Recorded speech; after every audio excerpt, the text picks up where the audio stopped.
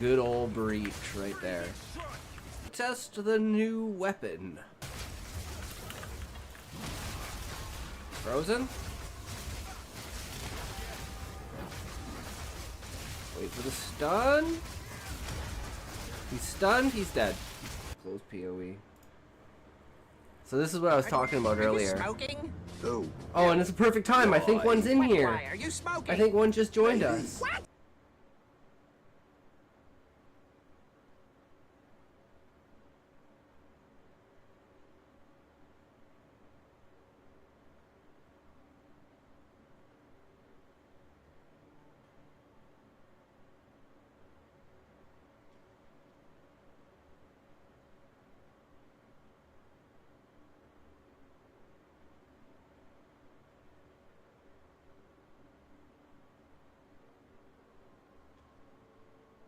Like graphic designers or scammers that are trying to get you to pay for their art.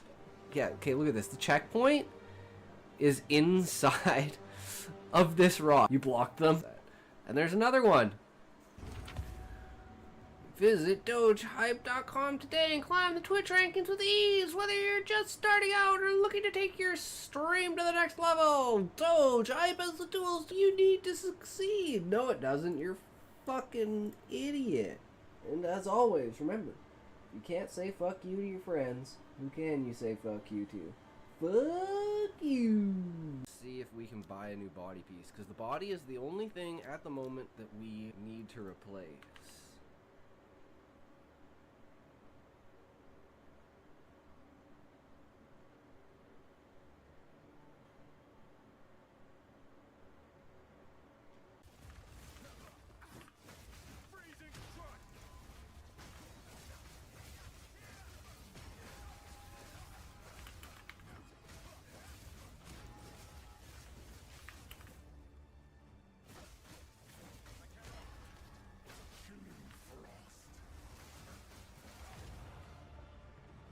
Easy, bitch. The Faradun shall fall!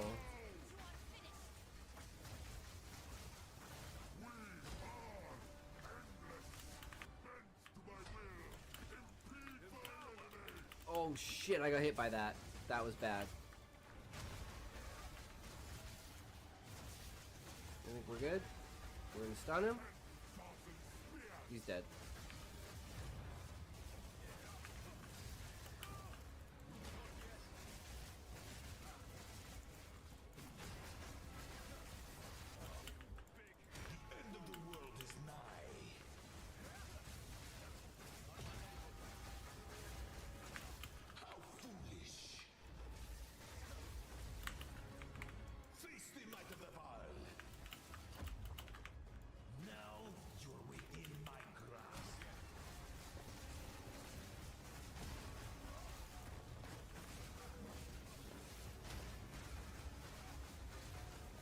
Dead.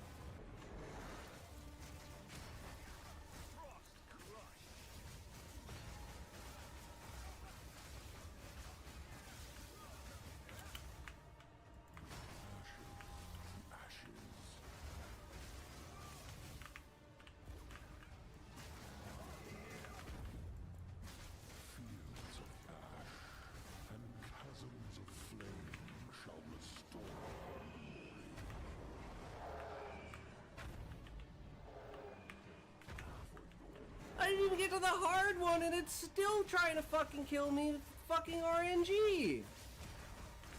Like, he shouldn't be able to do that.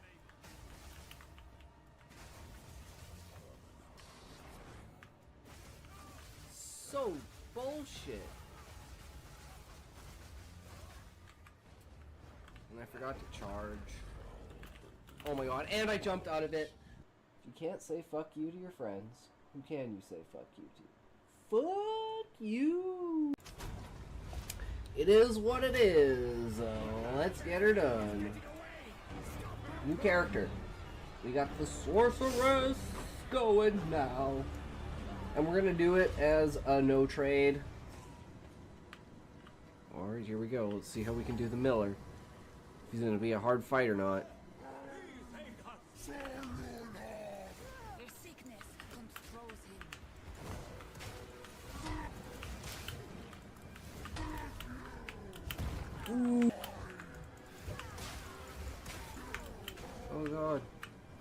Perfect timing to stun him. Oh god. Nice. Yeah, just do this one last thing and then I'll give you everything that you promised. Oh, I'm sorry, just do this one last thing and then I'll give you everything that I promised. Oh, please, just do this one last thing and then I'll give you everything that I promised. Oh, please, just do this one last thing and then I'll give you the power. I swear, I'll give you the power if you just do this one tiny last thing. Feed this soul to the beast. And then afterwards, feed yourself to the beast.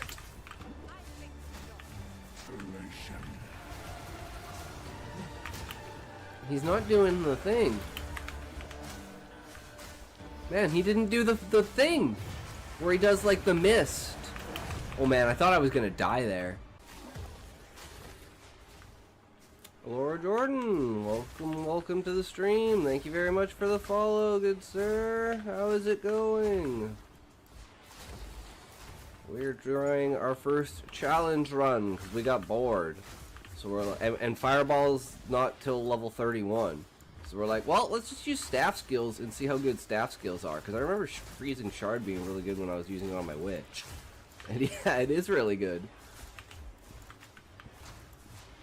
We just need a better wand. What level are we? 18? We could use the other wand with the level 6 skill, but this is a level 9 skill right now. Do you play Path of Exile, Laura? Let me guess. You're a graphic designer, and you want me to buy your art. Is going good, by the way? Yes, it is going good. You are first follow of the day. That's good.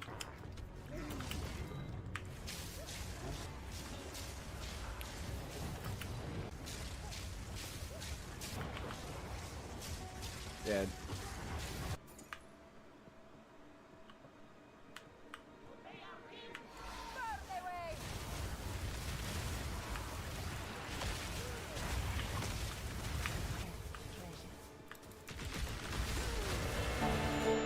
Indeed we are, Muffin!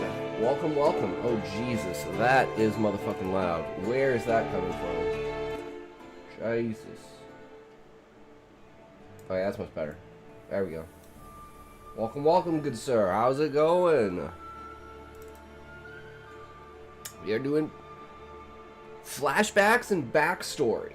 Trying to alleviate those characters from stagnance to feeling. So when shit happens to them, you as the reader actually fucking care. So that's one of the things we're going to try to do with the short story today. We're going to do like a car accident kind of thing, but we're really going to try to set it up so that you have some sort of connection to the characters. So you actually feel like they're important and you care for them. But it's all going to be done in a flashback sequence. Like their life flashing before their eyes kind of idea after the car accident. So it's going to be like something happens to someone you don't care about, and while that's happening to them, you start to care about them. And that's the idea we're trying to get out today.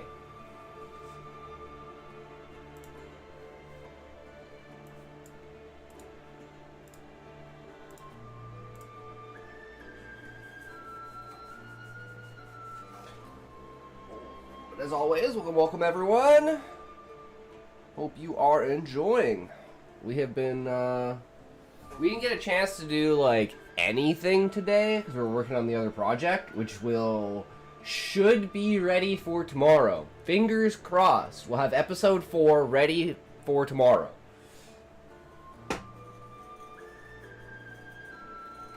Cute Muffins raided my stream with 3 viewers. Welcome, raiders, to the stream. Oh shit, yeah! Thanks, Muffin! Welcome, welcome, raiders! How's it going, peeps? You're actually the inspiration for the story today, Muffin, because I was watching your stream and I saw you doing those, like, hydroplaning and shit like that. And I was like, dude, that'd be freaking awesome. Fuck you. Oh man, TTS isn't on because I'm fucking retarded. Okay, it's on now. Thanks, Muffin. I'm fucking retarded. But one day I'll learn. One day I'll learn to do that. It's like the very first thing I do when I turn the fucking PC on. Dun, dun, dun. When Hockey heard you the first time.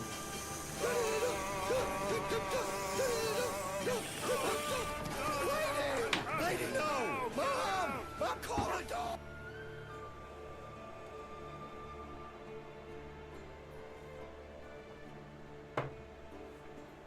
Hydroplaning is when you drift on water.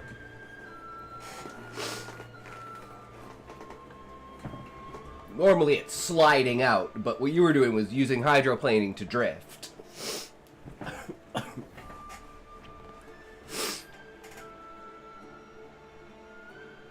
Yeah. But normally, like, what actual hydroplaning is like when you're driving and the slickness of the oil, like the oil residue on the road, rises above the water, and it creates an extremely slick ice-like apparatus that when your tires hit it, they lose all traction, and you basically just slide out.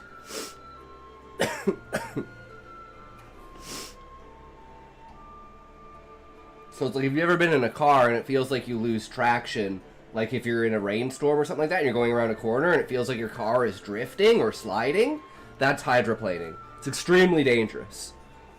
But if you know how to use it to your advantage, it makes drifting a lot easier. Because you don't need, like, the momentum. What kind of story will it be? Literally,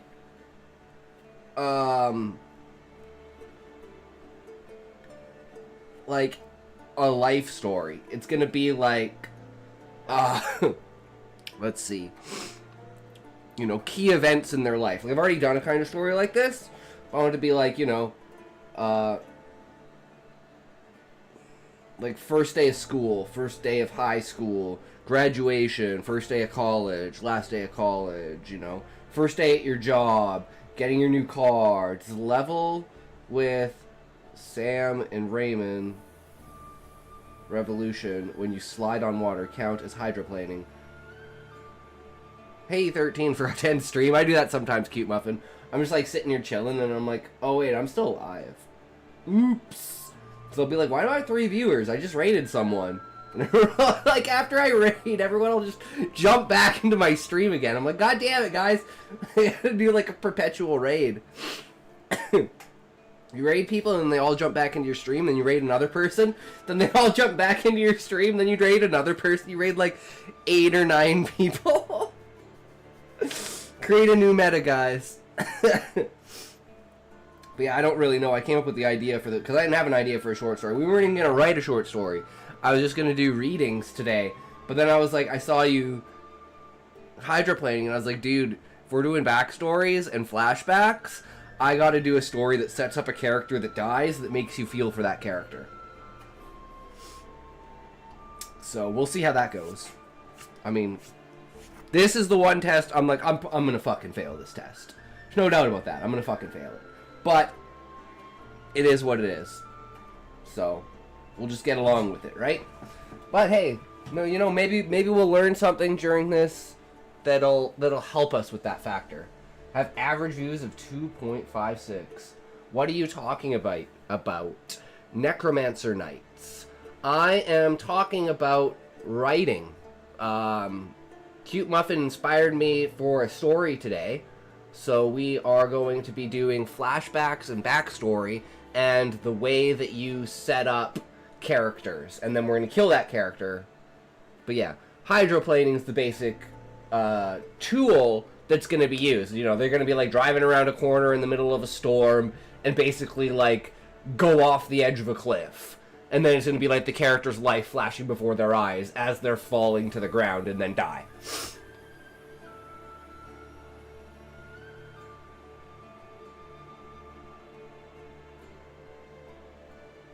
Yes. And the goal is to make you care about the character. So if you guys care about the character like if you don't care about the character at the story at the beginning, but you care about the character at the story at the end, even in the slightest, You're like, oh man, that sucks that he died. You know, he was just like I want to do something that's like, he's on his way to something important, and he's gonna be late, so he's speeding, and then he dies. And it's like, well, you shouldn't have done that. Is it happening now?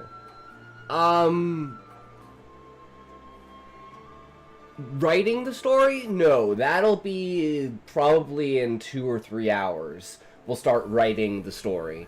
Depends on, this is a longer video, but I don't have any notes right now for what we're gonna do as far as the book goes with this, because flashbacks, Jeebus. Yeah, I know, right? Because flashbacks are kind of hard to do in a first person, right? The flashback and like a backstory, the main flashback is chapter 1. It's presented in a video format to feel like it's not a flashback, but the idea behind the scene is that it is a flashback, to give you context for the world, and then its connection to Husai will give you insight into his character right off the bat. So you already know like the main character straight from the first chapter, and his emotional like reactions and connections to things, which will contrast how he is in the rest of the book, because he doesn't really have that emotional connection. He's a very logical and calculating person.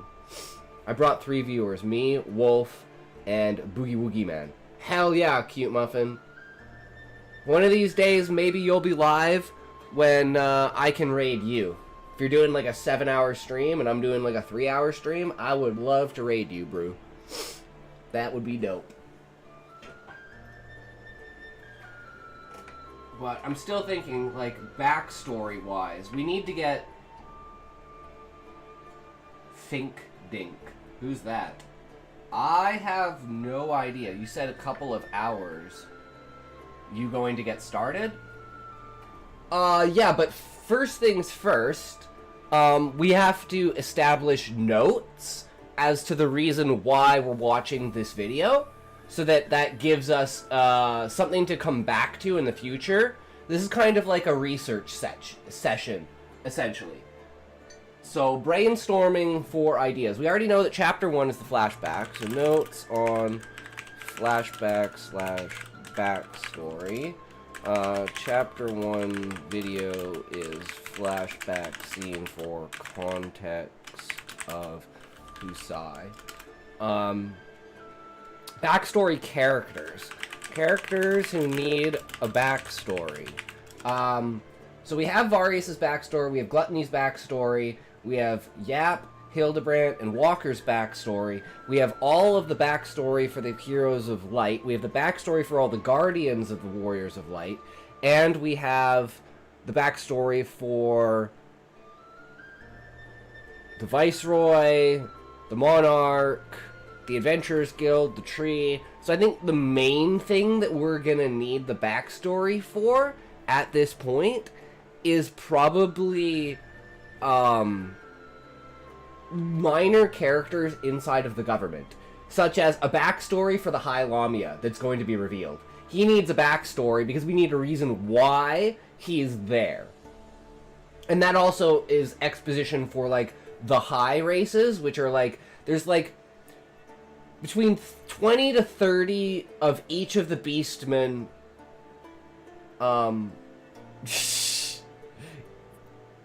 It's a fantasy world. The book is based off of Final Fantasy, so it's gonna have all the Final Fantasy tropes: Warriors of Light, jobs that are your classes, but it's like Final Fantasy 16 in the fact that it takes the genre and shifts it to a completely fucked up world, where it's like everything is super dark and twisted, and nothing is as it seems in this world. Basically, it's communism. Well, I mean, inside of the tree, like, it's basically paradise inside of the tree. Because you don't need to eat, you don't need to sleep, you don't feel tired, like, you just have infinite energy and you're completely sustained, there's no disease, there's no nothing. So, like, the people inside of the tree live a stagnant, boring life. So one of the prominent parts of the book is plays.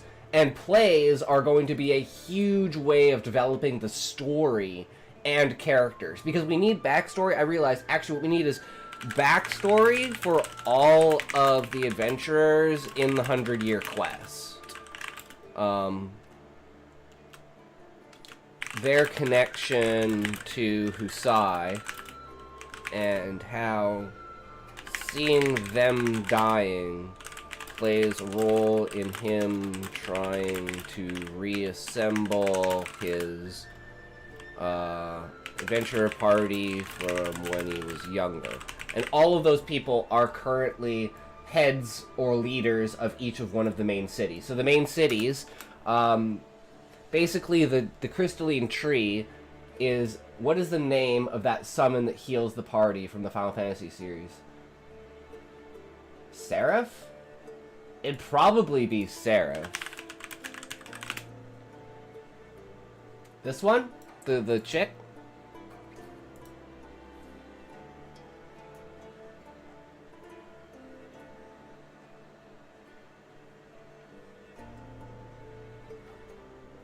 Raise, Cura, Cure Region, Esuna. Yeah, that's definitely a healer summon. But again, it's like Final Fantasy in the fact of we don't have every single trope. 1,066 channel points. Damn, nice muffin. That's crazy. So backstory of, do we have a kingdom based on that summon? No. We only have the main ones, which are Ifrit, Shiva, Titan. Well, I can actually I can show you the map because we have a map. World map. I think this is, yeah, this one has the city names on it. So Shiva's in the north, because basically how we constructed the map is we took the world and we smashed the 4 main continents together. Yeah. Because it's our 4 continents. So we've got Leviathan in the water, Valefor down here, so you have a team ready to put a backstory to. Yes. That would be an interesting kingdom, free from illness. Yes. And then Ixion is the tree. And then Ifrit is just outside of the tree. And the tree is... Is it in here? Yes. The tree is inside of a volcano, and it grows out of a volcano. Imagine the base of the tree is the world tree from Hunter x Hunter.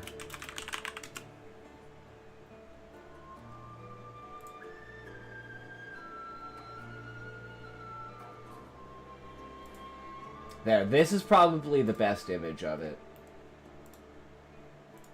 Oh, I just want... Of course, it's not going to give me the image, but yeah, there. That's basically what it is. Like, look how huge the tree is compared to the rest of the landscape, right? That's basically what we're looking at. And the struggles that are inside of the tree are mainly social and political because of the stagnation of life. You don't have any scarcity issues or anything like that. So everything comes down to personality and how people want the tree to be run and how they see people outside of the tree. And it's a very, like I said, like, the octopi kind of look down on the avians and the insectoids because of their intelligence, and then everyone looks down on the beastmen because they're more like children in their intelligence. But it's just kind of more of a stigma than anything else. Because, like, the most intelligent avian and most intelligent insectoid is way smarter than even the most average octopi. It's just within the top, like, 0.01%. The highest possible IQ of an avian is, like, 110, whereas an insectoid is, like, 100, and an octopi is, like, 120. So it's like, they're not that far off, but it's like the idea of colorism within a certain race. It's like the more you can depict things out and separate them, the more people will discriminate against that. And because they really don't have anything else to do, the fanatics get really, really caught up in, like, conspiracy theories and stuff like that, which completely fucks over most of the normal people in the tree. So I try to relate as much to reality as I can. When I think about how is this society structured, I say, well, how would people feel in this situation? It's like, I have a really good experience with that because I spent 8 years of my life literally laying in my bed doing fuck all because of my seizures. So, I've been in that place where you're so bored you almost want to fucking die. Octopi is just the pluralized version of octopus. So they're octopuses. But they look like imagine, AI really didn't do it justice. I can never get it to do it. But, like, think of, its back 3 legs on each side are braided together. Octofolks. Yes, exactly. So, like, the closest I got is I got this.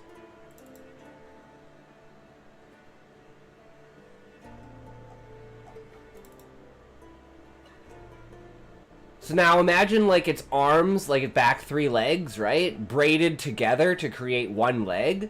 And then same with the other side. And then it has its, like, 2 front arms just chilling out. Is it fundamental for the story? Yes. Because the entire thing that started this book was the idea of if octopi had evolved to be land species before humans came along. And they started at the bottom of the ocean, and through evolution and technology and understanding, they literally evolved to the point of a super advanced society that they went from water to land and air to space within like 4,000 years.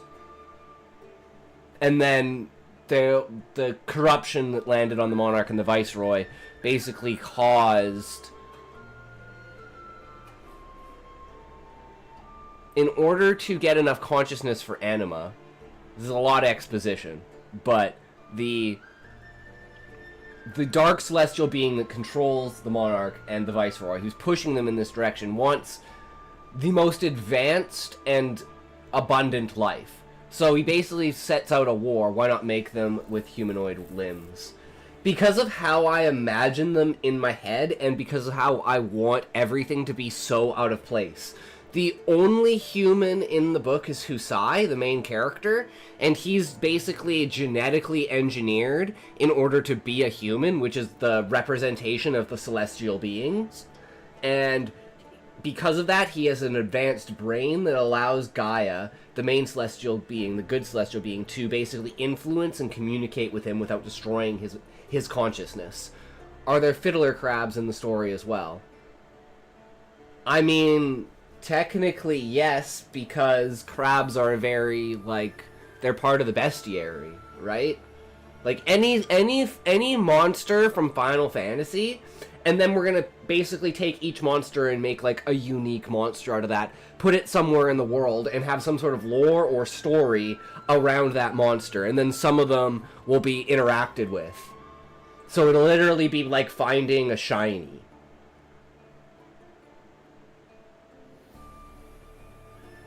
And if you guys want, mantis shrimps are cool. Hell yeah. So if you guys want, one of the things is I want you guys to, like, if you want to design like a notorious monster or a certain area, maybe a backstory for it. So I'd love to get other people's ideas on that, because one of the things I want to do with like lore and history and stuff is get different people to give me like different ideas, so it seems like it's different styles coming from different people. Because I think that'll give an extra little bit of layer to it. Instead of it all being like, oh, this all came from one person's mind. It's like, no, all of this came from different people's minds, which gives it more, more life, right? Because then it actually feels like different characters came up with these ideas throughout the book, right? And Hellish Mist gave me that idea because he's writing a book that basically he's writing with the Twitch chat, and he's just getting people to just add any idea they can into the book. But yeah, So we have like the backstory for all of these characters, and then we have the extra hidden city of Carbuncle, which we did. So you want us to basically design Pokemons. I mean, yeah, but like if you look at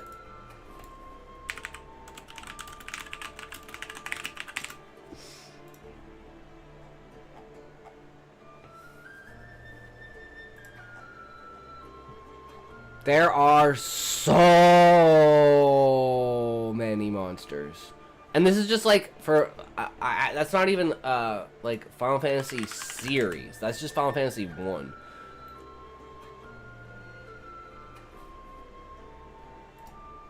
Okay, again, that's just for like see, I want something like this. Wait, did this guy create his own? Damn! That's impressive. I'm fucking saving this. Yeah, look at that. There are thousands of them.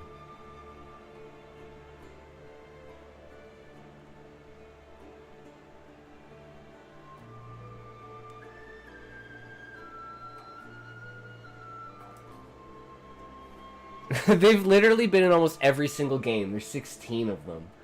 Bombs like Behemoth too. We're gonna do like kind of for the Behemoth, I want it to be the Guardian of Carbuncle, and I want it to be like a dead corpse of a Behemoth that's basically been reconstructed by the technology of the Octopi in order to be like the controlled Guardian. And I thought of this idea with the Guardian monsters, 16 including the spin-offs.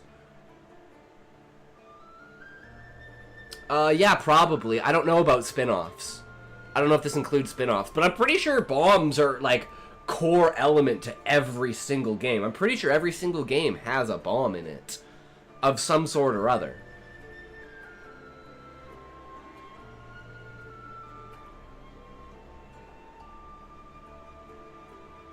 But, yeah, we have a lot of monsters that you could work with, right? So that's one of the reasons why I wanted to base, and it's like the whole point is we're not going to use every single one of them, right? You use the ones that are appropriate to your world in certain areas. So eventually I'll make a bestiary of all the locations, like basically zones on the map, and then place within those zones the appropriate monsters, and then with each one of those zones we'll have a notorious monster based upon that that monster. That's the idea by the end of it. Even if we're not using them, we want it to feel like the world is alive. So they'll be mentioned in, like, you know, offhanded flipping through textbooks or something like that, right? That's how I've always wanted to do that kind of thing, where it's just offhandedly mentioned. Oh, you know, this Malboy, like, you're like character flipping through a book, reading like line of a page, line of a page, line of a page, line of a page. Oh, that's what I was looking for. Read the whole thing. But those lines of the page that he read earlier are relevant to later on in the story. But that's more of a foreshadowing thing than anything else. So main characters we need to give backstory to is Lamia, Beastmen, the concubines of the monarch and the viceroy, because we need a reason for the people to want to have voted them. Yes, have on hate another species for stealing an artifact. Oh yeah, no, there is a ton of infighting, and even among that infighting, it's so the area around the tree and around Ifrit is the Sahagin like territory. So among all of the Beastmen, because we have multiple Beastmen races, if we go to the character Beastman species, we bring up the Beastman species, and these are just the basic ones. And they have a huge problem with the rest of the Beastmen, because the Sahagin got in super early. They were the first ones to basically teach the adventurers how to live outside of the tree, because people left the tree, and they didn't, like, the first adventurers who had never been outside of the tree before, once they left the tree, like, maybe for an hour, 2 hours. It's like, now you're tired. Now you're hungry, right? Now you might have some kind of disease. Make one kingdom crave for some weird food. No, you know what's... Necro, you know what's the delicacy of this world? There's a very specific delicacy.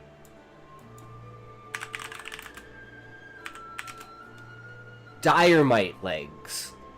Spider legs. It's like crab, but it is the most tender, delicious, and amazing meat. And it is the biggest delicacy. Exactly. It's like a contrast of like, do you want to eat this because it's a spider's leg? But like, oh my god, it's fucking delicious. So it's like, there's a lot of people that they'll put this meat in with other meat. Like crab people, like lobster or something.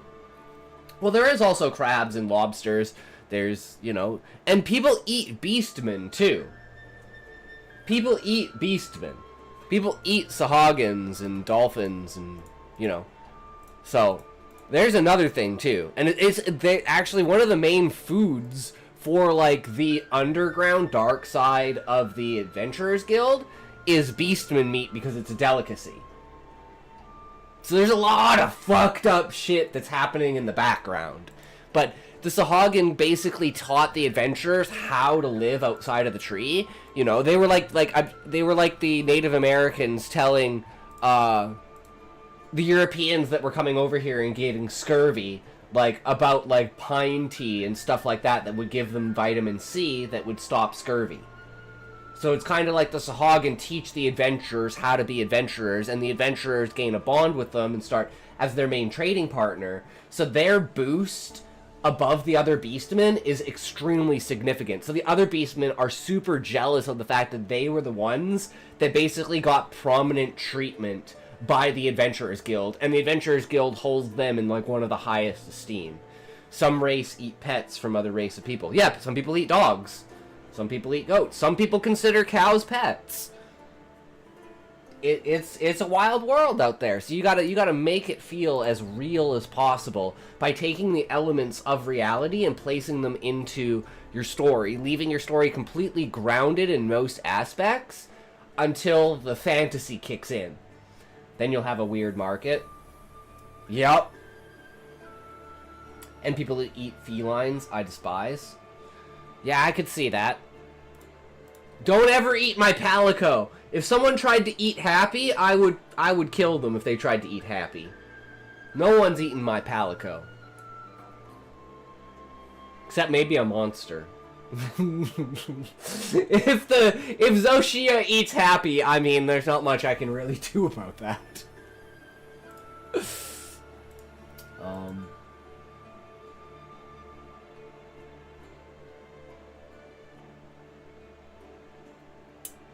Trying to think. There's gotta be, like, something else, too. Happy will just see you on the other side. True. He'll just, like, somehow he'll just, like, burrow out of the ground. He'll be like, oh, there he is. There's Happy. Don't worry about it. He's back. No one can beat him. He's the ultimate. I want one more, though. Go buy beer. Ducky Duck. Welcome, welcome. How's it going? Oh, Valiant Boy will be impressed. We can have another person on Kick. Yay! Zombified Happy. Dude, that would be a freaking awesome collab for Monster Hunter Wilds. I don't think Capcom... Has Capcom...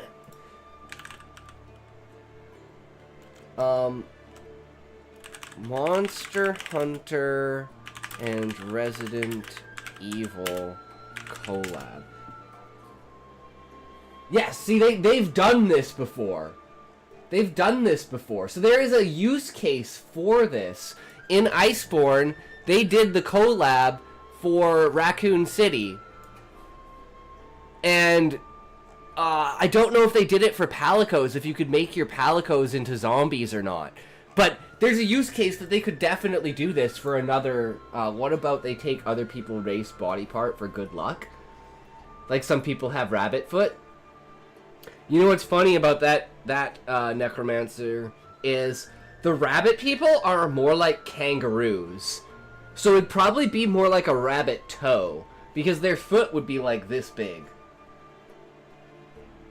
But that would be insane to have a character that literally has like a rabbit foot around its neck, and it's like it goes to like a rabbit area, and they're like, wait, what the fuck is that? But then again, you never know. There could be tribes of the rabbit people that consider that like either a prize won during battle, or like a symbol of respect for the dead, or something like that, you know? And then you could have like multiple beastmen interacting in different ways with this character because of it. And maybe it could fuck up the story in some way, shape, or form, right? Because that's the biggest thing, is you want characters that make mistakes. You want plot lines that go badly. And you want things to, like, get derailed consistently, because that's how life is. Nothing, like, you have the plan, here's what the plan's supposed to be, and then here's what actually happens, and now you have to change the plan to this. And it's like, thinking on the fly for a lot of shit like that is gonna be huge.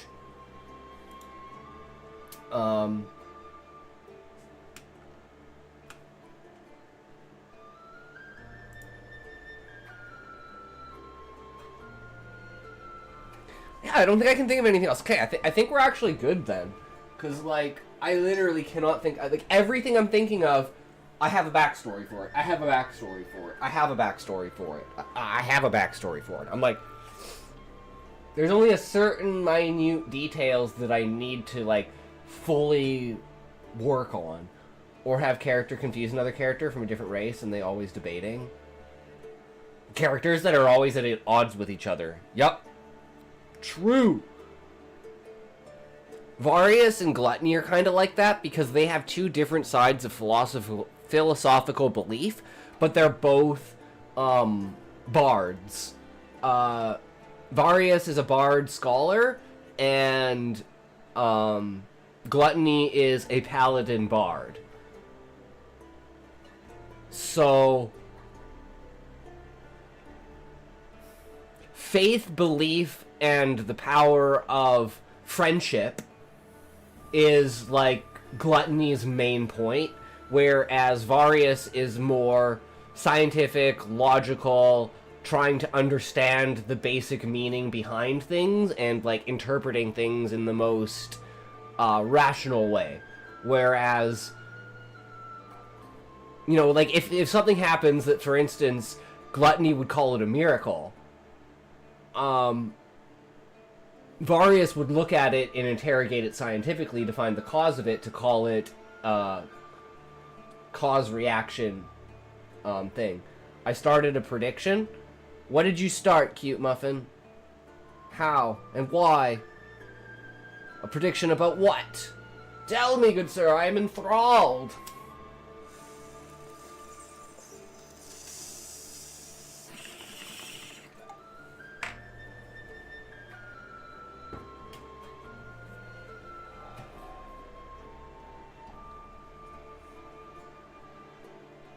IRL, they actually do scientifically test miracles when beatifying saints.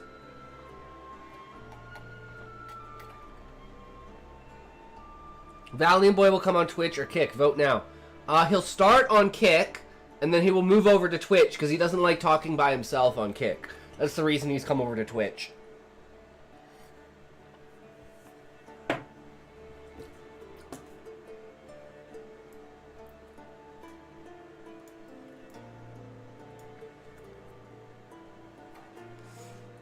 I always hang out and Kick. That's why I multi-stream, so people can choose whatever platform they want to, and then having the multi-chat so people don't feel left out. You weren't meant to say the plausible outcome. You're supposed to put in brackets, wrong answers only, Muffin. Beatification. Beatification is the Catholic Church confirms that some saint who died is in heaven. Interesting. Now, how do they do that? That would be my question.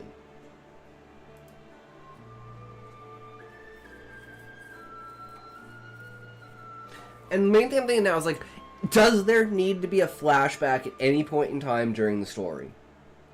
And the question to that is, plays and songs are going to facilitate those types of scenes. Sometimes I come to Twitch, then look for stream without a lot ads.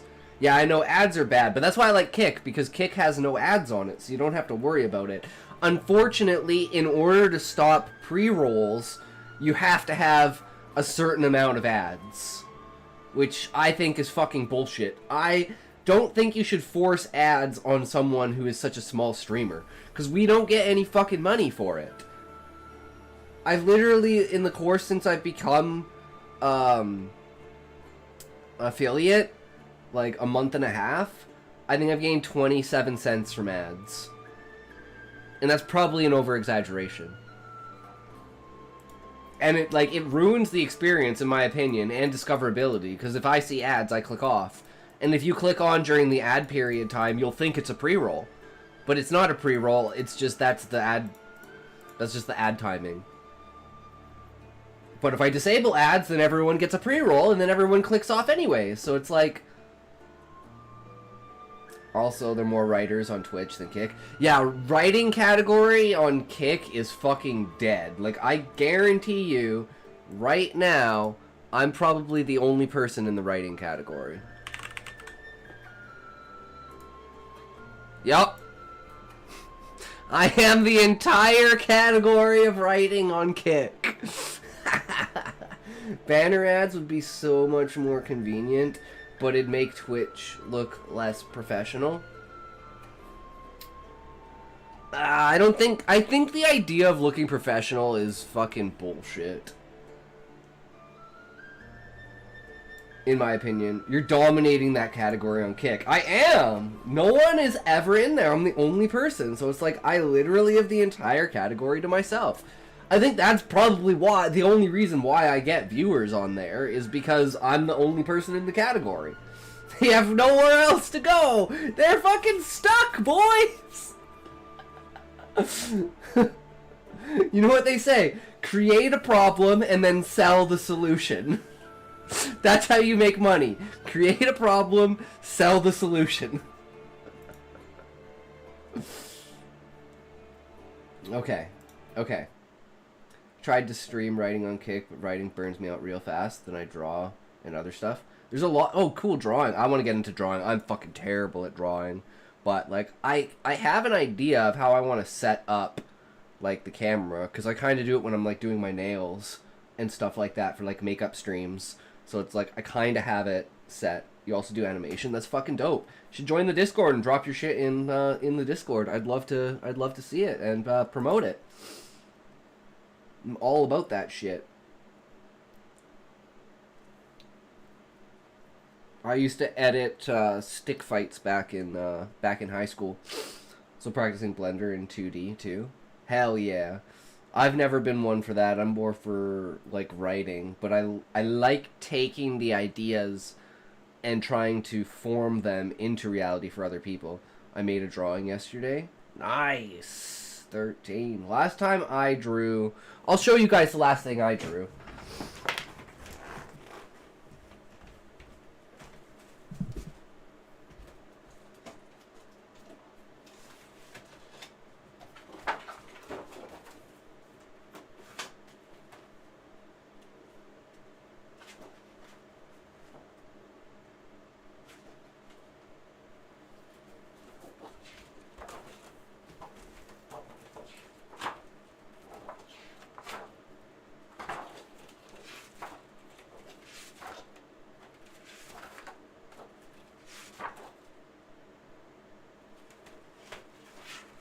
Here somewhere. There it is. Wait, is that it? Or is it the other one?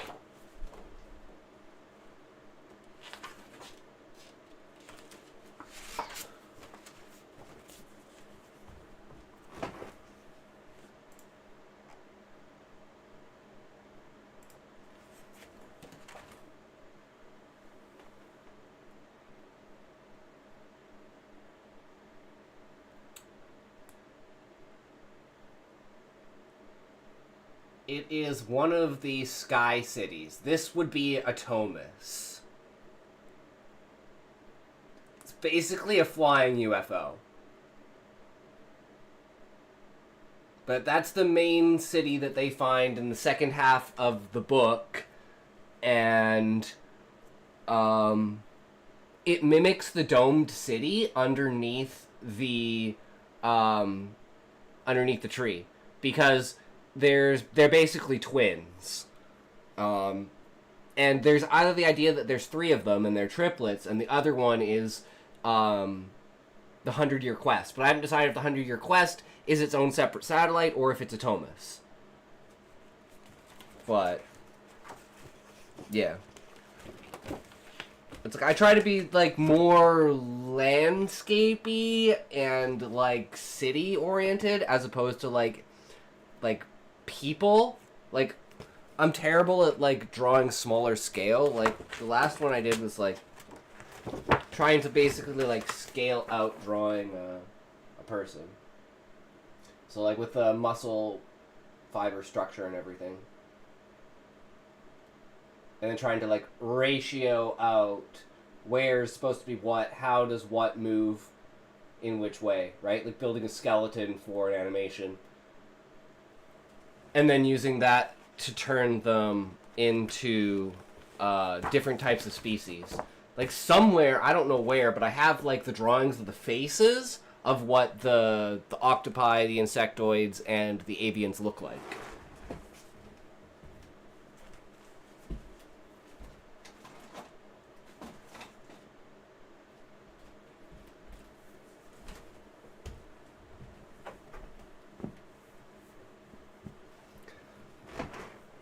The anatomy looks like Attack on Titan. Yes, that is very much so. The inspiration for it is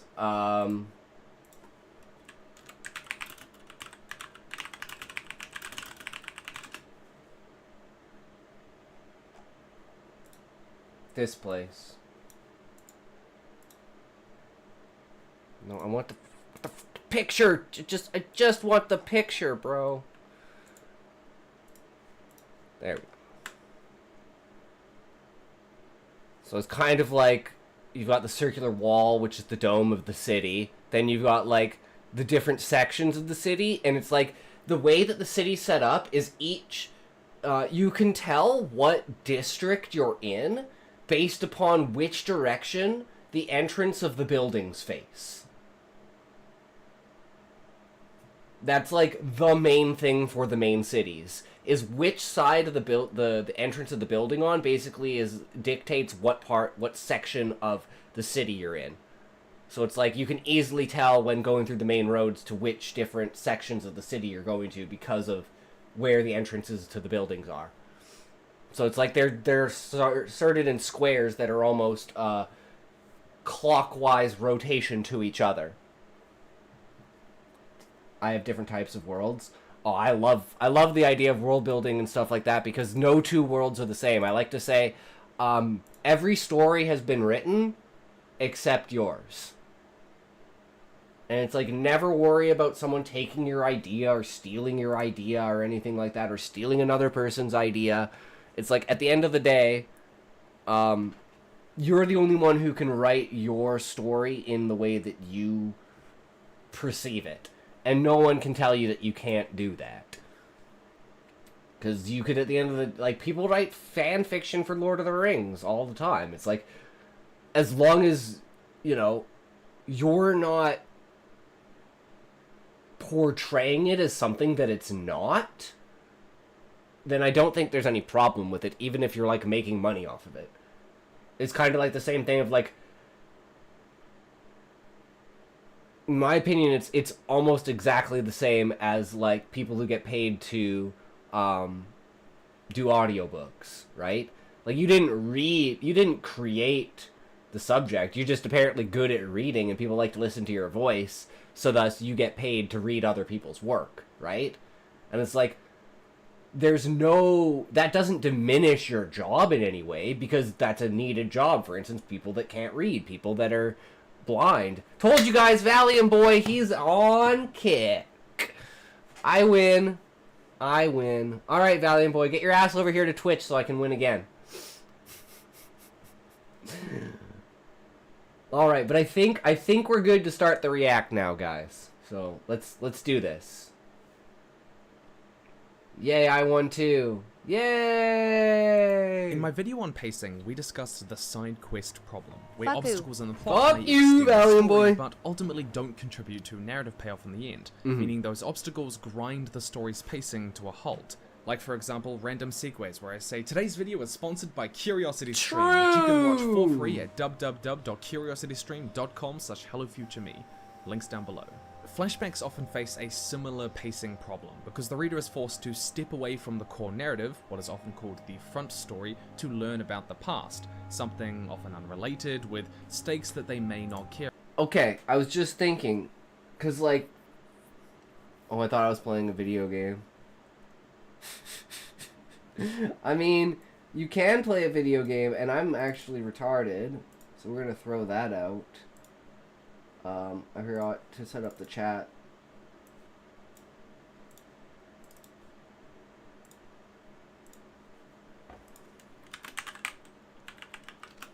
Okay, throw that out.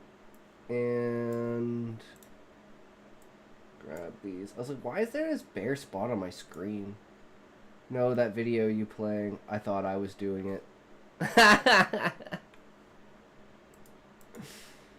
I was looking around my computer. That's funny.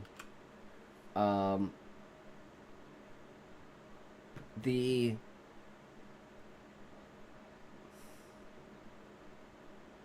how would you say this? Like the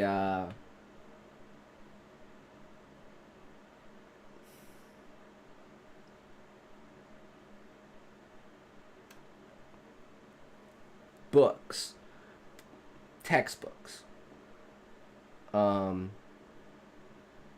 learning about prominent characters from the past. Because one of the things I want to be prominent towards is the structure of how the Adventurers Guild works, which is like a knight squire kind of thing, where it's like you have an apprentice or a journeyman or somebody or something underneath the adventurer themselves. And it's like the squire is basically like an intern in training, and they deal with, like, you know, dealing with the armor, weapons, upkeep, food, supplies, caravan of that adventurer. And that allows them to basically be trained as an adventurer without being able to go, because the biggest problem, like I said, is people would just like go out, like the mortality rate for the adventurers is like 80 to 90%. Like most adventurers just leave the tree, go out into the world, and fucking die because they don't understand the shit. So it's like over this 250 years, they've basically slowly been adding rules to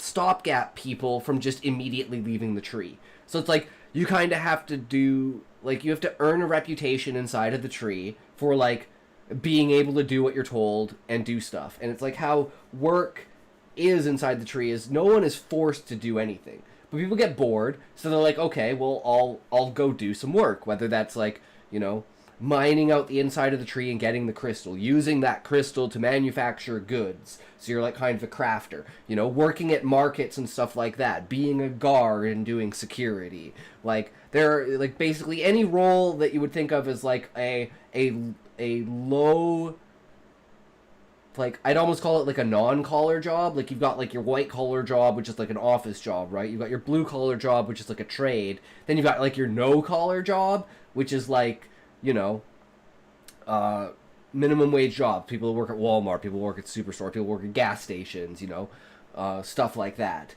So it's like all three of these create this kind of class. And basically, if there's not enough work and like volunteers essentially, then they put up quests. So if you put the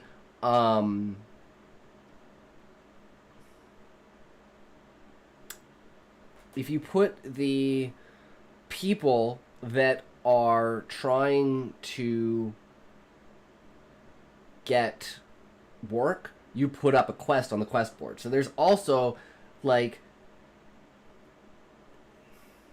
adventurers that are like, you know, the low end, maybe they're just the journeymans and maybe they haven't even become adventurers or left the tree, but they want to be adventurers. They're in that stage, right? So what they'll do is they'll go to the quest board and they'll take those requests from the quest board and do those jobs. And that builds up a reputation, and then eventually you can leave the tree. And then when you get out into the tree, then you have to apply to the Adventurers Guild. And even then, still, most people just fucking die because they're just dumb and they just want to leave the tree and get out. Because those are the kinds of people. It's like people that want to go out and adventure back in the old days, you know? They're like, you know what? I'm going to go travel, never seen again. And that's literally most of the time what happens. So, like, adventurers who have made a name for themselves are literally categorized and written down in the histories, essentially, in the Adventurers Guild. And it's like going through books and stuff like that, and going through Zaid's notes after Zaid's death is how you're going to basically unravel some of the old backstories to some of the characters that were shown in the first chapter, and their works and deeds and stuff. Like an entire book on adventurers that have titles, essentially. And titles are like overdrive abilities. If at some point in time in your life you get to like an extreme point of like death or like epiphany or like something like that, like something extreme happens in your life to basically awaken this inner power that's given to you by Gaia. And through like this immense like almost loss of consciousness, essentially, you gain like a spark in your consciousness that allows Gaia to communicate with you and transfer her power into you, and that's what manifests as a title.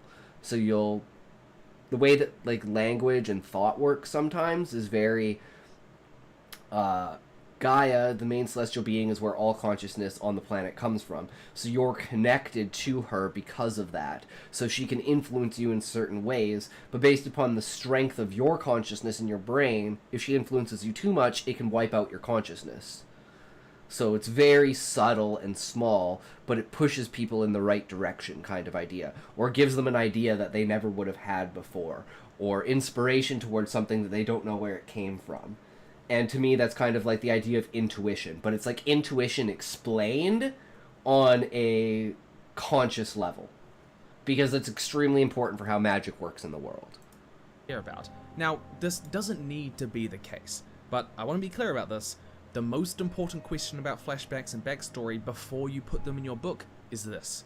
Part 1. Should it be included at all?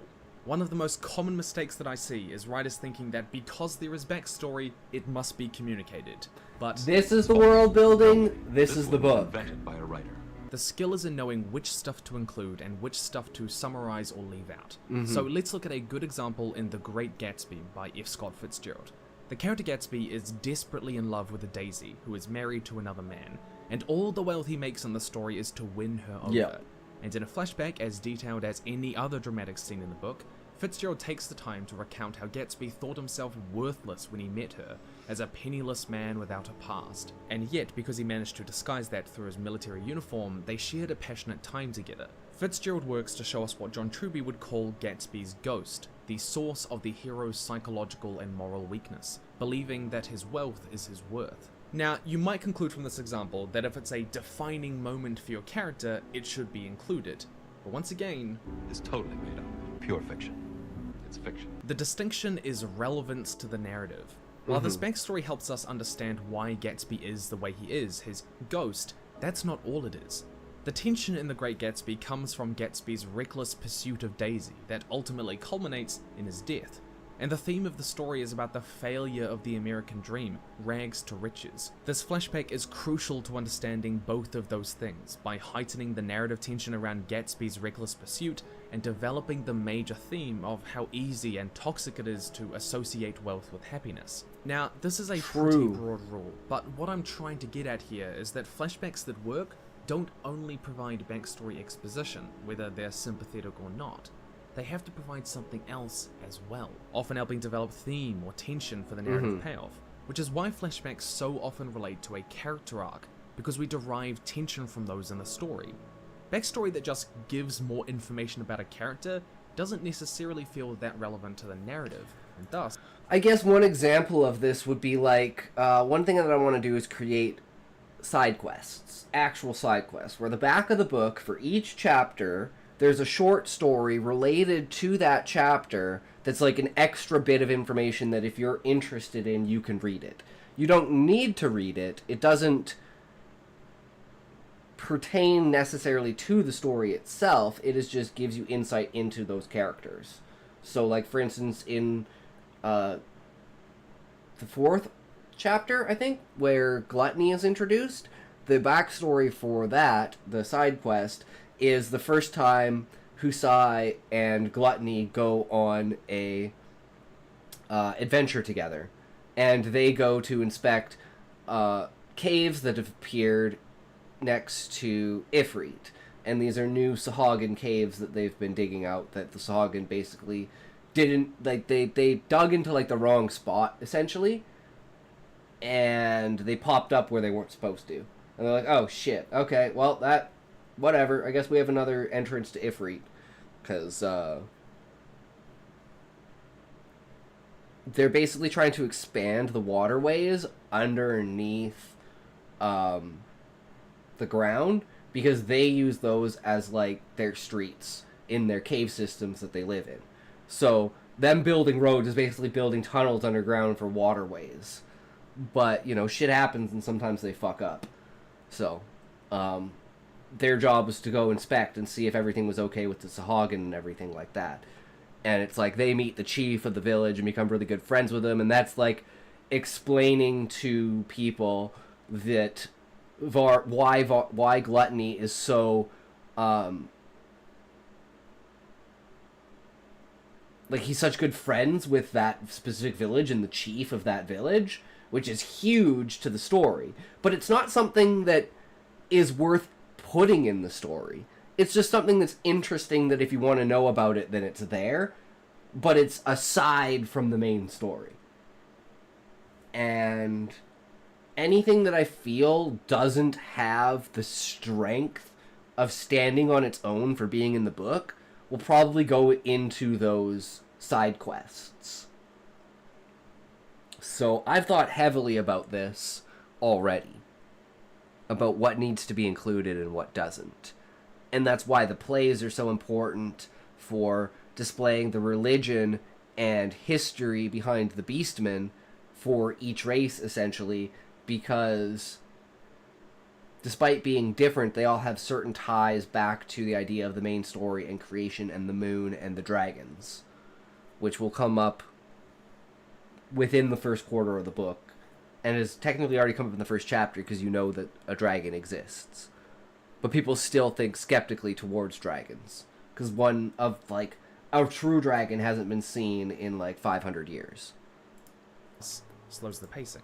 And to be honest, there are more efficient ways of explaining motivation or inspiring sympathy for a character that don't require the reader to step away from the front story and risk stalling the pacing. Especially because showing how the emotional experiences of a character's past affects them now is often more moving for a reader. Yeah. True. Backstory, like a lot of world building, is like an iceberg. Yeah. The reader may only see parts relevant to the story, even if the author knows that there's a lot more down there.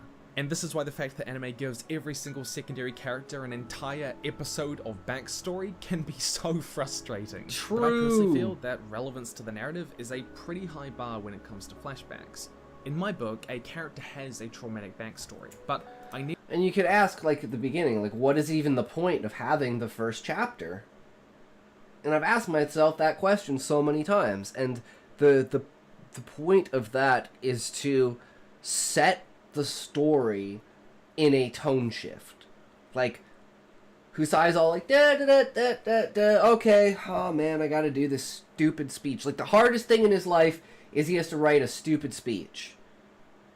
And then by the end of the chapter, the hardest thing in his life is he thinks this is someone trying to fucking blackmail him. For some reason. On this day of all days, at this moment of all moments, who the fuck could have left this here to tell me this? It's like,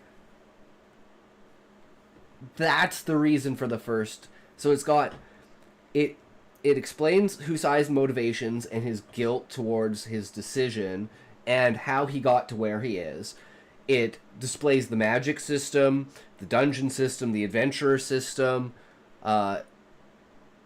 It shows the Emerald Weapon, which is going to be very, very important later on when they go back to the 100-year quest. It shows Fafnir, which again is super important for initiating the rest of the plot, and not just having Fafnir feel like, oh, a wizard did it, when Fafnir comes out of nowhere. It's like, no. And the knowing that this video was recorded 50 years ago, so Fafnir's been doing this for the last 50 years, puts into perspective why the characters are leaving the tree to go inspect things. Because there have been rumors of dragons, there's been rumors of Beastmen villages disappearing over, like, the last, like, 20, 30 years. But nothing's really ever come of it. They've just always assumed infighting between the Beastmen, maybe a notorious monster got around somewhere, but it's never taken seriously. But after Husai sees this video, and he goes, holy shit, everything's fucking real. Oh my god. He's like, we gotta leave the tree, we gotta do an audit, we gotta find this shit out right fucking now. You know, it's like, oh, well, I gotta go to the inauguration. Shit, that's gonna stop me. And then so it's like, there's like 10 reasons why the first chapter needs to be there. So it may not feel that way, and it also makes the flashback so it doesn't have to be a step back from the story later on. You're not even in the story yet, so it's not like you're stepping back.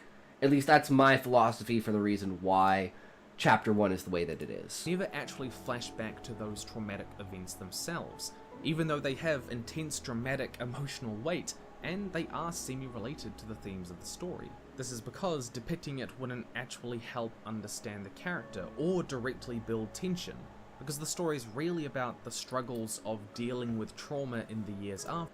And that's kind of like being first person to Husai, and always being inside of his head.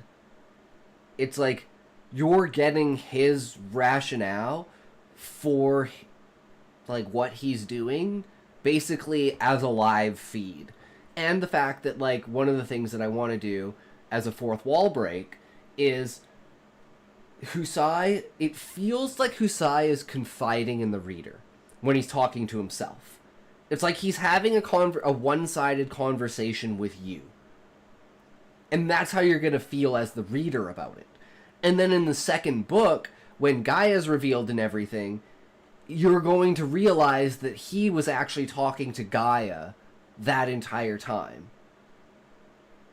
And not the reader.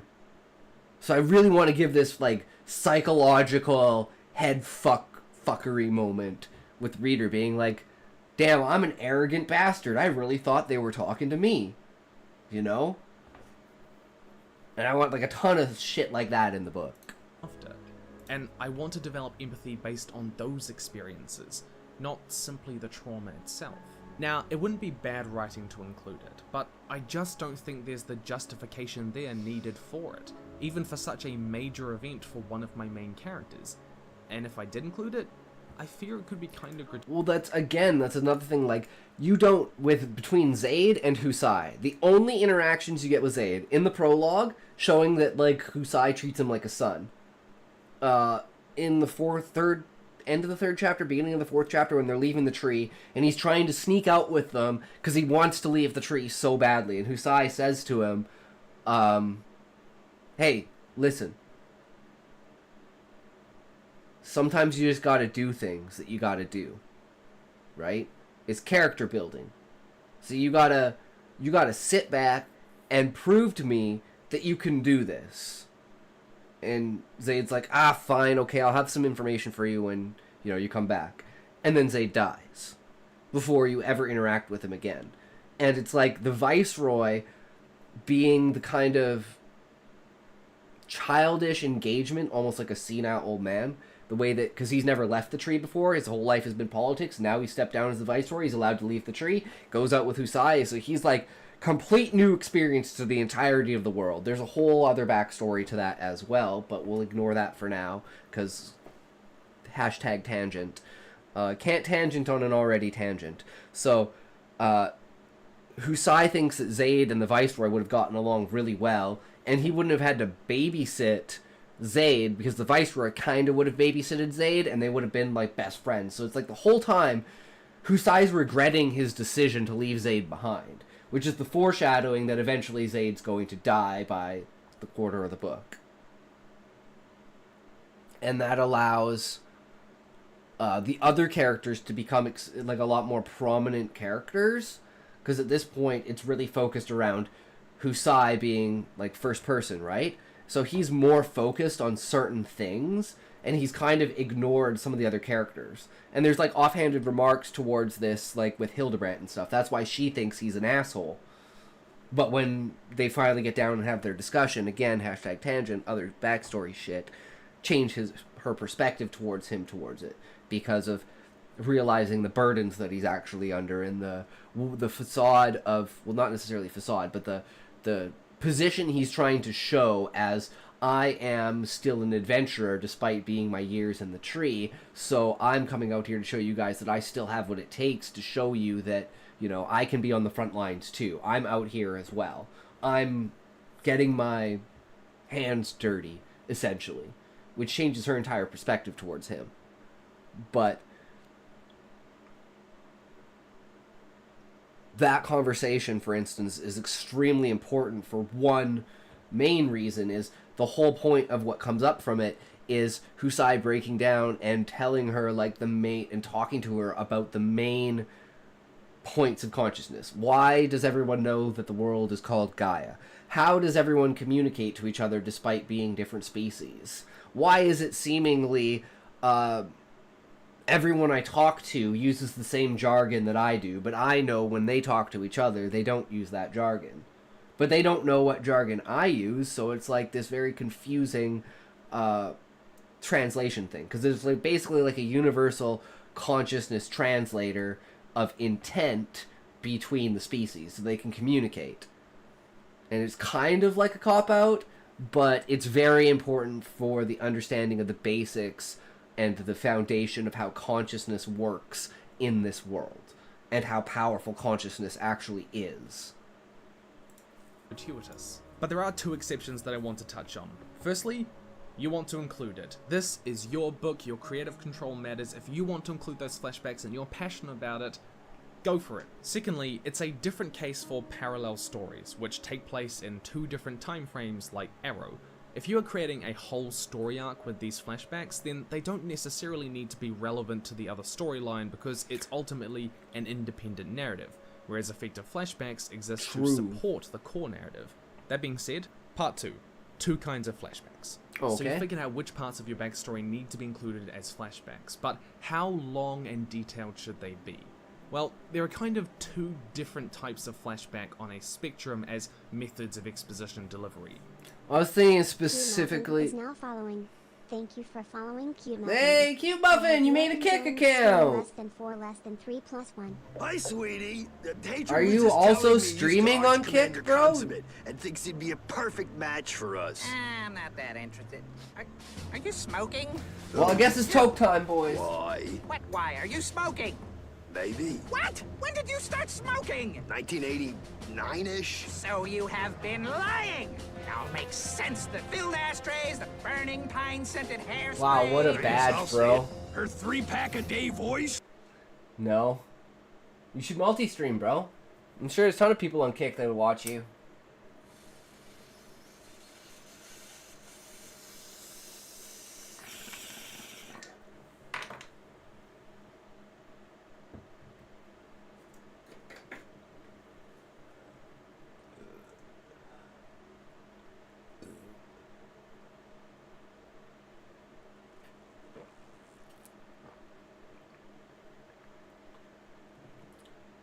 Muffin, I would come to your stream, but it was 2 a.m. True Valium, boy. Half scenes, Bad full time scenes, zone. and they each serve different purposes narratively. Let's look at how author John Green uses these two different types. The opening of Paper Towns, where Quentin and Margot find a dead body as children, is a full scene flashback. It's got Go all the roll sensory stuff, hell detail yeah, any Valium. other part of the story would have. It's long at 1,500 Listen, hope words, you it's find not Muffin. summarized, and it's even separated into its own chapter. This does two things. A, it signals to the reader that this part of his backstory is particularly relevant to the front story in a way that characters simply recounting the event might not be. And B, the extra detail gives these moments more dramatic emotional weight than a character simply summarizing the event would. I recommend checking out my prologues video if you want more specific advice on when to use a flashback as your prologue, like Green does here. True. In contrast, consider this half-scene flashback in The Fault in Our Stars, where Hazel recalls spending an afternoon with her father in a river, just in conversation. It's briefly summarized, it's short. Yeah, this would be the main way that I would do this. Would be like, let's say they're on their way to Shiva. Okay, well now that we know they're going to Shiva, who's the guildmaster of Shiva? Guild leader of Shiva. And then it's like, oh, throw some backstory. And it's like, you've already kind of... It's like there's like a 1, 2, 3 step. It's like, the first is the mentioning of the character. To give the audience, okay, this character exists. Then the second one is an actual, like, who is this character? You know? What race are they? What job are they? How do they relate to the story? And then the third is actually meeting and interacting with that character. If you get equally popular on both Twitch and Kick, is that just twice the money? Technically no, Muffin. But I will say this. Kick doesn't have ads. Twitch has ads. So if you get, let's say, 150 viewers, you're probably making, like, some decent money from ads. Like, we're talking... like, maybe, like, $4 an hour? $3-4 an hour from ads with, like, 150 people? Maybe? Something like that? And... on Kick, you take 95%, but you don't have ads. So, on Twitch, if you get a subscription, you only get half. Whereas on Kick, if you get a subscription, you basically get it all. So it's like, it's good to have the ad revenue from Twitch if you're a large channel, as well as the subscriptions on Kick. So again, it's like, tell people to subscribe on Kick, but then most people subscribe on Twitch to get rid of ads.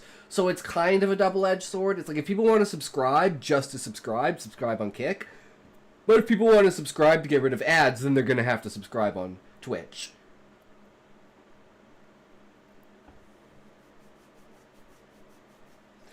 But subscribing on Kick doesn't do anything, essentially, because it doesn't get rid of ads.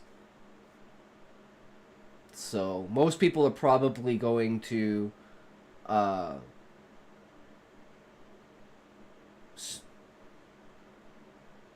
sub on Twitch to get rid of ads. Because at that point, like, you'd probably be running, like, if you're getting 150 viewers, I'd probably run, like, 6 minutes of ads an hour. Yeah, but I offered HJIM a Twitch sub to be on Kick next day, Lamo. I mean, that's true, Valium boy. You see what happens? I mean, you converted him, so it is what it is, right? Less than 150 words, and as few lines of quoted dialogue. Half scenes are useful for less important moments of backstory that still give insight into characters, but they don't risk disrupting the pacing, because they don't take the reader away from the front story.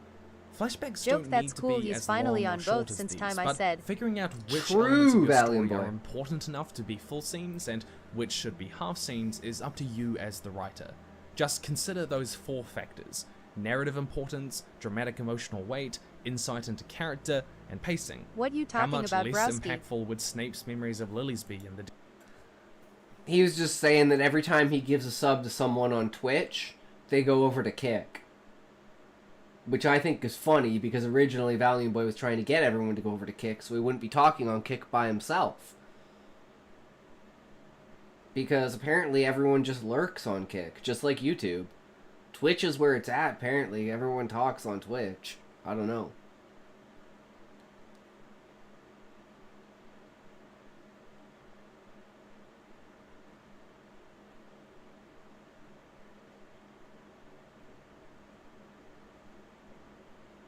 Come on, Dick.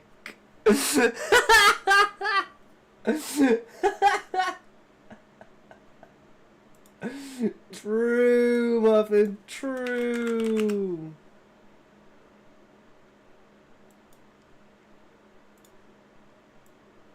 DW, it's cool you're finally on Kick, but like you always used to be on Twitch, so that's cool. I gain a lot of follows on Kick. The only reason I have so many follows on Twitch is actually, I don't know what happened, but one time 61 people followed me at once. But like I get like I get maybe 10 follows a month. I have 18 follow on Kick in a period of a month. Damn. I have less on Kick now than I do. I don't know why. Bot raid. Yeah, I think 2 months. Not bad.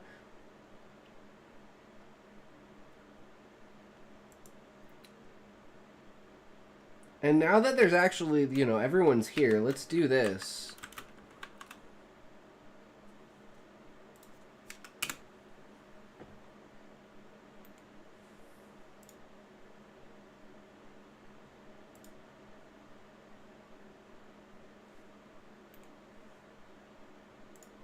Oh, it's not the same channel for Kick. But I followed you on Twitch, bro. What's your handle for Kick?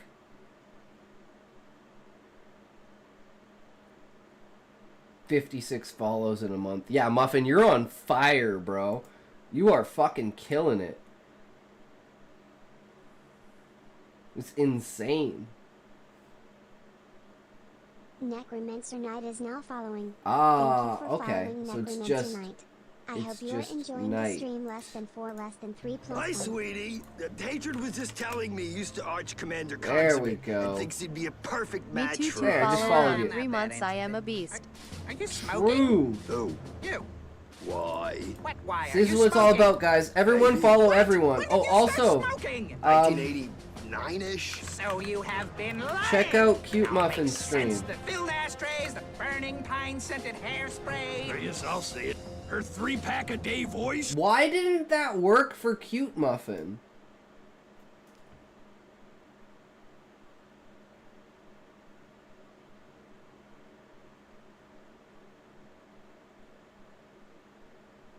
Sometimes this macro just doesn't work.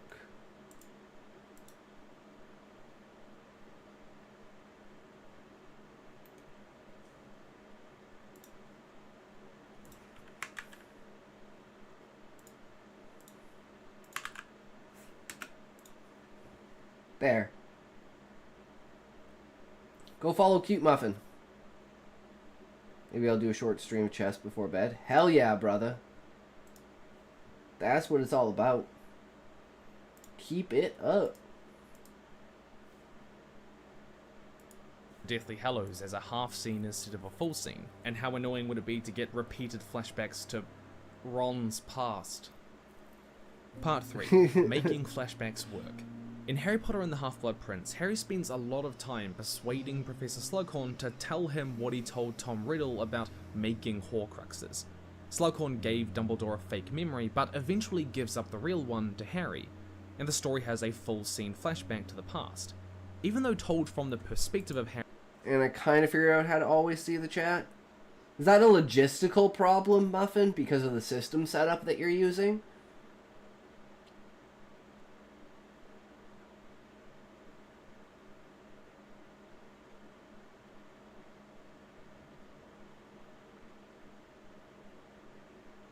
Because I'm not sure. You stream on Xbox, right? I'm not sure how that works.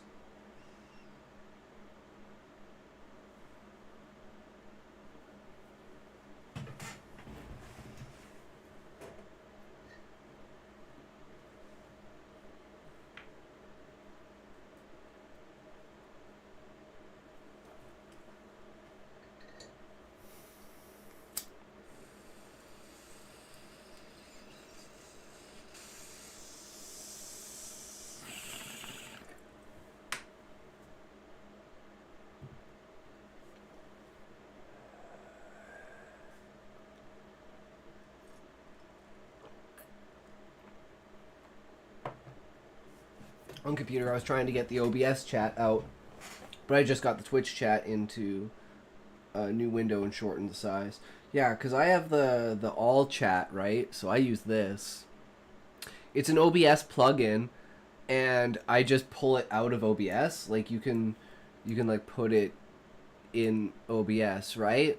and I just take it out. Oh shit, it resized it. Well, that's my bad. Thankfully, it is perfectly set for like you should see my other screen. Like it's a fucking jumbled mess.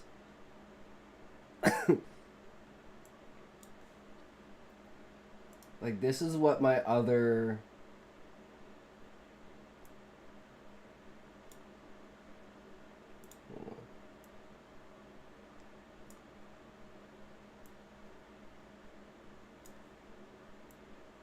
Where is it? Monitor? Is it this one? Yeah. So this is what my other monitor looks like. So we got the OBS, we got my stream, we got the all chat, we got the chats down here, and then I got my notes here. It's like it's pretty complicated on this side, getting everything set up like this, and then you can see like the view counts there and shit.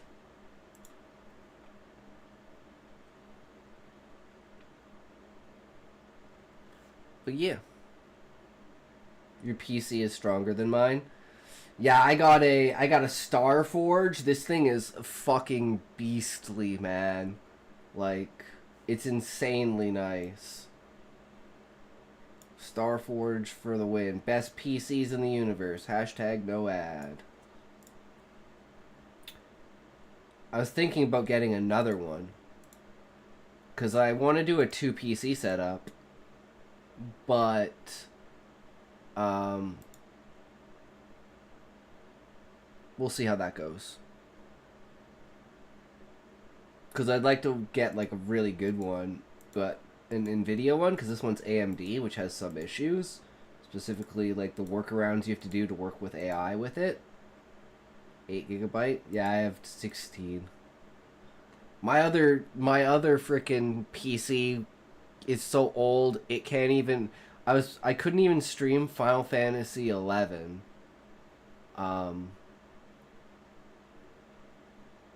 Without lagging. So I played on a private server. Horizon XI. Harry, it is fundamentally backstory, but it works for a couple of reasons. Firstly, mystery. Rowling takes careful page time to invest the reader in a question. What did Slughorn tell Voldemort, we wonder? And she gives an answer in a flashback. Brandon Sanderson talked about this technique in saying, flashbacks let you build a mystery and then answer it, or build a mystery and then continue it in an interesting way. So it's often more about the information. Come rate my setup, my stream setup.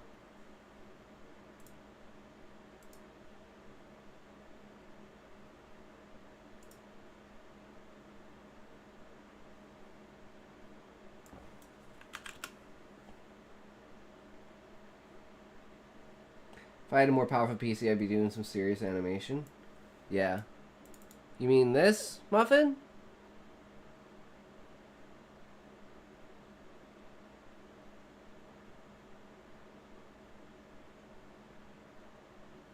Ah, yeah, so you've got the chat there. I see. Yeah.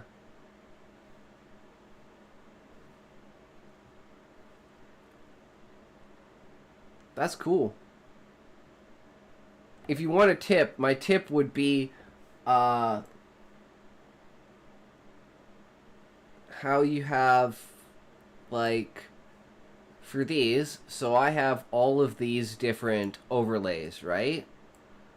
But let's skip all the overlays and just go to, like, the main one, right?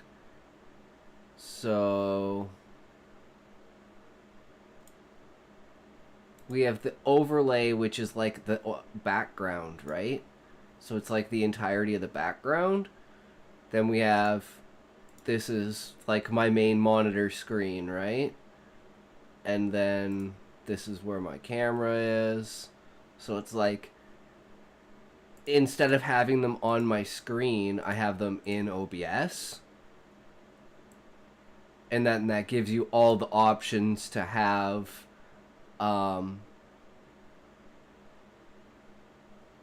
you know, the chat like this as well. So then you can utilize the full use of your screen, essentially, right?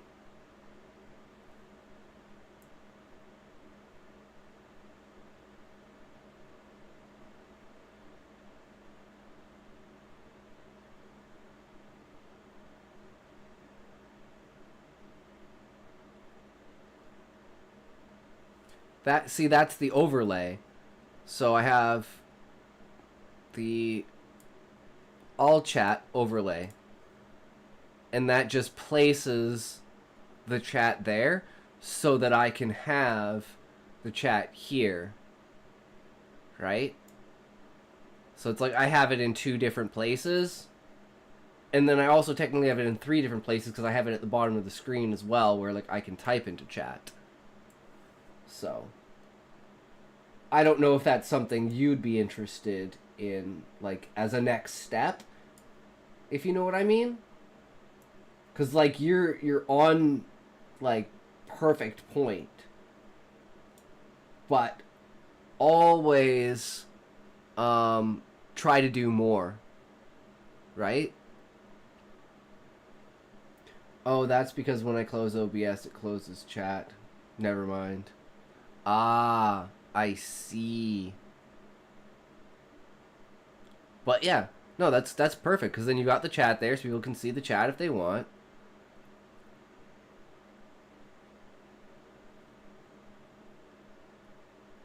Well, actually, what I was going to suggest, Muffin, is you can actually, there's a thing called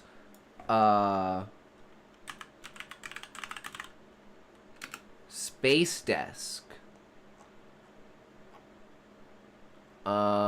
And you put it on your phone, and you can connect your phone as an OBS monitor, and then you can have the chat on your phone.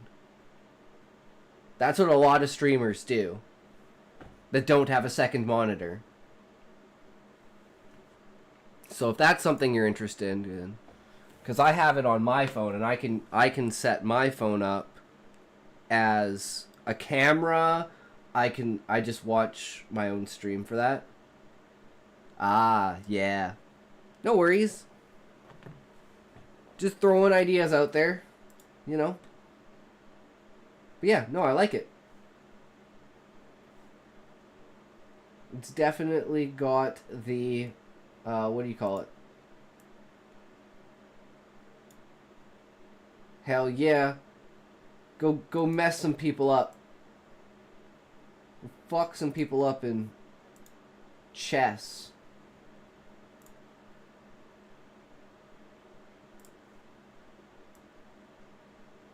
He fucked me up, guys. I got fucking destroyed by Muffin.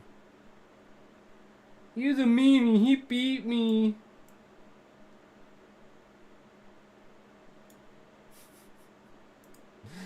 Have a great stream, Muffin. Information that the reader knows you're withholding from them rather Try to get than my the kick into my information that you computer. give them. Secondly, Rowling's flashbacks actively move the narrative forward instead of slowing the pacing. When flashbacks work well, they are adding to the forward momentum of the story by giving the reader the information they need to understand the context of what's at stake. The backstory doesn't only build theme or tension like in The Great Gatsby, but Rowling structured her story so that learning what Slughorn I can lurk told twice at Riddle once. Hell actively yeah. moves the story into the third act by establishing new stakes, destroying a Horcrux. It doesn't just feel like we're halting the pacing at all. Fundamentally, some flashbacks work because though they step away from the front story chronologically, they stay with it in terms of narrative momentum. So give the flashback something to change your story going forward. Maybe it reveals a foreshadowed secret, or it introduces a new problem. One of the main ones is at the beginning of the second book, which is going to be done in the form of a play, because basically everything's done in the form of a play in this book.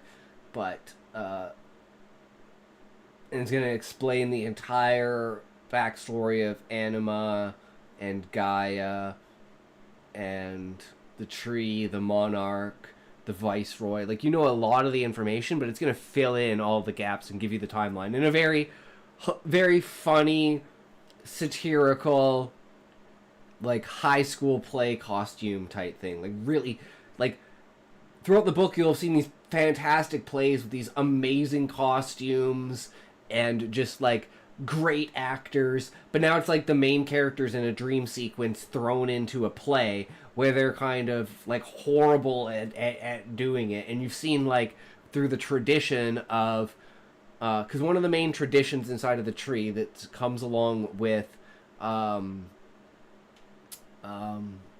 plays is you can basically like point at an actor in the play. They'll point at you. You replace the actor and then do that part of the scene, and then the crowd can either boo you or cheer you on, and that's how like main talent comes out of places, right? And it's just kind of a cultural phenomenon between like inclusion and interaction with the plays to give people like a more inclusive role towards it. And from there, it gives insight into whatever, you know, the player story is about. Because they'll be fantastical, even in this fantastical world, and out of, like, you know, completely exaggerated beyond ridiculousness. Like, literally Shakespearean style, like, freaking craziness. Oh, I don't remember my password. Oh, man, I fucking hate passwords, bro. Passwords are the bane of my fucking existence. It's so bad. But, so it's, like, this specific full play, it'll give you the full play, in chapter 1 of the second book. And that is, like, the closest I think I get to, like, a main flashback. Other than if there is possibly one at the end of the book that I don't know about. Don't know if I'm actually going to do. Like, explanation about the dragons and the backstory behind the dragons as well. I don't think that requires a flashback. Problem. Now, there are some pretty broad guidelines about not having flashbacks in the first 50 pages or the first 5 chapters, but It's a made-up tale. It's a total fabrication. it's true that randomly splicing flashbacks across your story will be jarring for the reader and stall the pacing, so a lot of writing advice tends to focus on how to best segue into a flashback. Through a book, or a dream, or a triggered memory when a character sees something, that sort of thing. But how you segue in that sense really doesn't matter if you get it right in terms of Part 4, scene structure. One of the things that a non-linear narrative does for you is it allows you to present the narrative pieces in the order that the audience needs for maximum emotional impact. Story structure is less about the chronology of your story and way more about controlling the order in which the reader experiences things. With this in mind, a common structure used for flashback scenes is placing them so that they comment on or give a deeper context to the front story scene either immediately before it or immediately after it. In The Last Airbender, we see a number of flashbacks to Aang's past during the episode The Southern Air Temple. In particular, these center around Aang's relationship with Monk Gyatso, his mentor, but the scene is almost immediately followed up by the discovery of Monk Gyatso's corpse. The flashback here not only built into the episode's tension of Aang discovering the genocide of his people, but it gave extra context and emotional weight to the specific scene in the front story that followed it. But let's take scene structure to a deeper level. In Writing Fiction for Dummies, Randy Ingemerson highlights 2 different types of scenes. Proactive scenes, where a character has a goal, a conflict, This is what and we a use. setback or This is resolution, what we use. and then reactive scenes, which are those that follow proactive scenes with a reaction, a dilemma, and a decision. You'll notice these in your own writing, but flashbacks are often seamlessly incorporated into reactive scenes. Here's how. In The Last Time We Say Goodbye by Cynthia Hand, the character Lex is struggling to stop blaming herself for the suicide of her brother. In this, Hand writes a proactive scene where Lex has a goal, trying to stop another boy taking their own life, a conflict, she has to break into his house, and a setback. She finds out that her brother called this boy the night he died. The reactive scene that follows perfectly segues into a flashback of the night her brother died. We see her reaction, this is a deep shock, she faces a dilemma, she doesn't know how to deal with her intense emotions, and she makes a decision. She processes them by journaling her memory of the night he died. Flashbacks often detail the emotional makeup or explain the thinking of a character, so they very naturally fit into exploring the emotional reaction that they have, or how they deliberate on the dilemma by showing how they've dealt with things in the past, or how Cynthia Hand does it by integrating it into the decision part. Fundamentally, how you segue into a flashback is a lot less important than where you fit it into your scene structure and narrative overall. True. If you get that right, I honestly don't think it matters that much. Though I will bring up one technique mentioned by YouTuber Shaylin Wrights in a video linked down below, about filter words.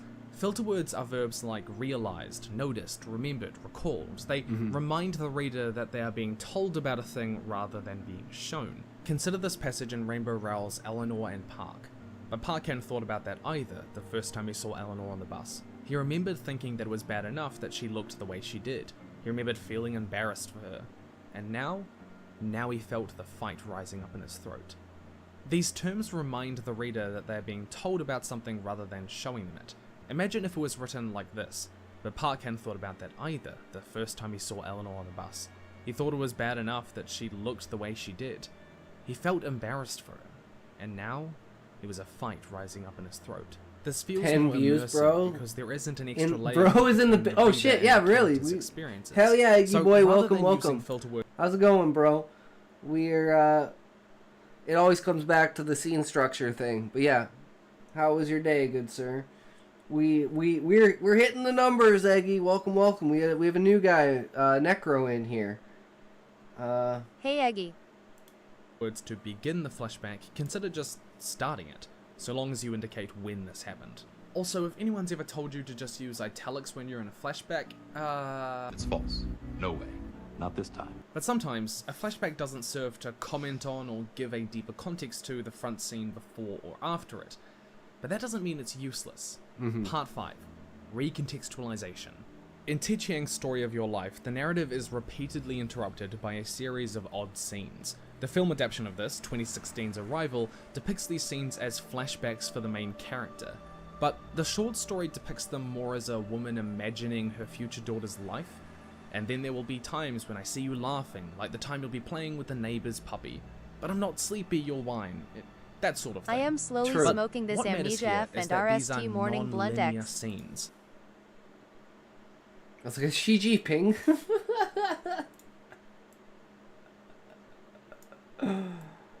Jesus. I have a meeting in 10 minutes and I'm free to troll you and everyone. Alright, sounds good, Eggy. We're writing a story today about a car accident with flashbacks. So at the beginning of the story, you're not going to know anything. I know, right? You're not going to know anything about the character. And then the entire story is basically them hydroplaning off of a cliff and falling off of a cliff and their life flashing before their eyes as they're falling off the cliff. And by the end of the story, hopefully you feel something for the character. That's the idea. They take us out of the chronological narrative, which is the character talking to the There you neighbors. go! And they don't really provide any extra context or depth to the front story immediately around them. Cool idea. until Yeah, man. The end. Now, spoilers for one of the best sci-fi stories and films ever made, but it turns out that these non-linear scenes are actually flash forwards in time. Because as the front story progresses, the main character develops the ability to see parts of the future. And she now knows that her daughter, her future daughter, is going to die young. At this point, the front story entirely recontextualizes our understanding of these non-linear scenes with a twist at the end. Yeah, Literally, Eggy, these go to scenes Muffin's across the stream, watch story him were still play crucial some to the narrative chess. payoff and the emotional weight of the story and the themes behind it. It just wasn't immediate like we see in The Half-Blood Prince, Avatar, or My Diary from the Edge of the World. And if it wasn't littered throughout the story, then it wouldn't have been nearly as effective if we showed these ideas after we found that out. And because he knew that there wasn't going to be immediate payoff, Ted I was going to say, kind of like the idea of how things are right underneath your nose, but you don't know that they're there. And it's like, even for the reader, it's like they don't know either until you know. Things are just kind of like hidden. It's like there's questions about it, but no one ever thinks of it to be of importance. But nothing that's ever mentioned isn't important. That's one thing that we have to really keep in mind. Can't watch 14-year-olds anymore, not after last time. Jesus Christ, Aggie! Apologies, that's too dark. No, man, that's fucking hilarious. The fact he doesn't even get it is good. That's good. Don't worry about it, Muffin. Don't worry about it.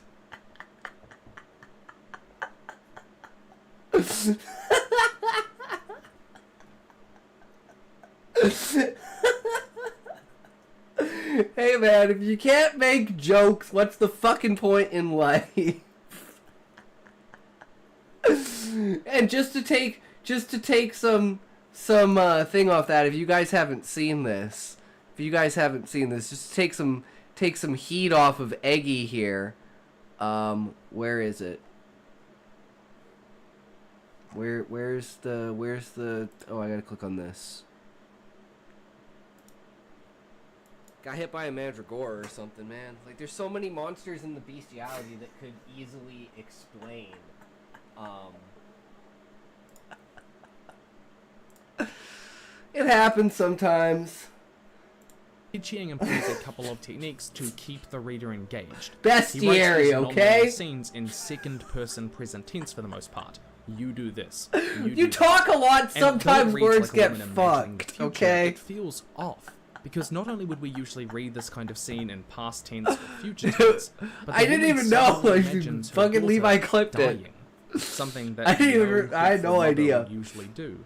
The reader immediately understands that there's something weird going on here. Chiang subtly introduces a question that he answers at the end. And if you're going to pepper backstory throughout the book, then this is a good model. Building a mystery around them keeps them interesting. The Viceroy. Now, remember that quote we had from before about using flashbacks to change chronological order and maximize emotional impact? Yeah, Story of Your Life is a fantastic example of this for that reason. Bringing us to Part 6, Trauma. It's difficult to talk about flashbacks without addressing the context in which they're often used. Traumatic experiences in the past. Now, this is all gonna be, like, this whole flashback segment is going to be, like, the only point I can really see it being of significance in the book and needing it somewhere is Husai's fall from grace. Because it's like 2 or 3 chapters of being inside of Husai's head and Husai's guilt towards Zaid's death. And him reimagining and going through. It's like going through in your head how you could have changed things in order to make things different. Right? Everyone's had this experience where you've either fucked up something or someone else has done something and you just wish everything had been, played out differently, and then you think back on how you could have done different, like maybe seen a betrayal coming or something like that, right? Something along those lines. And that's how Husai is really spending all of this time thinking back on his relationship with Zaid, the things that Zaid said to him, trying to remember, like, specifically whenever Zaid was like, "Hey Husai, you should come look at this. I think I figured something out." And looking through all of his notes and everything like that, and eventually, like, putting everything together. But it's just such a strain of dragging it out that it's like the literal feeling of he lost his son, and how brutally it was too. And it's like just everything overwhelming him, while all the other characters are trying to console him one by one. Muffin listening old French vibes. And then, other characters recounting about Zaid, and then the final act of it where Gluttony and Varius make a play in order to immortalize Zaid. It's like an ode to the hero kind of idea. And then that kind of kicks Husai out of his stupor. And then he's chilling. I thought he listening to French rap. Nice. But yeah, I think that's like one of the main points we're going to be using. Like the thought looking back of remembering, and like not quite flashbacks, but definitely why is he in a stupor?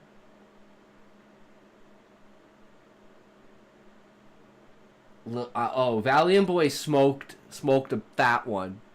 So he is a little woo! Metatextual analysis about the social complexities around that. I've actually made a video on writing mental illness. It is the best video I've ever made. It's linked up in the corner, and I really would appreciate you.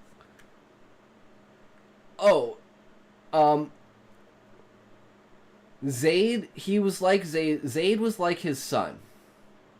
So he feels absolutely guilty as to he feels that he killed Zaid.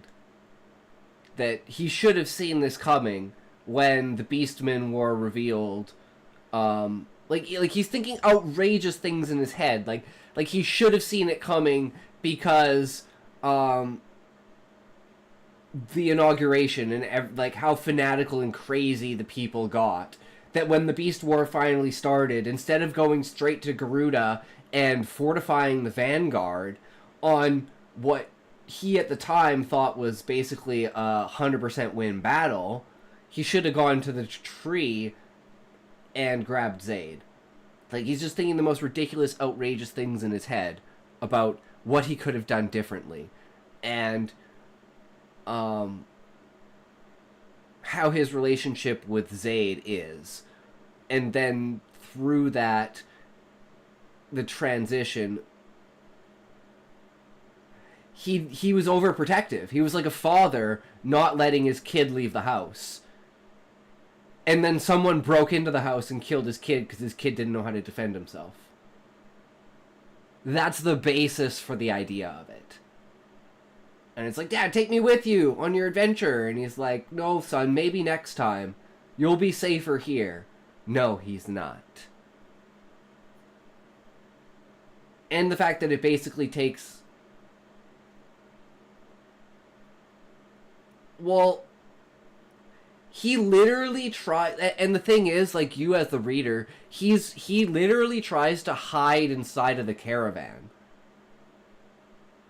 when they're leaving the tree, and he does like 4 or 5 different times, and they even see like he's just like trying absolutely everything he can to try and go on this adventure. And Husai's stopping him at every turn. And even the other characters are like, you know, maybe we should bring him with you. And Husai's like, we're just going on an audit.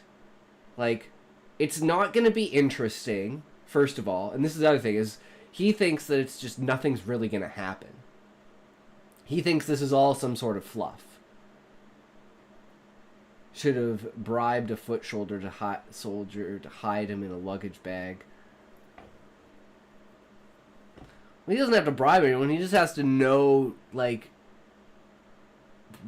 he doesn't think that he knows Husai doesn't think that he's gonna do it. So he's like, ha! I'm gonna use the advantage of Husai not thinking that I would ever do this.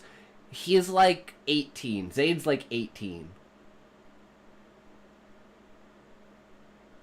He's 27, but like they only live till they're like 80 at the maximum. So most of the time they only live till they're like 60.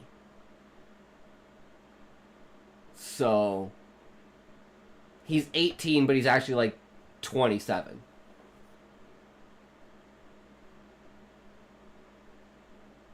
However you want to see that. Maturity wise, he's 18. Or sorry, maturity-wise, he's 27. Age-wise, he's 18. So, he's like a young man. But Husai's like freaking 60. So, you know. And Husai's also been an adventurer, so Husai also knows how harsh it is outside of the world. And he's worried that something, like, is coming. Right? But he doesn't think it's gonna happen, like, immediately. He's thinking... This war, this Beastman war that's coming, is going to be a Zaid's generation problem. It's not going to happen for like another 20 or 30 years, but this is like the beginnings of it. And it's going to start on the outskirts, and it's slowly going to infest and move itself inwards. So he's going to go out and try to see what kind of damage control he can do with that to maybe push it back another 10 years. He doesn't expect it to be like so far in like into it that it's literally a month away from attacking one of the main cities. That's how much time they've actually given Fafnir to do all of this. But yeah, so that whole backstory thing is just getting emotional inside of Husai's head and showing how far he's fallen and how fucked up his mind is at that point, going from a completely logical and understanding and like calculating person to this just like depressed, sorrowful, questioning every decision he makes kind of person. He just loses all of his confidence and all of his will. And he's just obsessed with finding something that will give Zaid's death meaning. Now that he's like, Zaid had to die for me to pay attention to this shit. There has to be something in here that was worth it. And there is. He finds the Warriors of Light. So it's very important. And Zaid's death has many different symbols to it. It's not just, oh, I'm killing this character. It's like, at first that's how it started, and then I'm like, how can I morph this into more than that?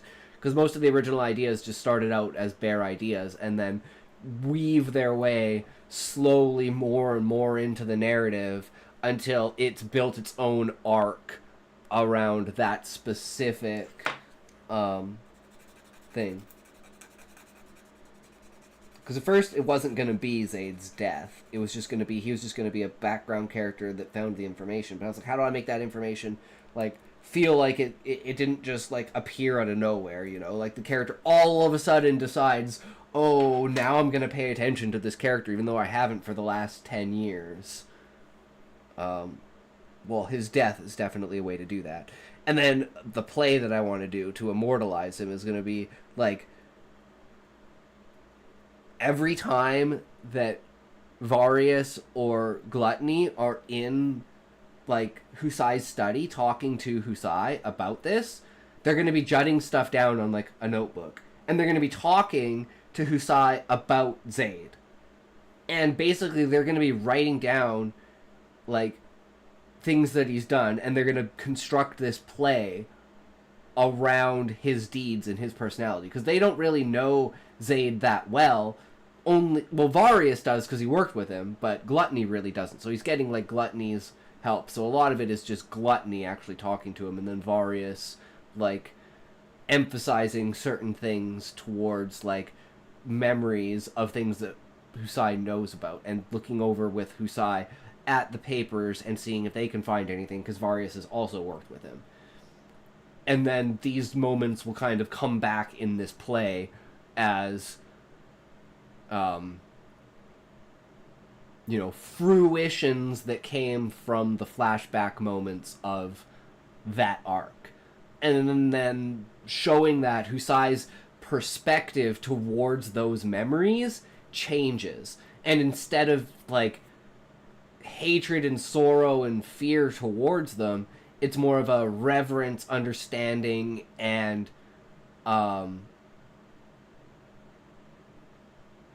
prospect of the future, of being like, I am going to use the information that I've now found and use this moment as never let anything go underneath my guard again. And this creates another flaw in Husai. So he loses one flaw and gains another, because now he turns to the Viceroy to treat the Viceroy as a father figure. And then he gets completely decimated again at the end of the book when the Viceroy turns. So it's like he lost what he felt like was his son, and then he loses what feels like is his father. And then he has to make the realization that the people that are actually around him are his family. And he needs to stop focusing on just, like, a single individual and be the leader that he truly needs to be.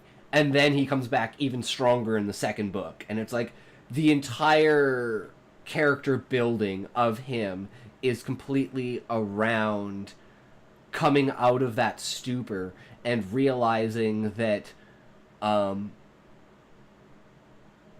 he is as important as people believe that he is.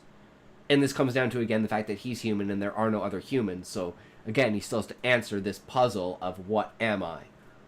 So, and that was one of the main influences of the play, is the question to Zaid, who am I? And that made Husai introspect about, who am I? And then that brought him out of it. To be like, all of these combining factors layering up to push him above the dirt and give him a breath and rise him up and make him a better person. And that's how his main character arcs will go, is like, you know. And then, of course, there's Hildebrandt, where he, like, you know, changes her entire perspective towards him, and then they basically fall in love with the whole, like, they're two different species, but it's like the anime friendship love, where you know the characters are in love, right? Just the way that they act. And Hildebrandt becomes Husai's crafter, so the way that I want to show her affection towards him is the way that she handles his equipment. And I want that to be like in Full Metal Alchemist, how Winry handles Ed's automail. Just that reverence and care that she has for it. And she's always carrying the kit around in case she ever needs it. And it's just like that show from the character of their affection and care for another character through an object that's related to that character. Because they are not always with that character. And the only times you ever see it are when she's with Husai. And you start to notice it after she gives up being an adventurer and becomes a crafter. After she talks to Husai and gives up. Because she's basically one of the other members of the party dies. And she can't deal with it. She's had adventurers die before, but not someone like that close to her kind of idea. And she feels it's her fault, even though it's not. They're either killed by a Malboro, or they're killed by a Tonberry, or they're killed by like some stupid move in the Final Fantasy thing. Like maybe a bomb that blew up when it wasn't supposed to. Like something stupid is supposed to have killed this guy that she feels she could have prevented because she's a healer. That's my one meeting done for the day. Time to talks and goon for 8 hours. Hell yeah, Eggy, we're going hard, man. You're going to watch that if you are interested in that topic. But flashbacks are often used to show the origins of trauma, particularly... One complementing factor when it comes to creating art about suicide is the fact that many of the features that make for a good story are also those known to contribute to suicidal behaviors. Oh yeah. That topic. But flashbacks are often... And my wife is away the whole day. LMAO. I'm going to go absolutely feral. To show the origins Hell of trauma, yeah, Eggy. particularly through repressed memories. And they are effective as full scenes for all the reasons that we've just discussed. They make clear how... And that kind of throws into the Viceroy, because he has the good partitioned brain that you actually care for and like you like, and that's the character that's been building up the entire story. And then his bad, evil anima controlled personality that comes out at the end of the book, and he switches sides to the Monarch. And it shows like Husai's strength, me and the dog, as soon as she steps out the door. Boom! Doing backflips, flipping all over the place. Let's get out of here. Let's go, bro. Nothing left to do. My coworker has a dog that walks itself. It will always hold on to its own leash. No matter what. It just loves to hold on to its own leash. You can let go of its leash and it'll be like, no, you hold on to that end. I hold on to this end. This is the deal. No, that's not my garage. That's my basement. That's my basement. There's like a pool table down there and shit. There's actually really nothing down there. You should. It's okay. Was it Valiant Boy who thought that was snow? Or was it Levi who thought that was snow? Oh, talks be big money. No. Okay. So you want to hear the lore on that? That is probably bigger than my whole apartment. Yeah. So the lore on that is, so I live with my parents. It's my parents' house, but you know, like I said, we have a really good family, so you know, it is what it is. So I have, you know, my own room and everything, but it's like me and my brother live here, and many such cases, yeah. But it's like,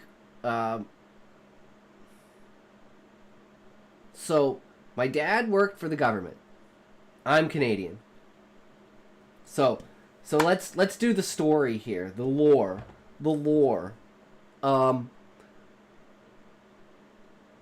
my dad did contract bidding oversight. So essentially how it worked is when the government wants to get something done, they basically bid out the work to different companies. And then the companies send a contract, and then the government basically looks at the contracts. That's what I do sometimes, lol. That's awesome. Yeah, and then you look at the contracts, you pick who will do the best work for the cheapest. And so my dad's always been a moral person. And he's a whistleblower. So in 1991, the Canadian government was going to basically give a guy in a warehouse with a shredder like our most like highly guarded military secret documents to be shredded, like decade past documents to be shredded. And my dad looked at that and went like, no, you guys should do this one. This company is the company that the U.S. military uses to shred their documents. And they're like, no, this guy's cheaper. And then, my dad does an investigation into it, finds out that the guy that they picked is actually related somehow to the government, and it's like a fucking giving the work to your buddy kind of thing. So he went to the media and blew the whole lid on it and kind of fucked over the government. Ever since then, he was kind of a black sheep to the government. So, they kind of had him on tight ties. But in like 2002, 3-ish, they loosened up a bit, finally let him go back to doing telecommuting, which is like working from home. So he was working from home, and it was funny because this is one of my vivid memories, is he's like, to show me and my family like an example of what goes wrong when people don't do things properly. He was showing us a picture of it was the Egyptian government had picked a company to basically dig a well, and they didn't do any background check on the company. And the image was a pool of water in the middle of the desert with like the top of a crane coming out of it. And it's like, I guess they had like miscalculated the depth, and before they had everything out, they plunged into where they had calculated where the underwater water source was, and they basically like flooded the well before it was done. Because they didn't know what the fuck they were doing. So my dad has like tons of examples of this shit happening. And he literally goes to the government with these examples. Says, this is the shit that you guys are doing. Start doing it fucking right. So in 2008... I think it was 2008. Yeah. 2008... Hold on, I'm checking. I'm pretty sure it's 2008.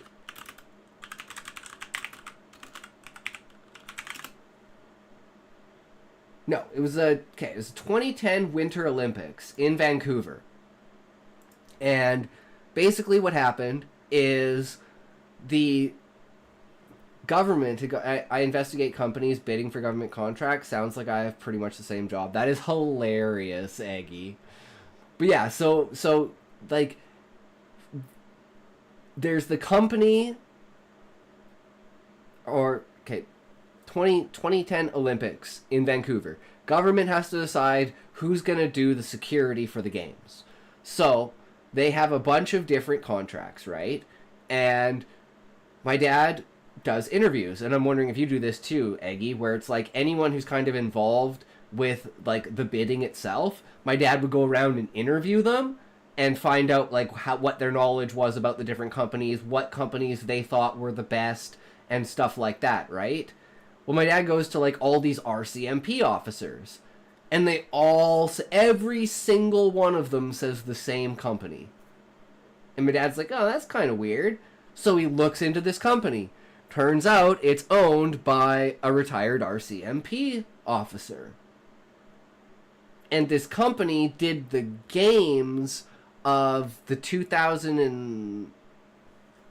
What year were the Beijing Games? Did they all own a share in it? Yeah, that's what my dad found out. So they were basically giving $1 million contract, 2008 Beijing. Yeah, okay. Yeah, there's the 2008, they did the games for the 2008 Beijing, but they'd never done security before. So my dad was like, well, this isn't really a security company. It's just owned by a former RCMP officer who like hires like, I guess, RCMP officers as their security. So it's like they don't need to do security because they have the RCMP, which is officers, so that's already their security set. Even though that's really kind of fucked up in like, you know, and suspicious and red flaggy in a lot of ways. My dad was like, no. So we went to the media, tried to blow the whole thing up. Huge fucking thing. They took away his telecommuting. They basically took away his pension.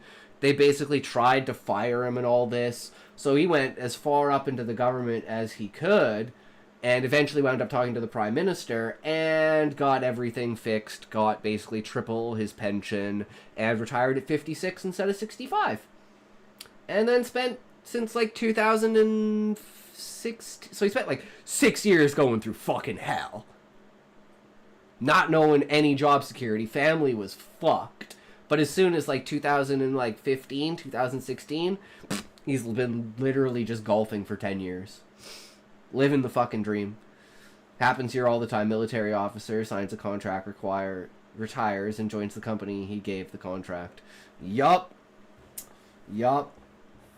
Just, I mean, at the end of the day, it's the way the world works. So it's like that kind of thing, and my like kind of background knowledge on like how the government works, I want to write into the story, right? So it's like I have some idea of what I'm talking about when it comes to like how the government works, because how they can fuck up. Nice. I guess he got his justice in the end. Yep. I couldn't imagine if he didn't, man, because we wouldn't have had any money. We would have all been broke. I'd be like, it'd probably be like my entire family living in a single fucking apartment. All of us trying to contribute with our minimum wage fucking jobs. Well, me having seizures every fucking month. Ugh. Oh, God. Yep. There is a world in which that happened. We lost our house, went bankrupt. Fucking, you know, I'm a crackhead sucking dick on the side of the street. It is what it is. I mean, who knows? Important this moment is, and afford it the dramatic emotional weight that it probably deserves. But a couple of things here. One, in terms of developing reader empathy for a character. I'm mute, you're live, I stay on Muffin. Well, at least the crack bit didn't happen. Yeah, no, I know what would happen if I have an extremely addictive personality. Could you imagine me on crack? My friends used to do fucking coke, man. Not my thing. Never, I mean, like, the closest, I put, like, a little bit on my gums, but, like, that's literally the closest I've come to doing coke. Shame, you're still on the street, street side, sucking peen. Shame, you're still on the street side, sucking peen. Bro is insolent. Are you talking about me, Valiant Boy, or are you talking about Muffin? Or are you talking about Eggy? It's like, yeah, no, I'm just sucking dick on the side of the street for the fun of it. It has nothing to do with being a crackhead. Crack destruct all brain, skin, mouth, teeth. True, Valiant Boy, but so does nicotine. I used to be a heavy smoker, tobacco and weed.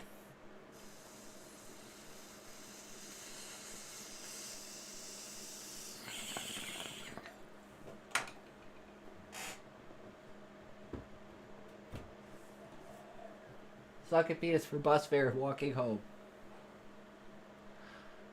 Wow, Eggy. That is genius. That is absolutely genius. Because you have to put them in a situation where they're going to let you suck their dick, right? So you're saying like it's for bus fare, but you're just doing it for the fucking fun of it.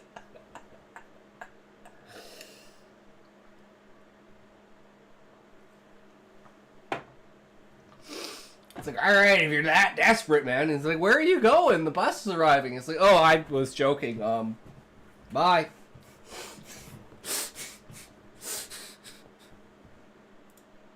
Trauma is just as much about how it affects them. Weed isn't hard drug. Yeah, but weed can still fuck you up if you don't know, like, you know. You don't know what you're doing. You can still fuck up on weed. It's just not the same, But I mean, people don't consider alcohol a hard drug. I consider alcohol one of the worst drugs. I worked with the Canadian government a lot at a conference with Americans and Aussies. The Canadian rep did the whole thing in French. What a douche. Yeah, that's hilarious. He's the most soft about all those shit. Alcohol is hell, bro. True. Now, as it is what happened in their past. Worst hard drug to stop. I mean, it's not the worst to stop. Okay. Alcohol is the worst to stop after, like, 20 years. If you've been, like, a hard alcoholic for 20 years and you stop, you're gonna have, like, lifelong symptoms of that. Like, withdrawal symptoms, right? Whereas, like, you can do, like, heroin a couple of times and, yo, do not fear, little old Trav is here. Nice! Welcome, Traveler86. How's it going? She was fucking insane, honestly. The only bit she did in English was 15 minutes about how bad Canadian unions are, and she was the most senior person, so nobody could stop her. Oh, God! A French-Canadian Karen. It's all gravy, baby. Hell yeah, Traveler. That's how we like it. Did you stream today, good sir? And if, since we got more people in here, if everyone wants to, check out The Traveler.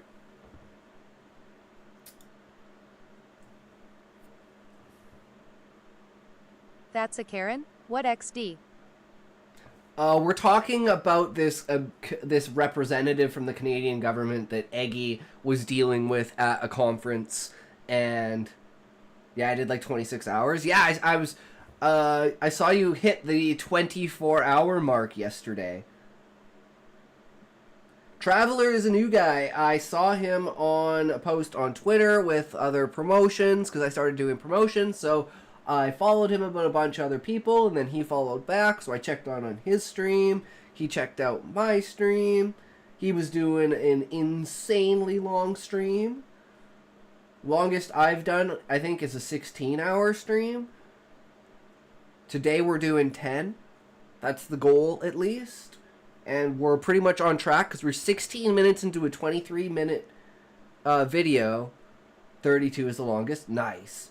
And we're 2 hours and 22 minutes into the stream. So I think we're pretty much on point for about a 3.5 hour react. Which is pretty perfect, because this delves a lot of shit to do with the book. Like, we get really in deep with backstory, because backstory is a huge component, right? So even knowing what the backstory is for some things, we still... Itox, you serious? You put a whole vote for me? About my coming. Wait, what, Valiant Boy? Vote about what? No, oh, you mean... Okay, I don't... Muffin did that. Val's arrives on Kick. Yeah, no, Cute Muffin did that. Muffin was like, hey, how do you guys... I'm gonna make a prediction. And then he made the prediction, and I was like, okay, Valiant Boy's first gonna come on Kick. He's gonna say, hey, on Kick. And he's gonna feel lonely on Kick because no one else talks on Kick. So then he's gonna come on Twitch. I don't even know where it is. He said prediction. I didn't know what he meant. And apparently it's somewhere. I don't know where it is. I don't know how that system works. I didn't know what he meant at first. I thought he was just saying that, and then there was like an actual poll thing, and I was like, okay, well, that's out of my league. I don't know about that. That's beyond me. That's something new I'd have to look into. I'm not quite sure. But it is what it is.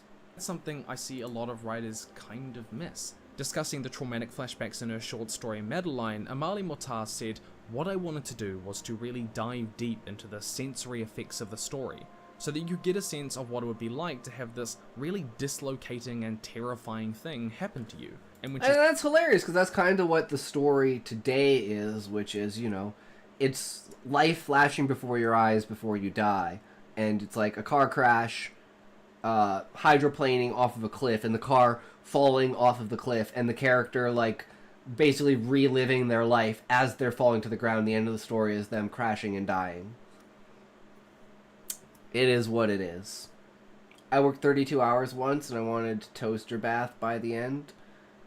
What were you streaming for 32 hours? I've played RuneScape for 30 hours straight. But I think RuneScape is the only thing that Minecraft, actually, I probably played Minecraft for like 20 or 30 hours straight. I used to go so hard on Minecraft back in the day. And I just, wouldn't stop until I was done, and I just, mine all of the dirt out of the world.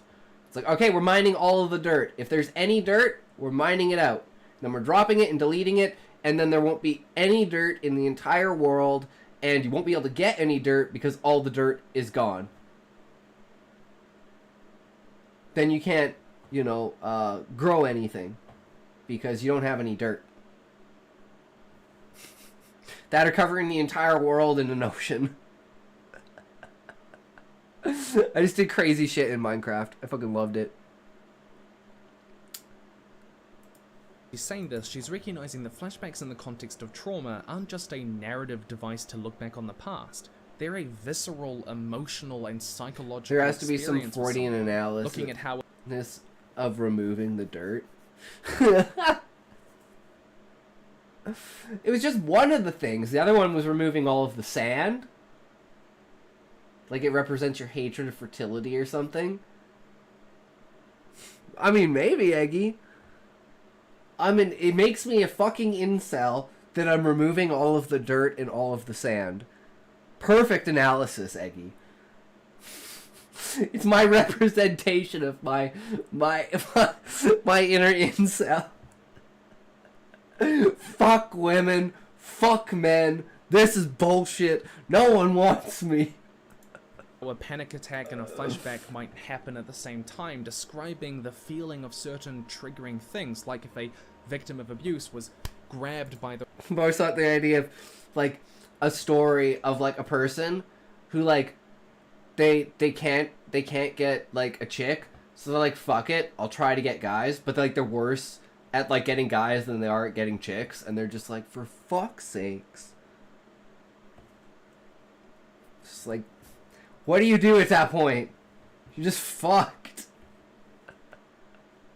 It's like, I tried to be gay, I can't even be gay! What the fuck? This is bullshit! The wrist by another character. It might cause a flashback, but describing the actual feeling of being grabbed is really important to understanding the traumatic context here.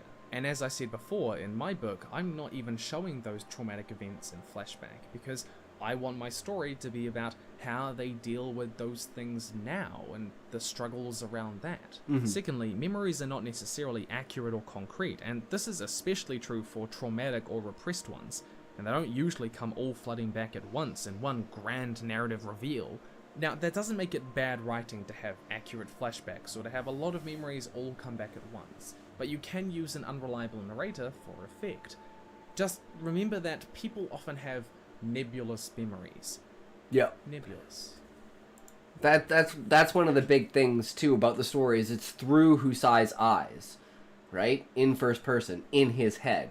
So things that characters tell him are misrepresentations, straight up lies, embellishments, misremembering, misspeaking. There's a little bit of the language barrier idea with consciousness and jargon and stuff.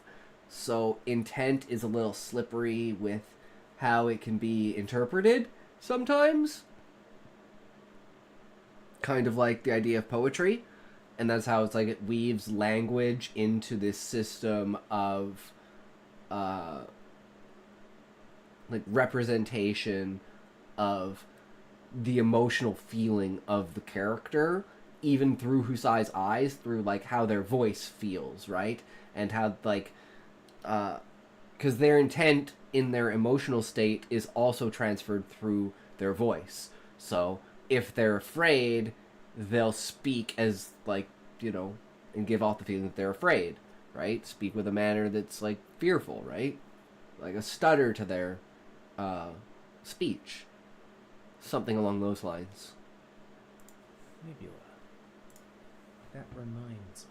It was a grey summer day when I discovered Nebula, a video platform with creators like Just Right, Lessons from the Screenplay, Lindsay Ellis, and others. It was a land of milk and honey. There were no ads at all, meaning it was built by and for creators. And this magical place, Well, how do you Nebula, pay I'm for on it, there then? as well now, and I know how you can try it. Oh, that's right. You pay for The it. subscription service with thousands of documentaries, like the one that I was watching. I only do same free great stuff, summer sorry. day, I'm a about the cheap-ass seemingly bitch. fantastical tale of Hannibal's If it ain't march on free, Rome, crossing fuck it. mountains with war elephants to march against the greatest empire the world had ever seen. Normally, CuriosityStream is $2.99 a month, but if you go to God, that's like half my paycheck. .com/HelloFutureMe and use HelloFutureMe as your code at sign up, you'll get both CuriosityStream and Nebula for free for a month. Go check it out down below. In summary, firstly, like world building, not all backstory needs to be communicated. True. A good test is whether it is relevant to the narrative, helping develop tension and core theme. This is often through showing the reader the ghost relevant to a character arc. Secondly, flashbacks can be written as half scenes or full scenes. The more narrative importance, the dramatic emotional weight, insight into character a backstory moment has, the more detailed it should be. But the longer it is, the more likely it will slow pacing. Thirdly, flashbacks are often made more effective by generating intrigue and mystery around them before they are revealed. One way to avoid pacing issues is to use them to move the story forward by establishing new stakes, introducing a new problem, changing a character's position in the story, altering how the story works going forward. Fourthly, flashbacks can be used to manipulate story chronology for maximum emotional impact. This is often done by A, using a flashback to comment on the front scene immediately before or after it, and B, using one in a reactive scene following proactive scenes, either in the reaction, dilemma, or decision stages. Fifthly, filter words usually make flashbacks less immersive. These are words like remembered, felt, and recalled. What matters is indicating when it takes place. Sixthly, flashbacks don't need to comment on the front story scene if they're going to be wholly recontextualized by the end through a twist. They still assist in narrative payoff. However, developing a mystery across them will help keep them interesting till that point. And seventh, trauma. Flashbacks can be used to explore trauma, but the experience of trauma is often just as much about how it affects them now as it is what happened. Repressed memories are often unreliable, have gaps, or psychologically painful to recall. But that is all from me. Now, you'd expect that I'd be saying thank you for the money that we raised last week on the charity stream, but I'm filming this before then because I didn't want to screw myself over for work and have to try and pump this out. Videos that I work really hard on in like under a week after doing a 24-hour stream. I didn't think that was possible. But thank you for the money that we raised. We raised this amount. Yeah, really impressive. So go right, figure out if you want to use flashbacks, stay nerdy, and I'll see you in the future. Why is there still like 3 minutes left in it? Just, oh, credits for the patrons. I see. Alright.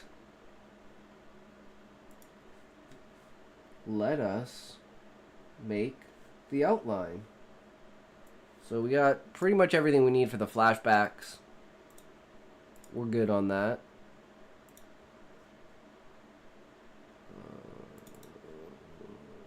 React notes. I wonder how much he makes from patrons. Remember, that video is 5 years old. I mean, you can check. It's the same, right? Hold on.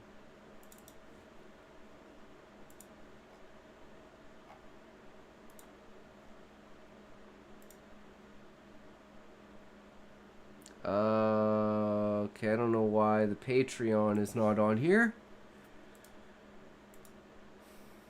Oh, it's probably on the link tree.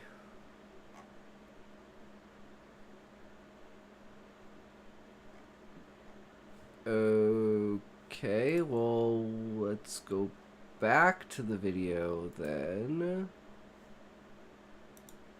And there should be a link at the bottom.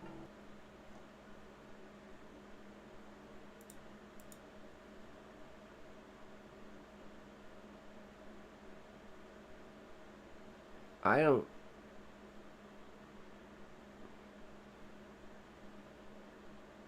I don't see Patreon anywhere. It's Hello Future Me.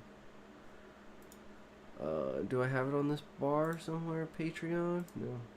It's the fun being had. Sean, welcome, welcome. Yeah, the fun is being had. We just finished the React section. We are moving on to Reddit stories.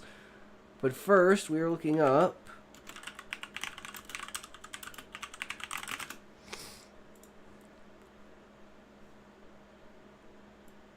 so 3,161 members. But I don't think that includes, because like it says you can join for free. But usually in order to join, you have to pay an amount. So I don't know if the free ones are calculated. But yeah, and usually they pay per month, although Patreon I think just changed it so it's pay per year. But your creator page has been unpublished. Oh, because I never did anything with it. So apparently my Patreon's fucked. Oh, that's good to know. Okay.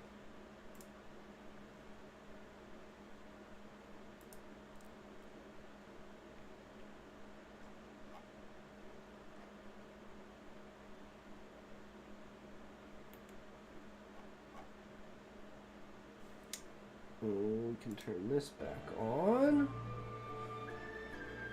Spent the last 2 nights actually editing my story cat version. Now all I have to do is put in the paragraph spacing and identify actual chapters and it will be done. Who knows? Maybe it'll take me another 2 years to get that done. Lol.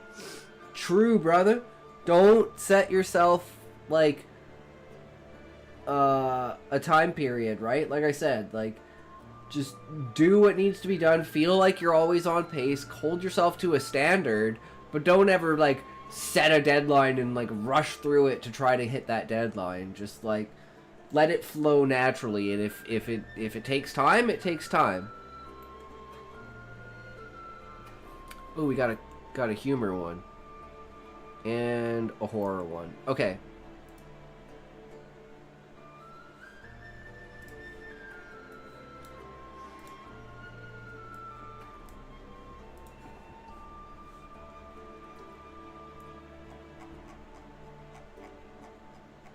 Ooh, this one's long.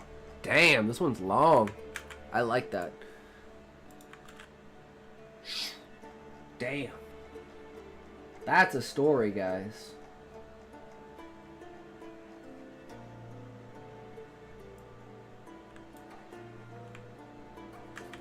I used Grammarly to highlight my errors, otherwise I still wouldn't have done that much. Of course, I need to correct that I only did installment 1, and there's 2 more installments to do still. Damn, hell yeah. We keep at it, bro.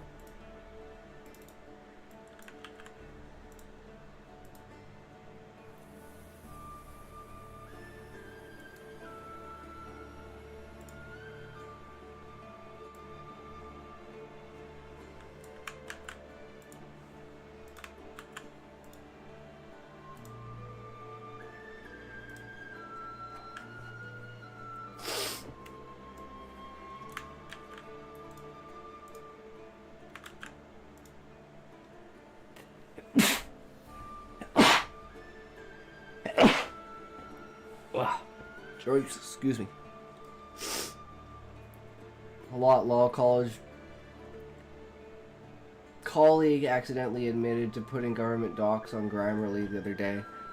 Oh my god, what a really? Aren't those supposed to be confidential? I don't think you should put that onto a public site. They aggregate all of that knowledge, don't they? To train... What's the advantage of Grammarly over regular AI? Probably nothing. They're probably the same. They probably use the same tools. AI probably has better interaction, but it also will manipulate your story more.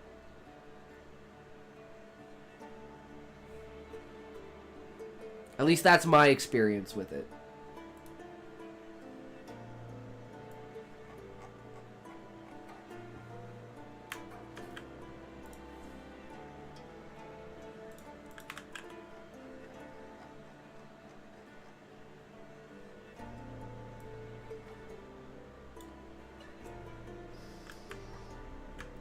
Grammarly has a free mode and a pro mode. I only use the free mode. I mean, Grok is free. That's the only AI I use.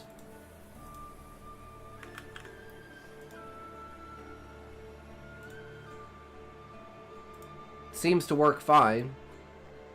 It's not ChatGPT 4. My dad has ChatGPT 4. He fucking loves that shit. That shit is crazy. But I'm not paying $30 a fucking month for that.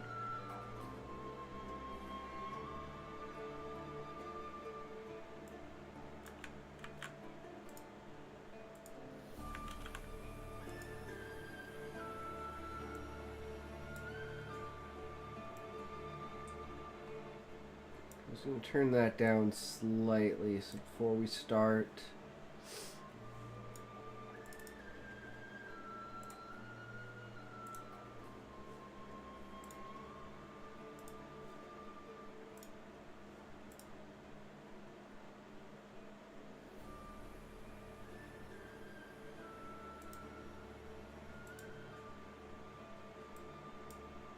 Oops.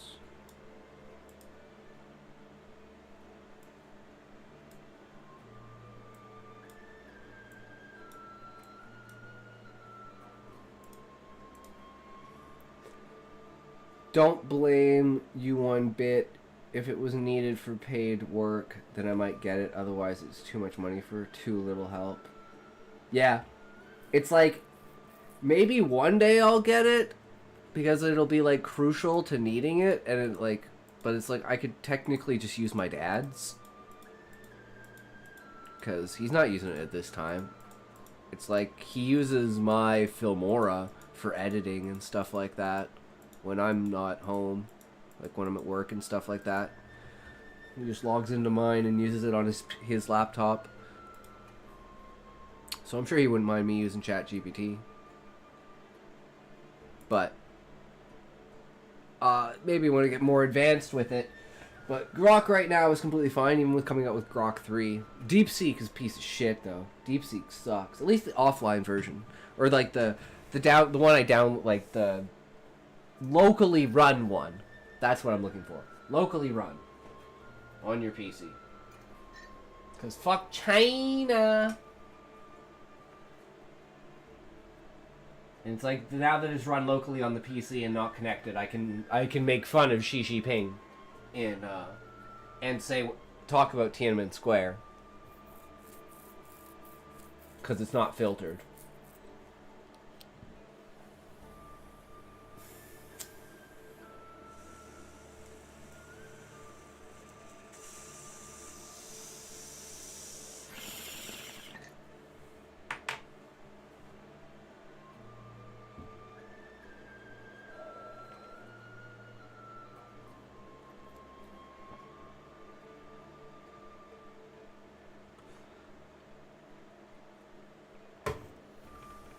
What's the premise of cat version?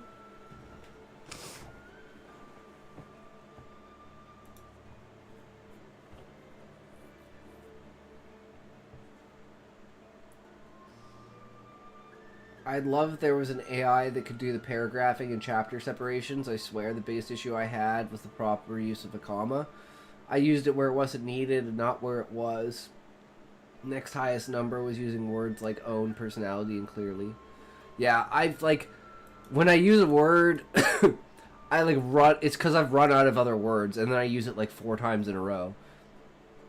And I'm like, fuck, I need to fix that.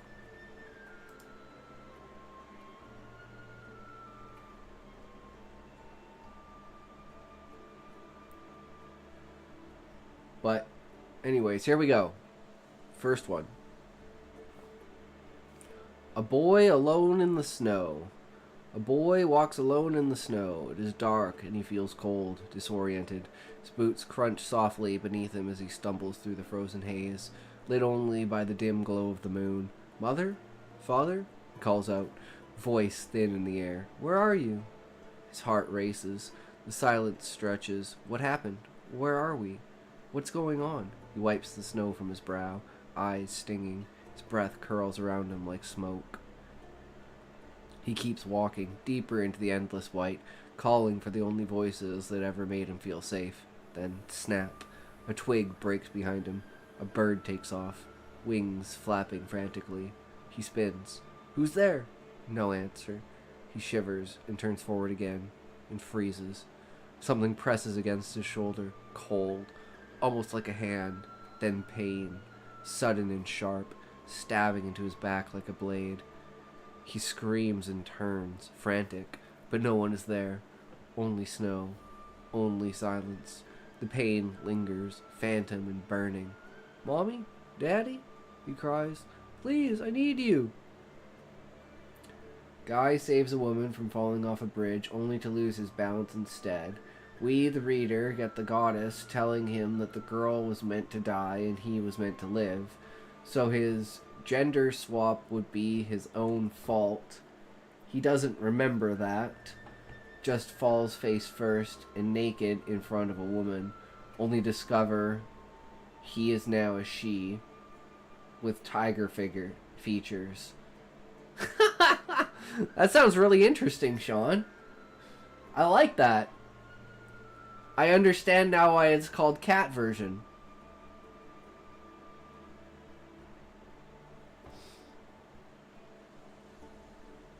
I love that self-sacrifice that sends him into that state. Yup, cat combined with conversation.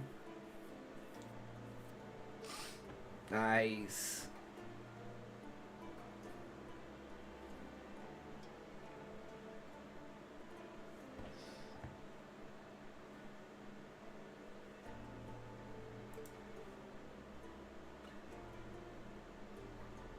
He runs now, blindly, and trips.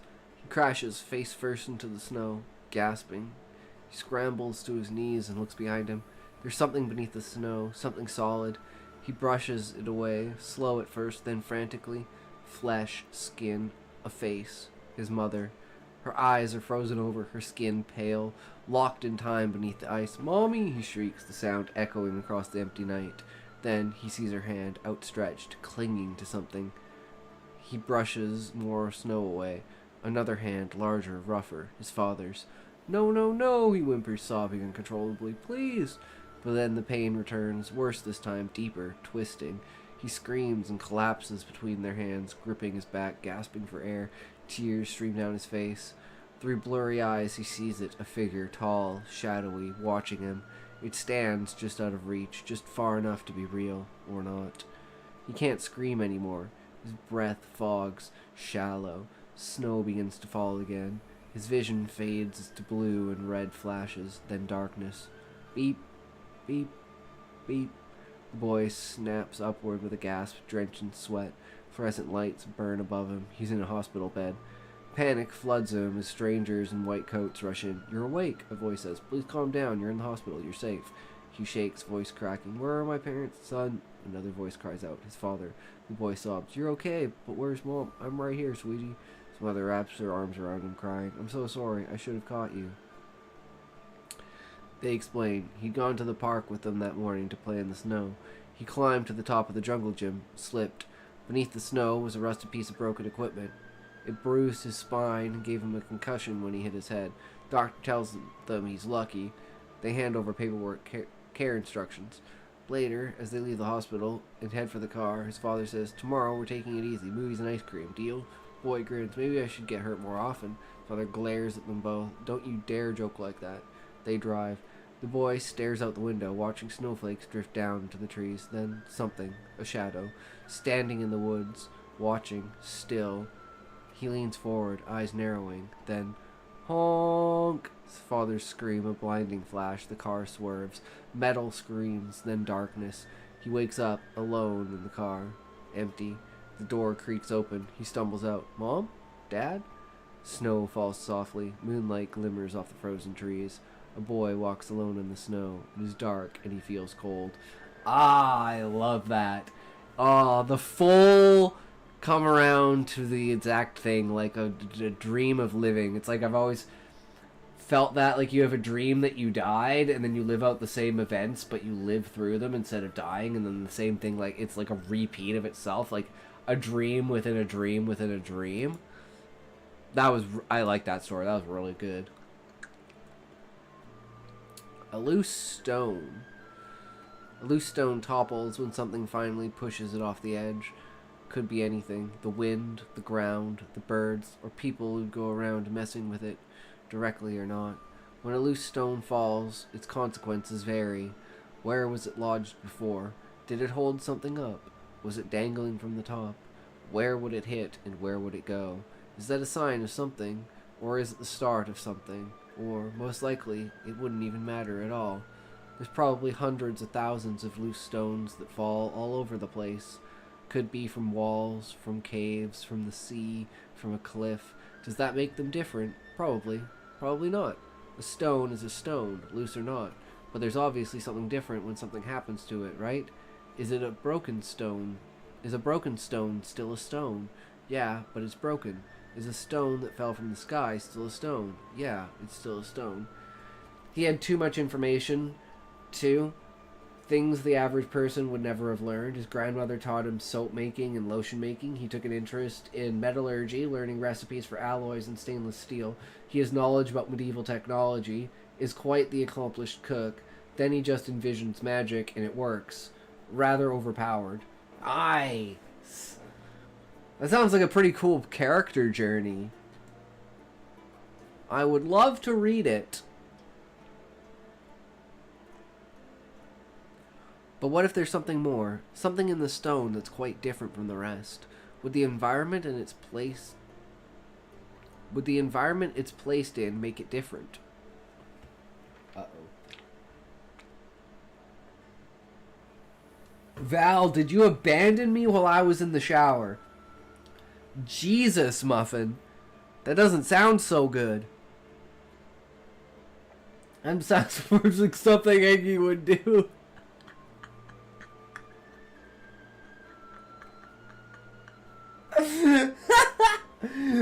Think I may have to revisit my story or start a fresh one. Oh, well, there's nothing wrong with revisiting and changing your story and redoing it. LMAO, what? Be a dick? Never mind, Eggy. Like all my stories, I didn't plot anything. The challenge of the adventure is fully accepting being a woman and stuck in the nobility because all Tiger Clan are nobles. He left. Valium Boy left you? How dare he leave you hanging? That's brutal, man. He's an asshole.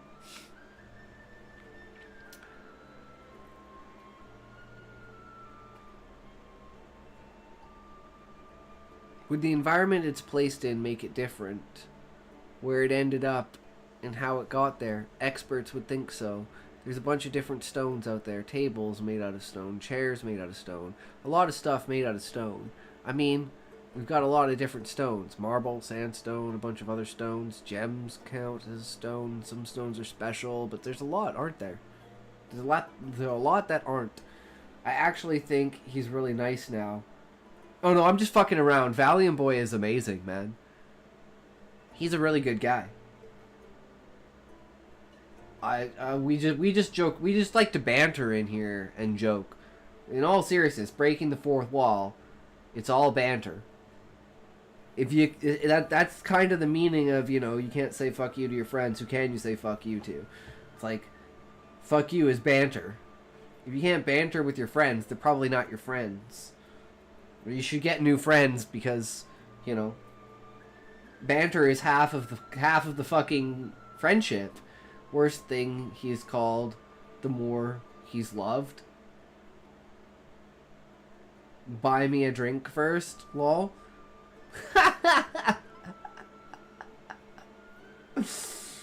I mean, fair enough, traveler, fair enough. Does that mean a loose stone would be a bit more special because it's a different kind of stone? A loose stone is a loose stone, whether or not it's a special kind of stone. That means that no matter where it comes from or what kind of stone it is, it's just that, a loose stone, dangling from wherever it is, waiting to land solid on the ground. Perhaps its difference comes from how long it's been loose, a minute, an hour, hell, maybe even centuries. Would that prove that it's a different kind of loose stone? But isn't a loose stone supposed to be loose? That if anything changes, it would detach itself eventually, or that it's already detached. At what point does a loose stone begin to be loose?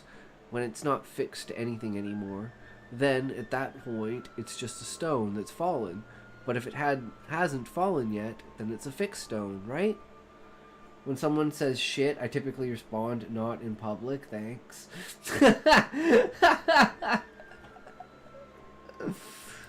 Oh, good response to fuck is PDF. Public display of affection. No PDF, guys. Calm down. Yet if these loose stones are not quite different from each other. Wait. So what happens to it when it's made of and when it becomes loose? Just makes it even more muddled on why it's inherently different. That should make the answer simple. A loose stone is a loose stone, not quite fixed, but not quite in motion. Why would any loose stone be different from each other? Yet, if these loose stones are not different from each other, then why does it always have different outcomes? Inherently, there's nothing special about a loose stone, but what it does when it is loose makes it different. Then, that would go beyond it being a loose stone, just a part of something that becomes or potentially becomes something bigger than its own. Would circumstances make a loose stone different? Yes. By what it does, not by what it is. That, by definition, makes any loose stone to be different from each other. Where it is, what it is, and why it's there could affect whatever's around it. A loose stone topples when something finally pushes it off the edge. Could be anything, the wind, the ground, the birds, the people around it.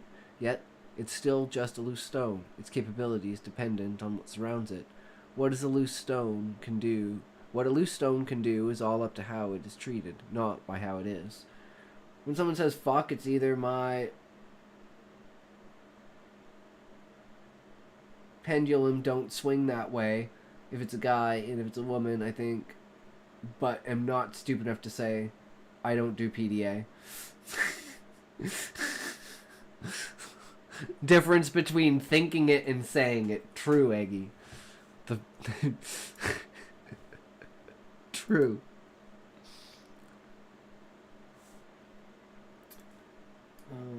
What should we do for new Musiku?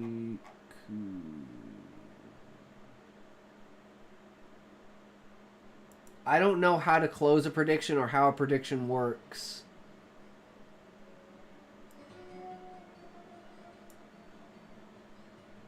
What is the little balloon next to 13 name? I have no idea what it is.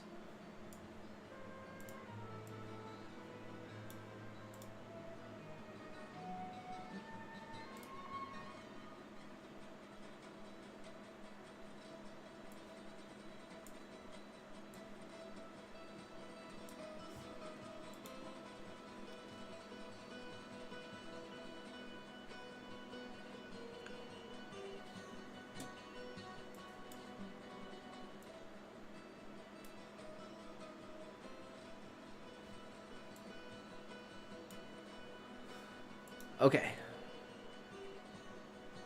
Brown parcel. Jeeves, I said. The iced lemonade. My voice was parched and broken. The summer was what I believe is called an Indian summer, though B. Wooster was still in the old Metrop. The drones had closed for summer cleaning. My pals had disappeared to seaside resorts, and life seemed empty and whatnot.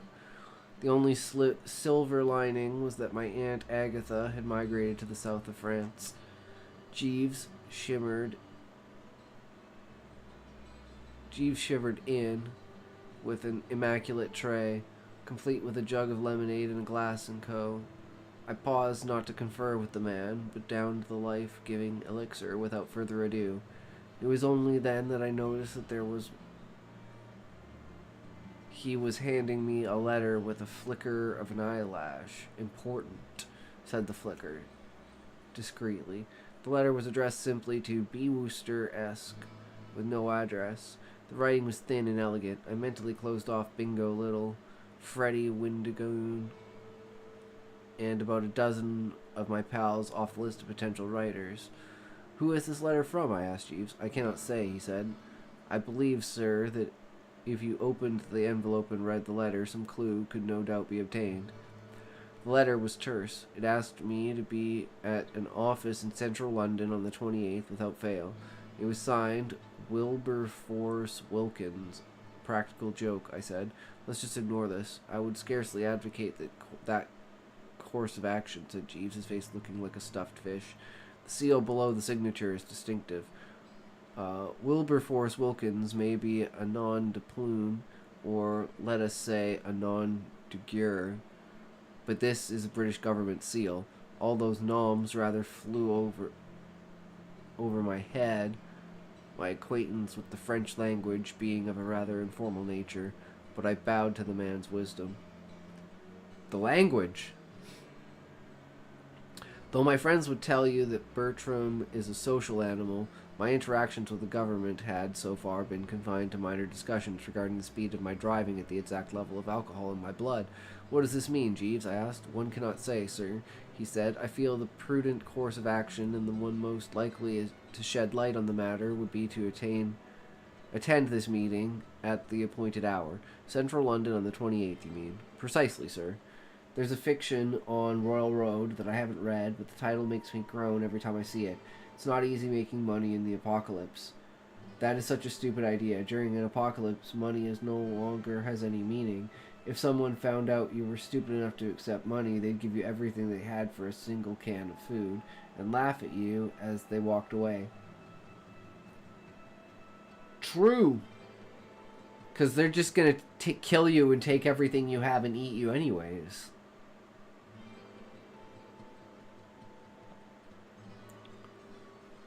I was at the appointed doorstep 5 minutes before the time fixed. I had some difficulty in locating the building, for it was a shop with a large board with Lady Blossom silks and nylons in pink, faintly nauseating letters, and the windows were full of items my Aunt Agatha calls unmentionables. Is Royal Road the new Wattpad? I don't know what Wattpad is. It's the only buildings nearby were a school for the deaf and the baker's shop. I made my way into the pink and scandalous purple and asked the giggling lady where I might find Mr. Wilkins. The word had a magical effect. Clothes will be delivered to your wife's address, she said aloud before whispering up the back stairs. I rushed to the back staircase mentioned. Don't get me wrong, I don't mind the pink and purple and even a spot of red and a dash of silky black, but in the right place and at the right time. That was Bertram's motto. The path to the staircase resembled a dim-lit avenue behind some of the establishments my Uncle George used to frequent in his better, or worse according to my Aunt Agatha's days. Mr. Wilkins had nothing pink or purple about him. He was tall and gaunt, with silver receding hair, rimless spectacles, and a piercing glance. After an observation about my being 3 minutes late, he asked me if my discretion could be trusted, wondering if anyone ever replied in the negative to such questions. I nodded. Might be the other way around. It's my favorite site to read fictions on because it has a recently updated tab that updates in real time. When I post a chapter, it's already up by the time I switch over to check. The second favorite site for me is RibbleHub. I just try to avoid using online things because I've had so many things get deleted because I've relied too heavily on the site and then the site's fucked off. You must be aware of the situation in Europe, he said tersely. I nodded, having heard something about dictators and camps and gathering storms. There's a package that we need to transfer to Rome at once. For a variety of reasons, we cannot send it via the post or our official agents. You will travel to Rome with the package. I blinked at him. His calm assurance that I would agree to his plan astounded me. But the Woosters had come over with the Conqueror, fought alongside Henry the Something and Agincourt, and died in dozens in the Civil War before settling down into degenerate obscurity in the 18th century. I nodded, competently, I hoped. Thanks, Sean. Indeed, thanks, Sean. He handed me a brown package with a solemnity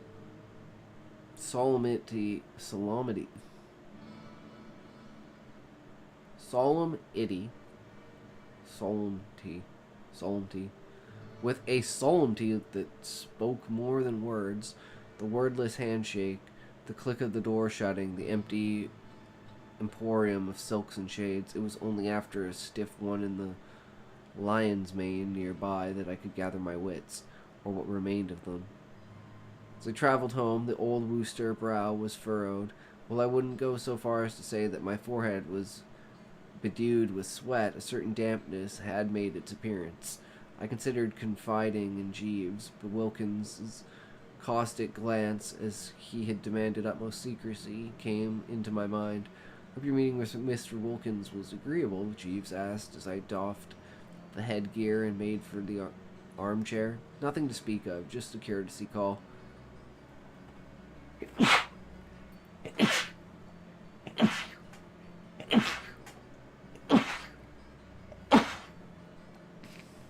Jesus.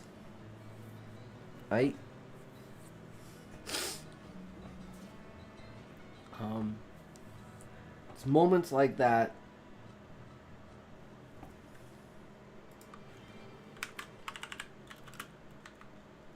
I wish I could talk to you via mic, as I can pronounce these words so lemnite. Solemnity. Is that how it's pronounced? Isn't it solemn and just like the itty, like, tense? Okay. Solemnity. I can't even say it.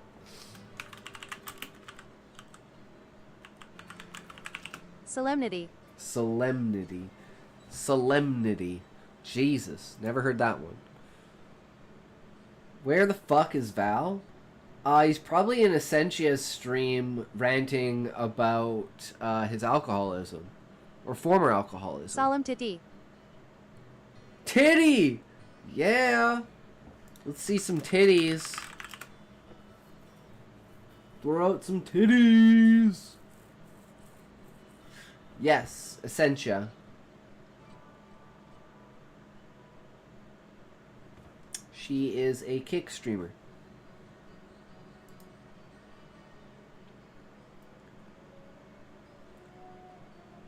If you fancy Valium so much, why don't you just marry him, Muffin? Eggy.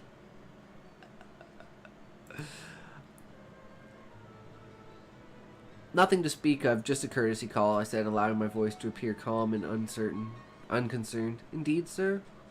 He asked with just a slight twitch of his eyebrow before legging off to bring me some brandy. Good idea, Eggy, if I lived in France. True. We go to Rome tomorrow, I announced. I have the tickets in my pocket. Jeeves' eyebrows rose higher, but he remained silent as I slipped in the package to my trunk. Choosing my moment carefully, I wondered what it was. I wondered what was it contained. What it contained. Post PF. That is Ox.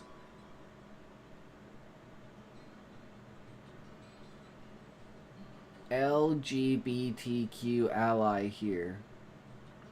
True, Eggy.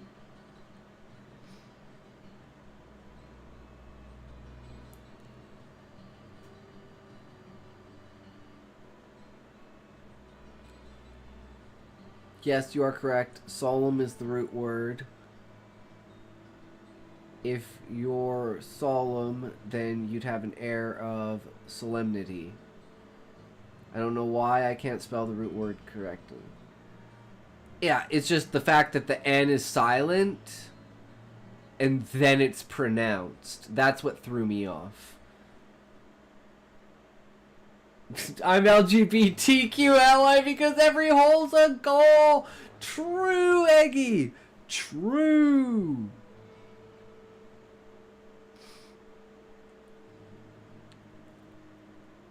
I wondered what it contained. I shouted a goodbye to Aunt Dahlia across the telephone and went off early to bed, midnight-ish. Real G is moved silent like lasagna.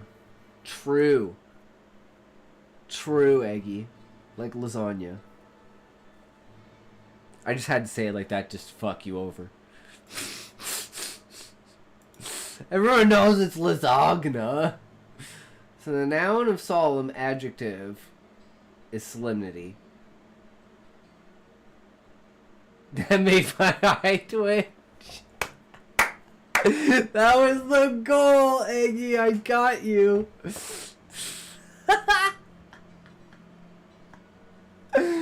True, brother.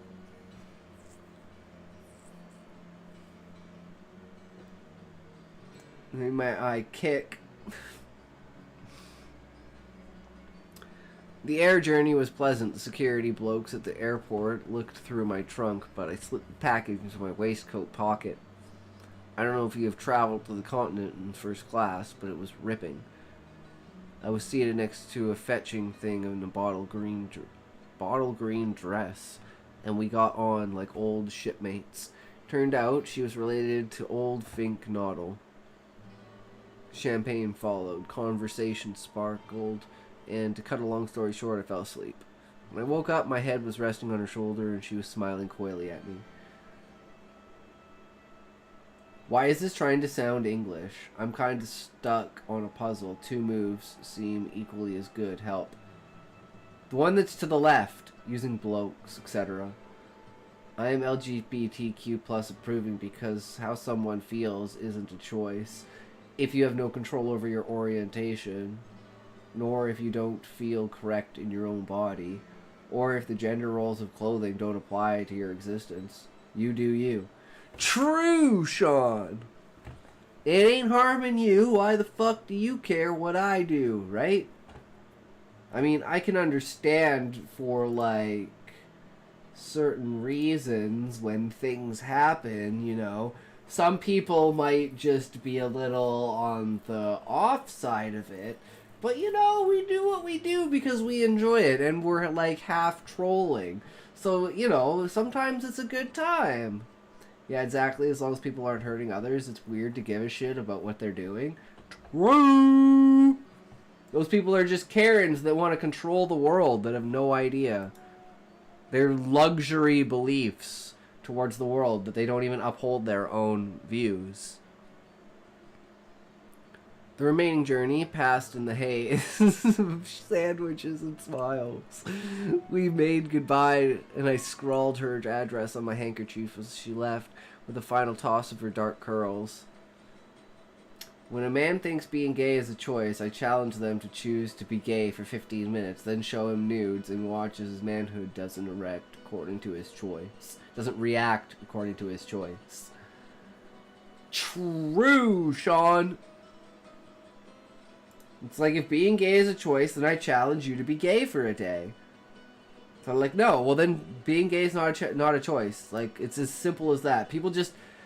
The problem is, people, like, a certain percent of the population can't understand hypotheticals.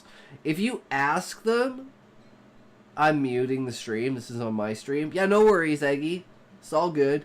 If you ask someone what would happen if they didn't have breakfast this morning, well, they wouldn't know how to respond. They'd be like, but I did. Muffin, sorry. Muffin. Feet, where? What? Where? Feet, where? Huh? What? I don't know what you're... That's the 3rd time. Sorry, Muffin. I'm bad at speaking. I'm sorry, Muffin. We talking about the breakfast test? Yeah. To test if people can understand a hypothetical. Which most people can't. So trying to explain that shit to them is, like, not really worth it. I looked for Jeeves. The stout fellow was exiting the section of the aircraft reserved for the proletariat, and I caught up with him. I straightened my collar and attempted to look nonchalant. What ho, Jeeves? Bon voyage. What? I said. If you say so, sir, he said. Okay, well then, Levi, what would happen if you had breakfast? Like, what would change in your day if you had breakfast, let's say tomorrow? Since you never have breakfast. Or even if you didn't have breakfast this morning, what would happen if you had breakfast this morning? Furthermore, if it's not a choice, then it's how God made them, and thus isn't a mistake or an abomination. Either you accept that God did it or admit you don't believe as you claim, since most people who say it's a choice, as mouth, Christians. True, Sean! I love your logic. Depends on the breakfast, but probably tired because I need to wake up early for that. Breakfast is what I eat before I go to bed. Like, I have a bowl of cereal before I go to bed. But that's the only time that I eat breakfast.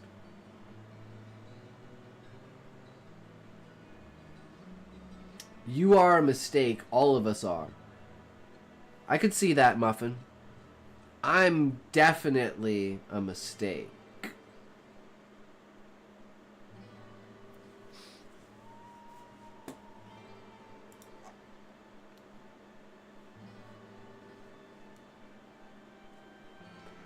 It was on the cab journey to the hotel that I discovered the package was missing. The peppermints, sunglasses, and tablets were intact, but the waistcoat pocket was bereft of my mysterious packages. Jeeves, I said, something cold looking at my heart. I was robbed during the flight. Indeed, sir, he said, his face impassive. Italian cabs are not the safest places, he observed. We can check your luggage in the hotel. I sat down suddenly on the large double bed, my head swimming. I tried to recall the moments before I'd fallen asleep, but I could only remember perfume, and her long black eyelashes.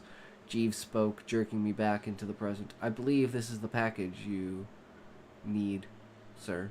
The brown package was in his hands. How, when, why?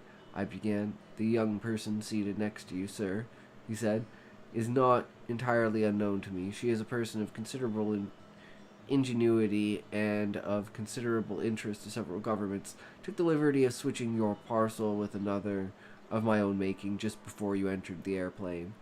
But how do you, I began, if I may use the somewhat melodramatic word, sir, walls have ears, especially in these times and in this city. The package was meant to be delivered by me. Mr. Wilkins merely used you as a decoy.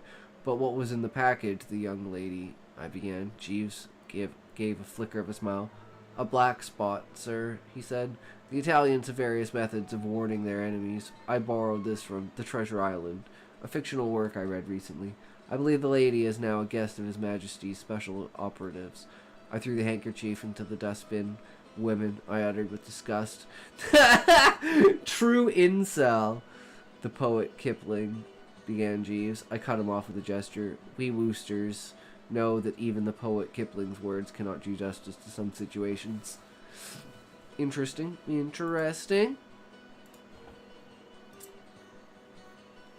Christianity doesn't forbid being a homosexual, it forbids engaging in homosexual acts. This is for about the same reason that it forbids sex outside of marriage and sexual acts that aren't ordered towards the reproductive ends. There's nothing particularly theologically concerning about gay people having a desire to sin, since people have desires to perform all manner of sins. True, Levi.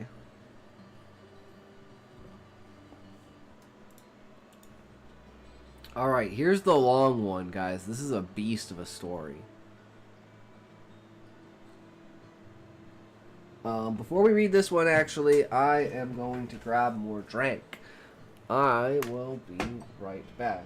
Nobody thinks about gay sex more than homophobes. In some way, homophobes are the gayest people around. True, Eggy. True.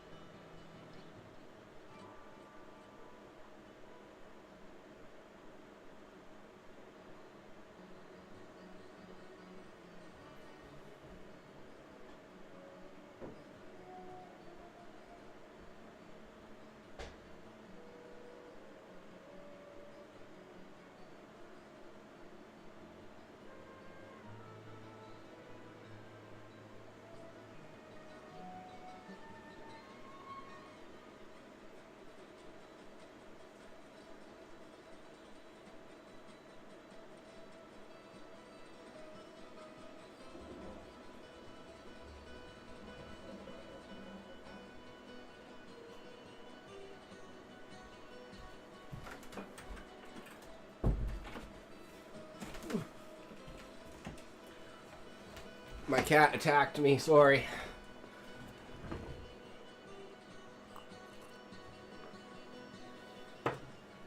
Ugh.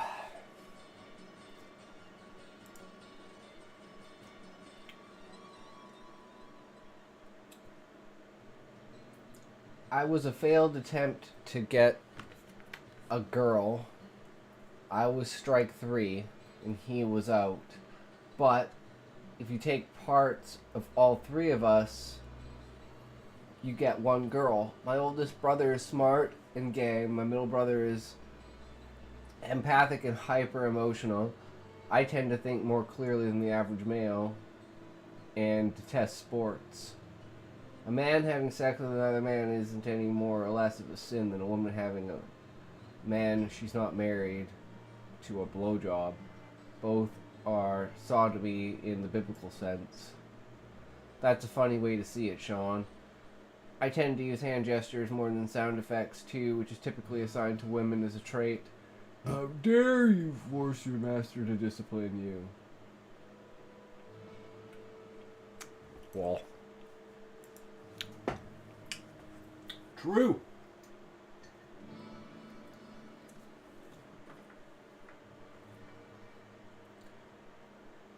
Gal Gadot could Sodom me. Let me tell ya, the cat owns you.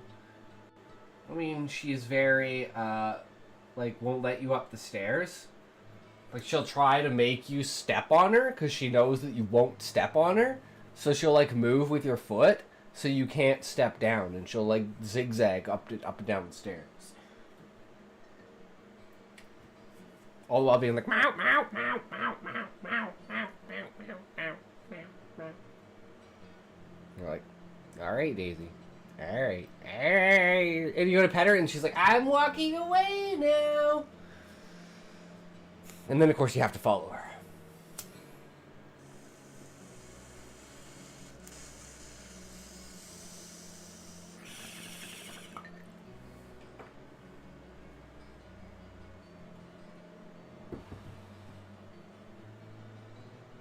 We got It Talks cat impressions before GTA 6.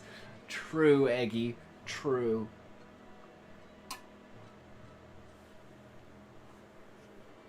What a timeline we live in, guys. We've got 2 cats that are quarter Maine Coons. Nice. Then, when in your mind, you make the logical choice to try to pick her up, to give her a cativator, you just consigned yourself to the agony of a million scratches.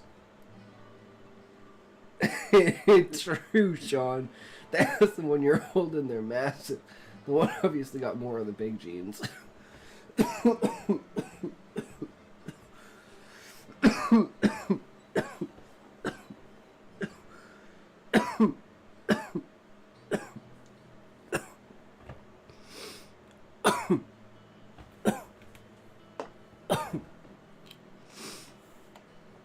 Okay. Story. Why are cats so popular on Twitch? No. Eggy, you've got it all wrong. You've got it all wrong. Cats are popular. Period.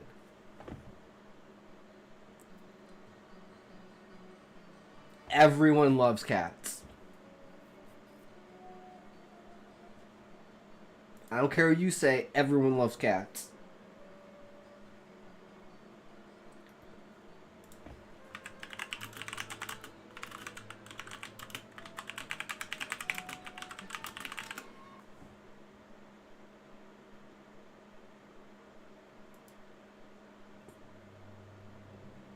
Alright, here we go.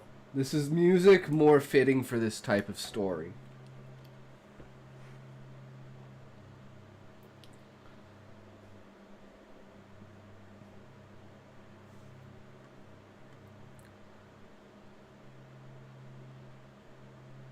Rendosia.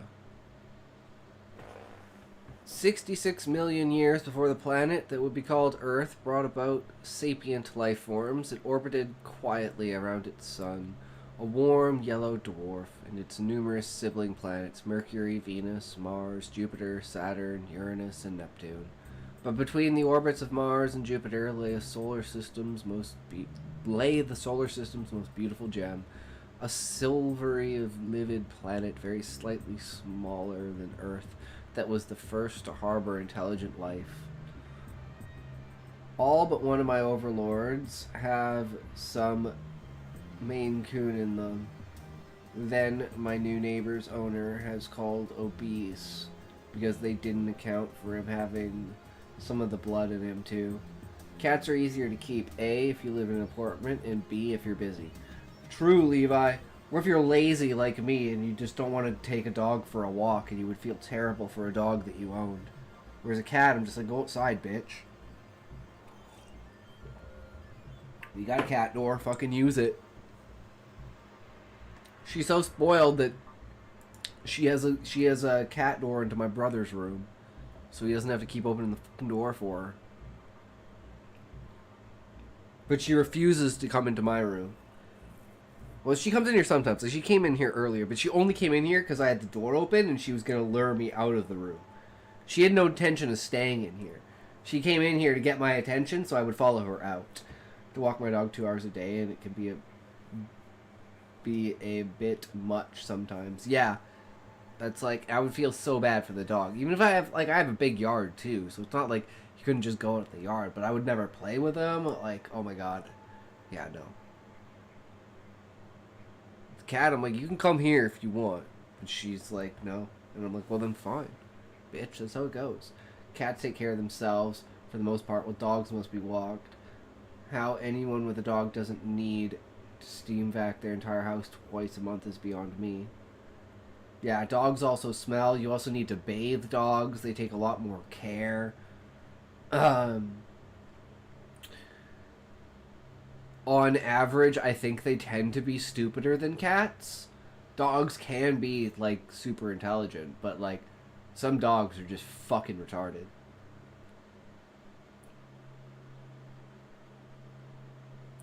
Like her sibling planets, the world, christened Rendosia by its natives, formed out of the maelstrom that brought about her solar system 4.6 billion years ago, where planets competed for supremacy in both orbits and size. Some were kicked out of the solar system entirely, but Rendosia managed to stay in the delicate gravitational balance between the forces of Earth.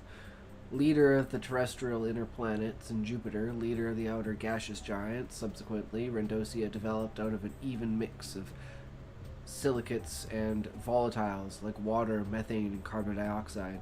Despite her further distance from the sun, large amounts of radioactive leftovers from the maelstrom allowed Rendosia to keep a warm interior but an exceptionally thin crust, allowing huge amounts of volcanism to occur on her surface. As a non-cat owner, cat houses smell. Cats don't fail tests for intelligence. They see through them and refuse to participate. Cats understand every word you say. They choose to ignore you, but the second you start praising them, they're all ears. True, Sean. True. They're arrogant fucks. But to a cat, we're the pet. They're the owner. We're the pet.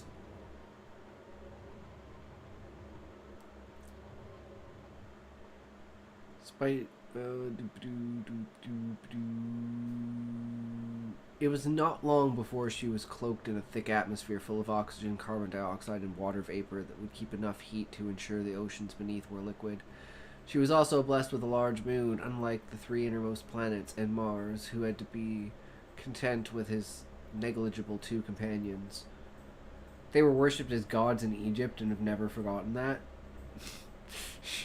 Yes! Great analogy, Sean. Great analogy. As eons passed, Rendosia, along with her little sister Earth, developed complex molecular life in their lively seas, which soon evolved into fishes that splashed around the planets and corals for them to feed on. But while Earth had a billion-year delay, Rendosia came ahead with plant and animal life 750 million years ago. Fish had developed the courage and skills to move to Rendosia's land, hidden beneath the silver lining of the sky. They and their food went with them as plants. Nearly 690 million years later, evolution had its way, and the Rendosians, 7 feet tall, or a length as they called it, with blue legs, green skin, and beady eyes, developed sapience and intelligence, a desire to know more about the world and to change it, for their benefit in any way it could.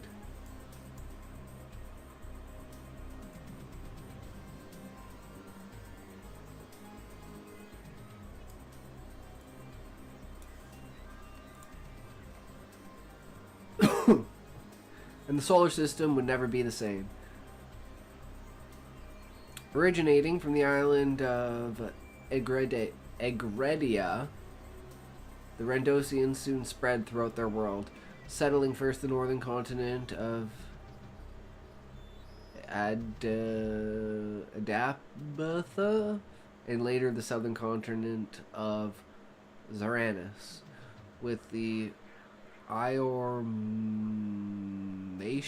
Sea between them. Nations developed on the continents, and soon scientific breakthroughs had overturned society numerous times.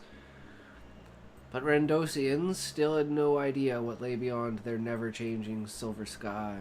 Apart from the faint sun that managed to pass through, the scientists had figured out it was made of gas and hence possible to pass through, and passing it would be the prime of Rendosian civilization.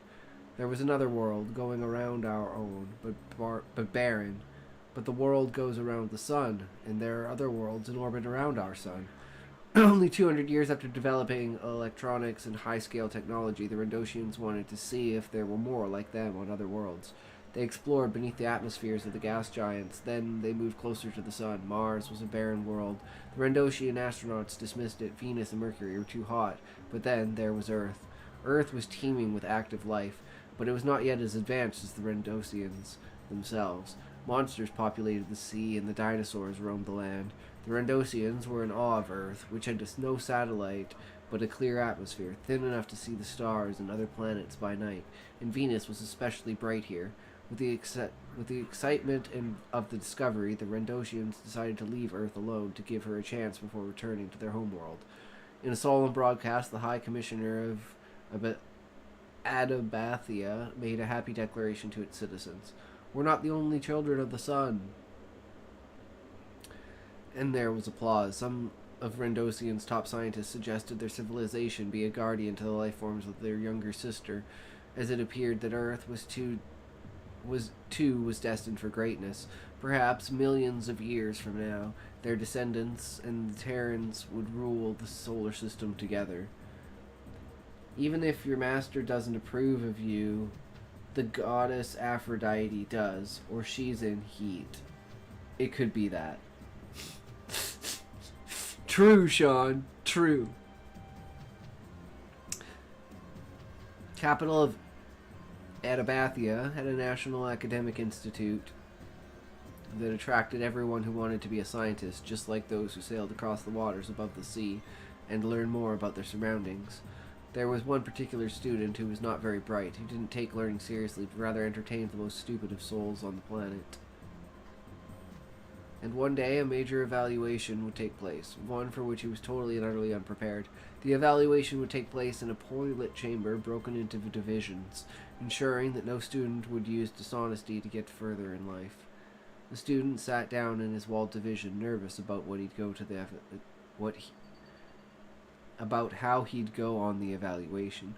The evaluation was on a tablet glued on the front of his desk. He heard the master, Culverug,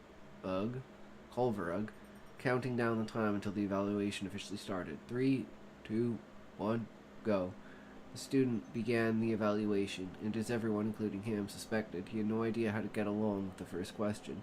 Fortunately for him, he had, however, hidden a device that was usually outlawed for evaluations, a neural transmission tablet, or NTT. He used it to communicate with a fellow student in a division a few lengths away. It had worked.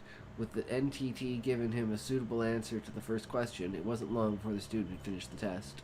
But unbeknownst to the student, the chamber contained anti-NTT detection software that did not explicitly state when one was used, but it had tracked down the perpetrator and stored the relevant data in its system. A few days after the evaluation, the student returned to his class expecting a day to go as usual. However, he was suspended from class for cheating in the evaluation, and the scandal rocked Adabathia's capital. Some thought it was just, while others thought it was not fair. But Burishbal, Chancellor of Adabathian, of the Adabathians National Academic Institute, thought it just. Let this be a lesson to you aspiring scientists out there, Burishbal stated solemnly on a widely televised broadcast. Education must be honest and fair here in Adabathia. It should not even be a debate. By now, the student had become a recluse, but still unwilling to learn from his mistake. Across the Oromatian Sea, the scandal reached the news of Zoranus.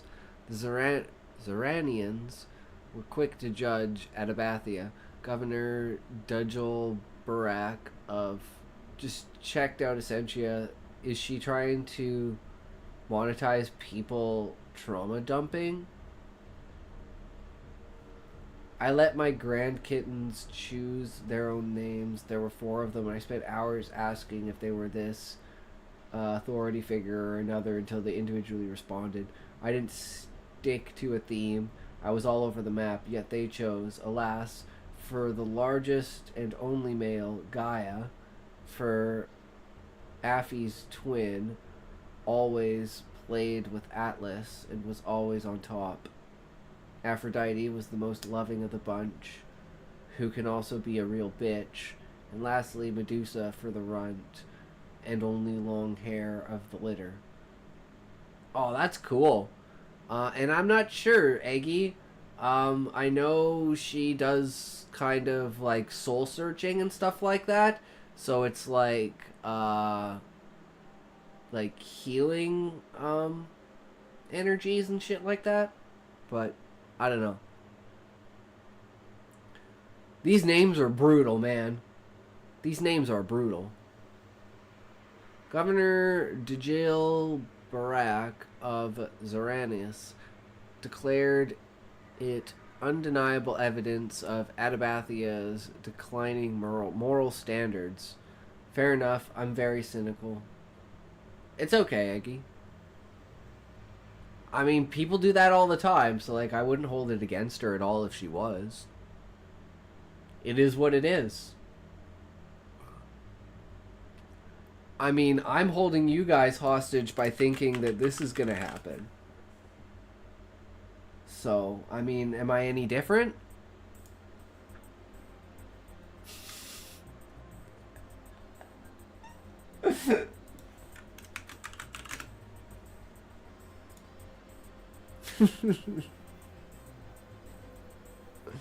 Damn, there's been so many clips. Kickbot is level 2. Holy shit.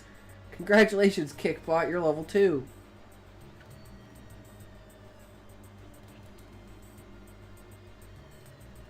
Evidently, she met with the Council of Zoranus, who decided something must be done for the benefit of Adabathia and Randosia as a whole. They would have to spy on Adabathia. They used secret spyware to monitor the lives of numerous Adabathians through their technology. Eventually, Emperor Lofinu of Adabathia found out about the Zoranian spyware. Previously, his priority was wanting to prove Adabathia's superior supremacy over Randosia by sending Adabathians to Randosia's moon. Among them were his brother Frinvos, chief of the Adabathian Space Force, his wife Gavlin, and Tadfu is now following. Thank you for following Tadfu. I hope you are enjoying the stream less than 4 less than 3 plus 1. Hi, sweetie. Thank you for the Pedro was follow, just telling me he's the Tadfew. Arch Commander Welcome, Consummate welcome. And thinks he'd be a perfect match I'll take a for toke us. for that. I'm not that interested. How are you doing, you good sir? smoking? Welcome to the Who? stream. Why? What? Why are you smoking? Maybe. What? When did you start smoking? 1989-ish? So you have been lying. It all makes sense. The filled ashtrays, the burning pine-scented hairspray. Yes, I'll say it. Her 3-pack-a-day voice?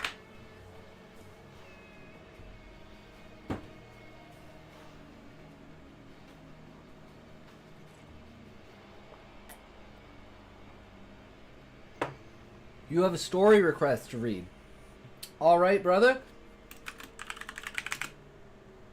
Hop into the Discord and pop into the channel and go to public stories and post your stuff in the public stories, and I will read it when I'm done reading this story.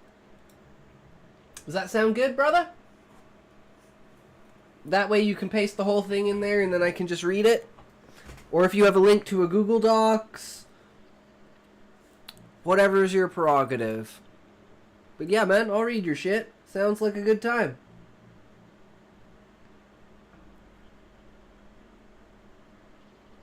Chief Engineer of the Compartment of Science, and 12 or so other astronauts. However, after the party had just landed on the moon, Lofanu's attention turned towards the scandal. In a meeting with his cabinet members, he spoke solemnly. What Zaranus has done to us is a threat to our national security. We must negotiate with them to stop this at all costs. What do you mean by whatever's your prerogative? I mean, if, like, some people have, like, for instance, like, people have posted on Royal Road. I don't remember the other one that other person posted for that story that we had to get off of. Then there's Discord, then there's just posting it in the chat, then there's Google Docs, maybe there's other sites, but yeah, whatever, like, email, like, there are multiple ways to share your story if you want me to read it. That's what I'm getting at. And whichever one is better that you feel if you don't want to join the Discord, you know.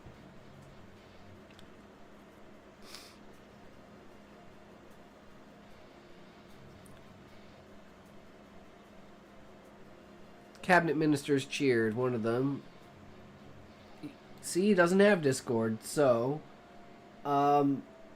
Alright, so you just mean it's your prerogative. The whatever was superfluous.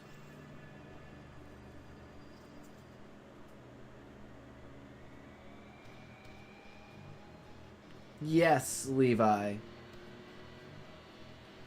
I wrote cat version in 3 days and it's over 60k words. Nice, Sean. That's impressive.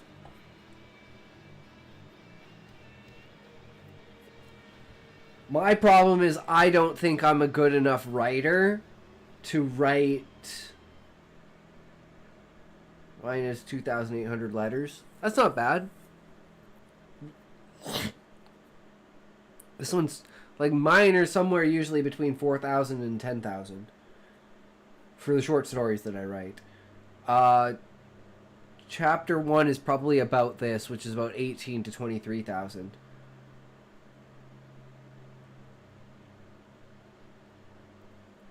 That's okay, Tadfew. Don't spoil it for us.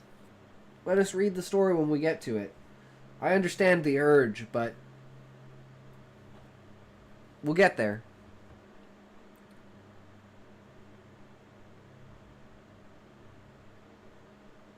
The plot? Yeah, sure.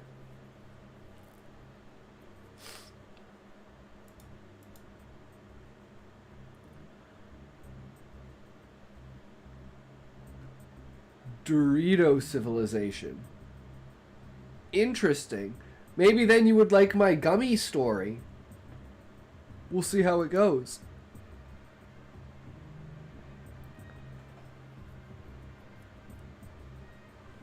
Cabinet ministers cheered. One of them, Jaragar, was an engineer who specialized in particle physics and had spent years developing an antimatter weapon capable of destroying Zaranus. He spoke with the elegance in his voice, one which captured the attention of other cabinet ministers of Adabathia. I suggest we begin using particle weapons to try to prove our might, he said slowly. That way, Zaranus can never dare to mess with us again. There was no opposition, but rather approval from the rest of the cabinet ministers. Emperor Lofinu.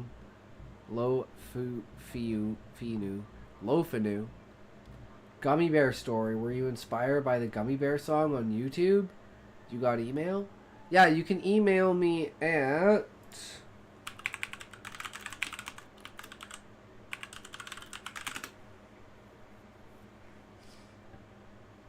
I spelt it wrong.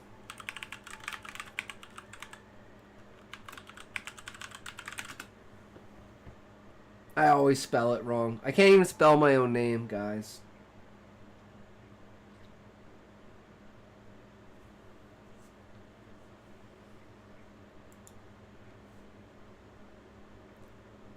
So Emperor Lofinu agreed with his decision. That night, he messaged his brothers, Frinvos, who was getting used to a new life on the moon. Zaranus has been spying on us lately, and I feel like we need to get back at them. Jaragar, one of the highest cabinet members, suggested using atomic weapons to retaliate against them. Well, I feel like you should take a more professional and diplomatic approach, you know what I mean? Frinvos said back to him, don't let it escalate into something it doesn't need to, and especially not at the cost of life. Awesome, sounds good, Tadfew. Do you know what I mean? Lofinu snapped back.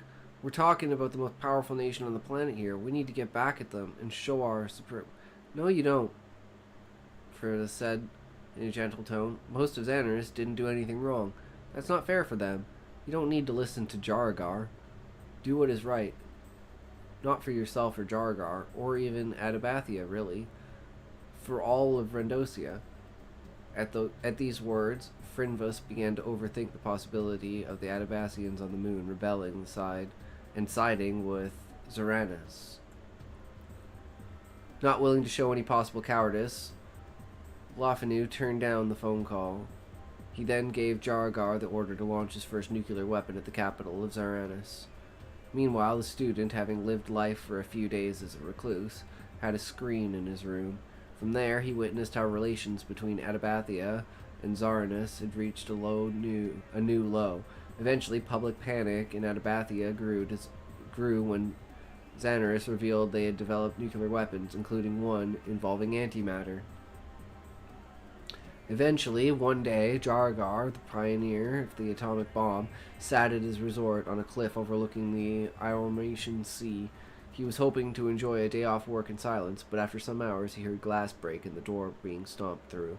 In horror, Jaragar looked behind him. Zeranian spies. Jaragar tried to resist, but the spies were too powerful. They wanted full access to all of his brain children. Where are your atomic designs? They asked him angrily. Jaragar refused to comply until they beat him violently in the head. It wasn't long before he collapsed to the ground, dead. The news of Jaragar's assassination was the deepest low point in Adabathian-Zaranian relationships, and the headline everyone feared came true. Adabathia was heading to nuclear war with Zaranus. First strike was in a heavy populated city in Zaranus near the planet's southern polar circle. Millions died in the first strike, but Xanaris refused to give up a strike. Their antimatter bombs were far more powerful and killed tens of millions in Adabathia. The student had managed to go into a bunker to avoid death, but millions did not have such a relative luxury. The nuclear holocaust was powerful enough to literally blast mountains and volcanoes off the surface of Rendosia. It wasn't long before the long rolling green plains and beautiful blue waters of Rendosia were ravaged by rivers and lakes of boiling lava. A mother witnessed seeing her husband and child be blown to pieces in a major Abanathian city. The islands of Egredia, from which the Rendosians came, were blown to crumble and sunk into the sea. Children began to die from the radioactive rains that followed.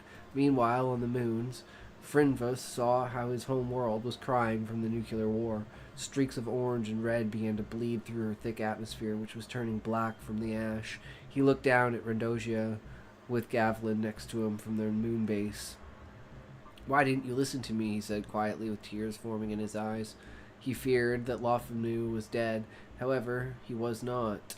Lafanu and his cabinet ministers had survived in a secretive bunker that was safe from all the death and destruction ravaging the surface. Anabathi had lost 80% of its population by now. That's when he made the choice. Launch the super weapon, he said angrily. Perbelka, who replaced Jargar, oversaw the super weapon's launch. It was designed to use metals as catalysts in a reaction that would cause a thermonuclear explosion large enough to render Xanaris uninhabitable. Furthermore, it would drill into Rendosia's crust and explode there, causing tectonic tremors, and so the super weapon was launched, with Perbelka clumsily setting the controls. Lafanu saw the super weapon strike Xanaris. However, after a few seconds of drilling into Rendosia's crust, there was no explosion. Lafanu and Perbelka were confused. I thought it was supposed to explode close to the mantle, Perbelka wondered, and that's when she realized she had accidentally set the explosion depth to 10 times its supposed value within the metal-rich core of Rendosia. That's when the two realized the weapon would explode in Rendosia's core and react with the metals there, creating a huge explosion that would potentially blow apart the interior of the planet. The two waited anxiously for the countdown. The explosion proceeded. 5, 4, 3, 2, 1, and then the ground shook violently. Meanwhile, on Rendosia's moon, Frinvos, Galvin, and Alburn talked to themselves. The nuclear holocaust on Rendosia is horrible, Gavlin said to her husband. How about we send some spacecraft to look for survivors and bring them here safely to the moon? Frinvos agreed. The three went out to see the state of Rendosia and to get a craft to go back to Rendosia. The dozen or so others who had accompanied them to the moon base trailed behind, each considering the welfare of their relatives and wishing nothing but the best for them. But upon seeing its state in the sky, they immediately knew it was too late. Rendosia was no more. Their home world was gone in an instant, violently exploding into millions of pieces. The astronauts on the moon watched with a mix of awe and grief. Their home world was gone. Amidst the mourning, however, Frinvos, who couldn't bear to see the deaths of his brother Lafanu and his parents, turned towards his fellow astronauts with dread. We gotta get down to the bunkers now. A rain of Randosian fragments was en route to collide with the moon, and so a stampede occurred where every last one of the Randosian astronauts had no choice but to book it straight to the subsurface bunkers. They had no time to think about what they would do, or where they would live with the loss of their home world. Val is actually gone. Isn't he on Essentia's stream? The bombardment was gradual and intensified, with multiple tremors shaking the bunkers. Frinvos hugged Gavlin as the moon shook and the lights went out. Thankfully, their bunkers did not collapse in on themselves, and when the bombardment ended, they were confident to look back towards the skies. The bright blue crescent... The bright blue... I've got no one on mine. Who's Val? Are you feeling alright, Muffin? See, I don't know why, Muffin, but I just read your name as different people's names. I fucking don't know why. I just about called you Valium, even though we're talking about who is Valium. I'm retarded. I'm sorry, Muffin. I feel like such a dick. I just keep fucking up your name. It's not fair. I'm sorry, Muffin. I'm sorry. Bad streamer be bad. Bad streamer be bad. True, Muffin. Let's get it up on the screen. True.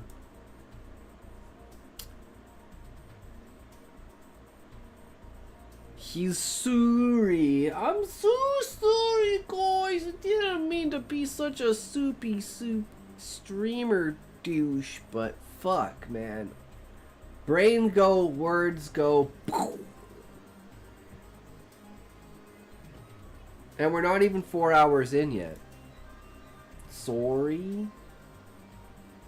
Truly sorry. How much longer you got of this story? Like 4 minutes maybe? 4 or 5 minutes? I'd say. Your Essentia is the channel? Yes, Muffin. That is the channel.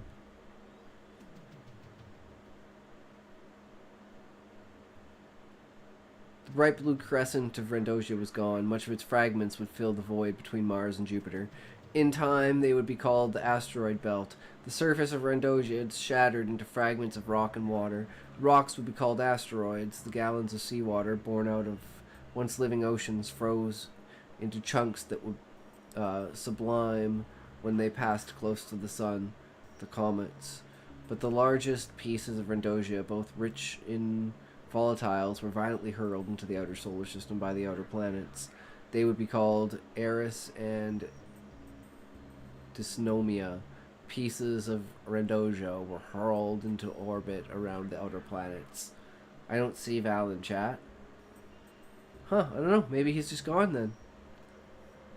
It was then that Frinvos, Gavlin, Alburn, and the other astronauts collapsed into a deep depression. Everything they knew and loved was gone. However, they had other things to deal with. Rendosia's moon had been released from its orbit and was now heading towards the inner solar system. It had, in fact, crossed the orbit of Mars, but Frinvos was concerned with the next planet inward, Earth. Aberrn quickly went back into the mechanic laboratory of the Adabathian base, and after painstakingly fixing the power plants and rebooting the laboratory, computed the moon's trajectory. The results which he handed over to Frinvos shocked them both. He died, lol. True, if he's not in here, he's obviously dead. If you're not in the stream, you're obviously dead. It seems that the moon is due to pass dangerously close to Earth in 6 revolutions, he said dreadfully in front of the other Rendosian settlers. There's a chance it might collide with Earth or be captured into an eccentric orbit within 50 million lengths. This would result in not just the destruction of this moon, but the death of all known life in our solar system. Gavlin and the others were in shock. They had considered Earth to be their last resort in the system, but then they realized that they wouldn't survive the potential gravitational upheavals caused by the close pass of the moon. There were also tons of fragments of Rendosia surrounding the moon, the largest of which was 4,762 lengths in diameter. That alone would destroy 75% of life on Earth if it impacted, which it seemed it would. But the moon would pass within 50 million lengths. That would be enough to cause huge gravitational upsets and destroy all life on Earth. After some thinking, Gavlin decided that they had to nuke the moon at a particular spot and at a particular distance for the moon to assume a stable circular orbit around Earth. The moon would then orbit Earth until drifting away for over billions of years. However, their most powerful weapon required several isotopes, one that Frinvos remembered were common in Earth's interior, and as the moon was slowly turning, they had to make it to the Earth and back in time before the required detonation spot was too close to their base. Frinvos and Gavlin went to Alburn with a plan. You have to get into one of the spaceships and get samples of the lava from Earth. Earth has the isotopes we need for the reaction we need to set the moon in place.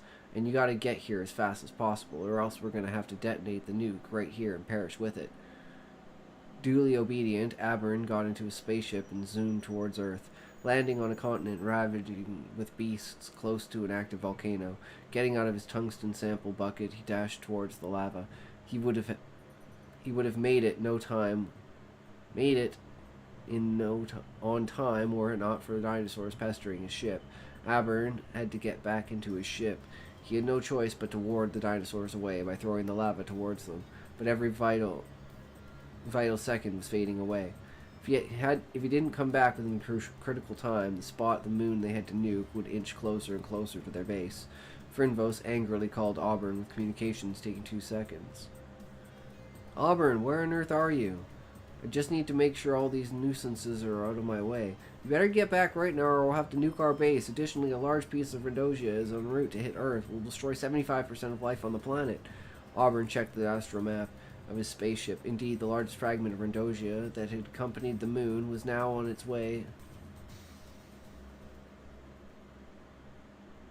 ahead of it, and it was headed straight for Earth. The impact would occur very close to where he was. Without a second to waste, Auburn, having finally collected a lava sample, headed back towards and started his spaceship. He zoomed back through Earth's atmosphere just before the Rendosian fragment smashed into Earth. The impact would indeed destroy 3/4 of life on the planet, and all the dinosaurs. His spaceship had taken the blow from the shockwave quite hard, but it was still working well. Auburn cussed through his breath, determined to ensure both Terran and Rendosian life would survive the catastrophe. Eventually, Auburn landed back on the moon, but Frinvos and Gavlin were in tears. "It's too late, Auburn. If we want the moon to go into a stable orbit around the Earth, we'll have to detonate the nuke close to here. So we're all going to perish." Auburn had wasted no time. "It doesn't matter. What? It doesn't matter if Rendosia's life goes extinct. The nuclear war showed we deserved it. Anyway, but remember what Rendosia's scientists of old have said. We are here to be a guardian for Earth, to preserve its life, which might evolve sufficiently to follow in our footsteps. We need to preserve life, not destroy it.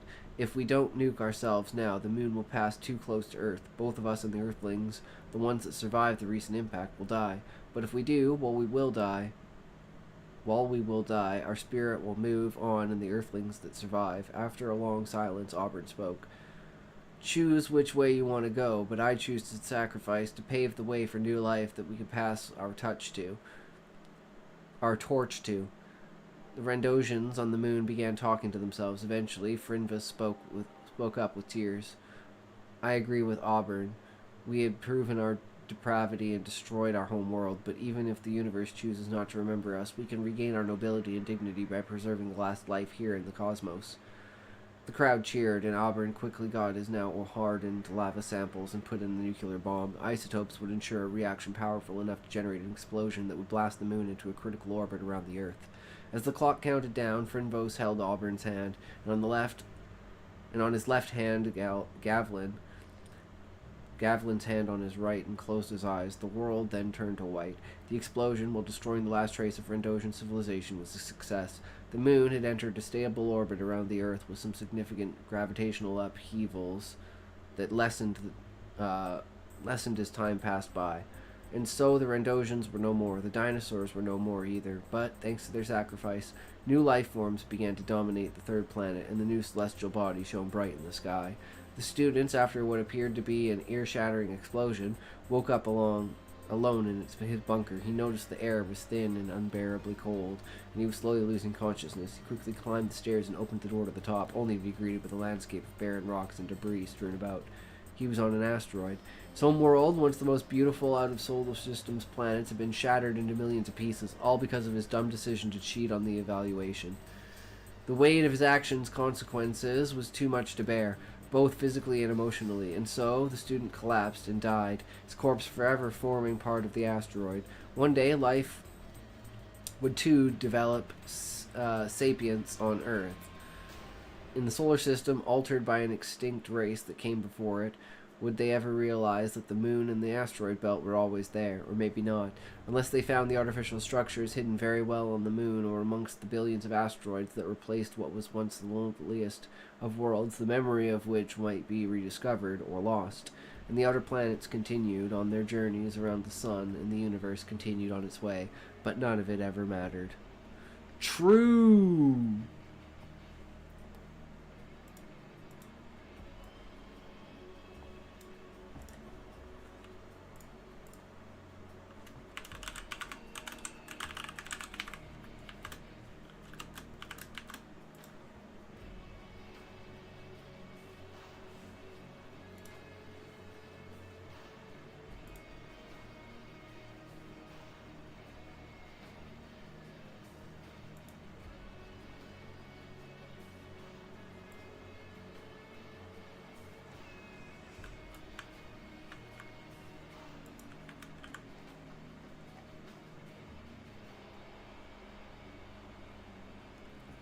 All right.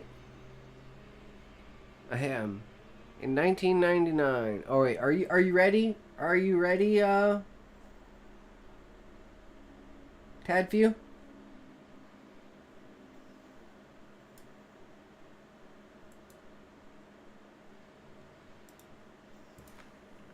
And if anyone else wants to read it, here's the Google Docs.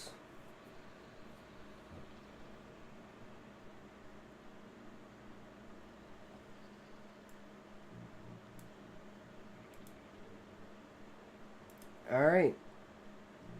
Let's do this. Dorito civilization. In 1999, Dorito civilization was established by 5 different Dorito flavors. They go by the names of Nacho Cheese, Cool Ranch, Flaming Hot, Ketchup, and I don't know, but anyhow, they split into 4 factions.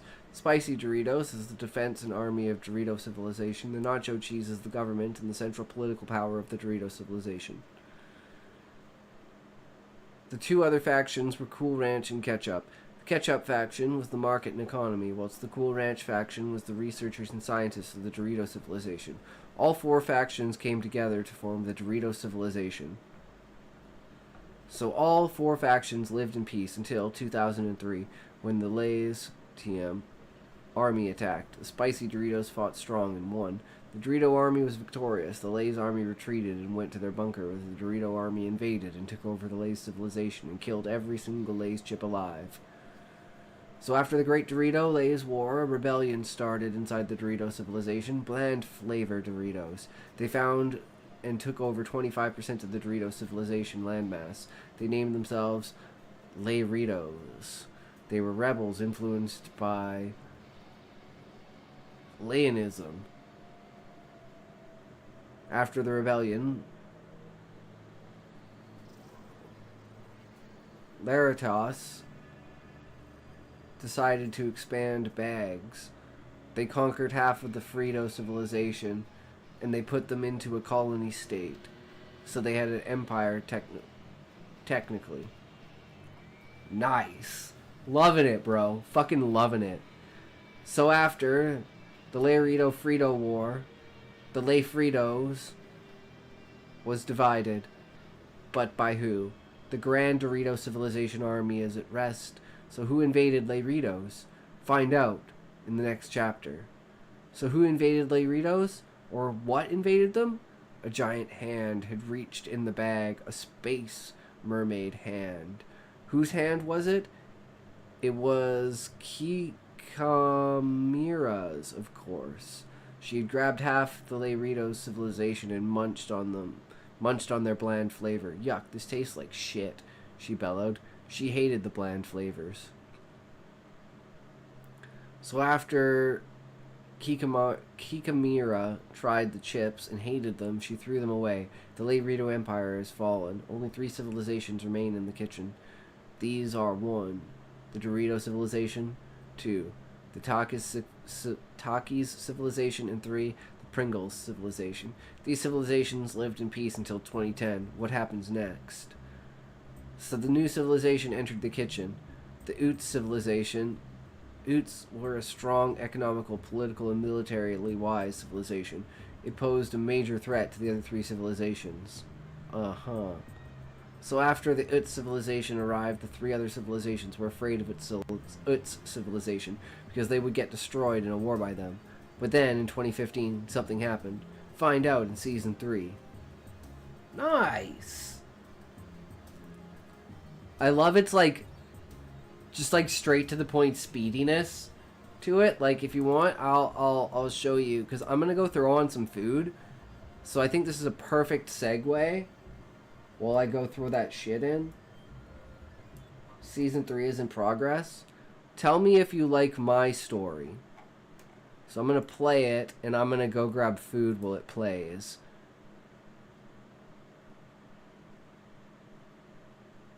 Did I not upload it? Is it just chilling? Am I dumb?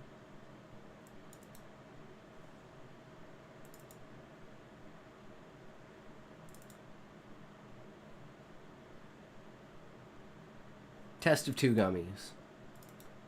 Okay, here we go. So let's go. Okay, I'll leave you guys with this.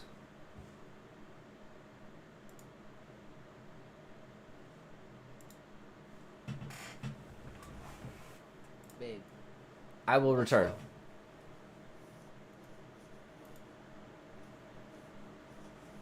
Test of 2 gummies. The sky split open with a wail of Terminus testing the faith of the Reds. It came down, bearing upon the sordid masses. Praise be to the fingers! Let the Reds bow to the Master of Fate and pray for salvation. The leader of the Reds preached as he stared skyward, his eyes wide in expectation, as the fingers wrapped around one of his brethren. Blessed be the red gummy bear, shouted the preacher as he raised his hands to the torn sky. A tear would have fallen from his eye were he not just a gummy. Let the fingers of God escort you to the next plane, my child. We will remember you. Tell the gods of us and our faith. Praise be the hand. The crowd of Reds cheered as the hand disappeared and the sky closed once more. The Greens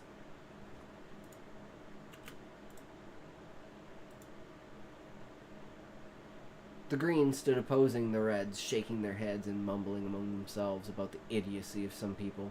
Their leader stood at the front facing the leader of the Reds. He began to speak as the chanting and prayer of the Reds began to die down. Fellow gummy bears, we must all come to an understanding about the nature of the world. We may not always agree, but we should at least have open discussion about how we feel and perhaps some exchange of ideas in order to bridge the gap between those who, by your standards, are believed to be above you. I tell you, we do not wish to compare status, brothers. We only wish to extend the knowledge we have gained in order to assess the situation as practically as possible. He was interrupted by a Red shouting, You only wish to deny our faith and cover up the truth. You believe as we do, but do not wish to be struck from the top. There was a rush of nods among the Reds as the whisper of liars, traitors, fools, and such from the crowd. Their faith would not be broken by a simple calculation which by all rights could be fake.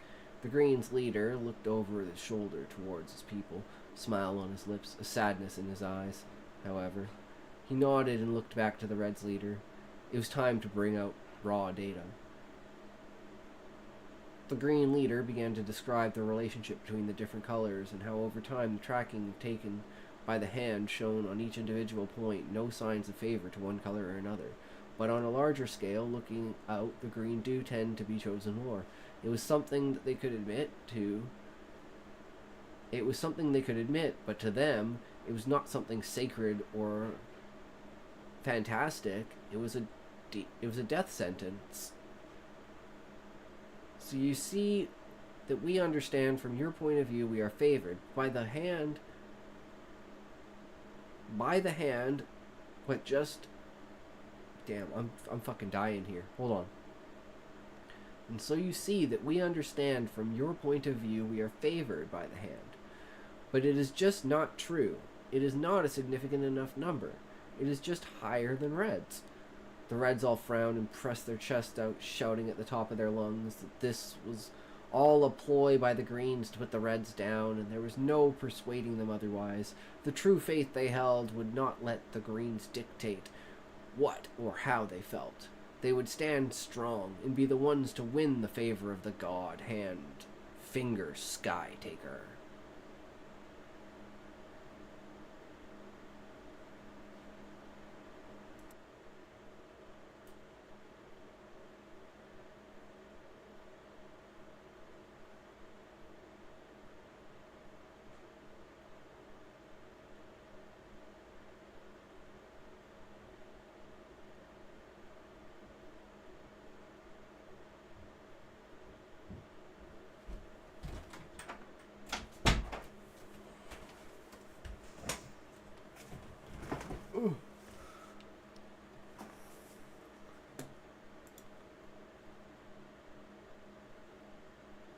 Muffin has a Valium crush, methinks. Val, you abandoned us.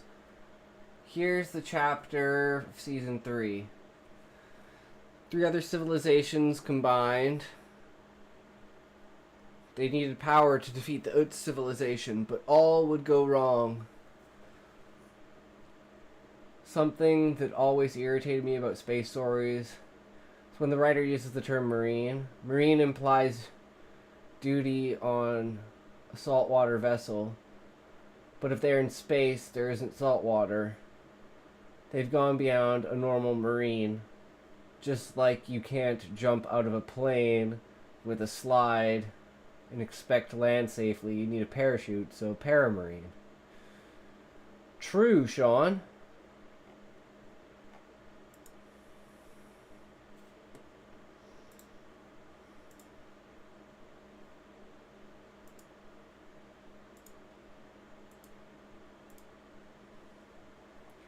I need to be a god on Kick. Oh, true, Muffin. True. Here, hold on. Let me make you god.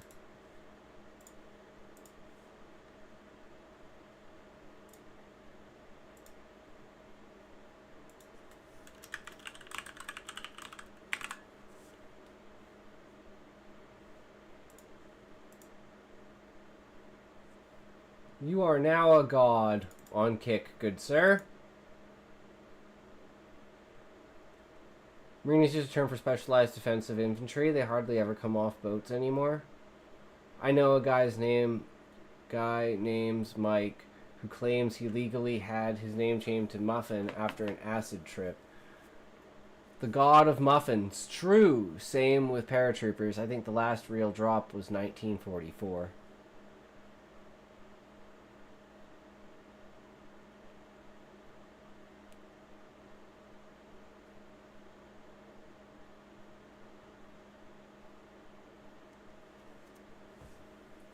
All right. So, unless anyone else has a story they want to read. If you're in space, you're still on a vessel, so Marine makes sense, IMO. Yeah, it all depends on, like, how you envision the language to change over time, right? And like I always say, no matter what you do, someone's always going to hate it, so just do whatever.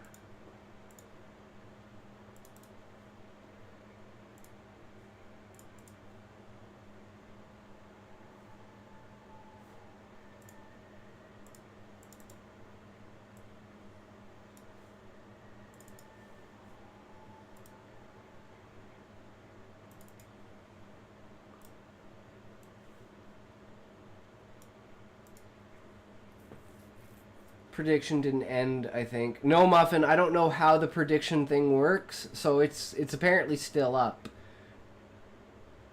Time traveling back and joining the World War II Air Force so I can ask my fellow paratroopers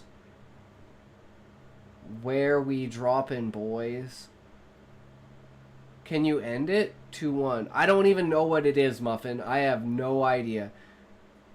Into a tree and getting a severe spinal injury, mostly. Marines are the troops that make a foothold on enemy-controlled land.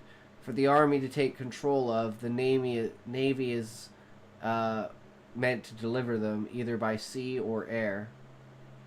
Go to mod view.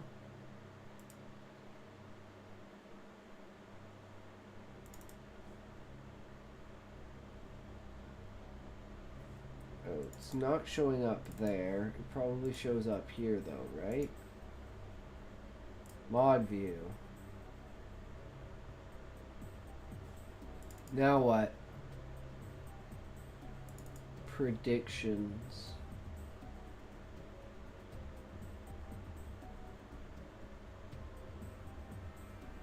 Predictions.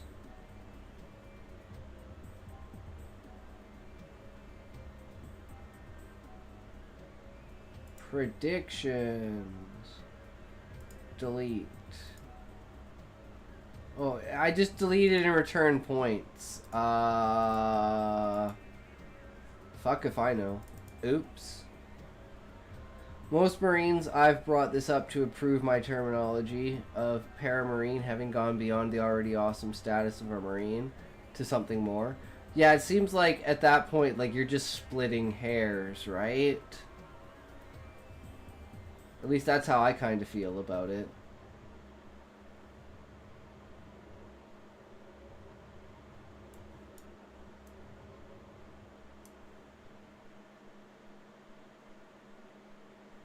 Okay, I think we're just gonna resize this bitch, because for some reason it's all fucked up.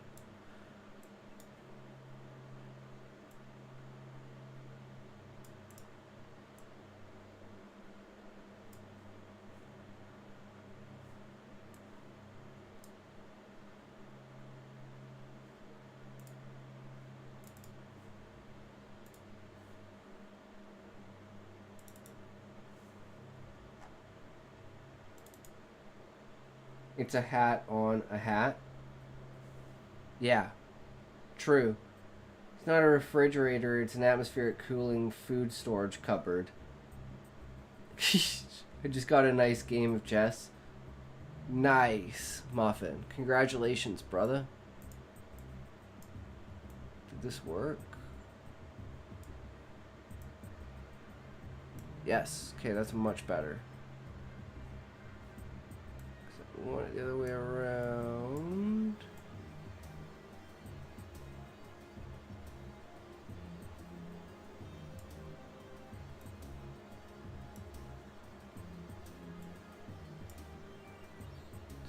Try that.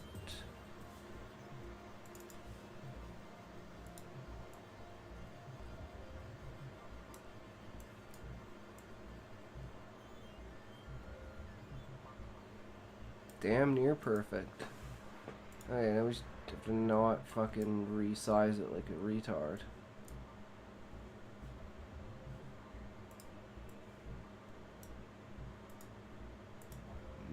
Change font back to 24.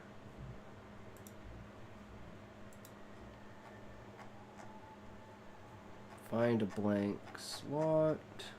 Heard noobs get anything under 87.5%. 87.4% accuracy and played like a 1900. Jesus, Hecky.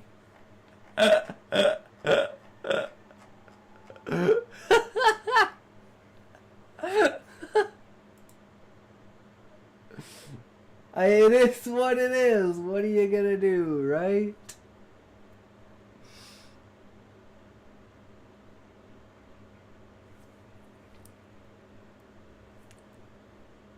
Play against me and see what happens.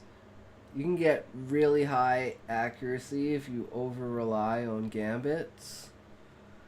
You guys have lost me with your chess terminology. I'm not that privileged to be good. Sure, I'll save us time. I'd get 87.5 and 1910 rating. I don't do many gambits. Don't even know what that is. But yeah, I need to open a window. It's getting fucking hot in here.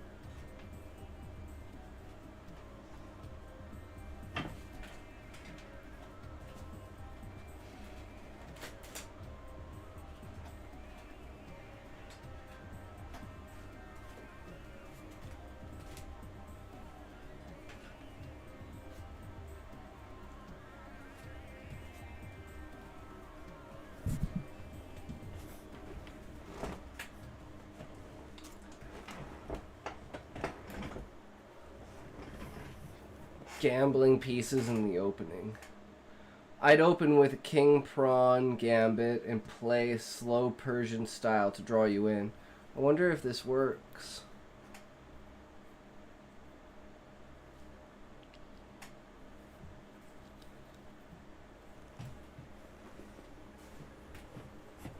With a king pawn.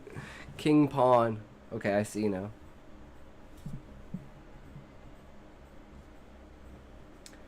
Make your own version of Dorito Civilization? I mean, I could, but the story today is supposed to be about backstory and making you feel for the character. No King Prawn, it's based on the Thai gambit from the 1700s. Eggy, you sound like you know your chess. I do not. The backstory of King Dorito. I mean, I could.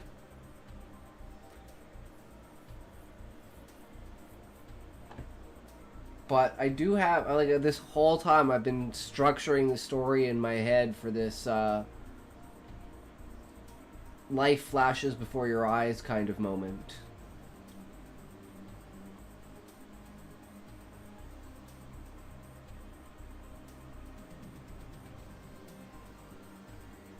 And it's another, like, how close can we get to staying on the outline and referring to the outline as opposed to backing away from it.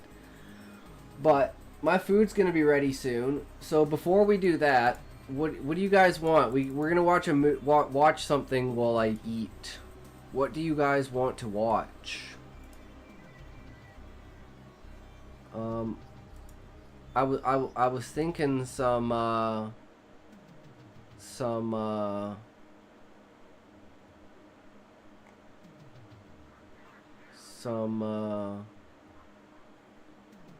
isn't there another one that he posted, or is it just on the VOD of today?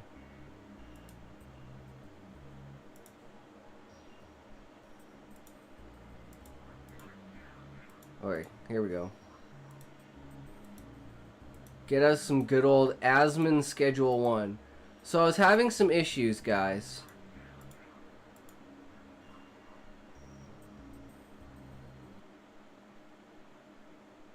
Uh-oh. Okay. I was having some issues. It's bro on the tendies and chocolate milk. It's actually pizza. It's stuffed crust pizza. The funniest thought of Wishbone from PBS. Just as a joke, mind. What's the story, Wishbone? What's the tale today?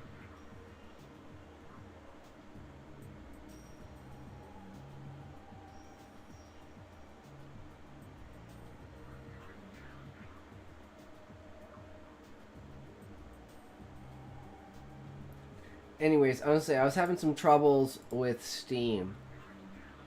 I tried to buy Schedule 1 and it wouldn't let me.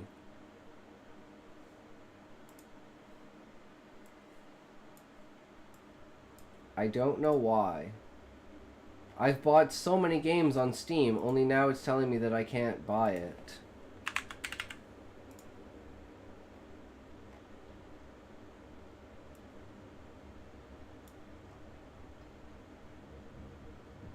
But I have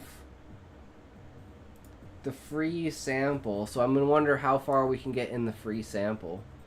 So you want to buy and play a silly, cartoony, drug-dealing game. Yes, Muffin. Yes. Can't think. I'm burnt out with YouTube recently. Well, here we go, guys. We're going to watch Asmongold plays Schedule 1. That's right. It's the easiest money of my life. All right, let's go ahead and buy this. So we're thinking about getting chili. Let's get 40 chilies. And let's get some batteries too. Chilies and batteries. That's what I was selling, right? Was that what I was selling? Is that the lava dick? Lava dick. Chili and batteries yes, right. makes lava dick. Oh my god, that's great. Alright, now I can't do anything with that yet. And I gotta put it in there, that way they can get to work. Put it in and get to work. I like his language. Okay. And I also had a drop too, I forgot all about my drop. Okay, so... I'm trying to remember what this was. Packaging station.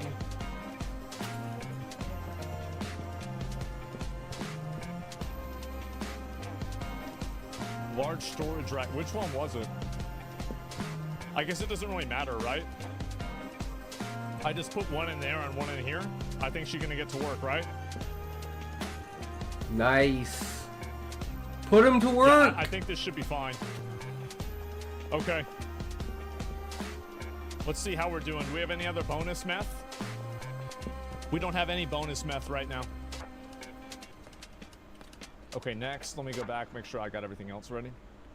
All right, good. And I'm not gonna pick up the dead drop right now. I'm gonna get Molly re-upped right now. Okay. Cops. Not for a little bit longer because of that situation right over there. Okay. Now let's go ahead and get Molly re-upped. Trade you some items. I'm gonna get Molly re-upped with 20. With 10, I mean. All right, let's do it. You finally got the skateboard. Okay, let's not do it right there. I'm gonna go back over here. It's like just like in real life. Stack? Yeah, no, we are. We're good. Let me get Benji re-upped as well. Benji's in his house. He's not working. Another $600. Pretty easy amount of money. And I'm gonna give him 20 right here.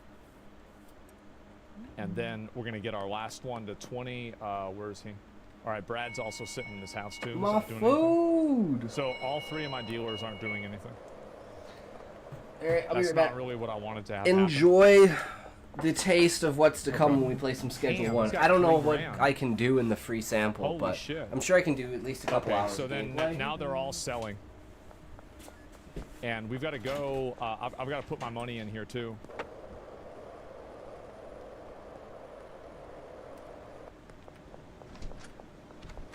How we doing? Okay, that's almost finished. We're gonna go back over here now. Go to that post office.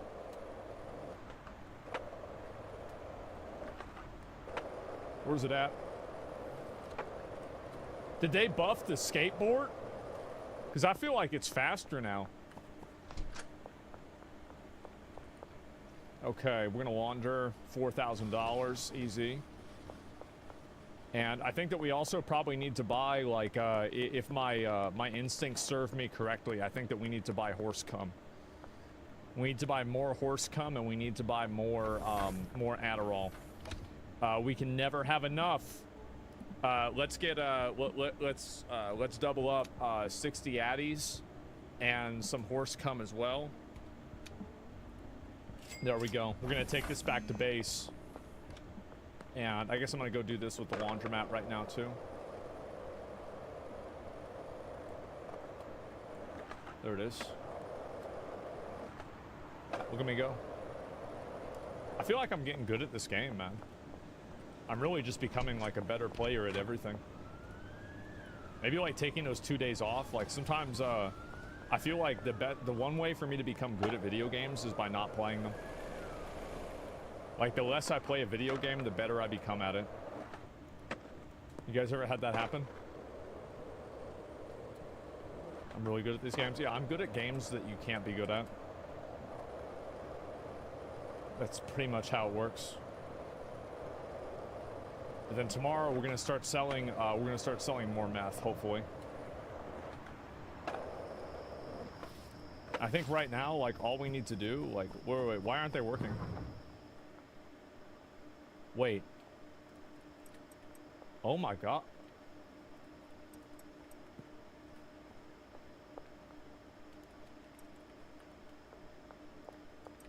God damn.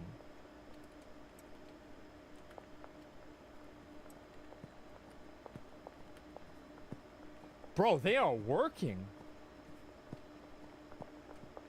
Holy shit. Trent needs a lava dick. Counter offer, double lava dick, 420.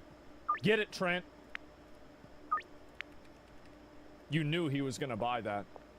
I'm gonna make sure there's nothing up here that I want to hold on to. Nope. And then we don't really give a fuck about any of this. I probably could go bag this, but I'm not even gonna worry about it. Okay, so then we got everybody working here. Everything's good. And so like now we need to be thinking about, okay, so I need to do an order. I'm gonna do an order right now, a delivery. And we're gonna delivery more horse cum. This is a big horse cum situation. 160 and 160 again. And so this is a $3,000 horse cum. You can order 2 cars. No, it's okay. And that way I'm going to be stacked up and good to go on this. Keep the cum flowing, I will. And so this should cover me for quite a while, actually. And let me go back over. I'm going to get ready to start selling. I think the next thing we need to be thinking about... You know what we got to be thinking about, boys? $50,000 house. 50,000... I'm going to sell her. You want to buy something? Yeah, you do. There's one. You want to buy this for... $195. You stupid whore. Okay.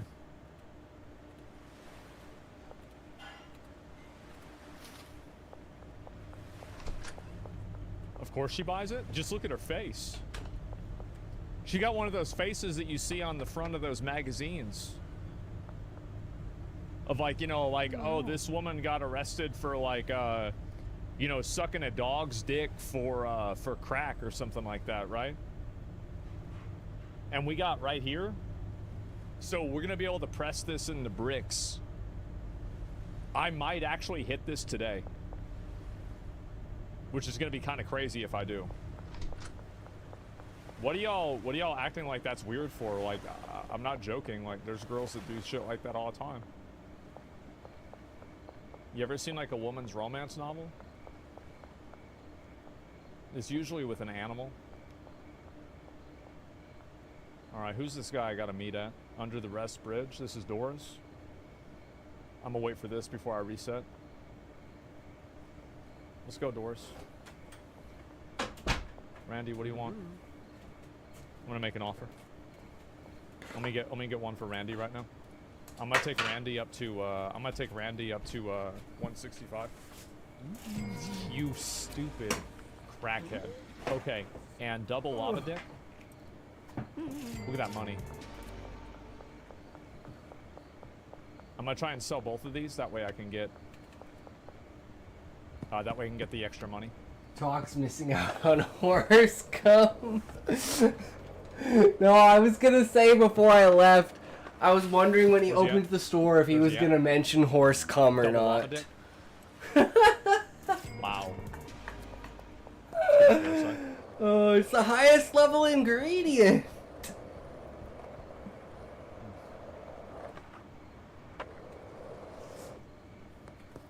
Gotta be what, hustler level 4 to buy it? I don't know exactly where these people are. Okay, there's one this way. I'm gonna skate. Yeah, what do you guys think of it so far?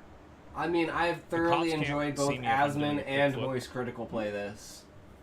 Okay. So I'm like, I'll probably check it out. Like, I wanted to play Card Simulator, but I never got around to playing Card Simulator. So I figured this would be the next best thing. I'm making so much money. I'm just gonna start off with weed, man. Triple lava dick. Oh my god. Okay, now we're going home.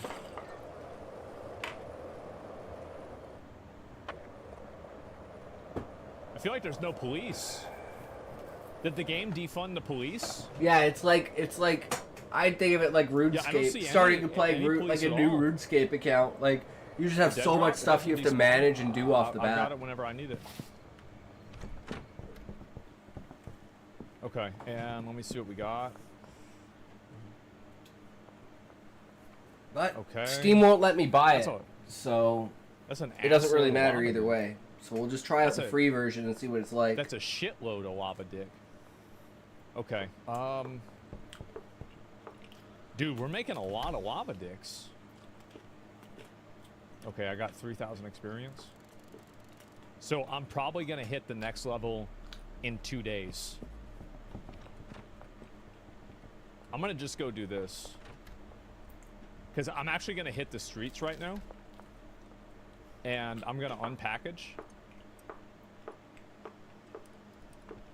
We're gonna unpackage this right here. We're gonna get this. Wait a second.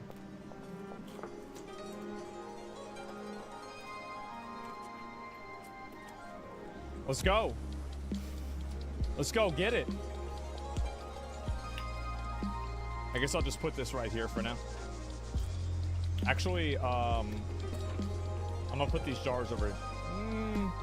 I'll keep it. Yeah, I'll just keep it here.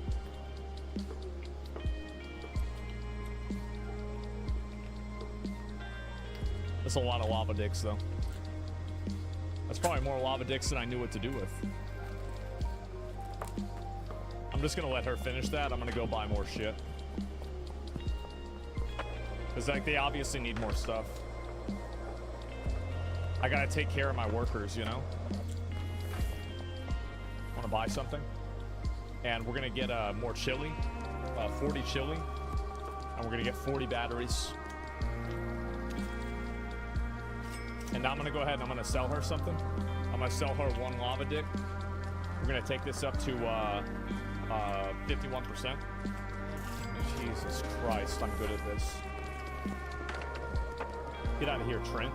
Fucking retard. Here we go.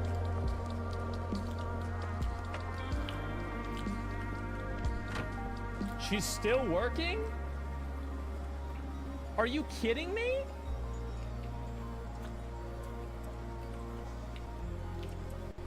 The fuck is she doing? All right, I'm gonna just go get more. I'm gonna get more, it's okay. True. It's not a big deal, guys. Let me get a 40 and 40 again.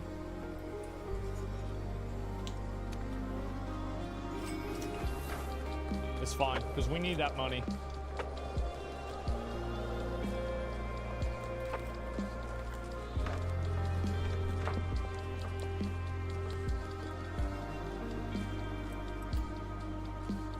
Oh my God. What are these hoes doing? Jesus. Here's a freestyle chess battle happening between All right. Cooking Haru meth. Nakamura and Vincent Why isn't Taymor. this? The fuck is this? Woo! Right over my head, Muffin, but I'm guessing that Is there a means there's a problem? that's a Yeah, game there's a between problem. Flash and Sulky. We got a money malfunction. Coleman, sup? Why didn't... Wait, did I miss that? I'm sorry, Coleman. Jesus, this is taking forever. Coleman Alright, 66. get them back up on the bags. I missed you, buddy guy. I'm sorry. Carol ain't getting paid, Baldy? No, she is. She probably shouldn't be getting paid, but she is. I'm actually so mad right now. Do I have my delivery on the way? Okay, I have my horse come delivery. Thank you. Thank you, Carol. Wait. Wait, what? Okay, alright, there it is. It's fine. Okay.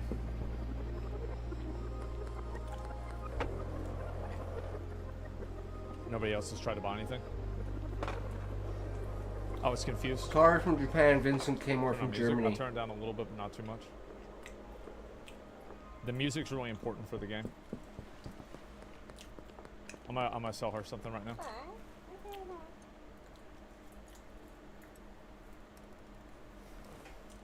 Damn, bitch. Okay.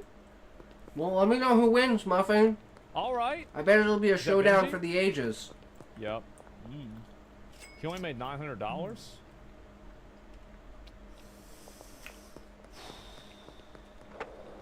I'm not liking the sound of that, guys. We're really not liking the sound. That is not hustle behavior. I'm not liking that at all. Raku's from Japan? I figured he was Japanese. American, least this since his guy's out English is working. very fluent. What A about this lot of Japanese speak very fluent English, especially if they're like representatives of guy? international, Okay, a little bit at more an right international level. there. See, I've got to go out on my own, and I have to start hitting the streets and selling. It's kind of like because like my respect dealers, thing. like they're doing okay. Like If we're gonna speak your language, better speak it right. You know, especially because we're representing the homeland. At least this guy made some money. Let's talk to this girl. No? Okay, fine. Okay, nope. What about you? There you go, Philip. All right, let's get it, Philip. Jesus, that was easy. $165 just like that. Okay, fine. What about her? What about her? You want one? Jesus. Jesus, that was so easy. And now we gotta do the horse cum. True. Cops? If I'm on a skateboard, they can't stop me because I'm just too cool. It's also in Piachi. Okay. Now we gotta get all this horse cum relocated. Regaisi. Also Magnus Carlsen and relocating Biano Curiano. Yeah, now we have to relocate the horse cum. I'm sure I butchered those names to hell. There we go. It's a very good day for me. It's a great day for me. And I'll go ahead and take this back out, put this back in. There we go. And I'm gonna go ahead and just take every name except Magnus Carlsen. I'm feeling like we're really operating on like a big dick surplus right now. Let me see how we're doing on money. That's good on money. That's good on money. That's maybe a bit more on money on this one. Let's get maybe 600 on money for this guy. And then let's talk about this guy. Let's get him like maybe up to like maybe 800. That way I can start making money. Can't you just hire someone to unload the truck? I don't think that works. Maybe it does, but like I'm not sure if it does. I don't think so. I have a lot of product right now. And so right now we need to be thinking about actually let me see where I'm at. We need to be thinking about making a lot of money. And the way that we make a lot of money right now is that we have to be selling to people on an individual level. I'm gonna just put 4 on him. Like, I feel like he's stacked, right? Cocaine makes 800 per deal. Well, that's the thing, right? Is like, but I'm not cocaine yet. Like, we're still selling meth, and like basically what I'm doing is I'm selling meth right now myself, since there's a higher margin on it. And I'm gonna get Benji caught up. Okay, there, he's at $1,000. That's actually pretty good. And I'm gonna get Benji at 20 of these, right?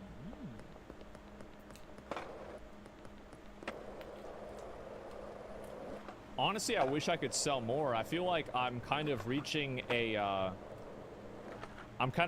cap. Like, I'm even thinking to myself, like, maybe the right option is to, like, lower the prices.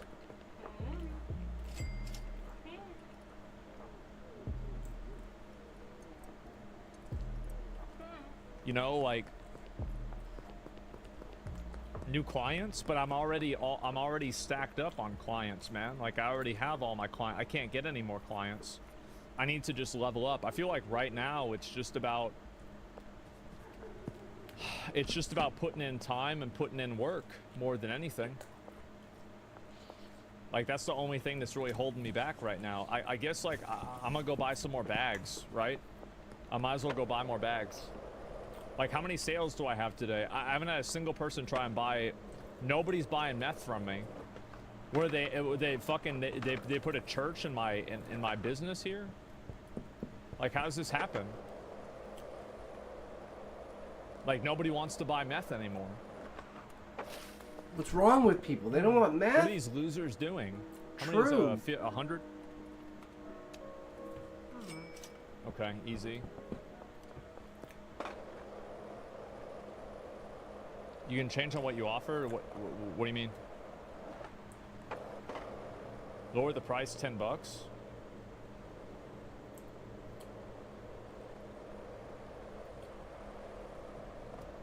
You really think I should do that?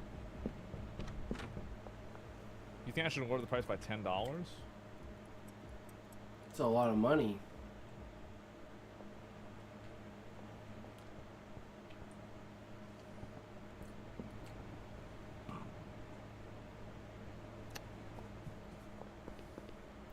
While you're dealing, knock on doors? Yeah, that's a good idea.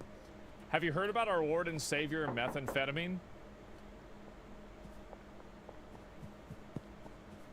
Would you like to buy some meth?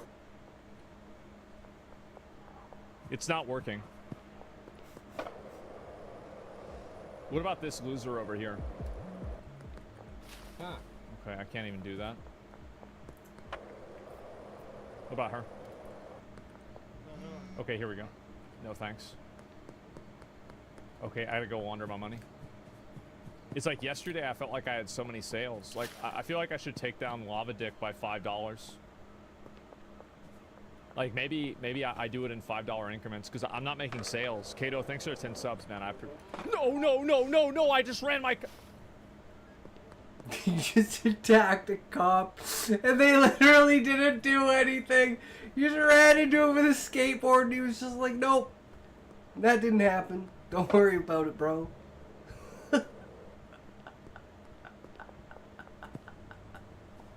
That's some good shit right there. That was scary. Literally knocked the cop over. How close are we? Just wait. There it is. It's $8,000. How can I have more people buy drugs? Like, please, you don't. Nobody wants to buy drugs, man. This is the worst day of my life. I'm gonna buy more horse cum. We're gonna get 40 and 40.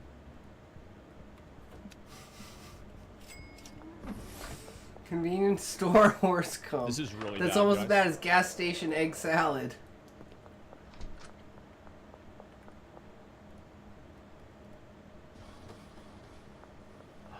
I don't know what to do. Make a better mixture of the meth?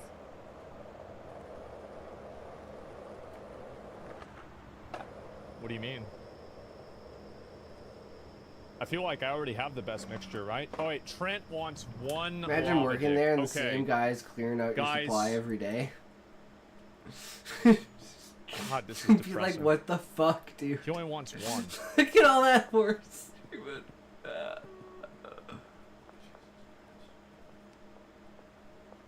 Counter offer.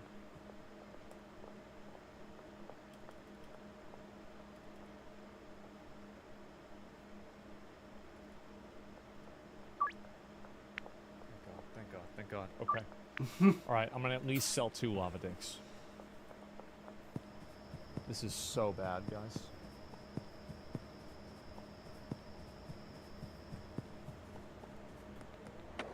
Get more customers? I can't. Don't you think I would have done that if I could?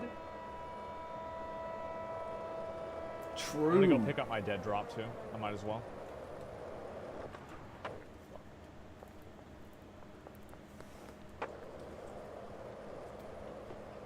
You have not checked the app once? What the hell are you talking about? Yeah, I have.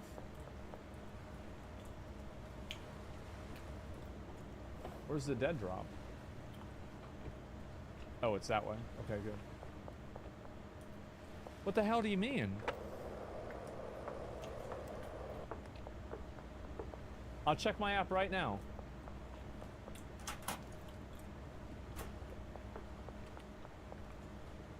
So, there's nobody that wants to buy anything. The dealer app, 8 assigned customers, 8 assigned customers, 8 assigned customers. They all have 8 assigned customers.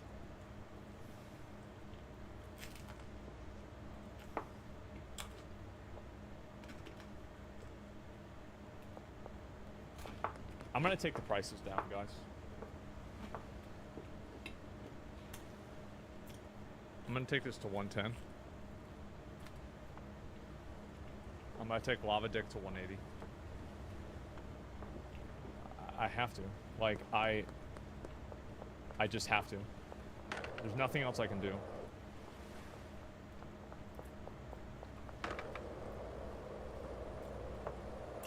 Lowering his standards. I don't Jesus want to do Christ. this. Like, I think Lava Dick is worth more than that, but the problem is nobody else in this city, like, they don't understand me. They don't. The only person that thinks that is me. Basically.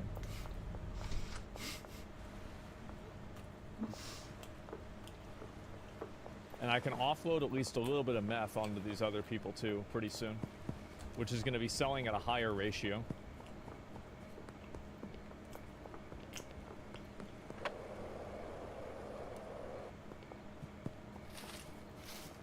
I don't know, guys. Like, it's just not looking good right now.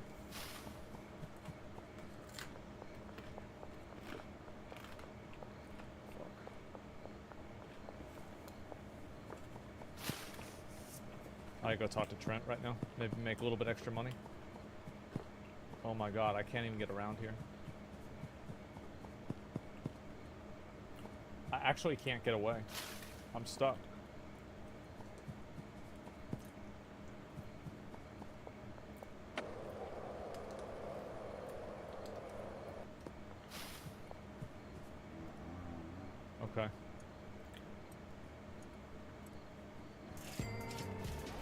Okay. Okay, here we go. Make an offer. I'm gonna sell her 3.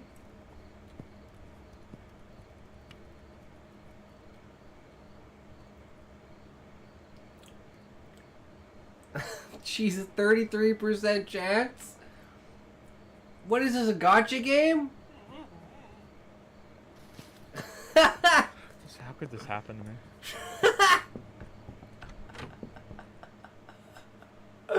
Oh my god. I'm not greedy. I want them to get as much meth as possible. I want them to be happy. What's wrong with that? True. What do you mean I'm greedy? This is ridiculous. I didn't even make that much money. Okay, all right. Today I've got to. All right. Next level, I'm gonna get the bricks anyway. Okay, like this is my last day. All right. We're gonna hit the streets. We're gonna start selling to everybody that we possibly can right now. I'm selling 20 lava dicks no matter what.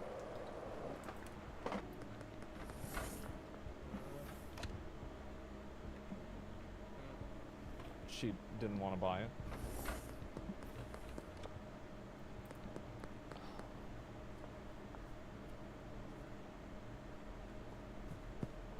Take all the customers from your dealers and then message any you get a sign from it at midnight. So you think I should take all the customers off of my dealers and then I do only direct sales? That seems like the biggest mistake, bro. Like, yeah, that seems like a big fucking mistake.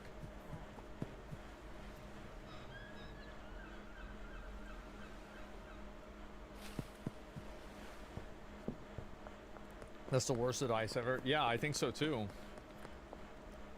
Okay, what about this guy? No, he already went inside. Oh my god. I've got to wait to make money, man. Have you seen the contacts tree?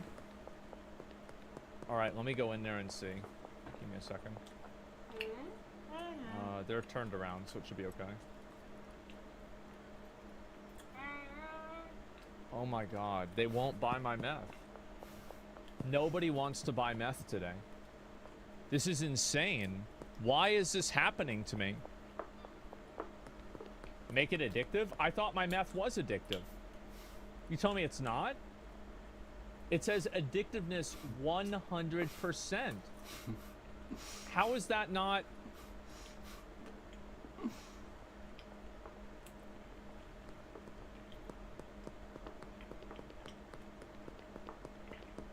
$180 is crazy. You guys said I had to put it at 200 before.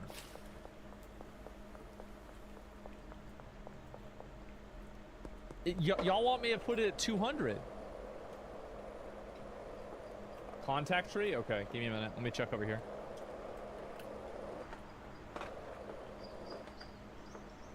$125 times 1.6.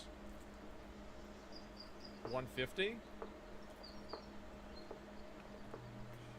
Let me take it down to 170. I just feel like now we're selling at such a low amount. What about the white gruel? Like, should I take that down?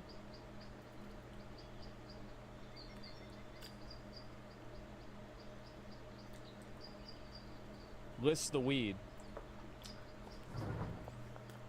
You think I should start selling weed myself?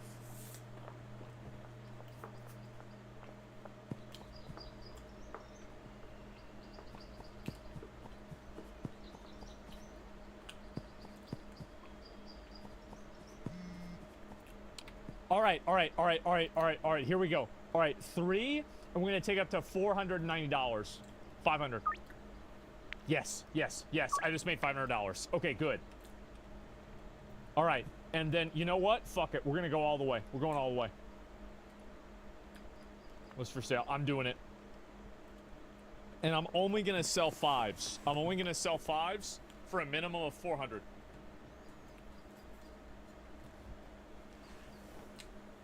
Where are the buyers?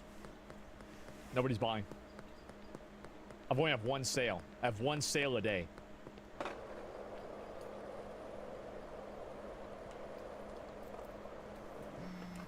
Yes. Okay. Peter, okay. Counter offer, and we're gonna do 3 lava dicks for 500. Late night again. Okay, good.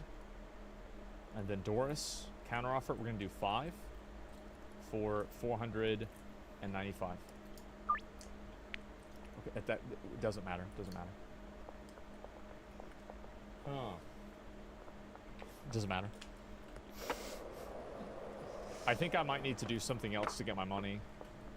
I think I might have to start gambling.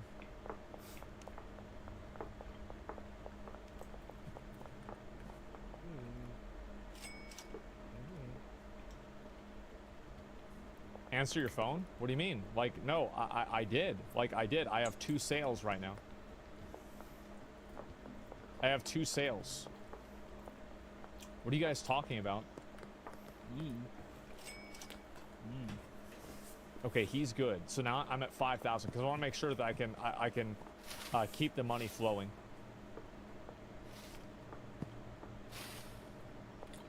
Unlist, relist works. I think it's bugged out too. I think everybody wants to buy the drugs, but it's like bugged, and that's why they're not buying them. That must be it. Oh, wait. Greg. Counter offer? 500? 5. Get it, Greg. There it is. All right, so now we have 3. Unassign and reassign all your dealers' customers. Let me spend today just hitting the streets. Okay? Okay, never mind. All right, you don't want a. All right, let me go to this person's house. Okay. Oh, Right, let's go to this person's house. Damn, the pizza's good. Okay. Prices are too high. No, guys.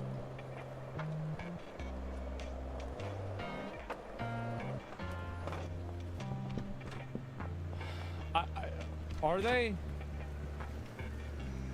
No. See, now they're everybody trying to buy. Everybody trying to buy. Everybody wants it. Everybody wants it. Everybody wants it. Let's go. Look at this. Look at this, guys. Look at this. This is me. This is me. This is my life. All right, I'll be right back, and then we shall This is a big start. lava dick. See, okay. All right.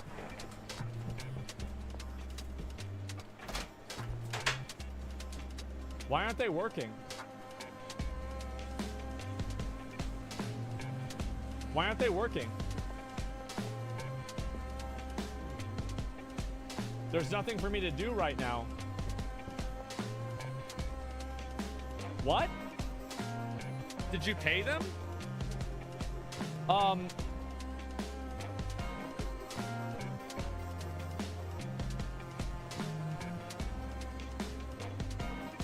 Yeah. I think I'm gonna have to restart the game, man.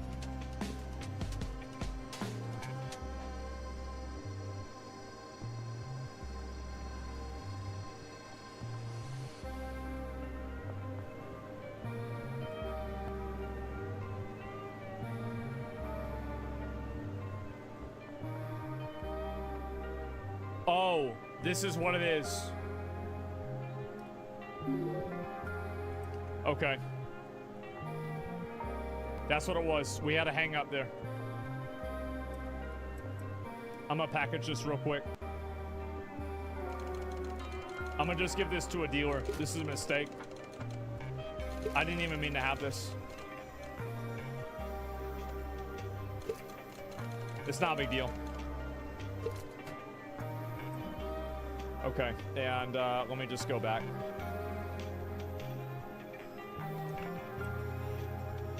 Yeah, see, that's what it was. You have to understand the people. All right, now, all right. Let me get back to it. Let me actually, products. And I'm gonna take this up to like maybe 130. Okay, like this is 130. And I'm gonna just give this to this. Okay, I'm not. I'll give it to somebody at some point.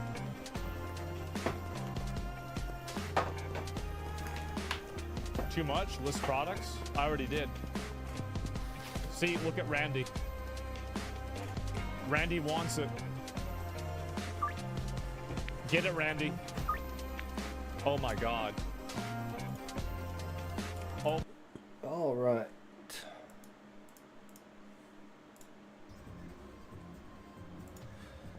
So, plot.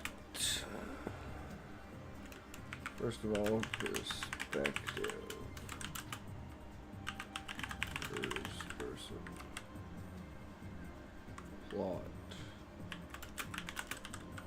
Those are in control.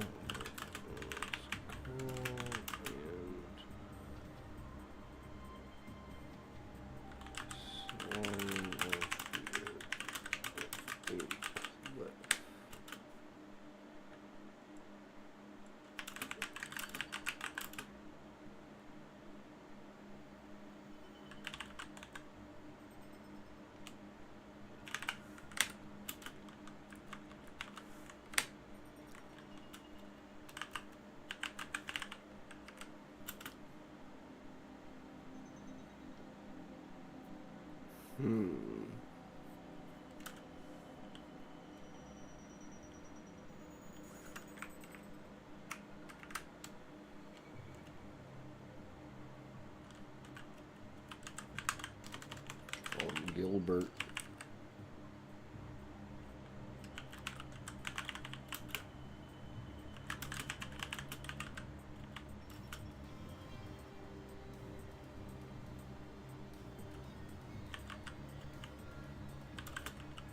Hey Eggy, you said below 85.5% and is bad, right?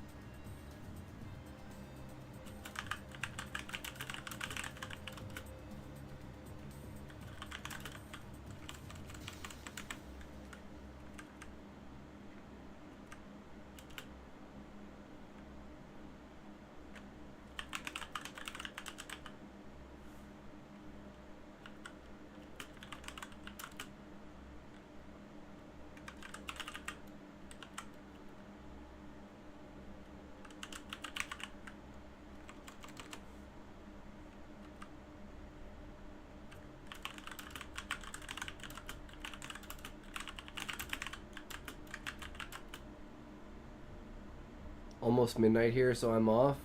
It's been good hanging. Alright, sounds good, Levi. Have a good night, good sir. Thanks for hanging out.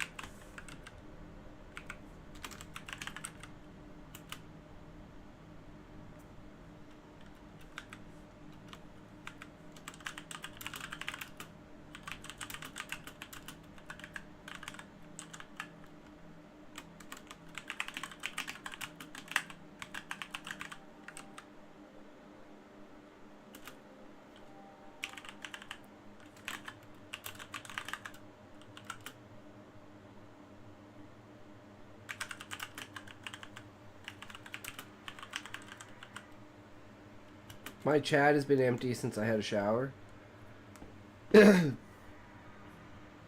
Well, pro tip, Muffin. Lurkers are your best friend. Just appreciate them hanging out, and if they're not there, well, one day they will be. Can't always win, right? People like to come in at the climax of the stream.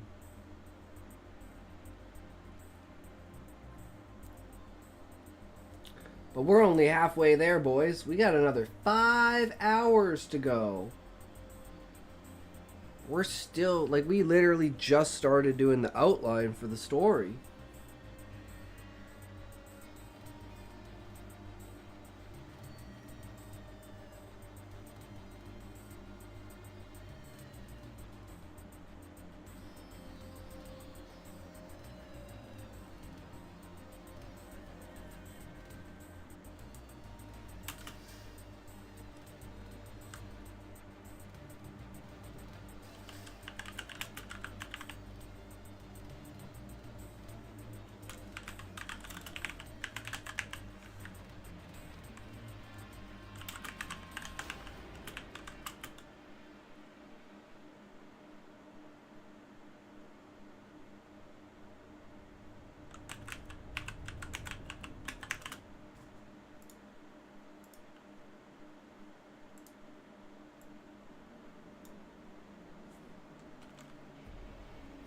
I've been playing chess for 3.5 hours. Nice, Muffin. That's crazy.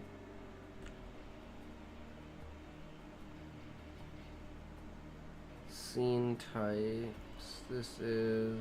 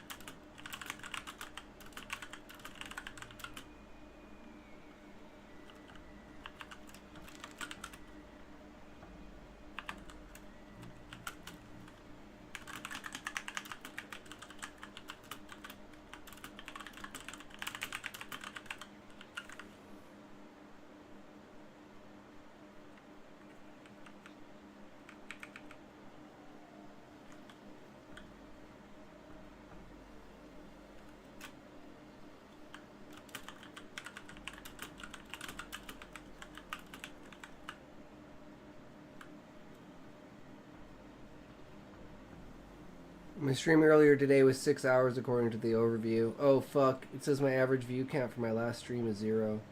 Max was 3.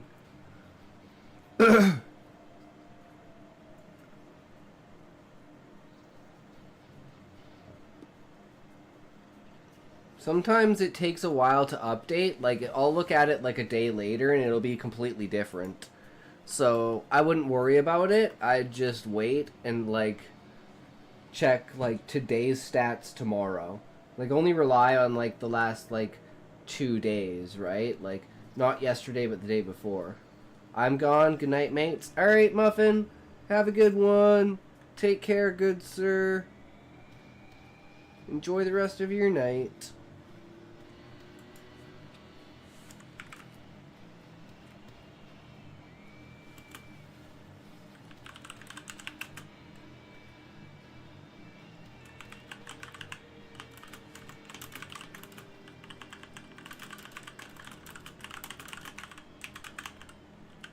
I may stream over the weekend. Alright, yeah, no worries. Sounds good, Muffin. Being consistent doesn't necessarily mean stream every day. It just means the day that you do stream, the days that you pick that you stream, just make sure you do stream on those days. Because no one expects everyone to stream every day like I do. I'm, like, crazy. Anyways, peace.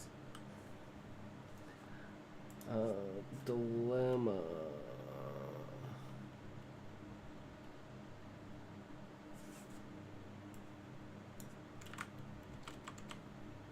Bed and brushes. Team. No time to shave. Showers instead of shaves.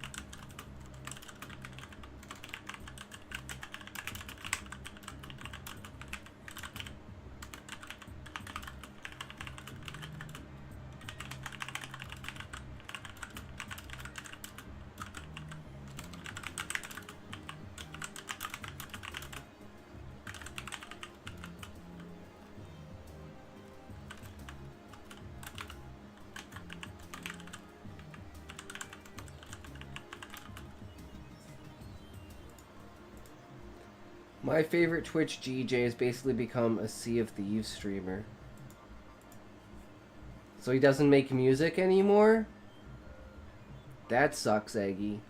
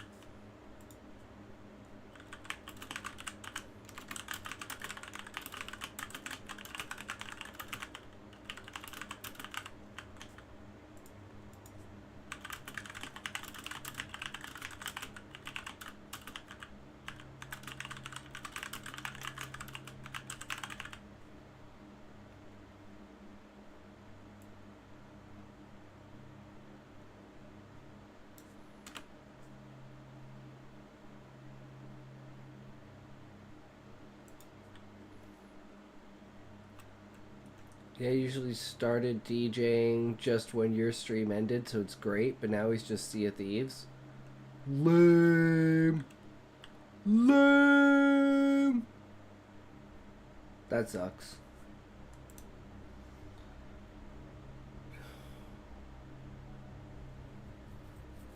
You'll always have me, Eggy, I swear. I know that's kind of a big statement to make, but I hold myself to an even higher standard than that statement. So, yeah, that's why it's like I try not to play something that would be boring unless it's like a new game only once on stream, or it's like StarCraft, where it's like I'm just doing it for nostalgia and fun. But yeah, I think Monster Hunter's entertaining to watch because I watch people play Monster Hunter. So I'm just doing what I think is entertaining to watch using my own standards. Cuz it's like, who better to use than my own standards, right? It's like you have to use some standards, so why not use the standards that I use when I click through stuff or watch stuff? It is what it is. But I absolutely love creating and writing, so I don't think I'll ever stop doing that. It may become a smaller part of the stream in like a period of time, but has different beasts and is hard. Yeah, as portrayed by both, actually all 3 attempts at Zoshia. It's not a good time, guys. SOT is just AI skeletons, 99%. Lame. Sounds pretty bad. I've never actually watched anyone play it. Alright, sounds good, Eggy.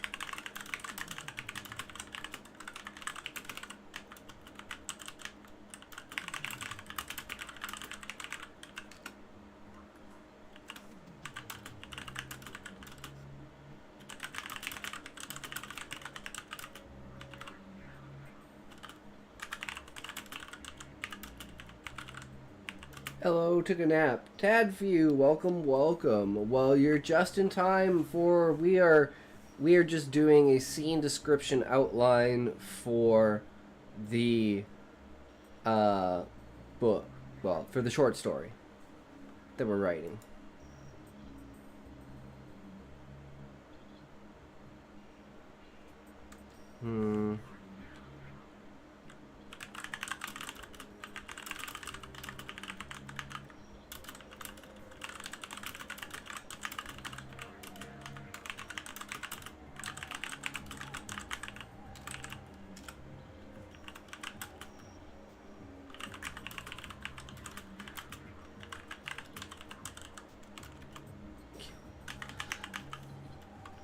I beg with all your might, make a origin story about King Dorito.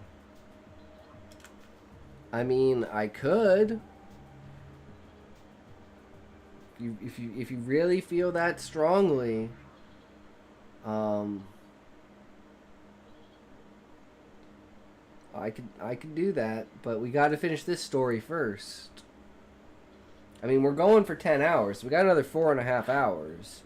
So, and this outline didn't take nearly as long as the other one because I'm just trying to be, again, as direct as possible. His first car.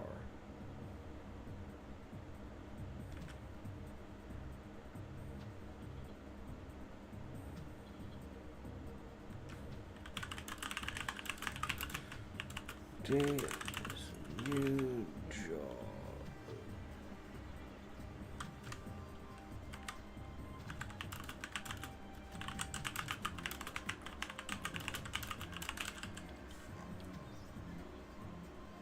Okay, so we're gonna try something new, and we're gonna like move this kind of like in here.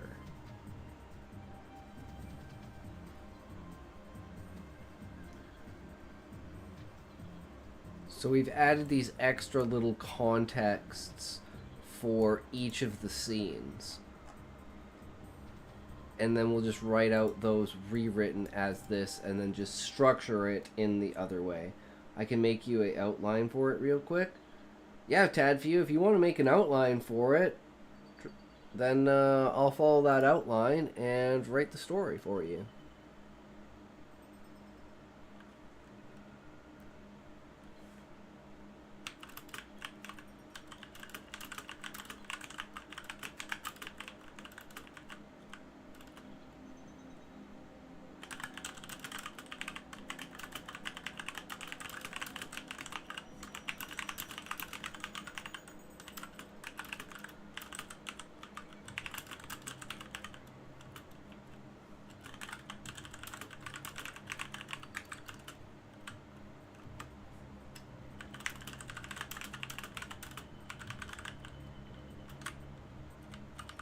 I fucking do this all the time. Change the goddamn tense.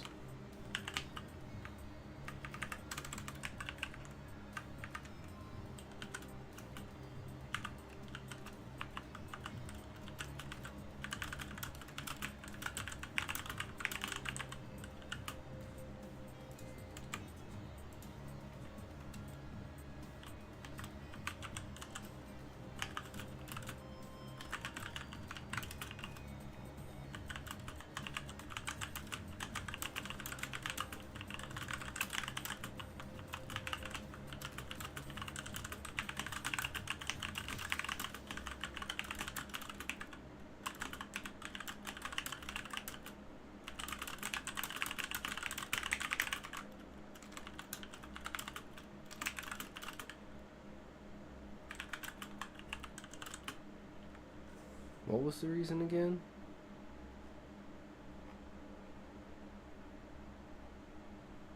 Right, no permanent reprimand.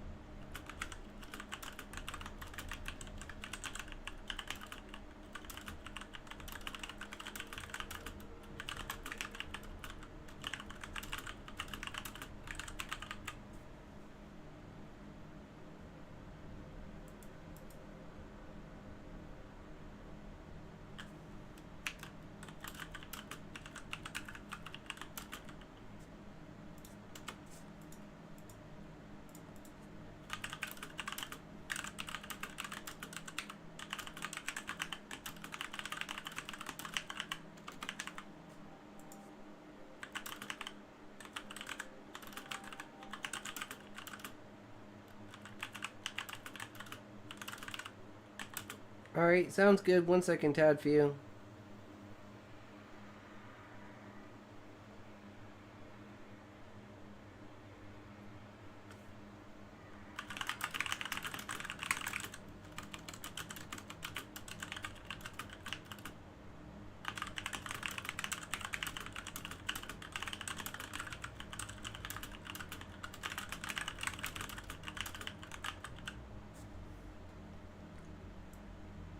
Alright, I think this is good enough.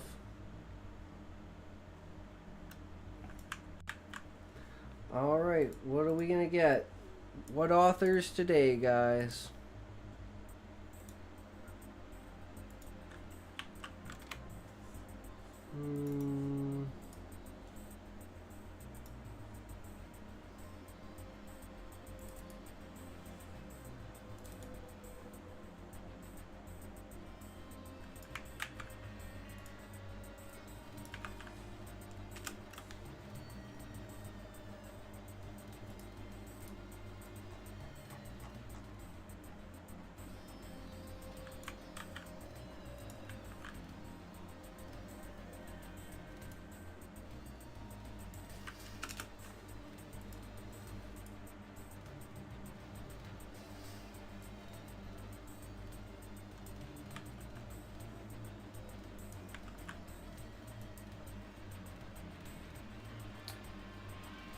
Okay, so who we getting today?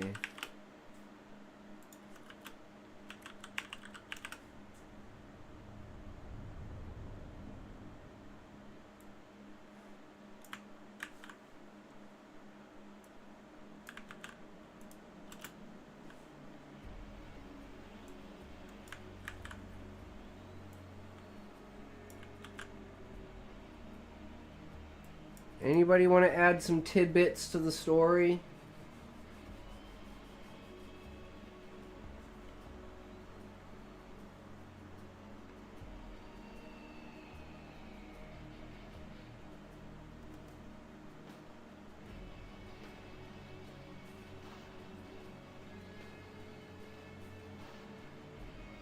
How, just like basically we're getting the AI to write a story. And I just realized actually we're not done. Scrap that, I'm retarded, I forgot one scene.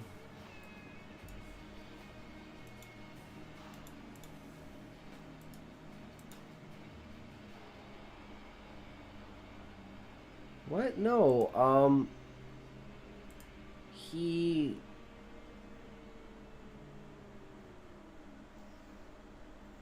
I have to change something.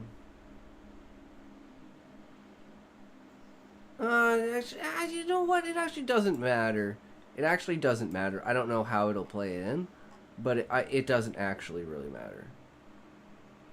If not already done so. The guy's gonna die. Why would I make him find a lover? He's literally gonna die. Like, all of my characters always die. But it's like, it's not even really a long, like, he's late for work. It's because of a power outage because of a storm. So he's speeding to work so he doesn't get reprimanded. And then his car goes off the rails. Where in that story could he possibly meet someone?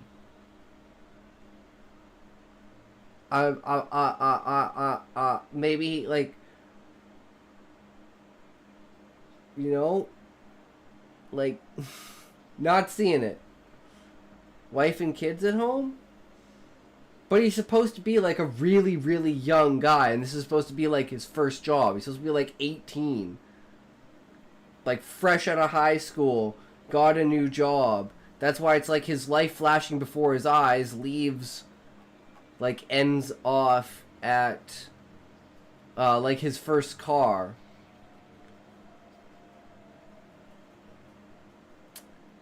It's like, he most likely, like, realistically, he most likely lives with his parents. So I'm just not seeing where this other character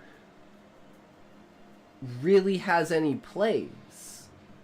Other than to feel like it's forced to make you feel more sorry about the guy dying. But the whole point of the story is, can I get you from... We need dramatic effects. Yes, but Tadfew, that's the inner monologue of the character. Because remember, today is all about flashbacks and backstory. So, from these moments, between him waking up and leaving his house and crashing his car and dying, we need to be able to get a feeling for what kind of person this character is. Through their actions, their interactions, their inner thoughts. That's how we're building tension. That's how we're, like, scaling the effects, right?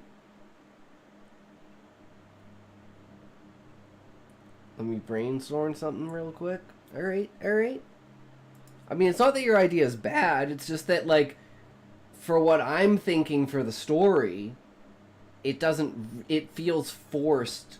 Like, I try not to do things that feel forced. I try to minimalize everything. Does it need to be there? No. What value does it serve? If it doesn't serve at least 3 major values, then it's not worth it. So he's supposed to have flashback. Yes.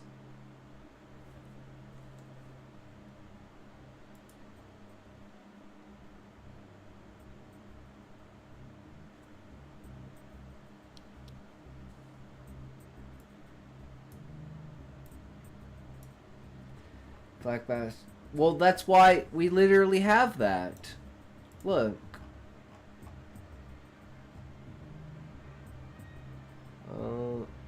The first girl he ever kissed. It's one of the scenes in the flashback. And then his first car, which is the car he's driving, which will be very specific. Screw my idea over.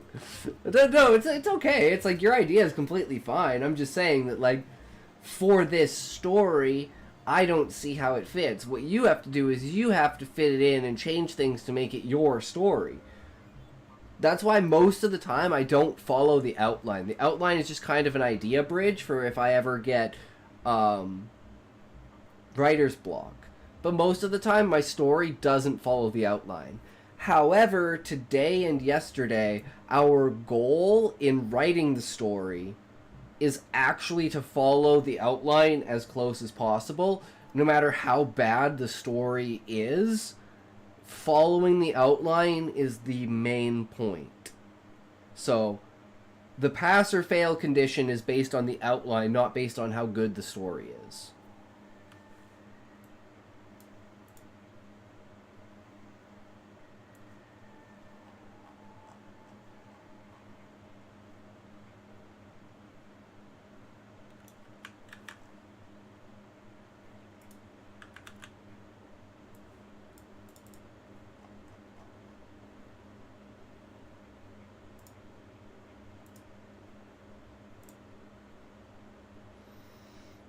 Oh, I guess I can turn this on. I'm an idiot. Oh, no, I am an idiot. Guys, I'm really idiot. I'm like, I should turn the music on as I'm so used to... I actually haven't used this one in a while, so we're going to use this one. Because I am also this. I am both trash and retarded. Oh, I was gonna add a new emote. What do you guys think of adding this as, like, just a flat emote?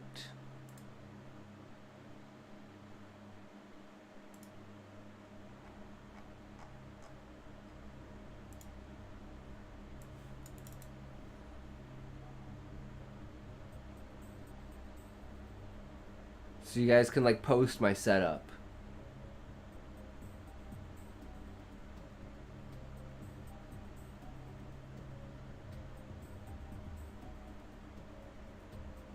That's what you're dealing with, boys. This is the break of the fourth wall. This is what my room looks like behind the camera.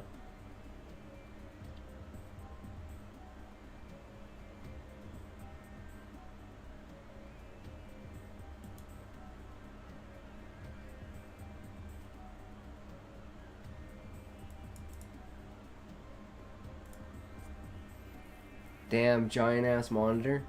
Yeah, that's just my TV, right? It does kind of suck because the refresh rate on it isn't so great, so playing kind of like there is a lot of, like, delay lag. Like, a lot, I mean, like, a quarter of a second, but, like, that's enough for, like, if you're playing a competitive game. It doesn't matter for the games that I play, but, like, if I'm playing StarCraft, it matters.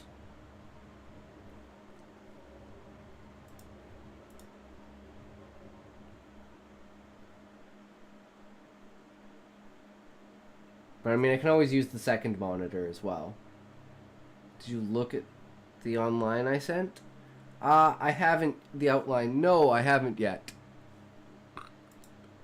We'll get around to it. Don't worry, bro. This is just inspiration for the story. Basically, we get an AI to write the story. Then we read that story. We see where the holes and gaps in the outline are. And then we can fix those for later.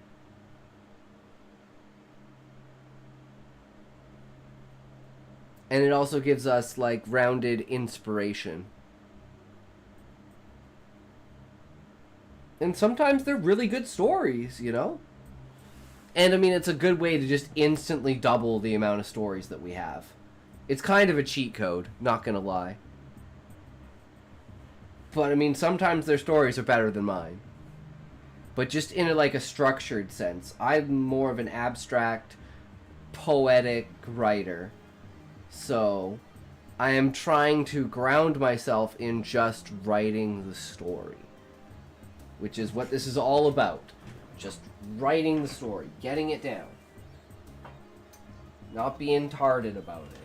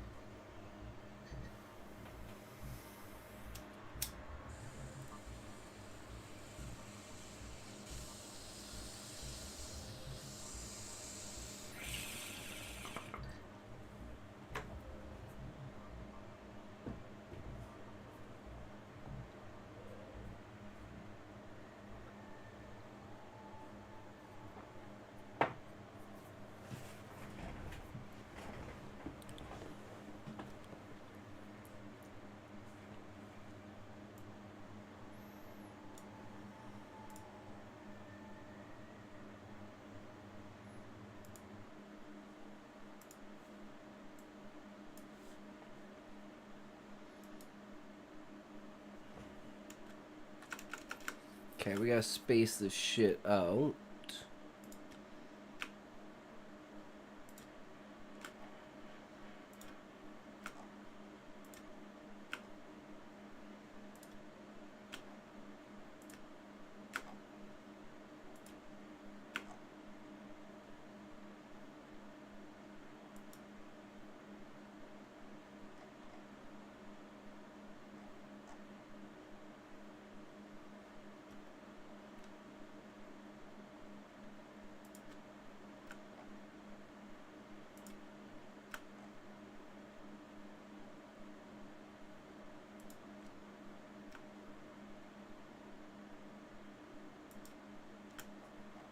Alright, here we go. Lock in, boys. Lock in.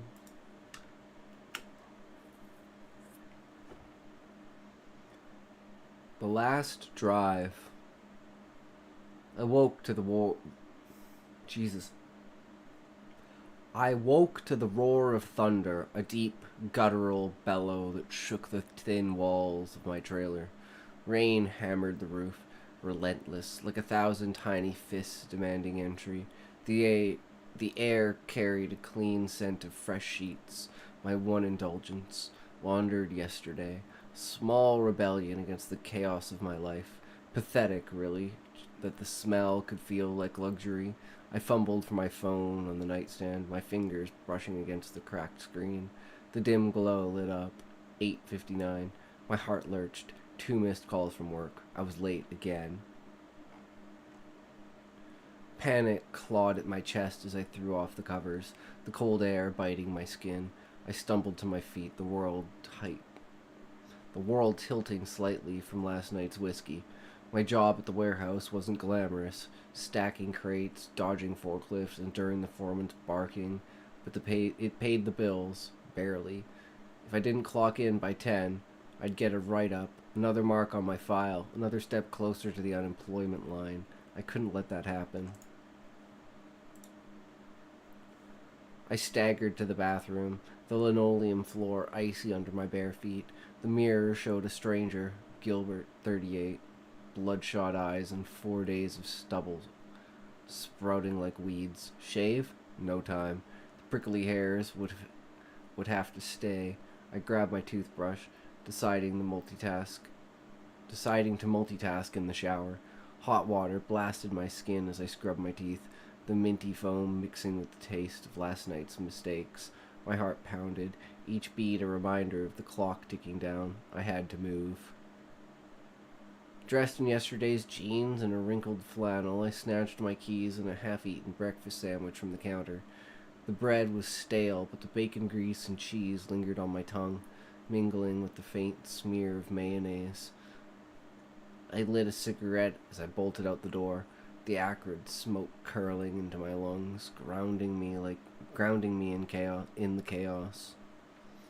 The storm greeted me like an old enemy, wind howling, rain slashing sideways, soaking me before I reached my beat-up Chevy.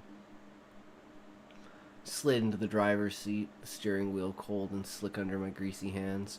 Sandwich sat on the passenger seat, its wrapper clinging as I tossed my cigarette butt out the window. The engine sputtered to life, and I cranked the radio to drown out the storm. Some conspiracy nut was ranting out government cover-ups, lizard people, microchips, the usual noise. I didn't care. It was just static to fill the void. The back roads were my only shot to make it on time. Narrow, winding, flanked by pines and a sheer cliff on one side. They shaved 10 miles off the highway route.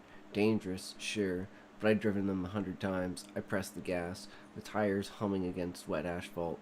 The windshield wipers thrashed at full speed, but the rain was a gray curtain blurring the world beyond. My eyes strained, locked on the faint yellow line snaking through the deluge. The clock on the dash glowed 9:37, 23 minutes. I could still make it if I pushed it. The speedometer crept up to 50, 55, 60. Too fast for these roads, I knew, but the thought of another reprimand, another lecture from my foreman, drove me harder. The wind screamed, rocking the car, and the radio droned on about secret societies. My hands tightened on the wheel, knuckles white, the cold seeping into my bones. I should have seen it coming. The cliff road had a sharp bend, a nasty turn that hugged the edge. I misjudged it before, but never like this. My mind was on the clock, the math, speed, distance, time, not the road. The sandwich slid off the seat as I hit the curve, and the tires lost their grip. The world tilted. A sickening lurch twisted my gut as the car slid sideways, gravel crunching, then nothing but air. Time slowed. The windshield framed a nightmare. Rain, sky, then the jagged maw of the cliff, rushing up to meet me. My stomach churned, the taste of bacon and cheese turning sour. The radio cut out, replaced by the howl of wind and the roar of my own blood in my ears. I was falling, the car was falling, I was going to die. My life didn't flash before my eyes, not at first. It came in fragments, jagged and unbidden, like shards of a broken mirror. I saw myself at 7, cheating on a spelling test, scribbling answers on my palm, grinning like I'd cracked some grand code. The teacher never caught me, and I'd felt invincible. Then I was 12, messing around with a bow and arrow in the woods. My buddy, Jake, was perched in a tree, laughing, daring me to shoot. The arrow sailed wide, thunking into the branch between his legs, missing his crotch by inches. We'd howled with laughter, the kind that hurts your sides, fearless and stupid. High school came next, me, drunk on cheap beer, thinking I could sing at a party. I'd belted out some off-key ballad. My friends doubled over, not with awe but pity. I'd laughed it off, but the sting lingered. Then her, Sarah, the first girl I kissed, her lips soft and warm behind the bleachers of a football game. I thought it meant forever. It didn't. My first car, a rusted Pontiac, bought with every dime I'd saved from bagging groceries. Freedom on 4 wheels, until it died on the side of Route 17. My first day at the warehouse. Nervous but hopeful, thinking maybe this job would be a stepping stone. It wasn't. Now here I was, plummeting toward nothing, and none of it mattered. The memories weren't a highlight reel, they were a taunt. All the moments I'd thought defined me, and they added up to this, a man alone, falling to his death because he couldn't set an alarm right. What do you do when you know you're done? Scream? Cry? I didn't have the breath for either. My hands were still on the wheel, useless, gripping it like it could save me. The car spun, the world a blur of gray and green. The smell of cigarette smoke clung to my clothes, mixing with the stale sandwich stench. My mouth was dry, the taste of grease and regret coating my tongue. I thought about praying. I wasn't a believer, not since I was a kid, when church was just a place to fidget and steal glances at girls in sundresses. But what else was there? No one to call, no one to save me, just me, the storm, and the rocks waiting below. I closed my eyes, the darkness behind my lids softer than the chaos outside. I didn't know the words, not really, but I whispered something, a plea to no one, to anything. Let it be quick. Let it mean something. The car hit something. Metal screamed, glass shattered, and my body lurched forward, the seatbelt biting into my chest. Pain exploded, then faded to a dull roar. I wasn't dead, not yet. The car had caught on something, a ledge maybe, or a tree. Rain poured through the broken windshield, soaking me, cold and sharp. The radio crackled back to life, the conspiracy guy still ranting, his voice a surreal anchor in the madness. I opened my eyes. The world was tilted, the cliff face looming outside the driver's side window. My hands shook, still greasy, still useless. The sandwich was somewhere in the footwell, its wrapper torn, the smell of smoke and wet metal filled the air. I tasted blood now, mixing with lingering grease, alive, but for how long? I didn't move. Moving felt like tempting fate. My phone was gone, probably flung into the abyss with the rest of my life. The storm raged on, indifferent. I thought about work, the foreman's red face, the write-up I'd never get now. Funny how small it seemed. Thought about Sarah, Jake, the kid I'd been, the man I'd never become. I thought about praying again, but the words felt hollow now, like shouting into the wind. The car groaned, metal creaking as it shifted. My heart jumped, but I didn't scream. What was the point?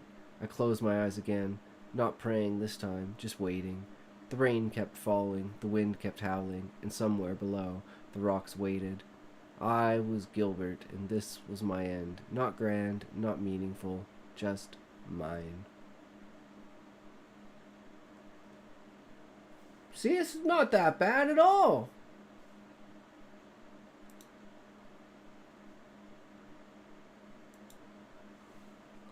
Not that bad at all.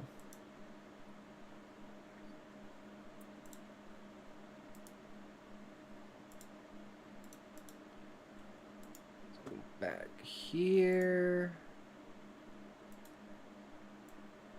This over here, so we have it.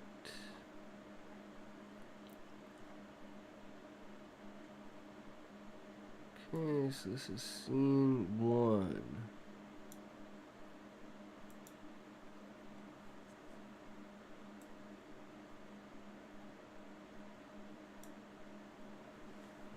Bring this guy back. Get some Zerg going, and we're gonna call it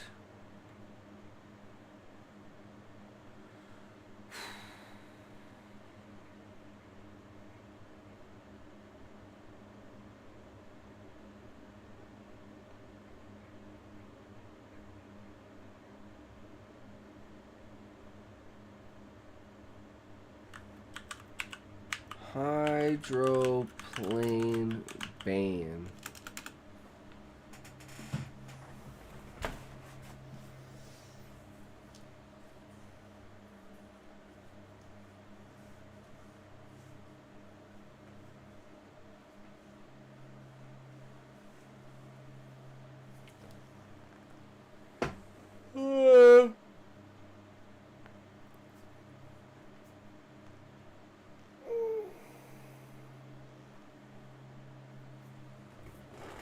Oops.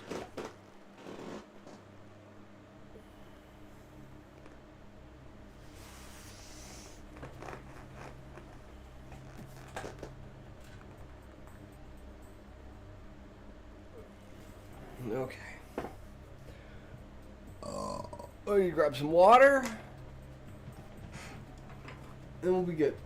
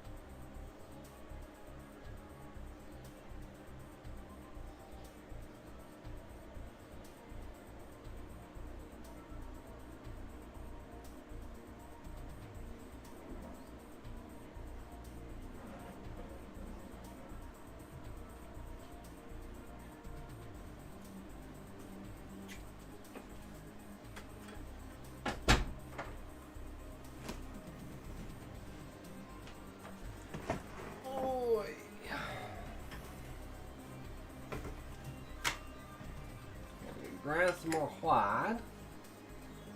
And we can get into this.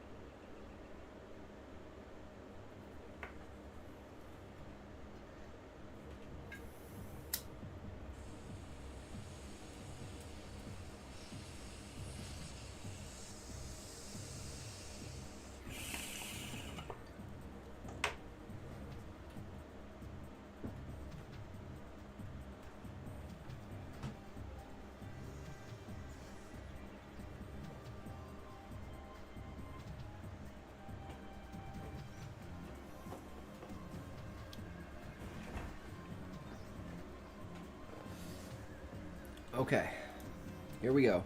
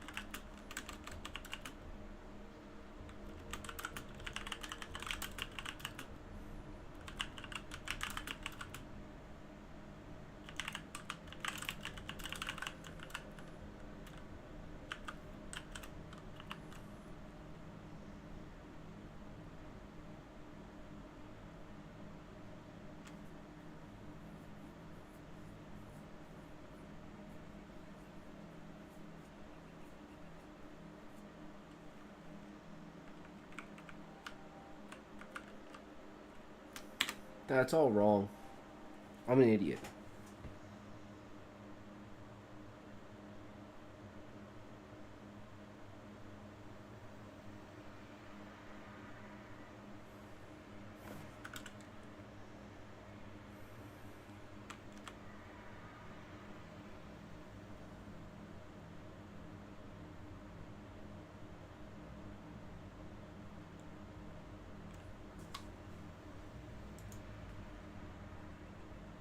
Now I'm even more of an idiot.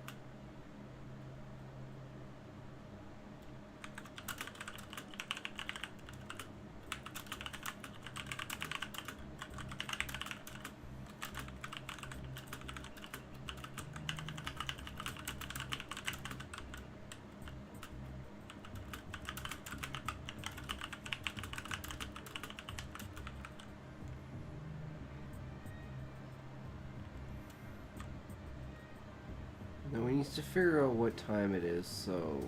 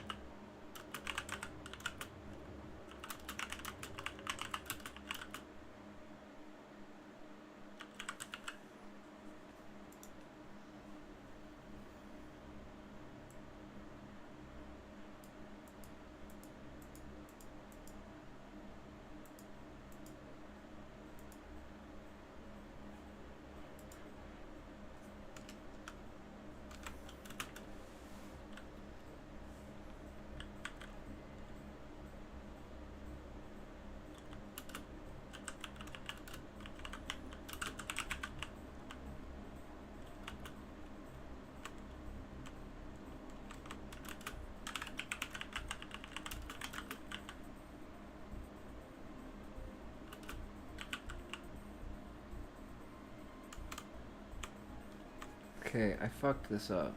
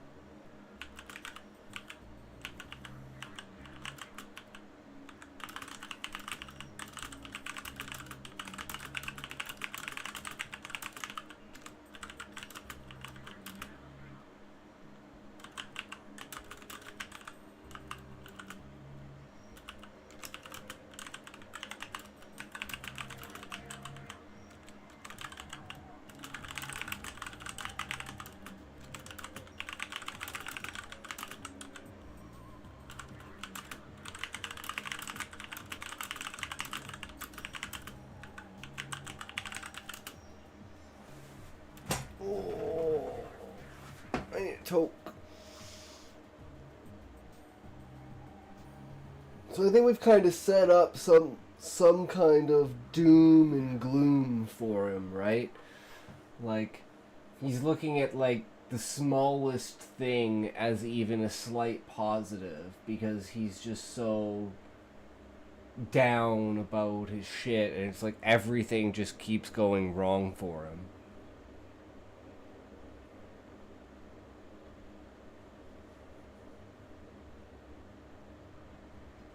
I just gotta keep focusing on staying on fucking the same tents and not worrying about anything and just, like, getting through it, right? Editing can come later. We just have to get through it.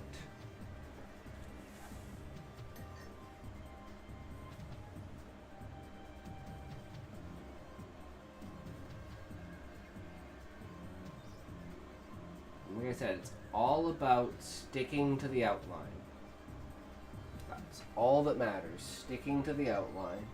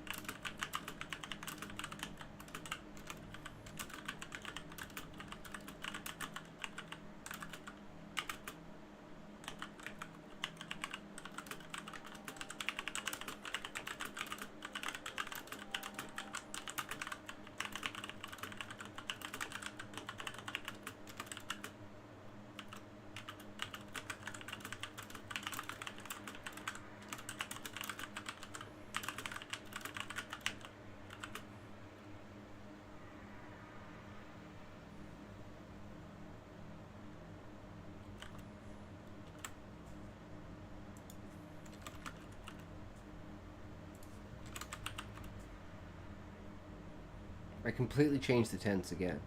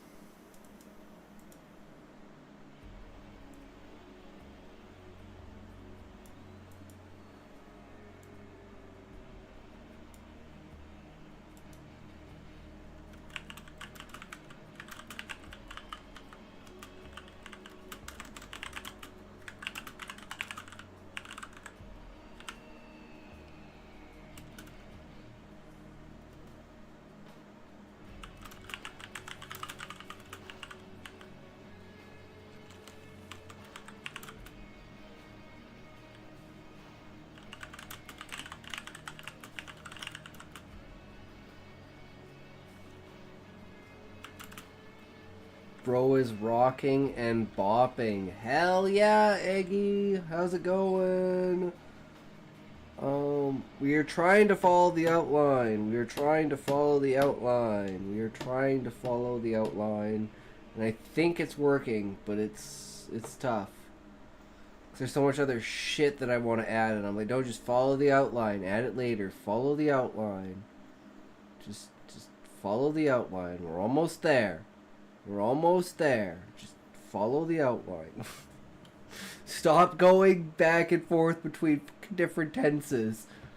I know I'm gonna find he in here somewhere. There shouldn't be a he in here. Yeah, see? He knew all too well. I knew. He saw. I saw. I keep switching fucking tenses.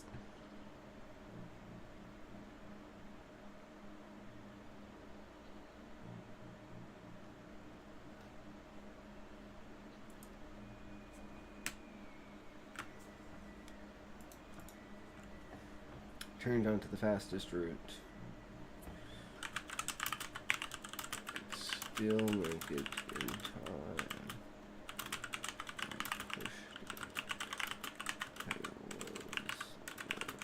One turn.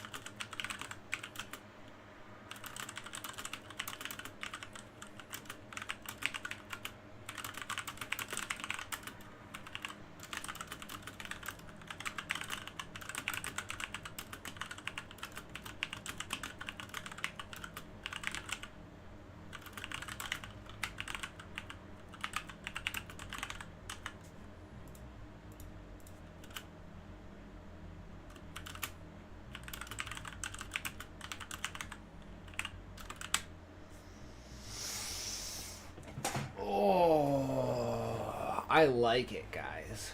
I think I really, really like it. I think we did good.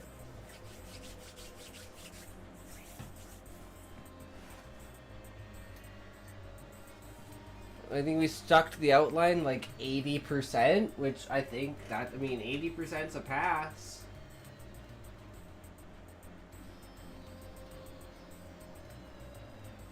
Never seen you so locked in. True, Eggy. I was fucking in the zone with that shit. I am like, oh yeah, let's do this. I know exactly what I'm writing. So, like I said, if you feel anything for this character and their death, then I've done my job. Because that's what it's supposed to be, is just kind of setting up this backstory to a character and having them actually have, like, you actually care about their feelings because you know something about them, right?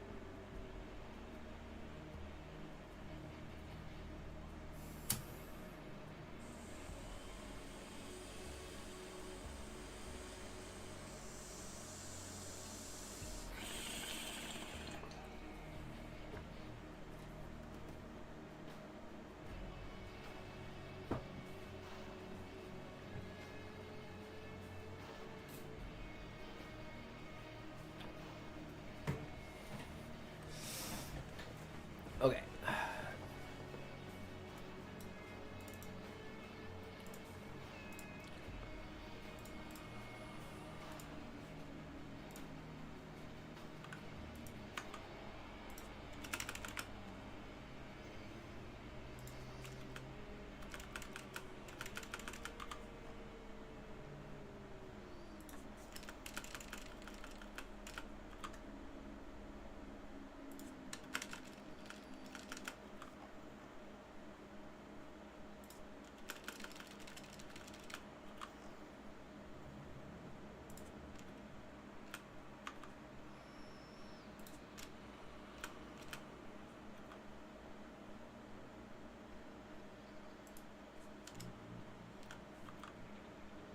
Need some redeems. I got 26k sat here.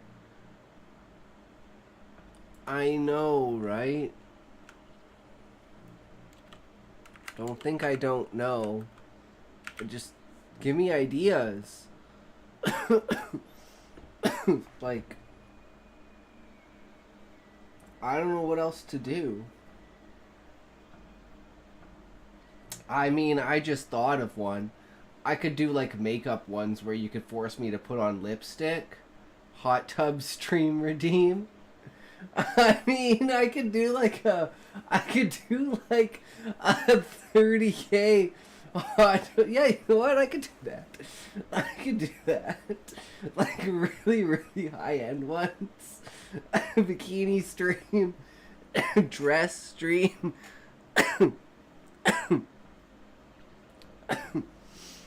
Oh.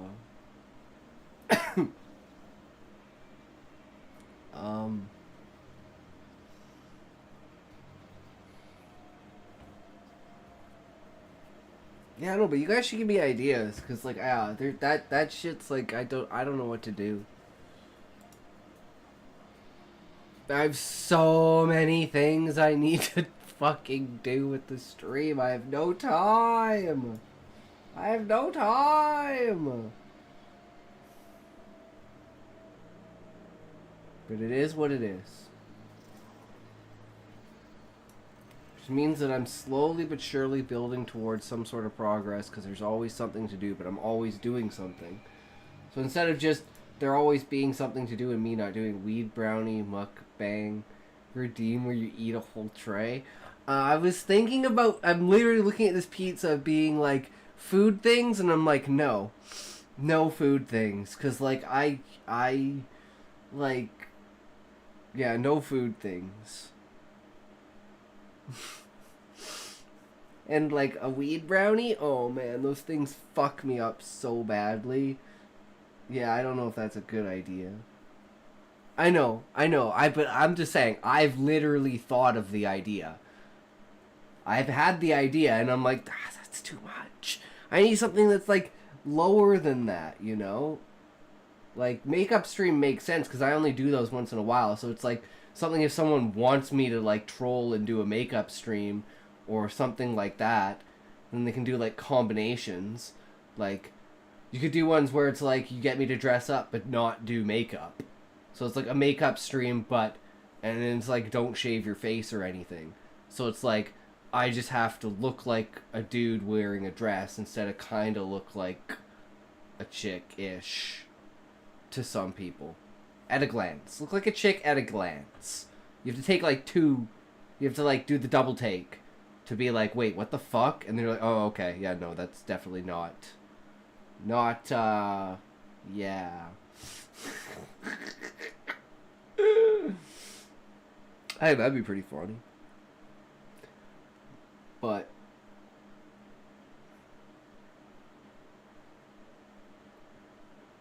I kind of want things that aren't intrusive to the stream in a major way. Like, I think with like the glasses is the most intrusive, but it's like I can get around that, right? And it's like funny. Brown is funny. Mihongo is odd. Take a toke is normal. Dance is cool. But yeah, nothing in the higher end range. It's like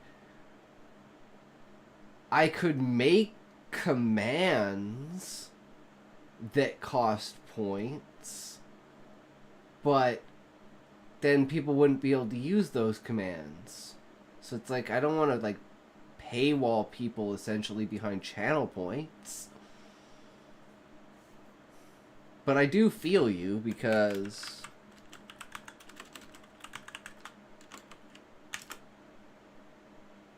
oh no, I'm exempt from that one. Yeah, I have 45,000 points.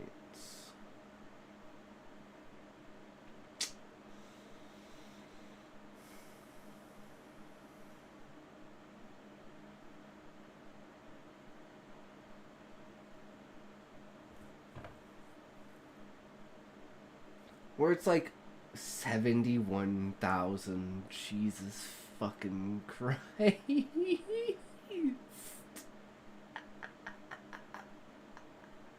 I thought you said you had 26K. I need to install this app.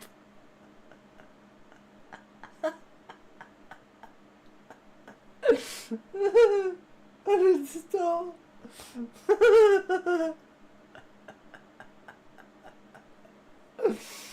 Oh my god.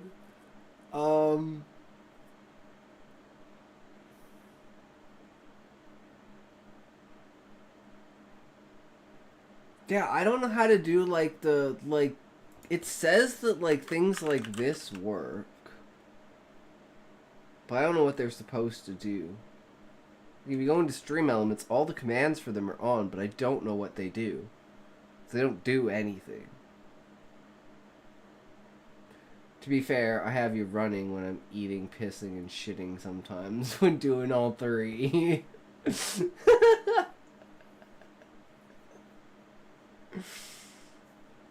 Yeah, I don't know. There's a bunch of commands, like...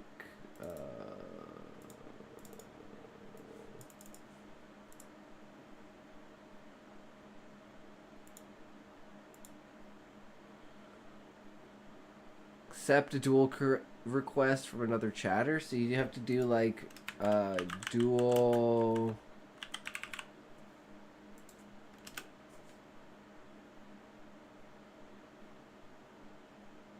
Oh, okay. Okay. Fuck!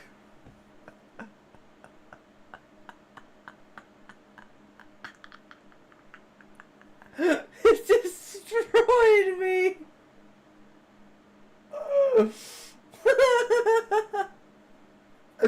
I'm the captain now! Fuck!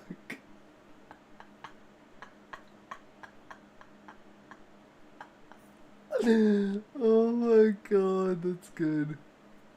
Yeah, I can do shit like that. And I was looking into getting the avatars that jump around the screen, but apparently that's like an actual thing you have to buy from Steam. And I'm like, yeah, I'm not buying that.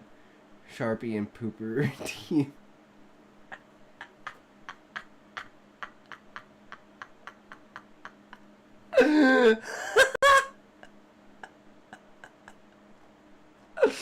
Oh my god.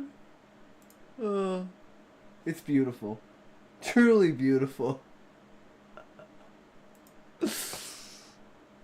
Oh my god.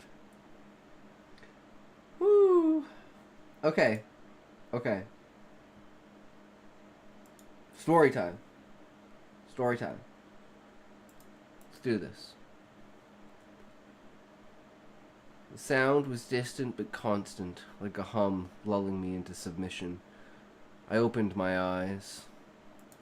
Jesus, I can't even fucking... Writing username with felt pen. 25 point redeem. On my skin. To be fair, I have done that before. I was doing, it wasn't, I don't think, was it during my bikini stream? I don't remember. But I have written someone's name on me. And I had to, like, test it on a piece of paper to be able to write it backwards.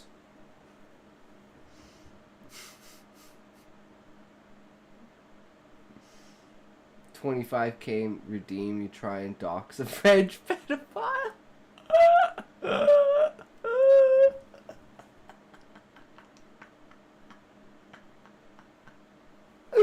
True!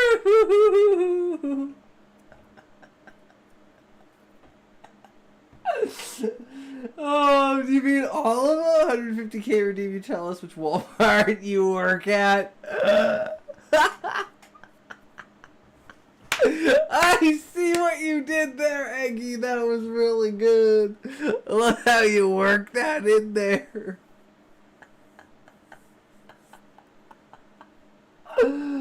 Oh my fucking god.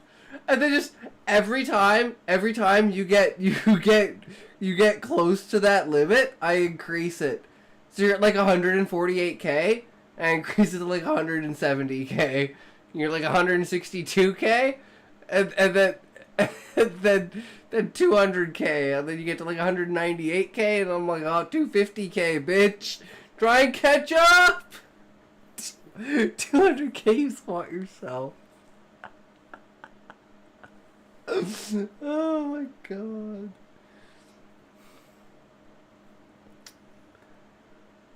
It would really be funny if I got like my niece and nephew to like dress up in their like Halloween costumes, which were like a cop, and you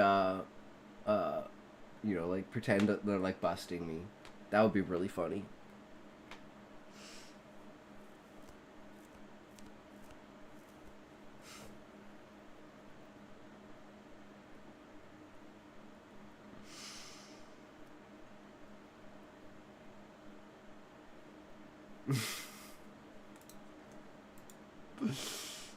Oh god. Take it like 100% serious.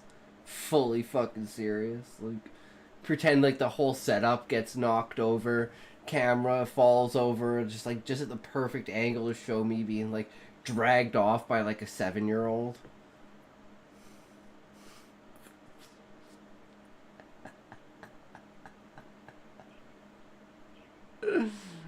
Damn, they're recruiting them young nowadays. How they freaking out.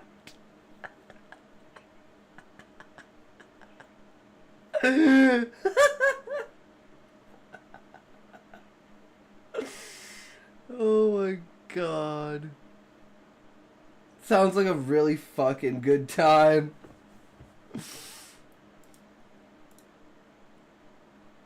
Remind me of when alcohol too much, bro, I swear, in those cop bastard alcohols.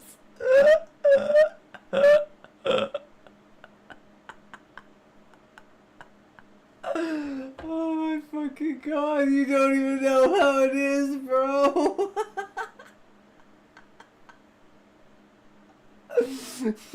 True, Eggy, true. Oh, I feel bad for Valium, but it's fucking true.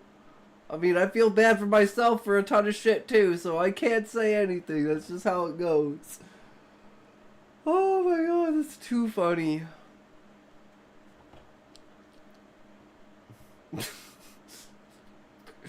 Now you're like playing Valium's part. What's next? You're gonna TTS in the middle of the fucking story?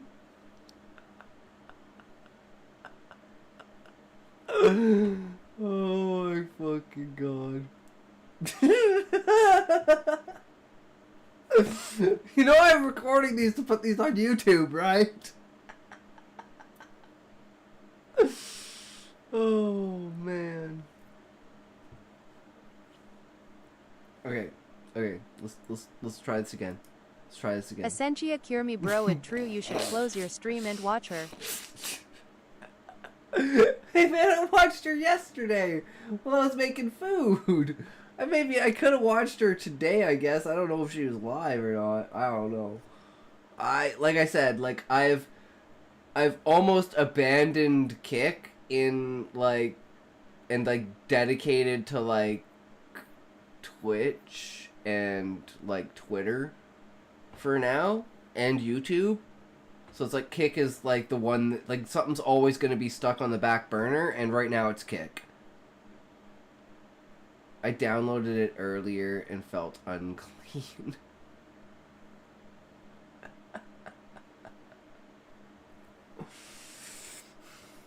Good thing I feel unclean all the time then, I guess, right? Don't ever have to worry about that. I just live it.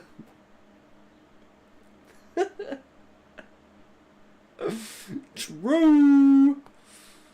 Okay. The sound was distant but constant, like a hum lulling me into submission. I opened my eyes. The flash of light outlining the curtains of my room caused me to squint. The shadow subsided to another few flashes as the crash of thunder carried on long after the visions had dissipated. I rolled over, reaching for my phone. I stared and waited for another flash. The dresser top was empty. I rolled over and leaned off the edge of the bed. Reaching down, I grabbed my target, pressing the keypad to reveal the time. Nothing happened. I tapped it again before looking to the charger cable to ascertain whether it was truly connected. It was. I reached for the remote on the ground to turn on the TV. The room flashed red as the power button on the remote lit up. The TV, however, sat there, unyielding. The storm, I thought to myself. Frustration building. Did I have a flashlight other than my phone? I got out of bed and walked slowly across the room, almost tripping over my clothes, which were strewn across the floor. The rain beating against the window pressed me onwards. I probed the table at the end of the room for my lighter. The one time I was glad I smoked. I flicked it to life and held my hand out to guard the flame as I walked to the door and raised the flame to illuminate the clock on the wall. 8:59. My heart stopped, frozen, in dismay. Mind crouched like a tiger ready to pounce. The thoughts came all at once, a bombardment of dominoes. I saw them all falling one after the next. Late for work again. Get written up.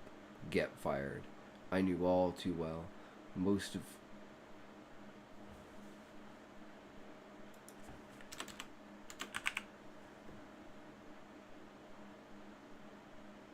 Yup, it's gonna be in there a lot, because I'm retarded. But that's okay. It happens. Late for work again. Get written up. Get fired. I knew all too well. Most of my friends had multiple jobs before. This was my first job. My first week. I had 3 incidents already. This was the last straw. Could I use the storm as an excuse, I thought to myself, conjuring up conversations of imagination to play these ties of fate. Nothing would matter if it was past 10 a.m. by the time I arrived. The key was to reduce the events of pre-work ritual. I would skip a shave. 4 days stubble was fine, as long as I made it before 10 a.m. 2 hours late was a red card and a file flag. This one would send him over. God damn it.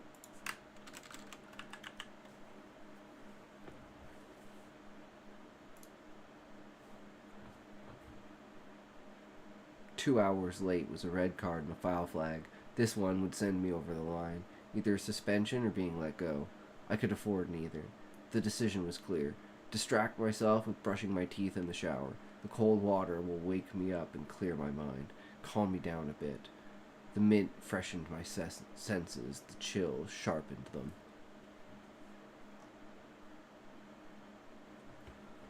I was ready to go. Quickly, I put on my work clothes. At least I knew where my clothes were from the mess on the ground. Another positive from a negative. Today was an interesting day. Perhaps fate is on my side for once. It knows it's been pressing me for some time. It can be said I deserve it, but at what point am I atoned? I lit a cigarette and used its light to find my way to the front door. The keys in hand, I placed my rain jacket over my shoulders, throwing my hood up. I opened the door and walked into the maelstrom. The drive would be ferocious. Focus was key. I squinted against the pounding rain, a waterfall against my windshield, the wipers cascading across it as if they were to be launched from the vehicle itself. This old cobalt had Tampa seen Bay me Boy through 44 much. is now following. Thank you for following Tampa Bay Boy 44. I hope you are enjoying the stream less than 4 Hi, less than sweetie. 3 plus The 1. patron was just telling me you used to Arch Commander Consummate. Hell and thinks you'd be a yeah! perfect Thanks for match the for follow, us. Tampa Bay Boy Are you 44. smoking? Oh, Welcome, yeah. welcome. How's it going? Why? What, why? Are you smoking? Maybe. What? When did you start smoking? 1989-ish? So you have been lying. It all makes sense. The filled ashtrays, the burning pine-scented hairspray. Yes, I'll say it. Her 3-pack-a-day voice?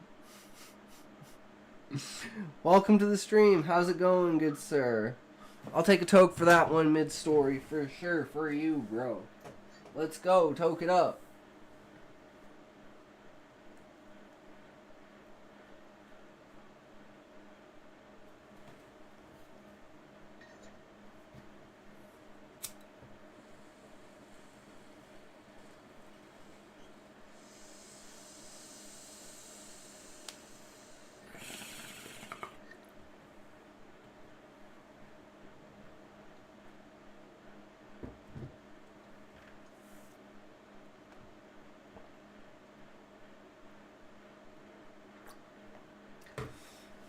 Tampa Bay 44, do you enjoy stories? Are you a writer, perchance? Or do you just enjoy the listening to of the stories? This old cobalt had seen me through much in these last years. It had been my haven from the storm of society. A little piece of heaven I could share with those closest. If only I'd been able to hold on to them. The lightning flashed and I blinked. The back roads were my best option.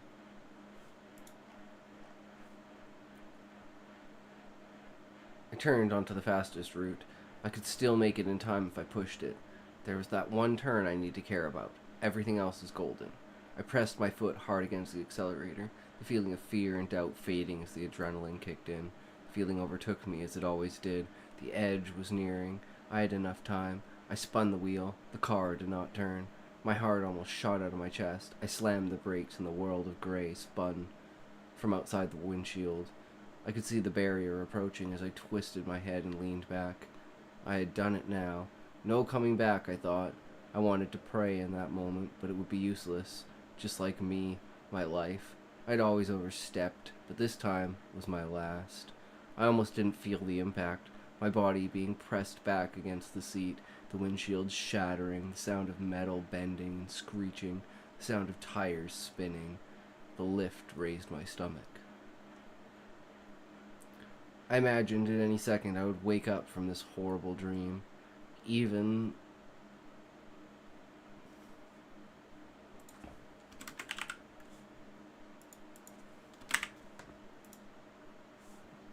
I imagined at any second I would wake up from this horrible dream, even if it was 10 a.m. Please let me wake up. I could see the ground coming towards me, the rocks and trees. Time seemed to stop. I could count the raindrops falling around me. I had the strangest sensation, the memories of my childhood, a spelling test I had cheated on. I remembered having the practice test tucked in my desk. It wasn't on purpose, it was just there. I had not thrown it out, probably part of the hoarder in me. Then there was the time my friends and I would play knights. We got our hands on a bow and fiberglass arrow. We would fire it up into the air and count how long it took to land, testing our range. I got mad one time and shot the arrow across the yard at him. He was sitting in a tree. The arrow missed his crotch by inches. I had always been impulsive and ambitious and pressed my luck. Today was the day I went too far. It would be the last day, at least there was that. This mess I've made would not be able to catch up to me. The running I'd been doing for the last year was wasted now. I felt like I should have done more, cheated more, stolen more. Maybe then it wouldn't feel like I was leaving this world worse off than entering it. I'd been a pushover my whole life, bottled things up and burst at the wrong person, the wrong time. It was fate to end like this, where I couldn't even go out in a good way. No meaning in this, no value to it, just another mistake. Some not as destructive as others, but they all had a place in my mind, locked in a cage, the key long dust. They lingered now, free to torment me.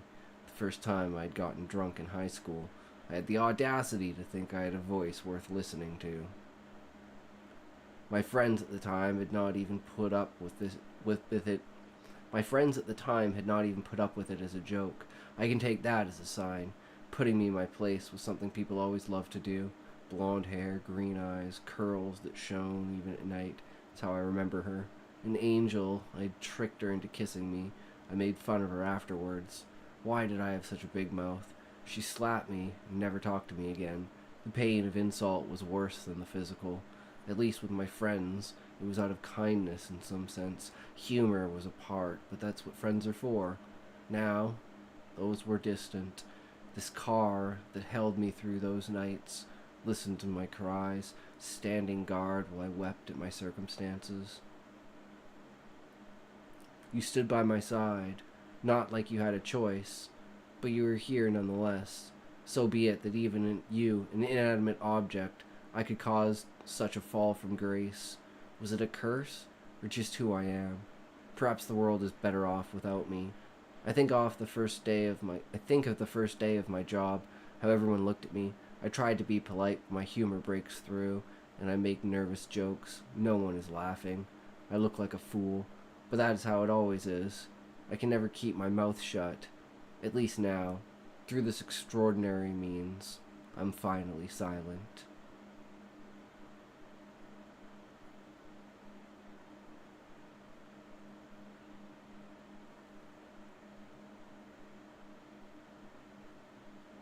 So what do you guys think of my story? I think it's better than the AI's. Not gonna lie. I mean, I'm biased, but I think it's better than the AI's. Sometimes I think theirs are better, sometimes I think mine is better. I think mine is better in this case.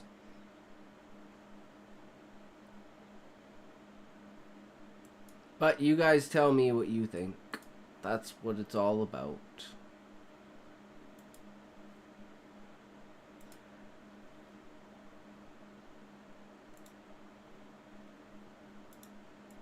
And I'm gonna see if it's gonna let me purchase Schedule 1 now. Or if I'm like gonna have to like call my bank or something like that to get my fucking card to work. I don't know. I've been buying stuff on Steam forever, so I don't know why.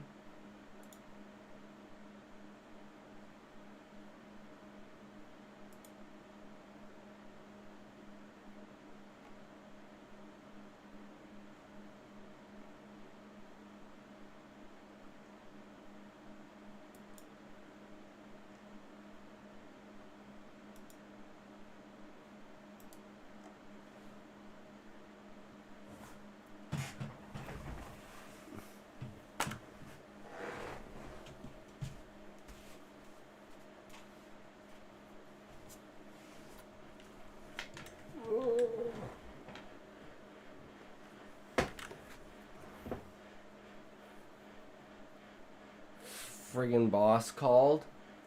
Oh, that's no fun. How dare he ask me to do work? True, Eggy, true. How dare he have the audacity to believe that that's what you're there for?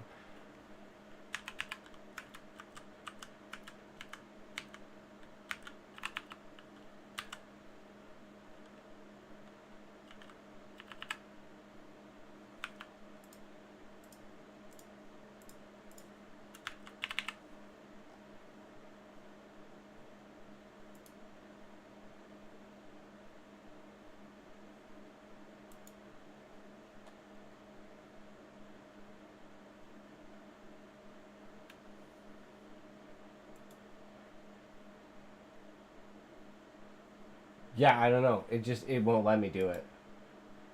That is so weird. I don't know why.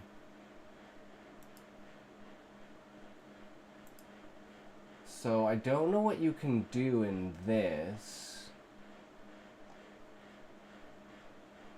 But I guess we'll just find out.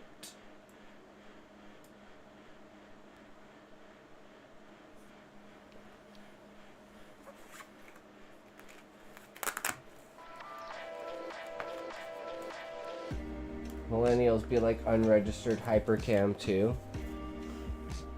True. Okay, more drug types and ingredients, 8+ purchasable properties, employees, chemists, botanists, etc.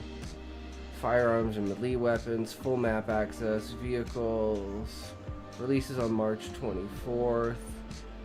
Doesn't that mean it's already out?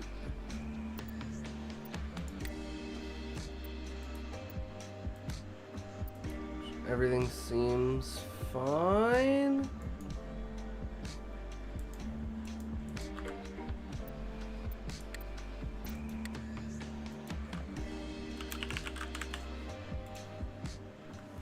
Okay.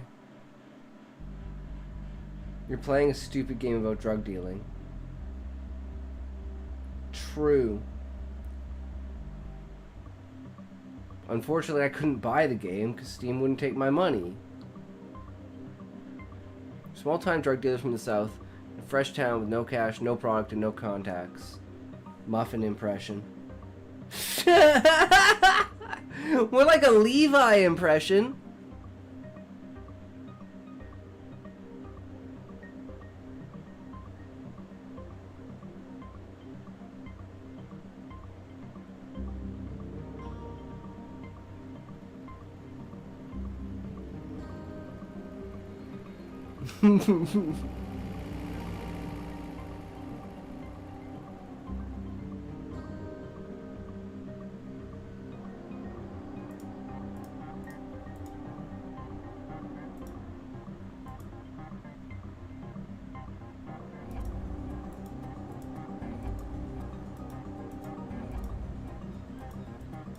Probably this one.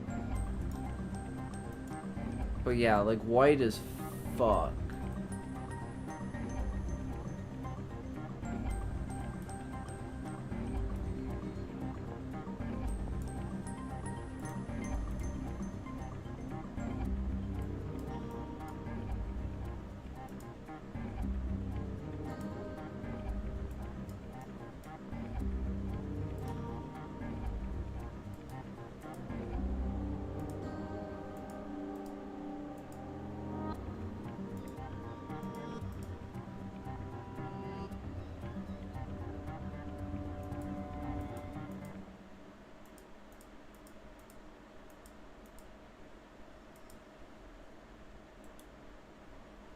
Itok's face reveal.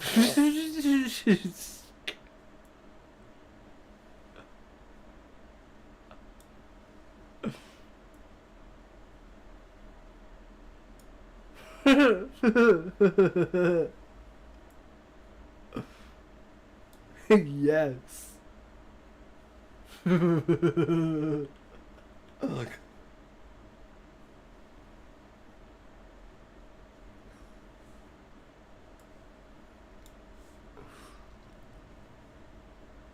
High as fuck. It's literally like a fucking Halo.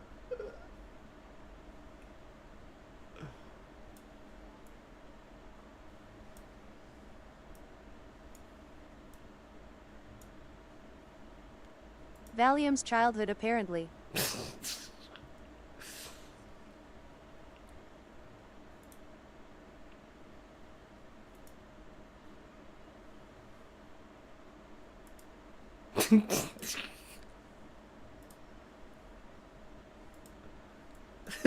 So it is. Valium, where are you? I need to troll you.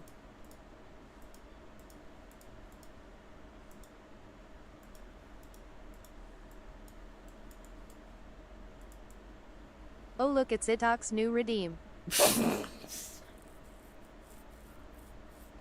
Have fun.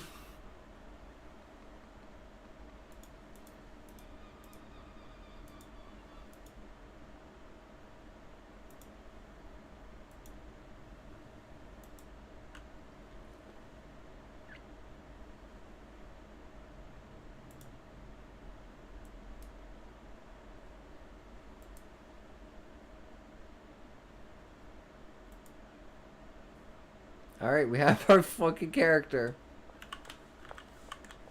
Ooh, that's a little low.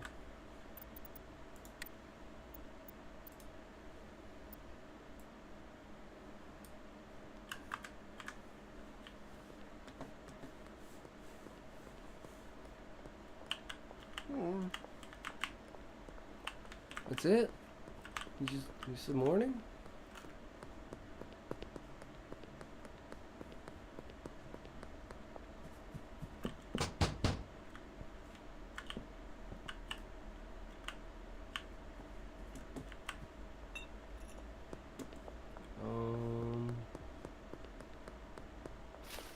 I don't have any money. Well, wait, if I don't have any money, how am I supposed to... How am I supposed to get anything? Wait, what?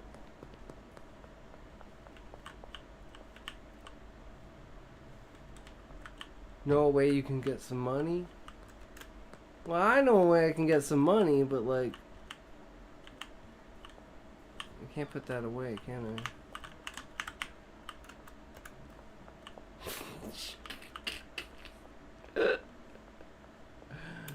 True, Eggy, true.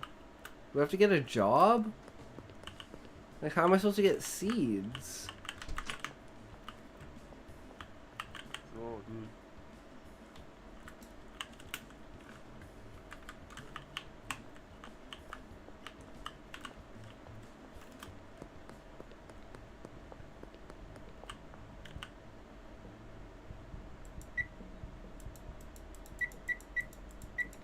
Fuck.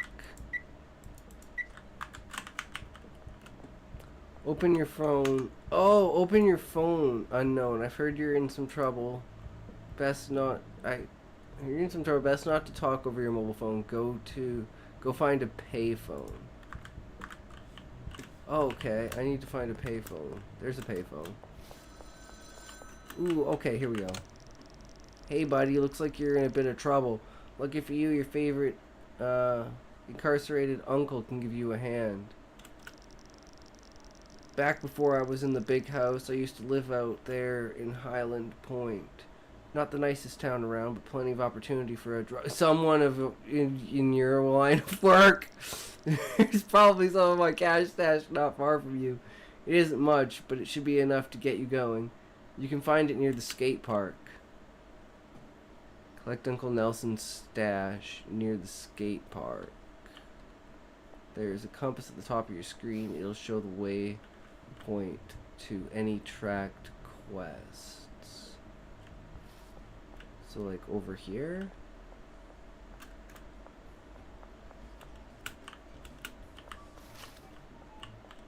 Ah. Nice. Okay, talk to the manager in the motel office.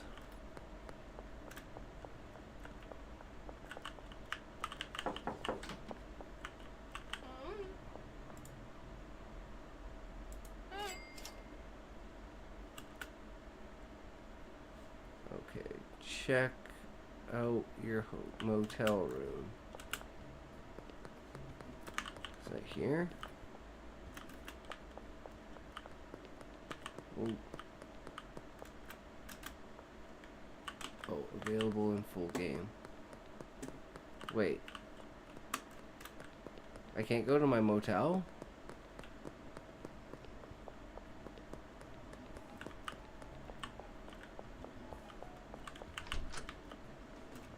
Wait, is this my motel?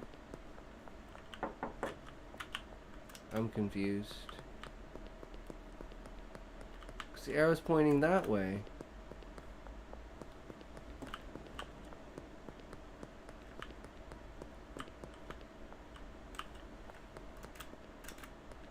So how am I supposed to, like, start the game?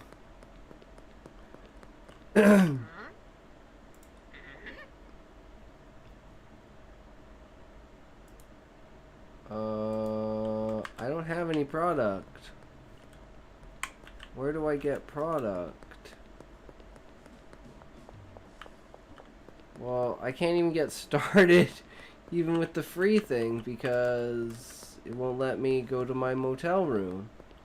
Isn't that kind of an oversight? Unless the motel room is over here. But that's not what the arrow says. Wait. Okay, that arrow was just lying to me. Okay.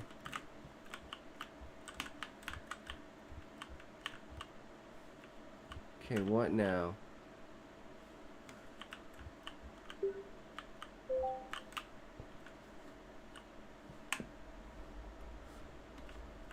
Talk to Nelson at payphone. Got the room? Good. Now head down to the hardware store and grab a grow tent, soil, and watering can.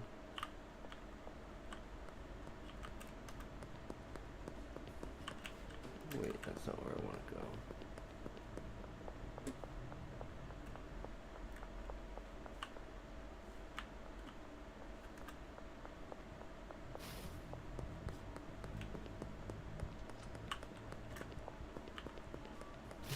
This is a taco place. I think it's here. Gas Mart. I'm gonna buy a fucking grow tent here? Trash bag, baggie, bed. Yeah, no. Okay. Hardware store. Is this the hardware store? This looks like a warehouse. It's a tattoo place, right?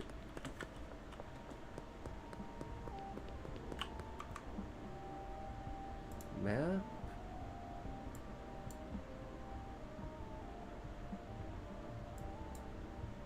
Go to the hardware store. Okay.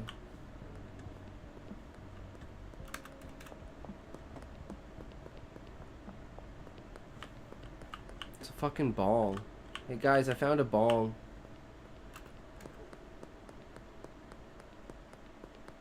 I'm putting this in my fucking... in my motel room. Which is over here. I'm retarded. Is this one of those games with a weirdly high system requirement? No, I don't think so. Where's my motel room? Over here.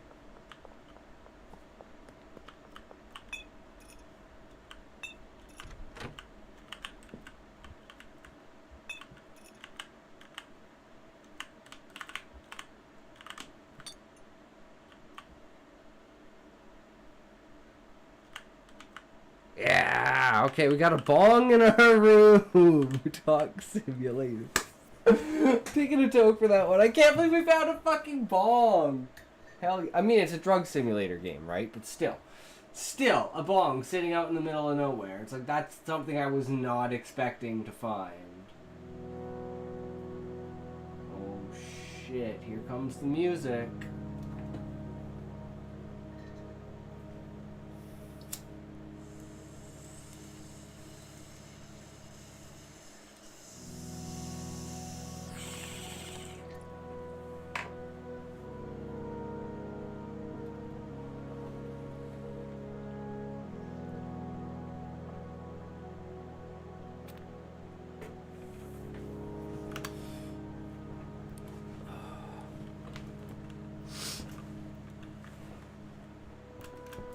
This reminds me of Minecraft.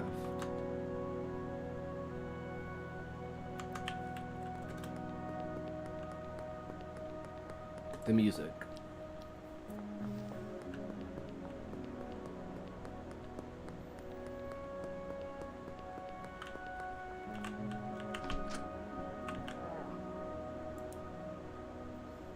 Said a grow tent, soil watering can.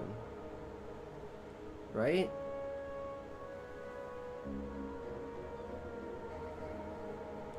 Oh, I have to deposit it in an ATM.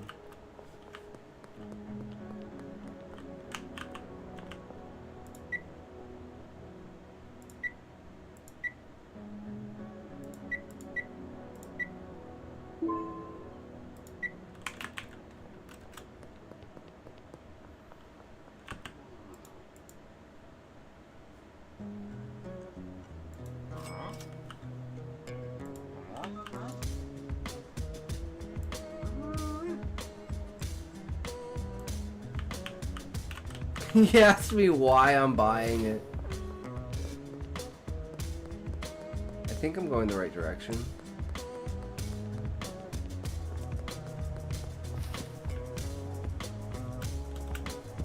Music hits fucking hard.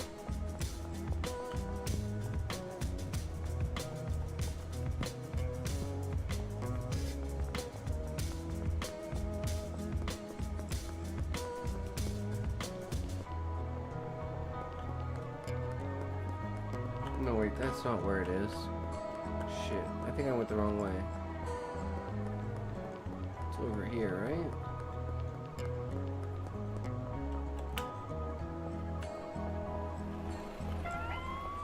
Wait, what? I didn't do anything! I don't have anything on me! Oh god.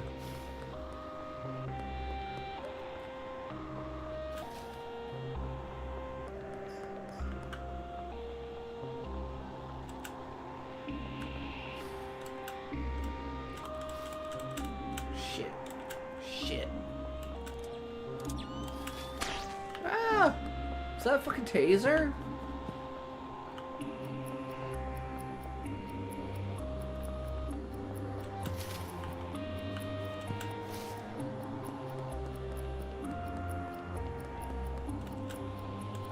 There's a dead guy there.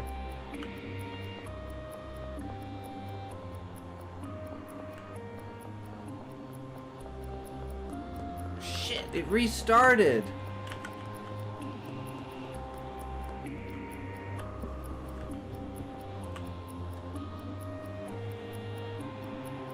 Oh shit! Ah! Shit!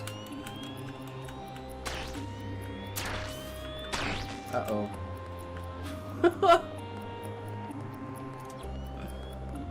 Oh god! What have I done?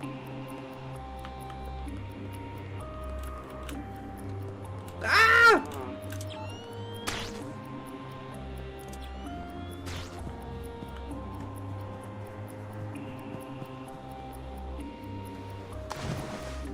Oh shit. I can't see!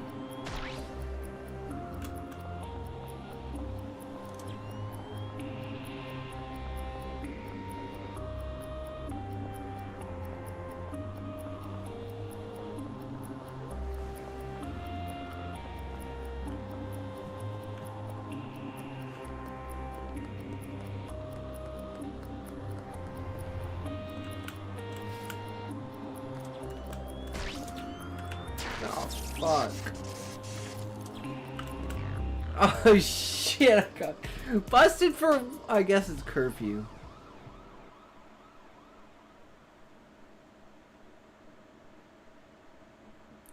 What?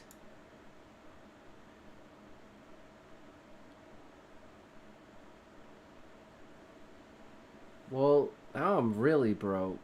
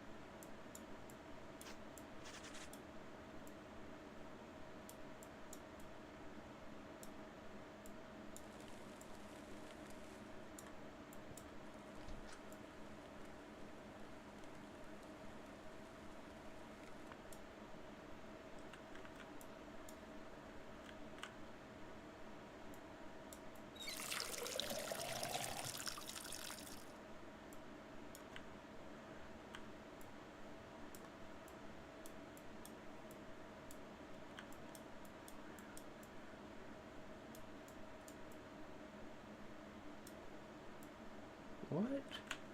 Oh, okay, I see now.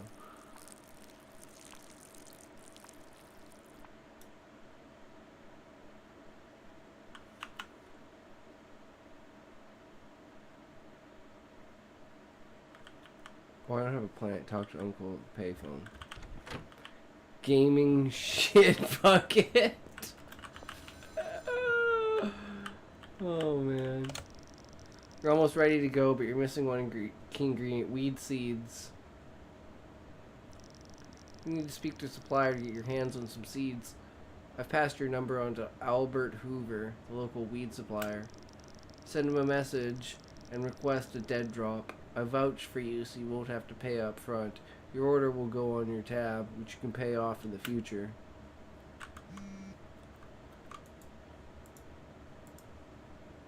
Hello, our mutual friend has asked me to help you acquire some marijuana seeds. Send me a message if you'd like to order some. Nelson has put in a good word for you.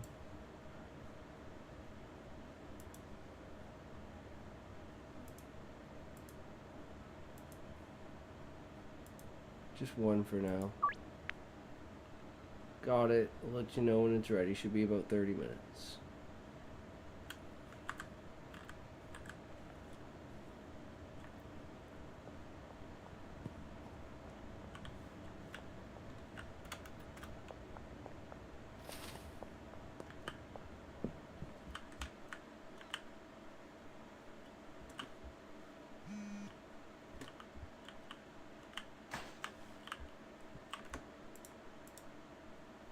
Drop is ready. You can find it in the north exterior wall of the arcade.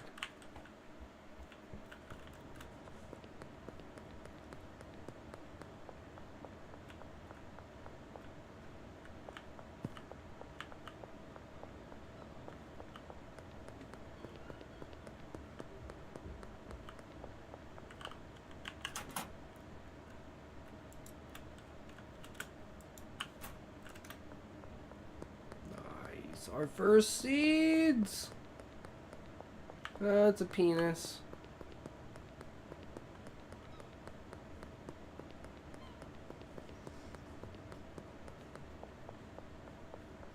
Look, wait, am I going the right way?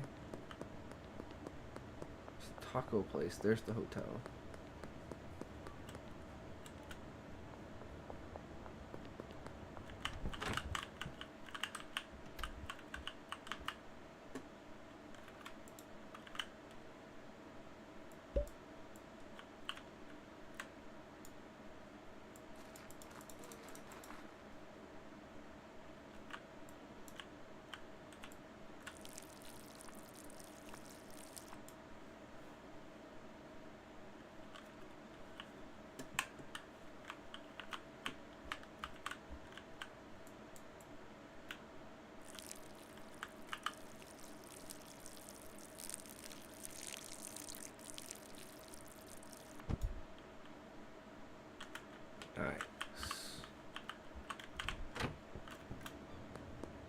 Go to sleep to progress to tomorrow.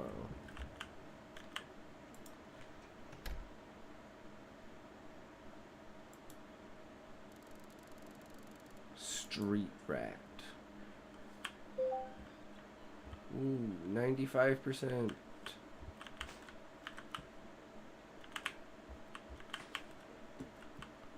Buy plant trimmers, package station, and baggies.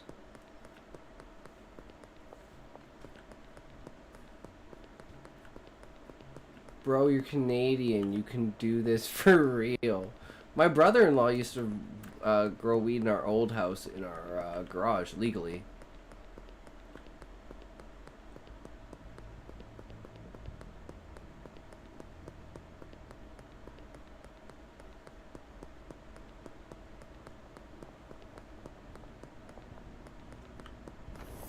Okay, so we need baggies.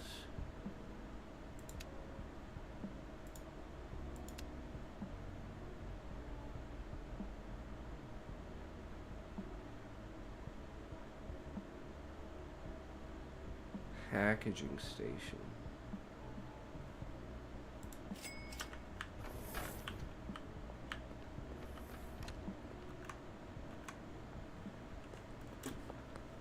Plant trimmers. Where's the hardware store?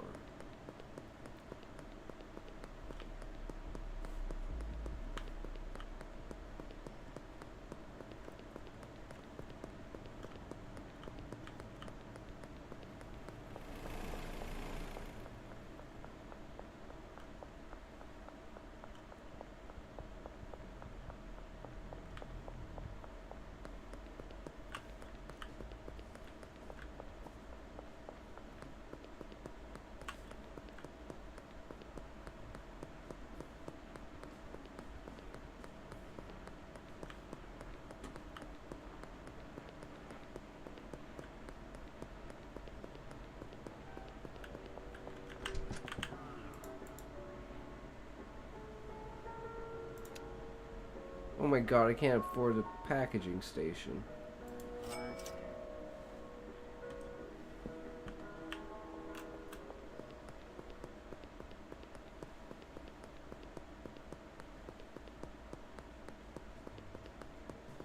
Now wants money to buy a trash bag?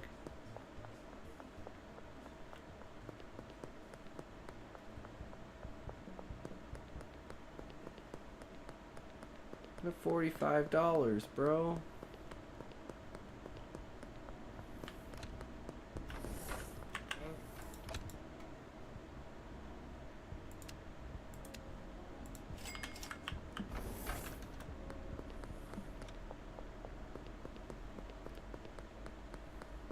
I always give up with grindy games that use cheat engine to get more money. And use cheat engine to get more money.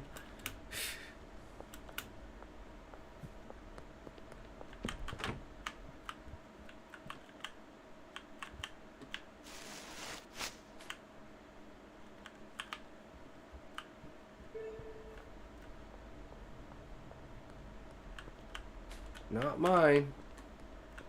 I don't know whose it is, but it's not mine.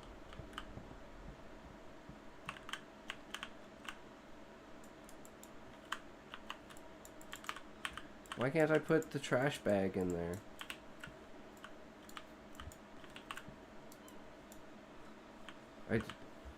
Okay.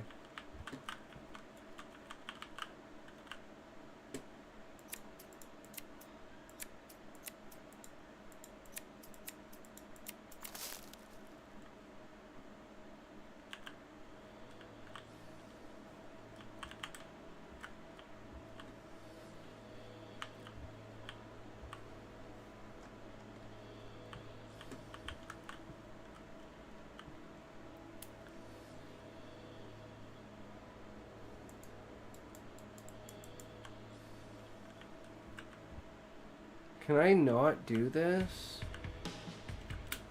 without the packing station, but I don't have the money for the packing station, so how am I supposed to sell this?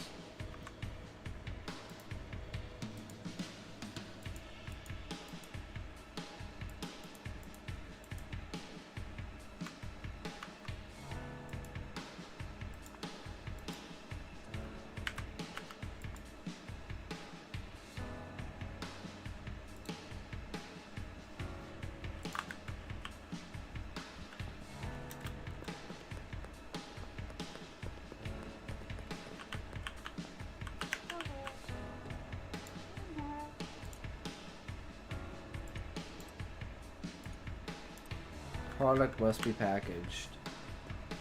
Well, what the fuck?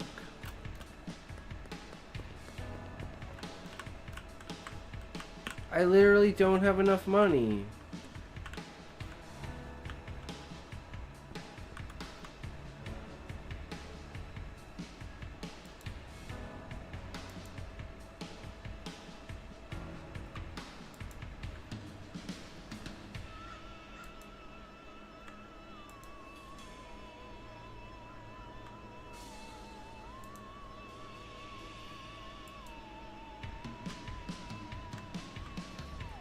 Okay, I don't know what to do.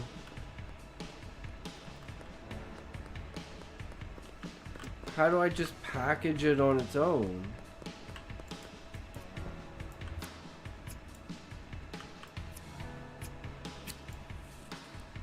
Oh, I just smoked it. Oh, shit. shit.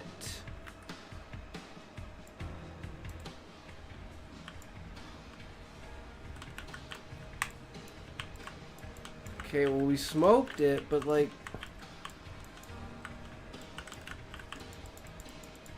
It's not what I wanted.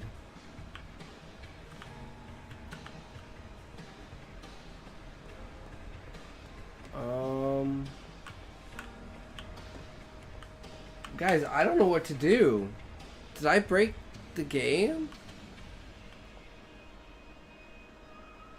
Cash? Wait, cash for trash? Wait, what?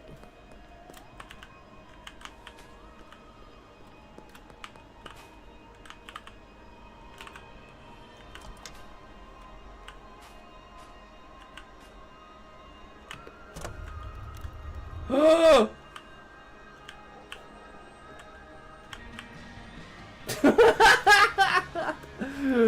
Now this, dude, this is such a smart idea for getting people to clean shit up. Pay them for picking up their trash. There will be no more litter because people will have picked it all up.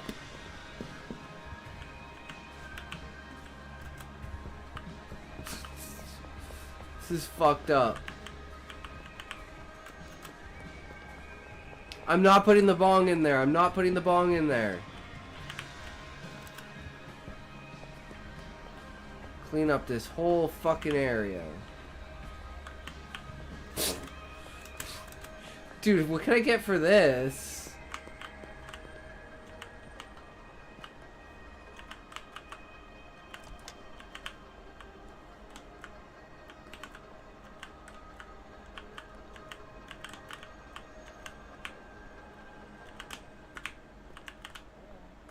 Fuck. Can I put it in the garbage? Does it turn into garbage?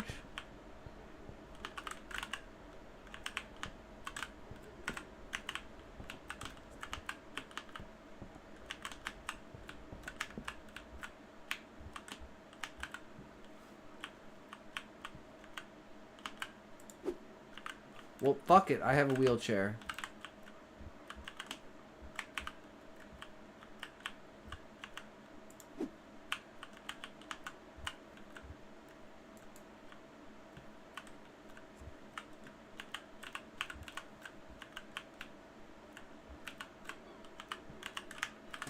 No one can say shit. I have a wheelchair.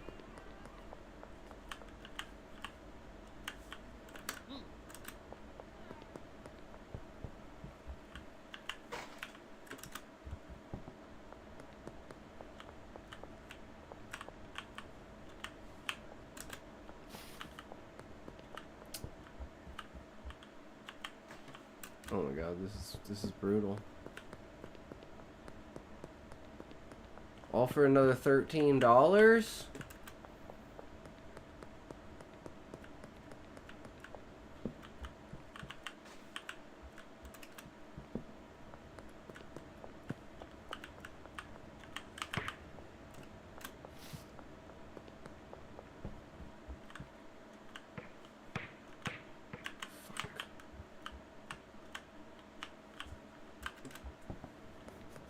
This is brutal.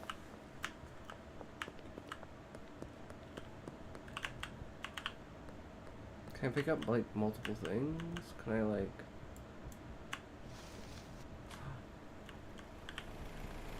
Wait, is that an entire trash bag in one? Wait, do I just get...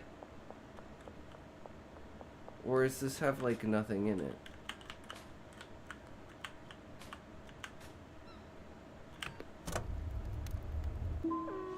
Yeah, it was only $1. So I didn't even get my bag's worth. Or I did get my bag's worth.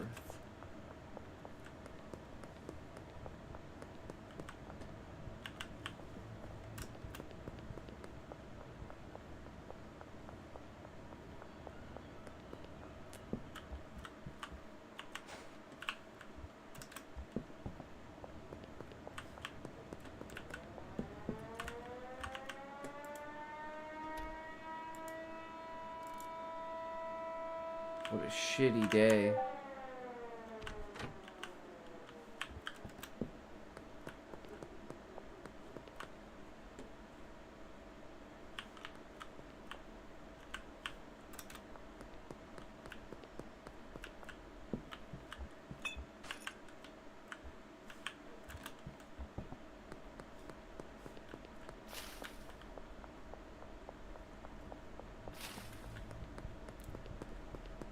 we need some baggies.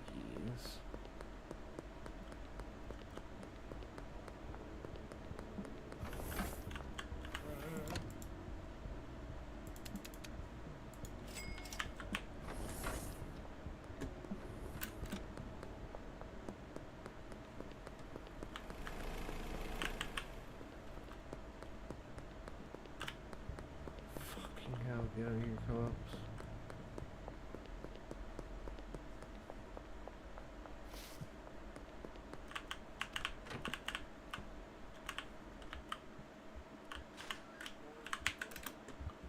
We're just gonna keep adding to it till it doesn't let us add to it anymore. We'll take the biggest garbage bag we can get. We'll go up the stairs. Okay, apparently that's the biggest amount.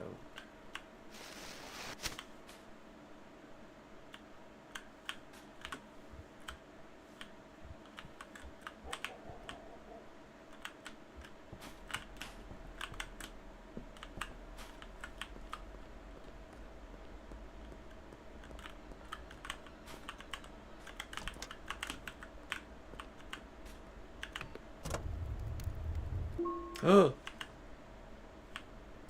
Alright. Alright, we're almost there. Is there anything in here?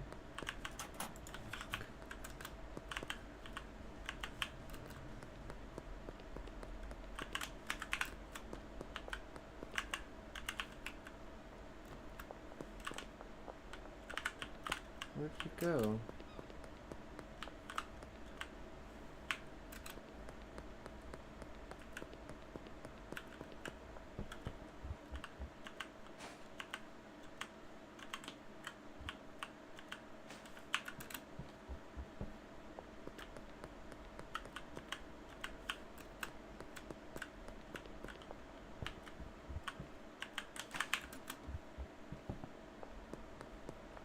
It's not drug dealer simulator, it's trash cleanup simulator.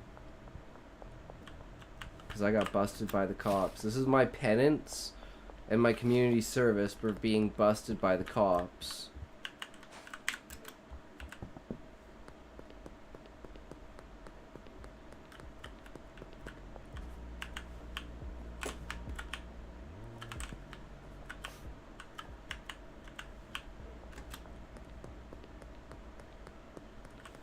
See, can I pick up multiple things? No. This is brutal. I have to do this one more time after this, too. Like, this isn't even the last time. Like, is there even gonna be trash after this?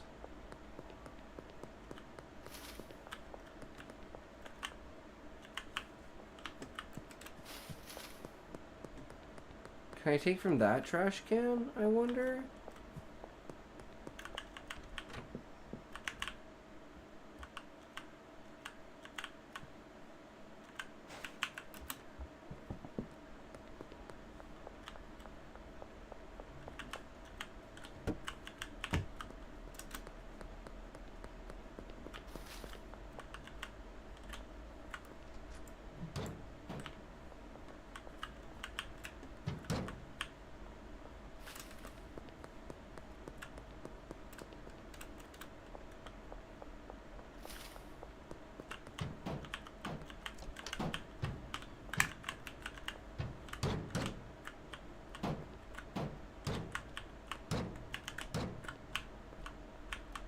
Fuck.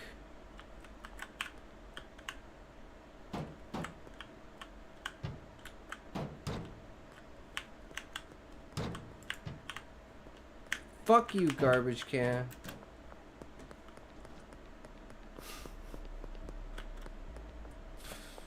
It's bullshit. Why can't you bag shit yourself? It's so dumb. Why do you need a friggin' bagging station?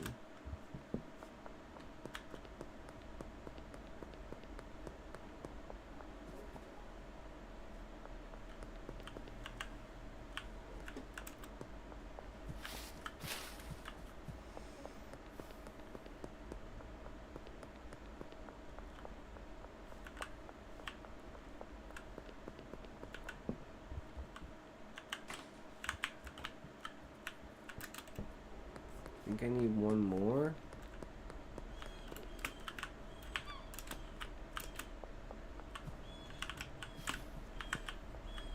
That might do it.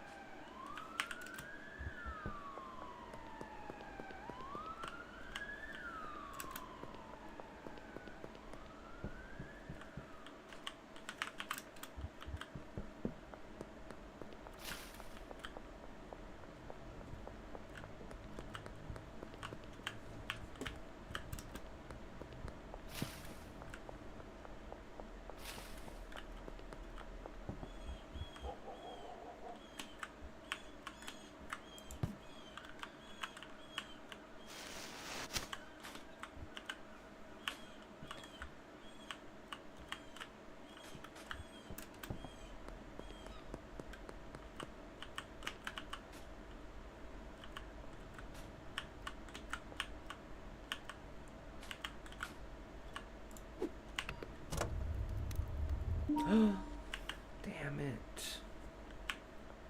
We're $8 off.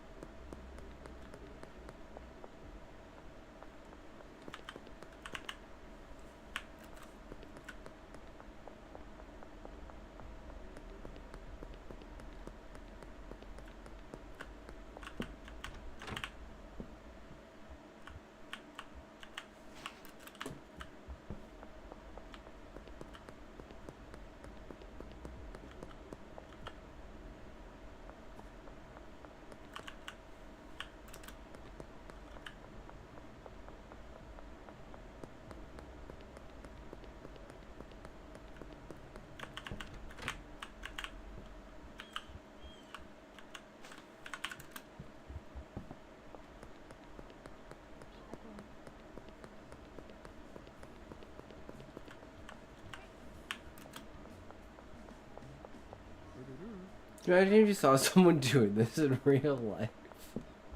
What the fuck are you doing? It's fucking crackhead.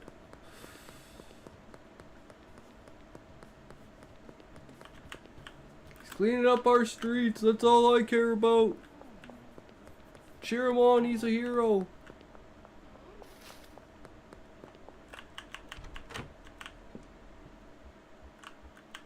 Okay, I think it's good. I'm just gonna attempt it.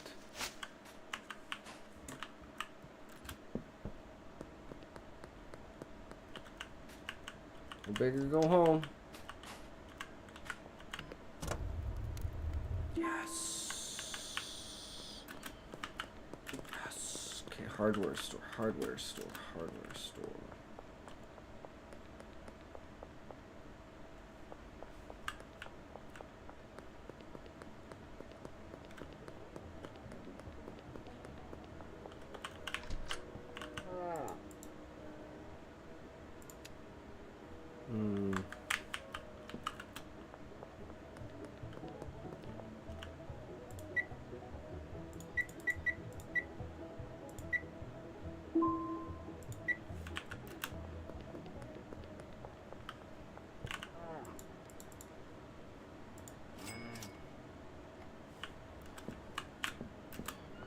Yay! Okay, we can package our weed now.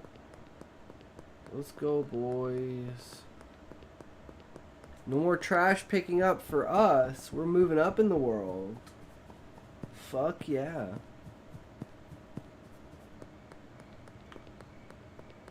Did I go too far? Am I lost?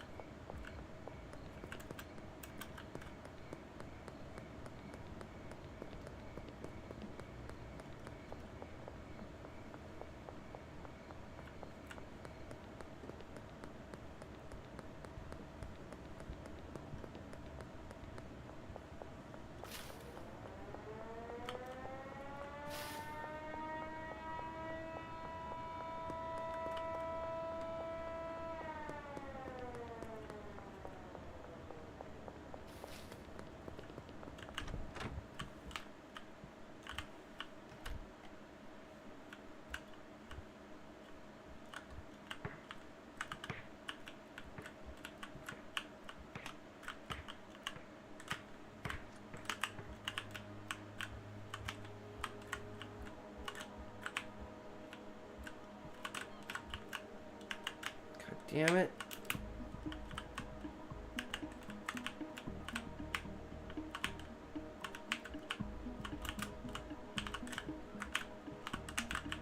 Why does it turn sometimes and doesn't turn other times?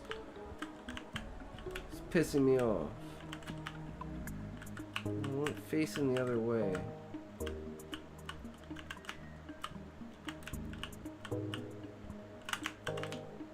Fucking wheelchair. Fine, I'll just stick you on the bed for now.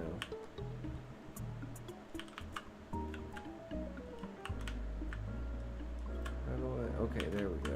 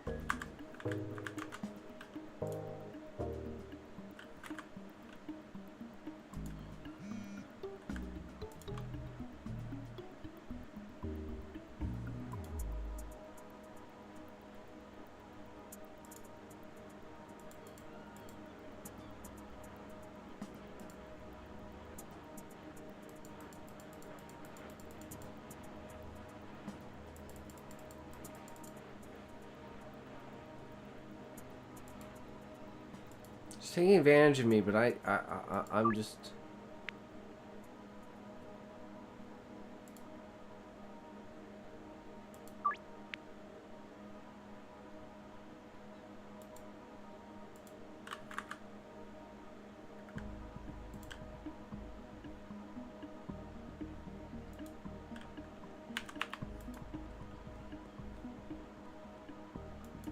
Well...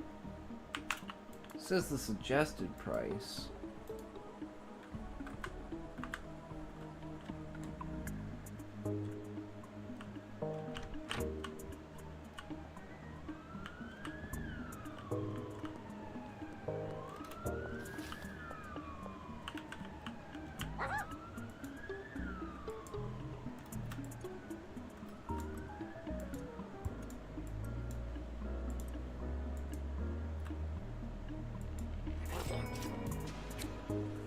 Yes!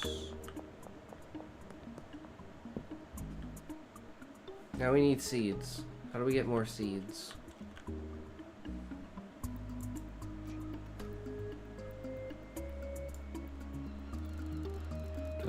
Level 2! Buy a place. Buy and place another grow tent.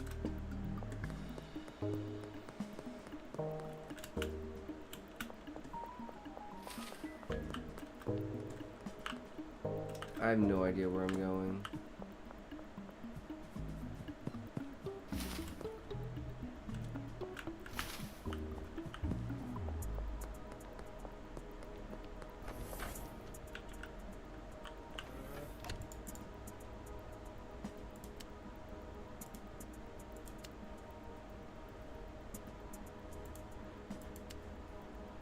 Oh, I don't have enough at the ATM.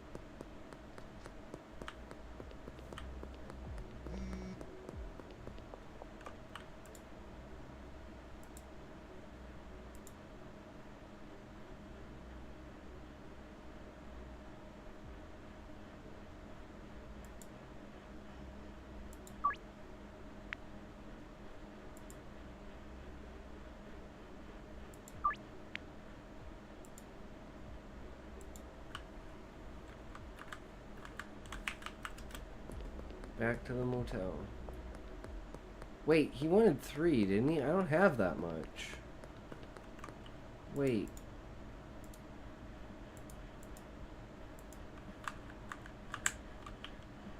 I don't have that much bud, bro.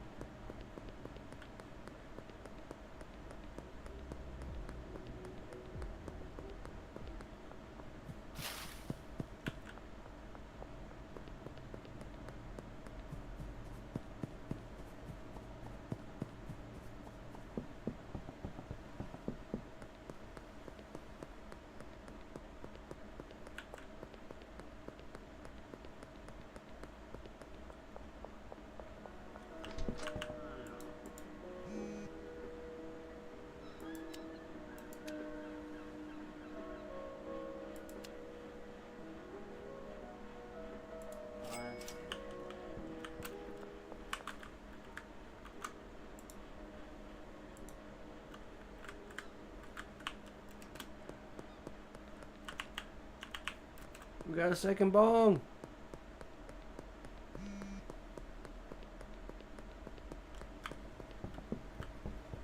Okay, I have to delist this shit. I don't have any fucking product.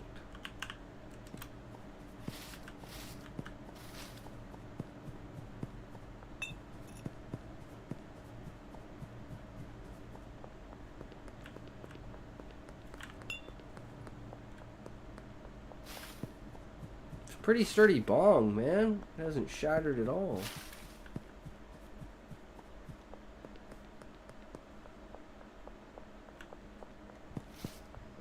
The fuck am I going? Over here.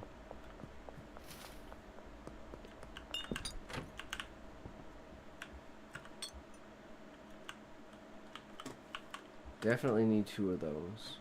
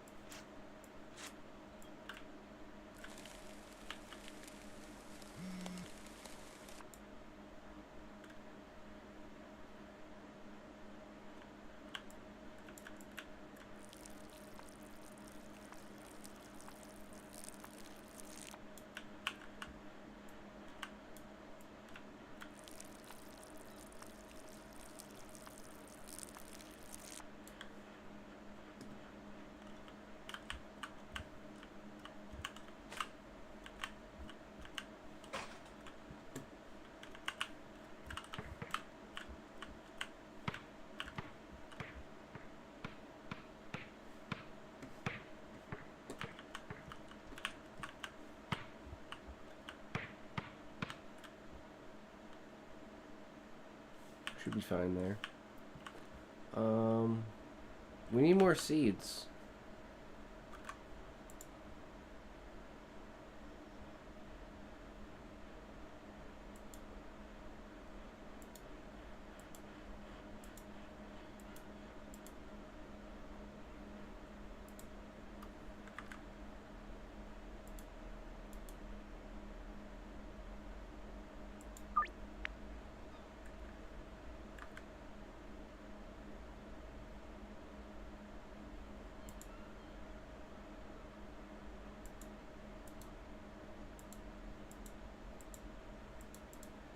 I'm not quite sure what to do to get more seeds.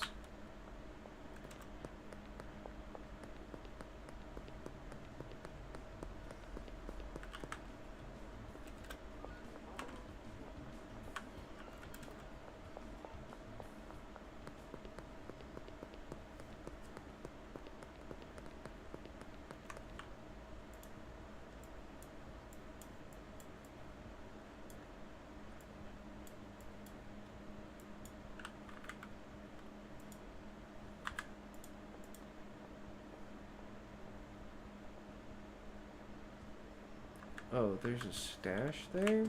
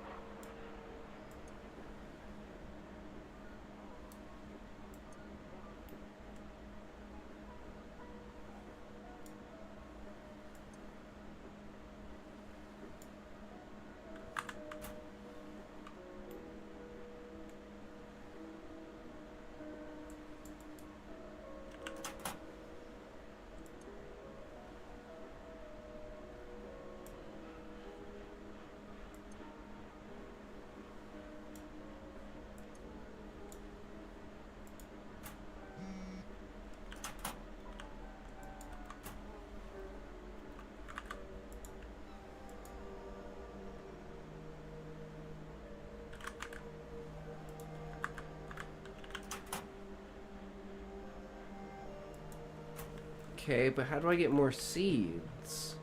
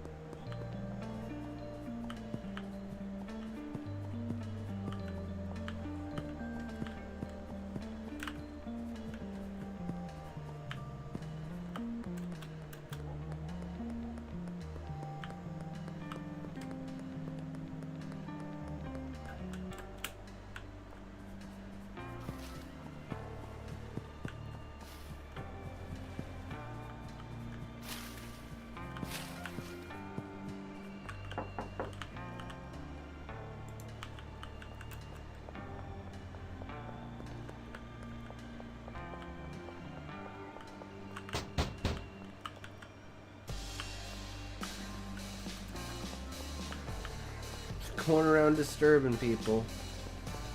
How the fuck do I get seeds? I don't understand.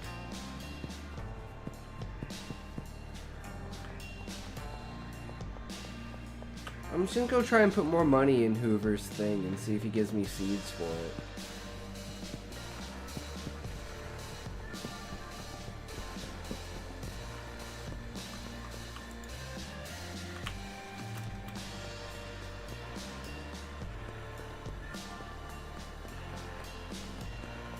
Gotta call supplier, Boogie Woogie Man. Oh, who is my supplier though? Isn't that Albert? Oh, I need to order a dead drop.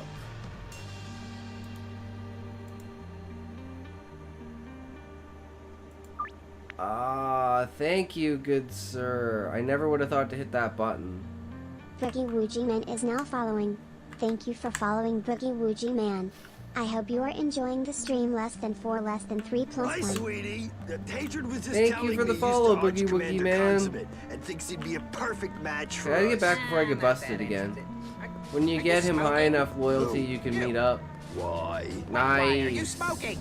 Maybe. What? When did you start smoking? 1989-ish? So you have been lying. And buy more than Makes 10 at a sense, the time. filled ashtrays, Nice. the burning pine scented hairspray. Yes, I'll say it. Her 3-pack a day voice?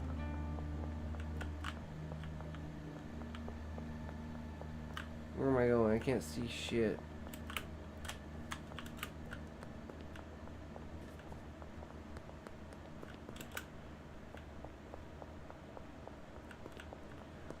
Finished it, so if you have any questions.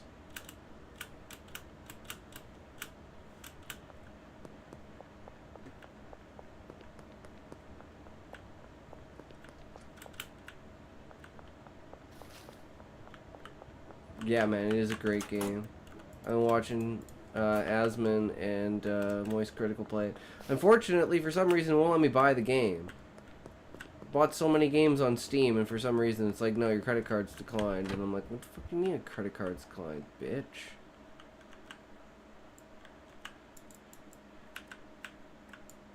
Oh, I had to pull the cork first.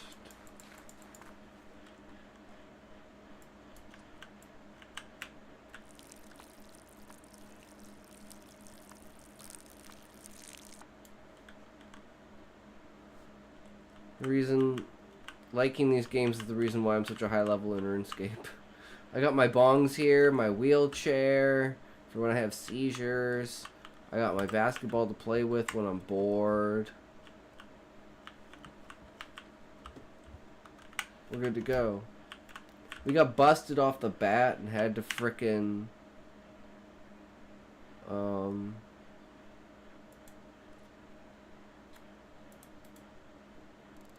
5 XP.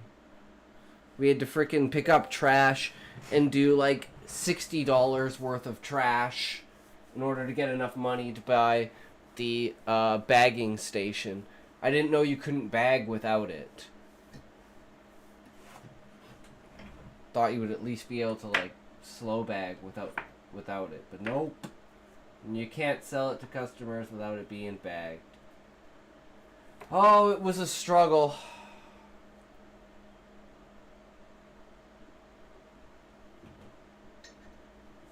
I was putting stuff in the trash can, putting stuff in with the grabber. No, I was literally picking shit up off the ground, running back here, putting it in the trash can, over and over. Hardware store. Well, I didn't have any money, so it wouldn't have mattered either way, right?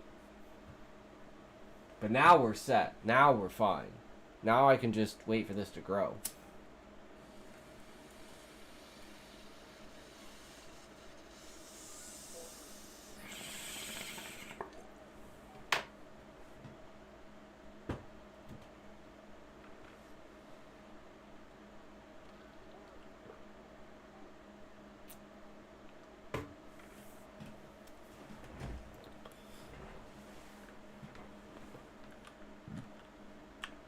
Okay, how much is this? Use trimmers to harvest. Good, here we go. 159%. Damn, man. Here, I'll throw a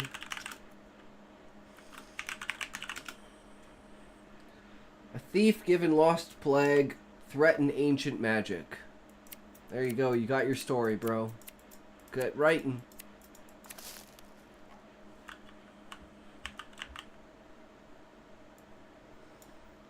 That's how we roll.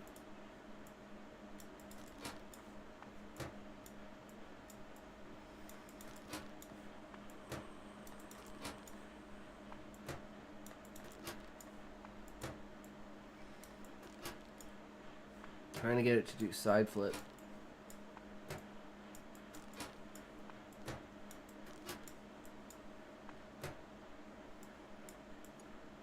Okay, we'll put this shit back on the market.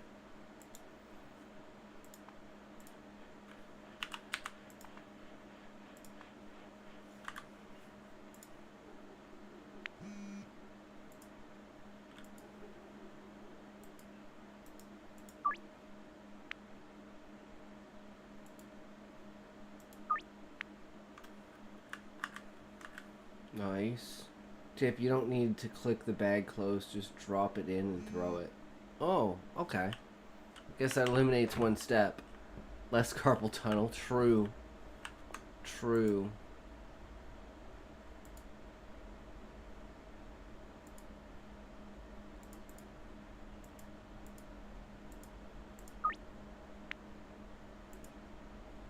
Well, too bad for you, bro. You'll come back. You'll fucking come back, bro.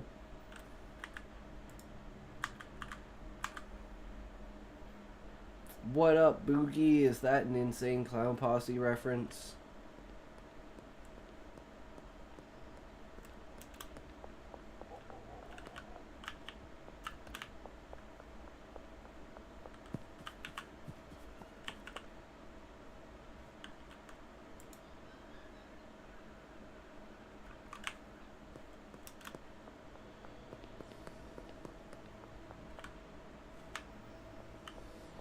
It is not, but I did enjoy UCP back in the day.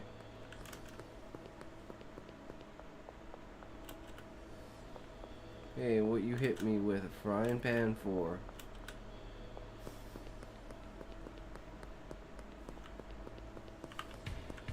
Huh?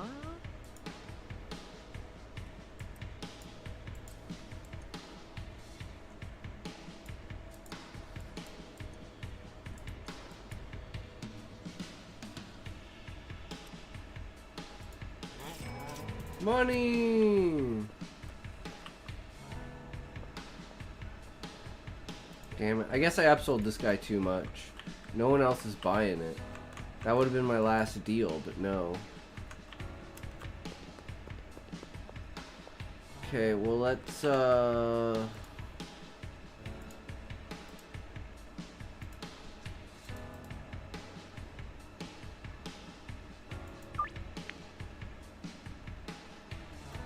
An hour and a half. You can walk up to customers and force sale. Oh yeah, that's right.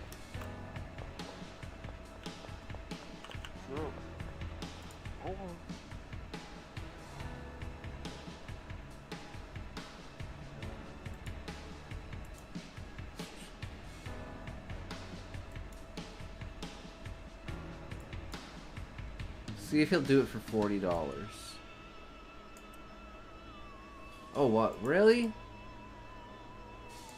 It's a pretty good $35? Yeah, cheers, dog. Hell yeah! That's how we get the customers. Customer satisfaction. That didn't count as a deal completed, though. That's bullshit.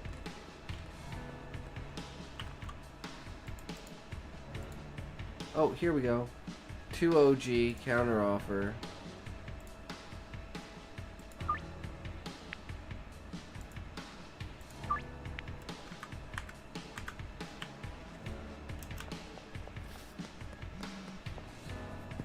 It is what it is.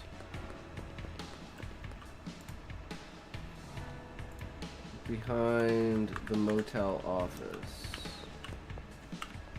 It's over there.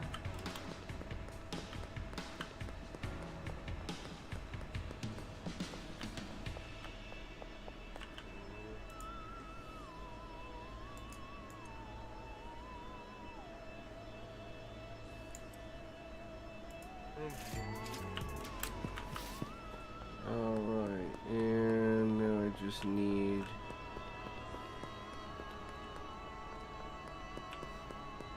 Shit. Need to not get arrested.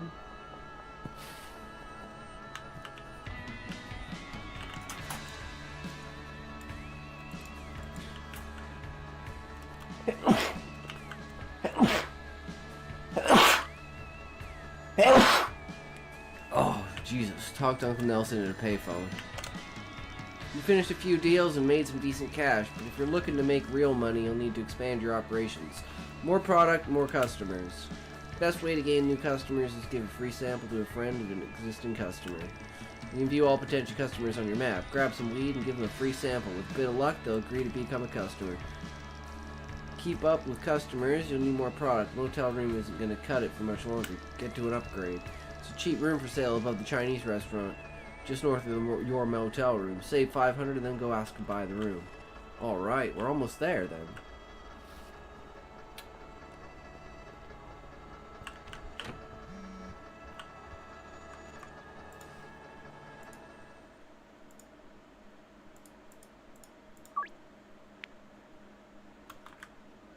Damn. Oh well, I don't have enough weed, so it is what it is.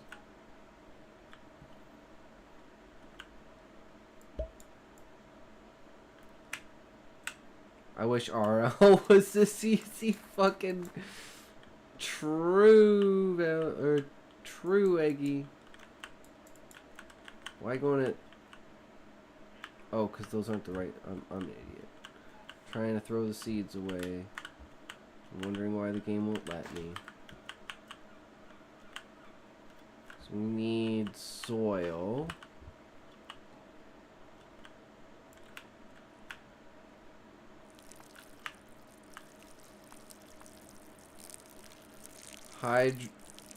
Hydro Bro Nuatox nickname unlocked.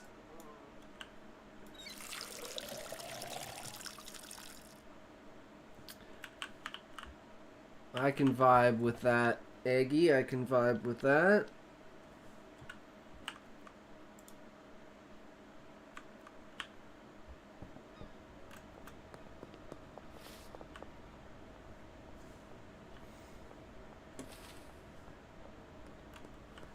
What should we do?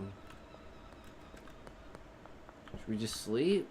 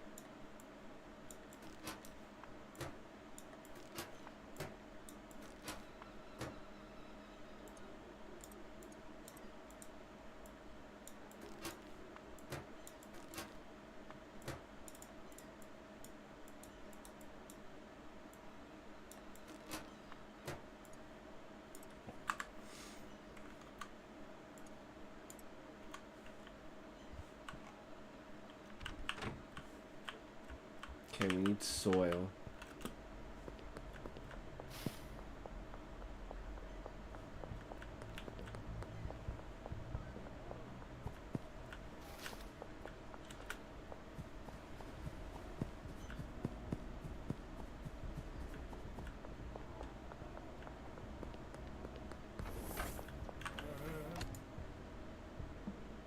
Can't buy soil here. We can buy baggies. When we buy 10 baggies, we need to put money in the ATM.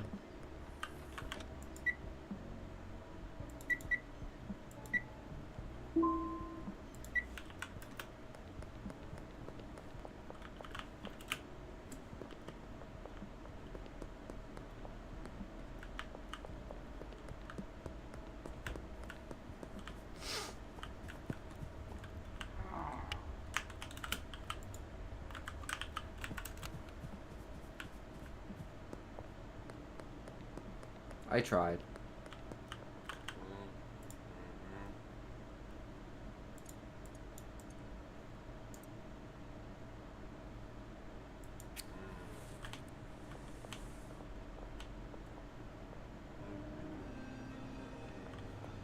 Sweet.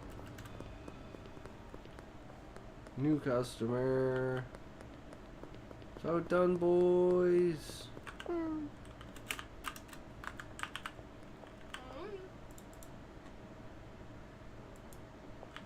Okay.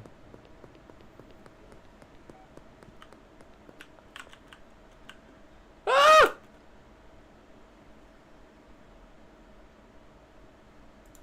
It's a fucking cop! You wanna buy some drugs? Drugs are bad, okay? Drugs are bad.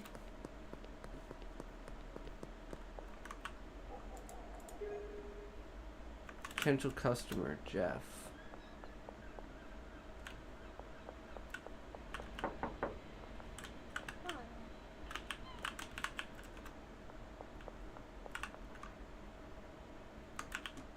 Ah, Shred Shack.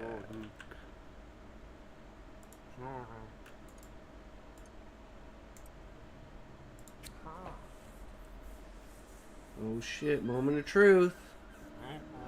Yeah, there we go. Oh shit, guys, did I ever change to schedule 1? No, I didn't. This whole time, I'm retarded.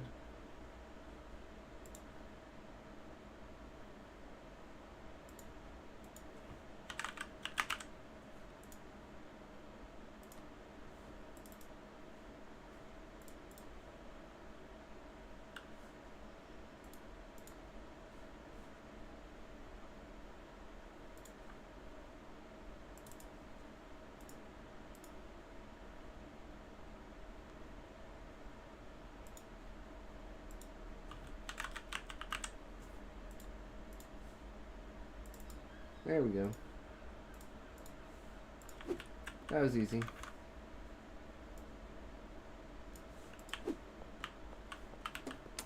What now? We need 2 more customers. Here's the hardware shop. Long life soil. Used to grow 2 plants before expiring.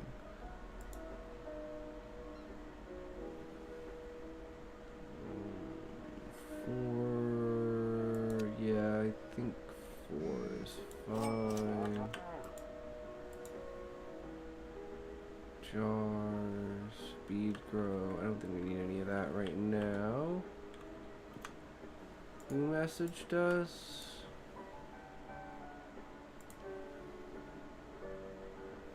Damn, that's actually he's offering a really good deal. So let's just go with that.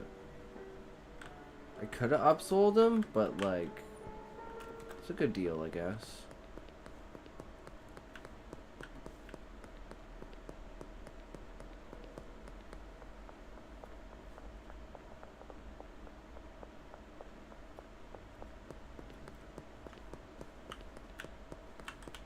Where is he?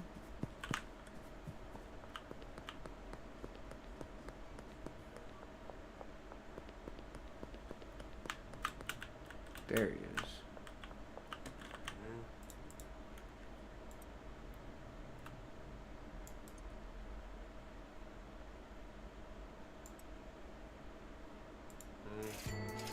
Boom, baby.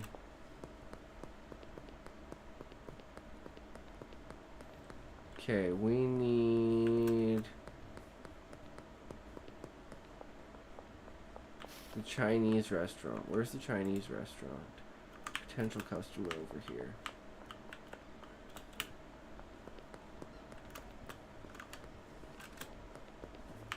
I think it's this guy's the potential customer. Free sample?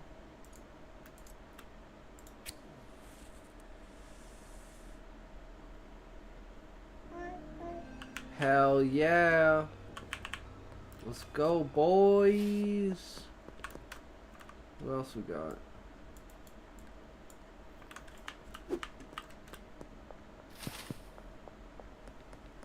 Says you're a potential customer, but it says that I can't get you. Whoops.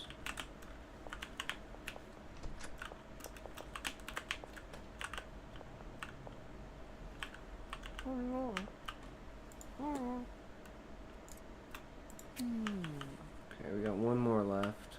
We're gonna get more. Sweet. Okay. We get more weed. We're gonna take our weed off of the market. That's gonna cause a drought, which is gonna cause the price to go up.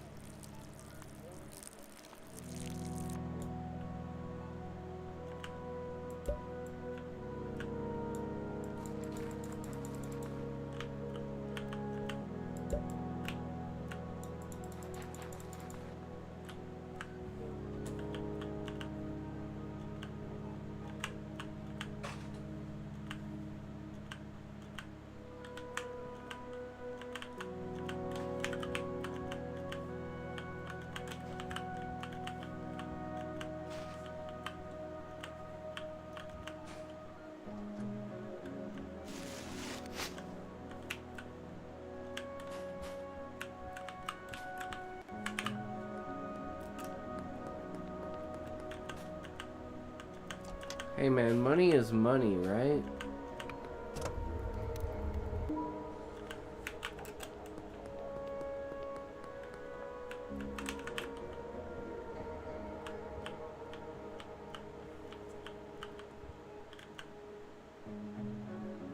Okay, well, let's talk to the Mrs.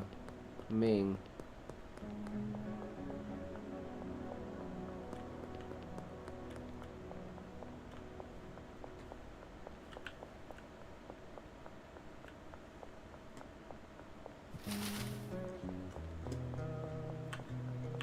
I'm confused.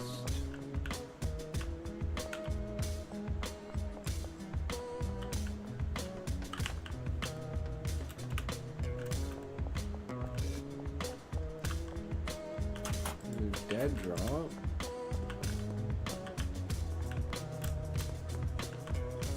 That's the arcade. That's Austin. Wait, this is the Fat Dragon? Oh, here we go. Wait, she wants cash?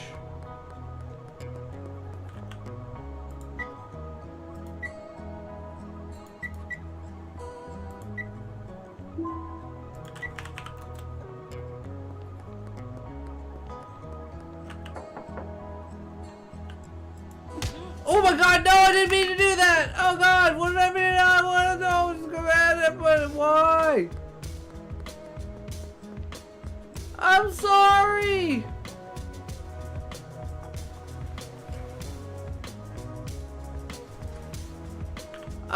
I'm sorry!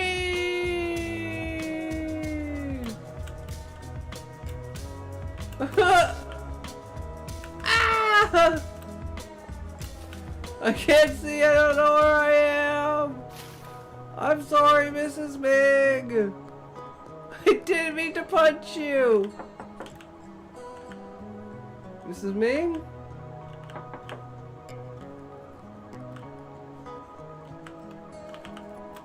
Fuck!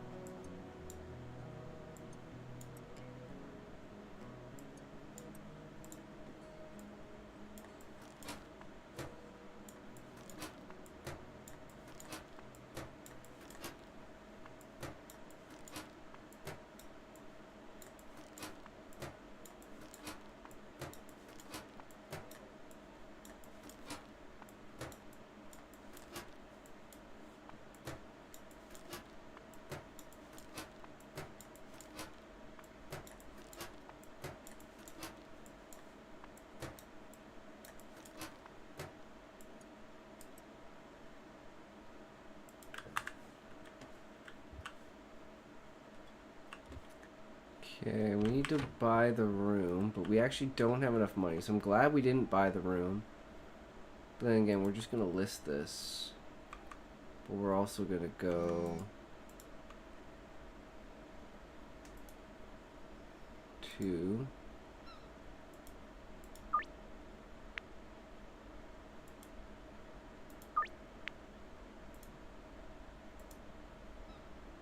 three.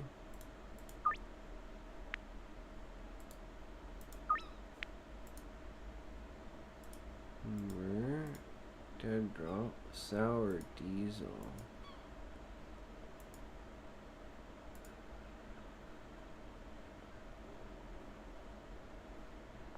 Let's get 4.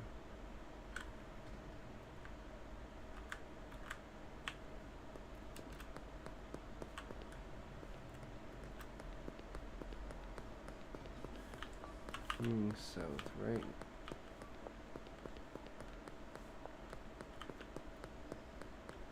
This is where the next room is. Let's hope she doesn't remember last night.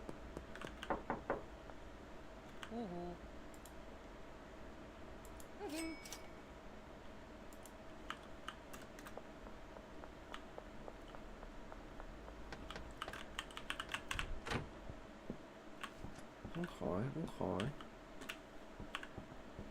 So we got another room. Grodenson packaging station to the new room.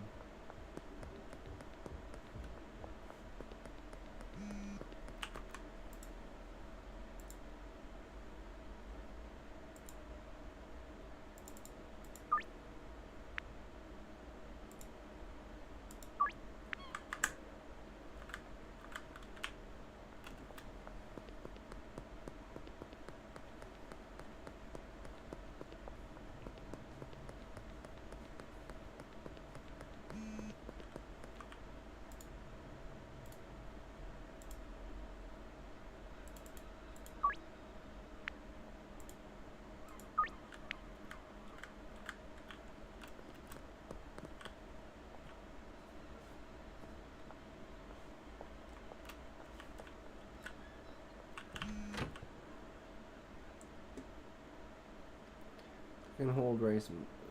Okay.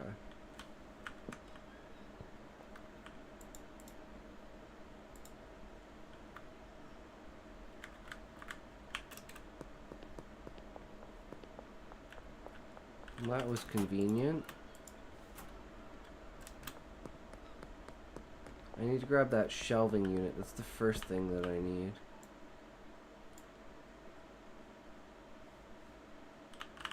And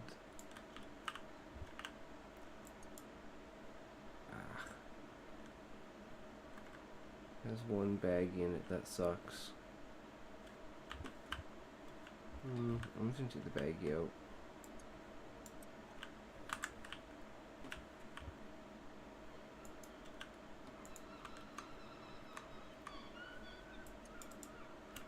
Can I not just discard the baggie? Shit. Can I?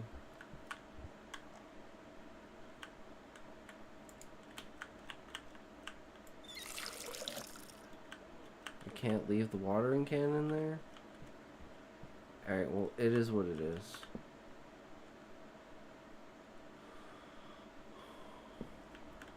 Everyone's ready for their drops.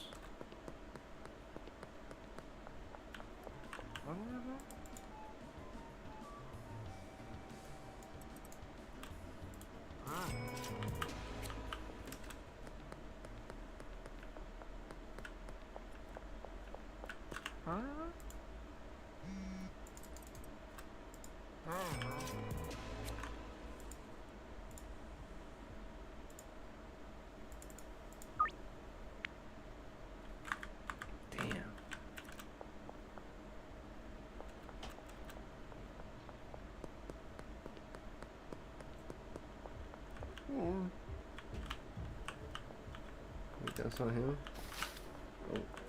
Oh. Oops.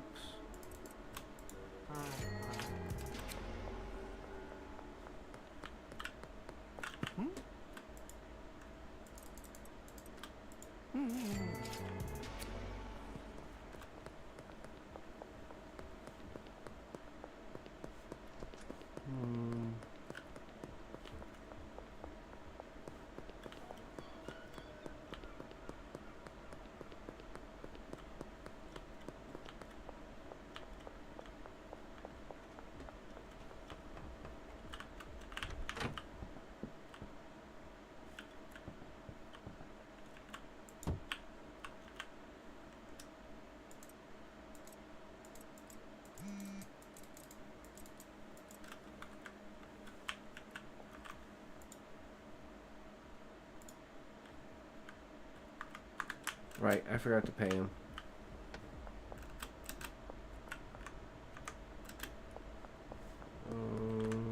Where is he? He's like right here.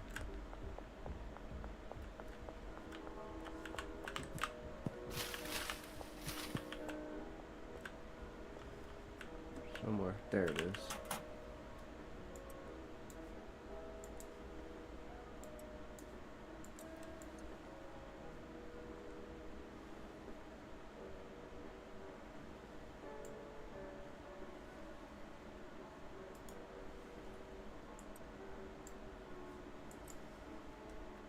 Oh my god, this is so annoying.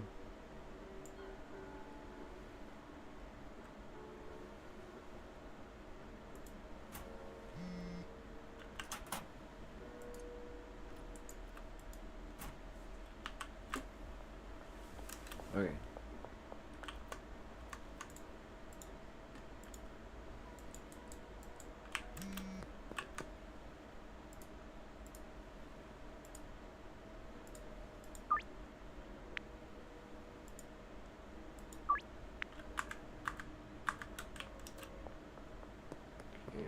Back to the hotel.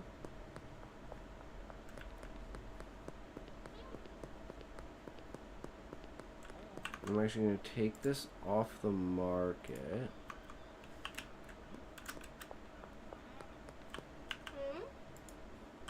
Oh. Not potential customers. Oh man, I almost punched someone. That's scary. I didn't mean to. Bye-bye. I mean, there's no point in taking the wheelchair with me. I'm literally going up. I'm taking the bong with me, though. Whoops. Yeah, here we go. We're taking the ball.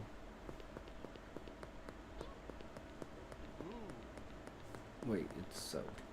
North down here.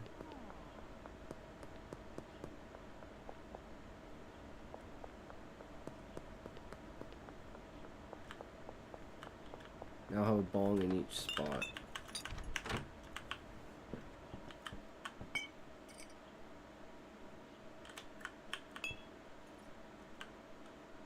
No.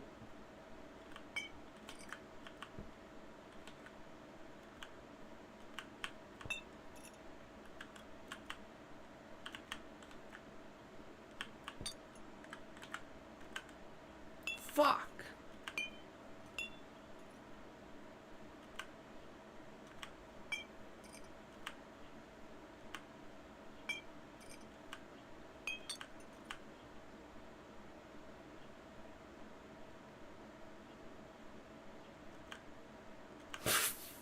Fuck's sakes, it just won't stand up. But for some reason it stands up there, where it's super precarious.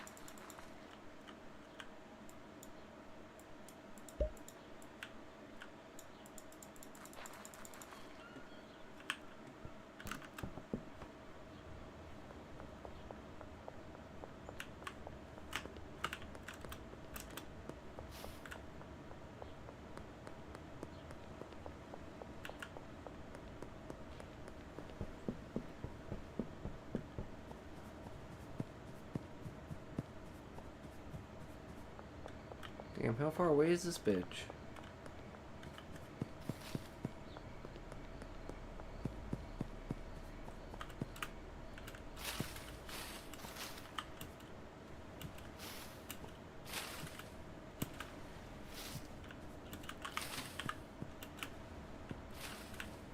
Fuck, she's on the other side of the fence.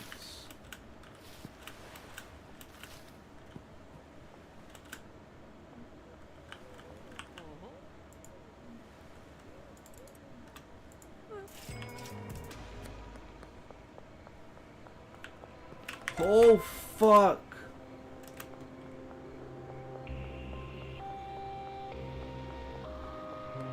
Not again, not again, not again. I'm getting away this time.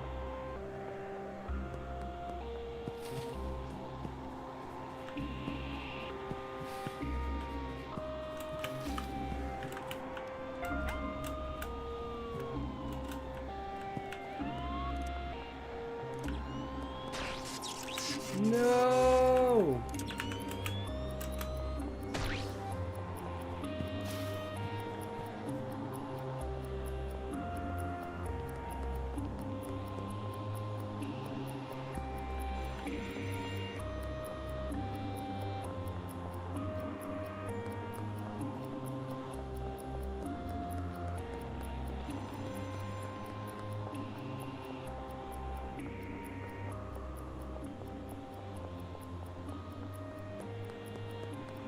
I'm gonna get away, I'm gonna get away, I'm gonna get away, I'm gonna get away, I'm gonna get away.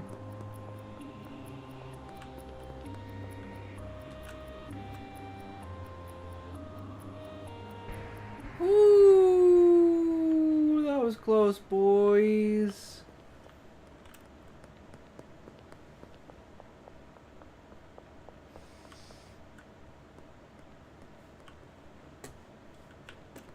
Where's an ATM? Not again! This is bullshit! Where did he come from? Oh my fucking god.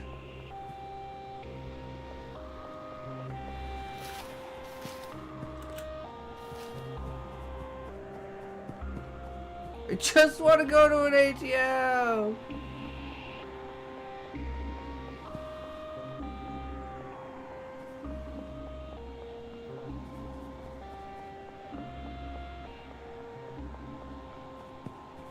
Can hide in the green garbage bins.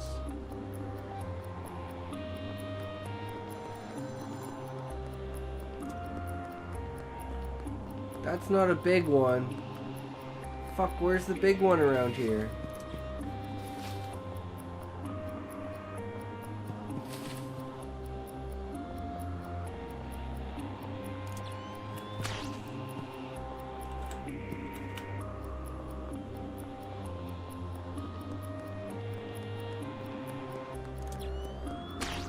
Fuck.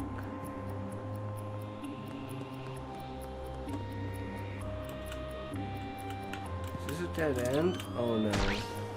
This is not good. This is not good.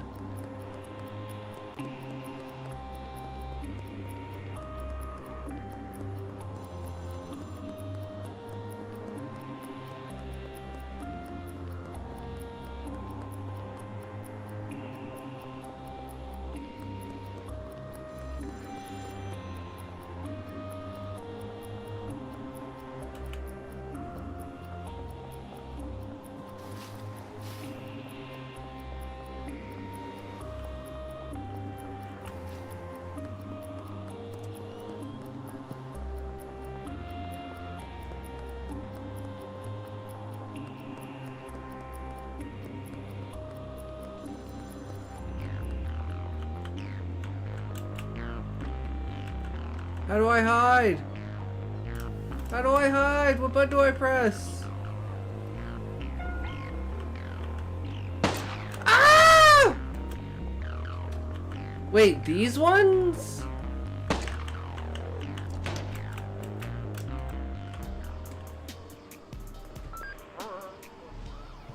I don't know.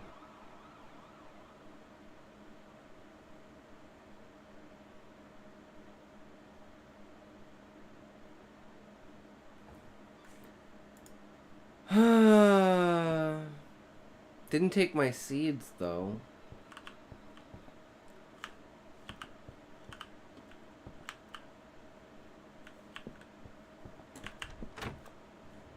Motherfuckers. Fuck off! What? Like, I can't see anything.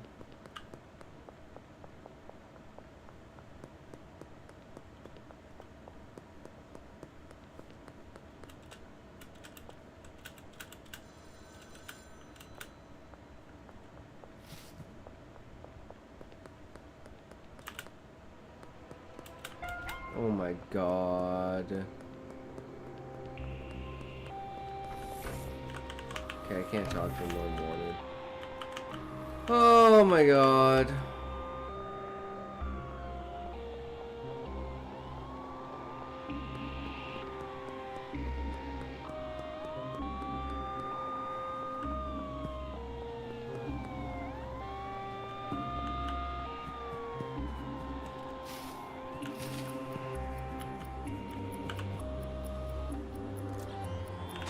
Ah, fuck.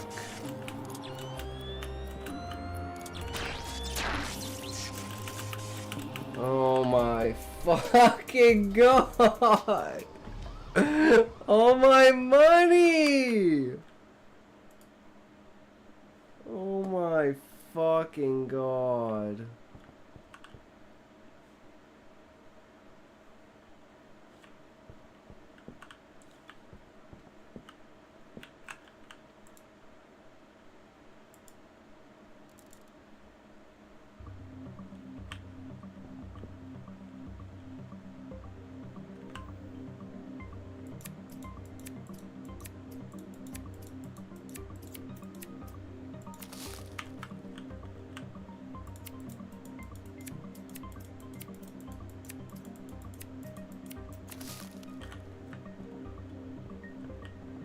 I need fucking baggies.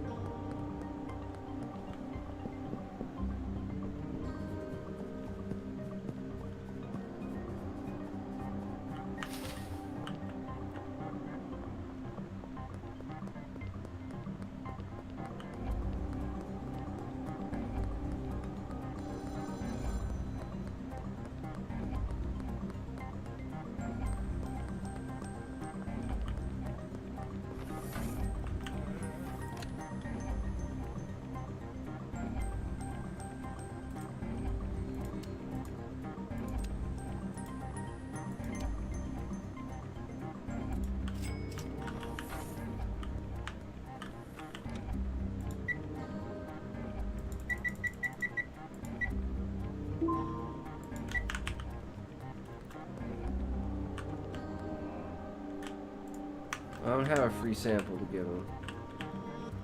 Fuck! Police officer.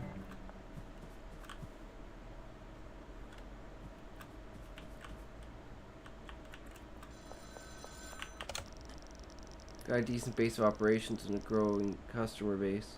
We're pulling in some proper cash now, but you need to help to manage all your customers. Time to think about recruiting a dealer. There's a guy, Benji Coleman, his name is. I think he'll be the first dealer you can work with. Dealers need to be unlocked like customers. Won't consider working for you until you've unlocked one of their friends. Open the contacts app to view Benji's friends and go unlock one of them if you haven't already.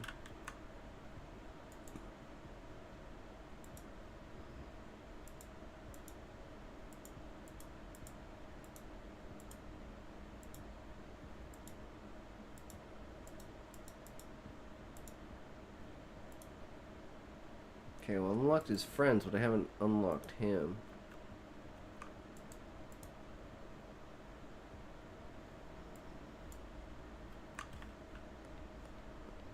Well, let's go package this. And we're gonna put it back on... Wait, is this sour diesel? Yeah, this is sour diesel. So, we're gonna put this up for 55.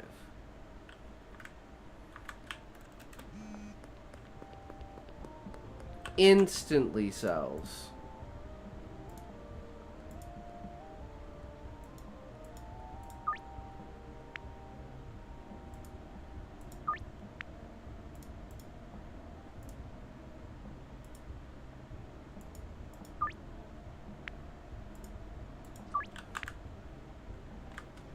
See, they were so dry, they just had to get more. Now, where the fuck is my house? I can never remember. Oh my god. Fucking cops, cops, cops, cops, cops, cops.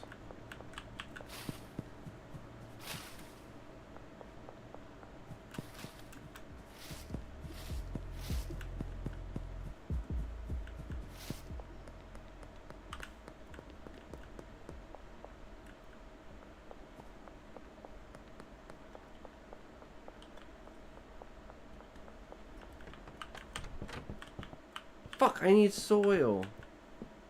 Doesn't matter, I can bag.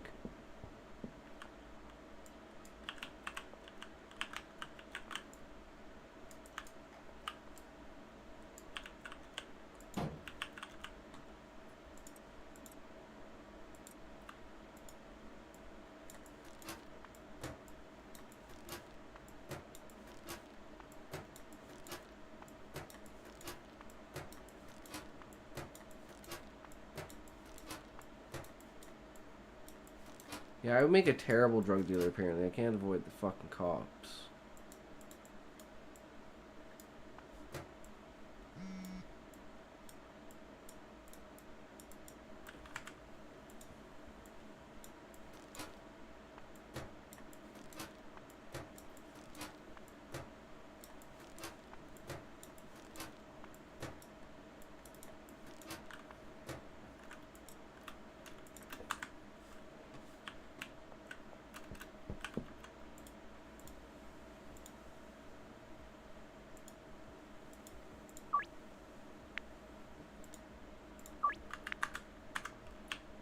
Nice, nice. Okay, let's go fucking make some money, boys. Let's make some money.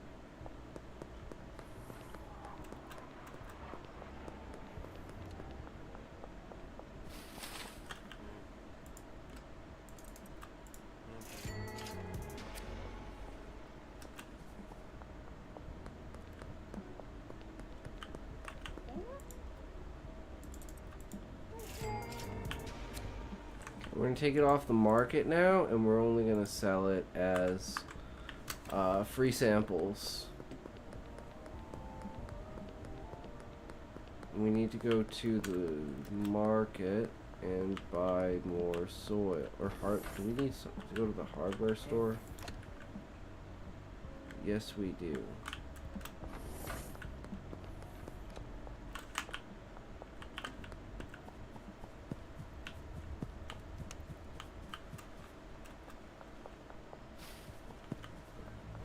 Wait, isn't the hardware store over here? I'm a fucking idiot.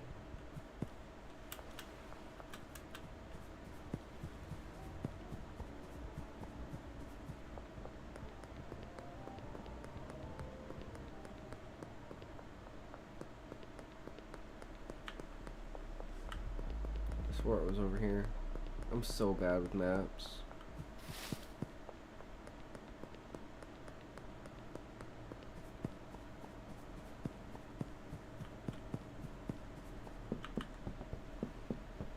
Yeah, there it is.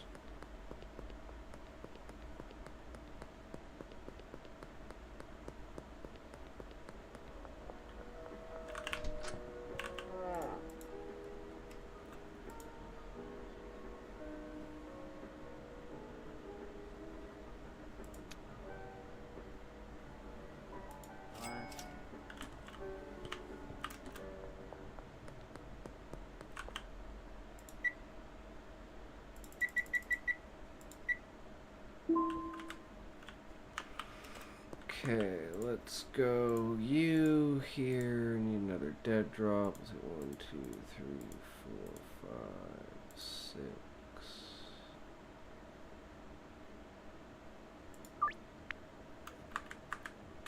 Around 3 hours? Sounds good. So let's actually buy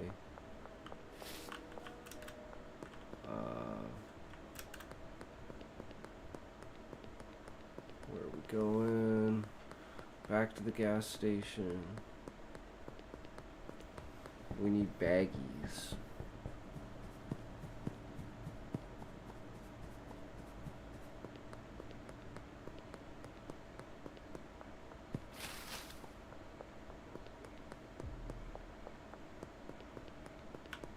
You a potential customer? No.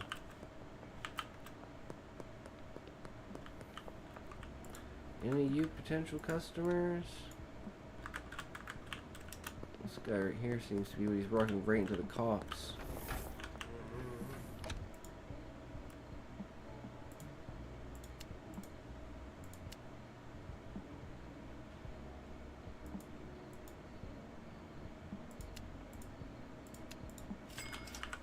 There's a bunch of baggies.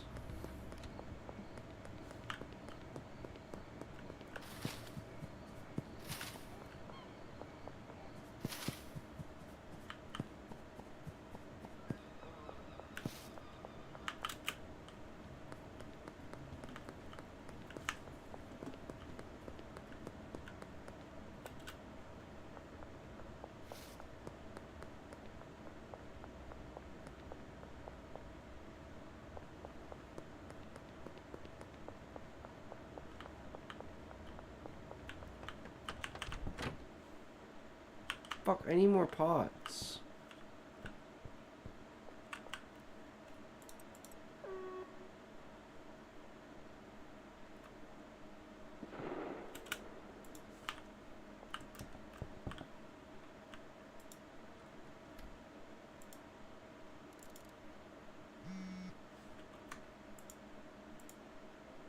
Oh right, I forgot about the dead drop, the seeds.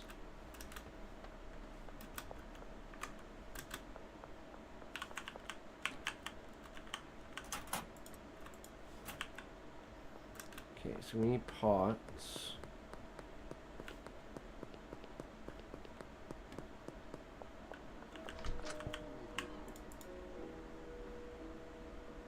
Where the hell do I get pots from?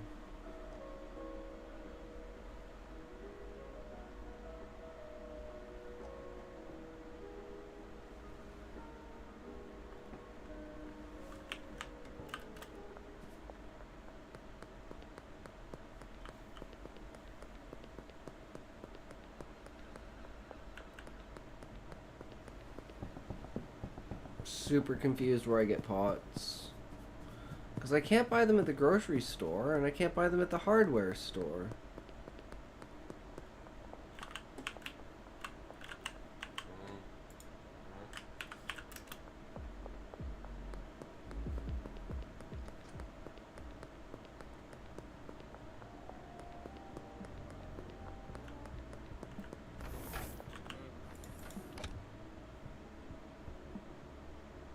Yeah, I don't understand.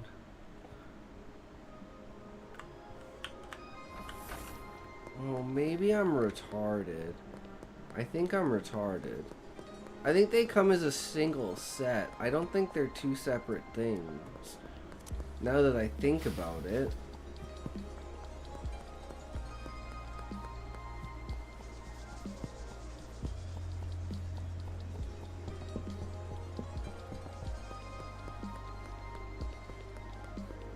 Potential customer?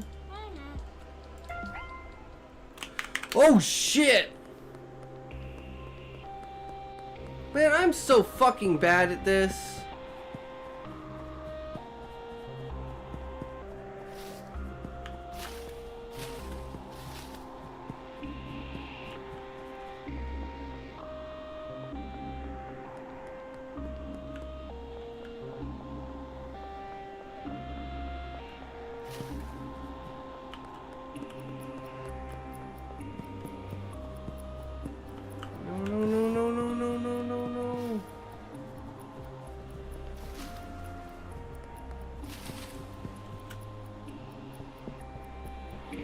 Fuck!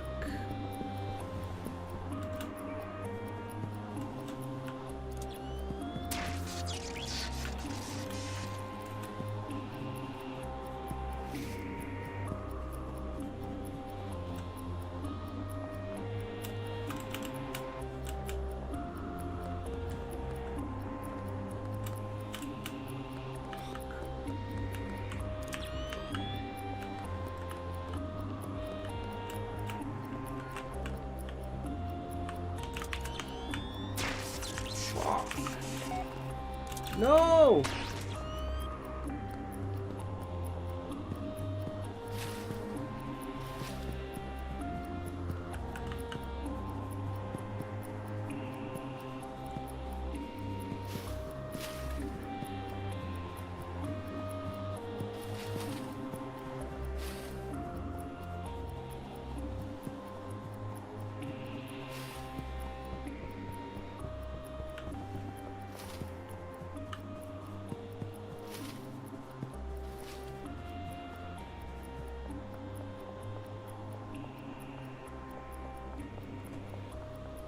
I think I'm safe. I think I'm safe.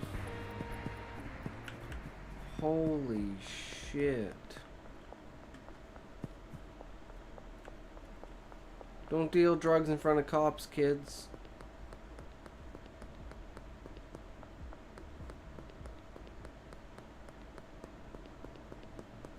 Okay, hardware store. Holy shit, hardware store.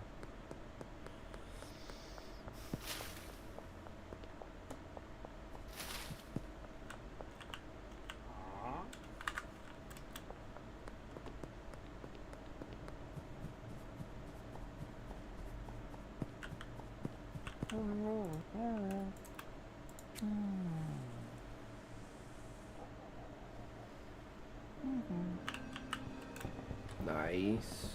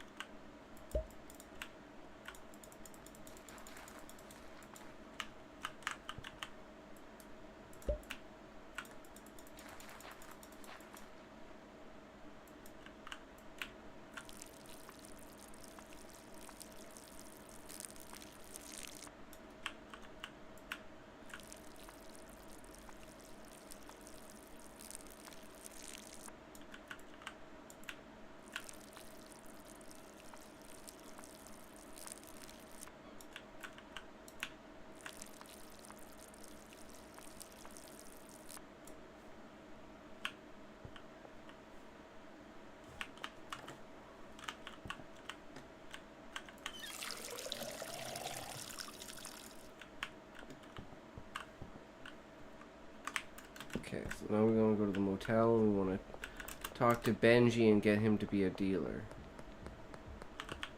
Fucking cops.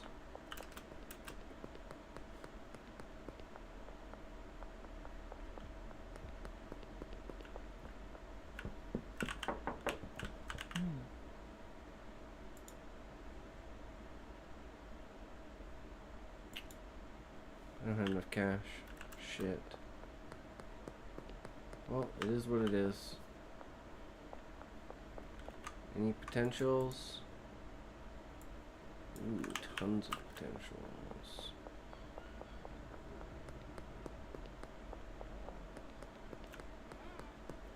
Nope.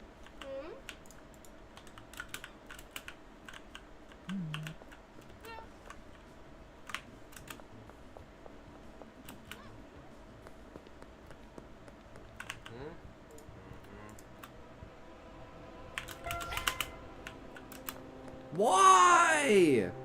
They just... this is so bullshit!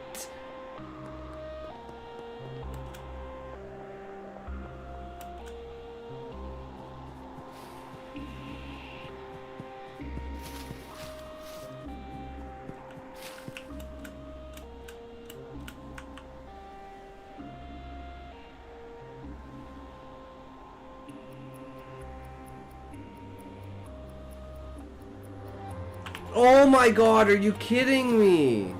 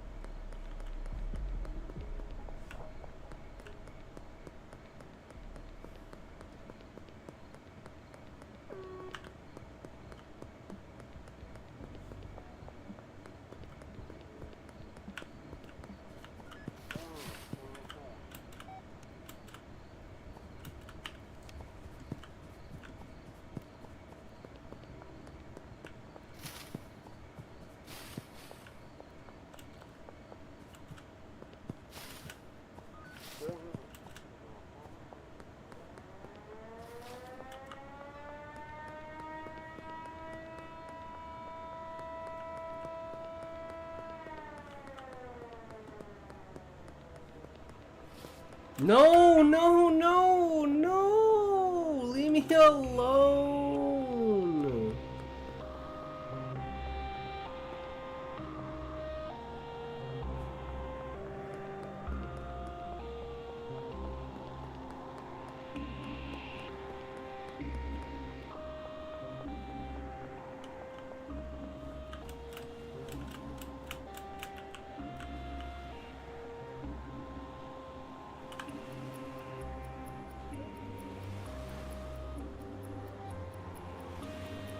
Fuck!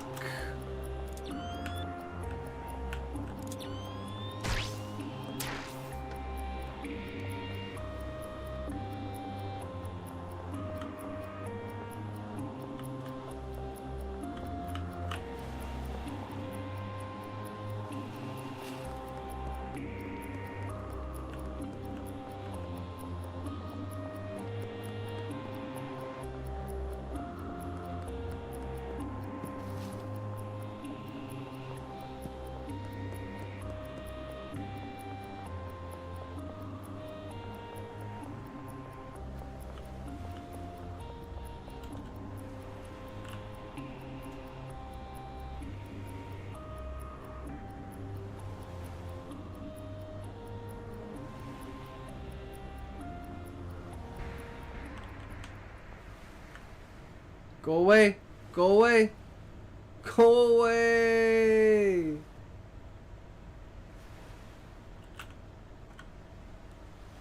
Oh my god, go away, go away, go away, go away, go away, go away, go away.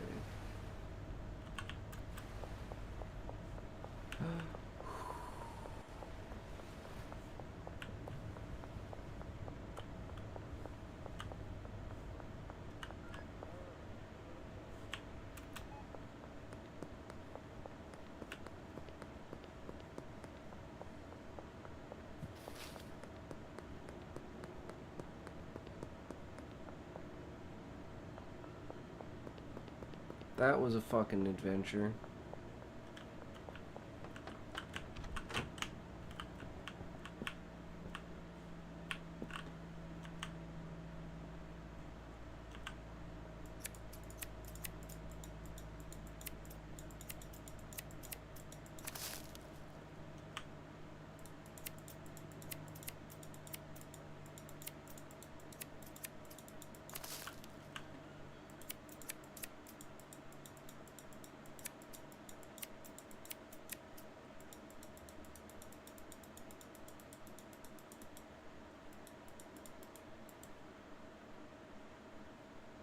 Where's the 8th one?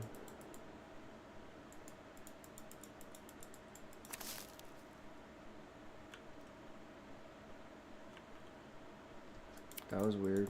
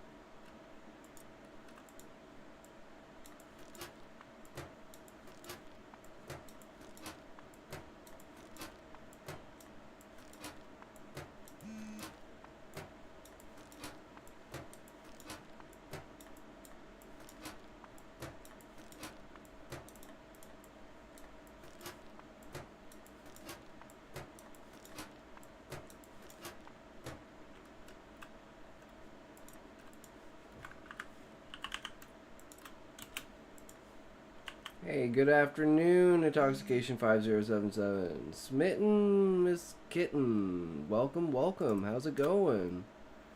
Welcome to the stream. We are playing some Schedule 1. Getting that weed getting sold. How are you doing?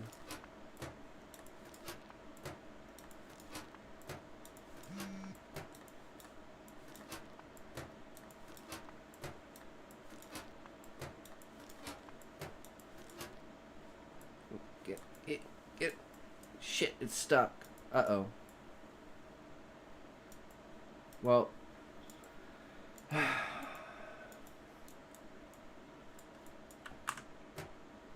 I break everything.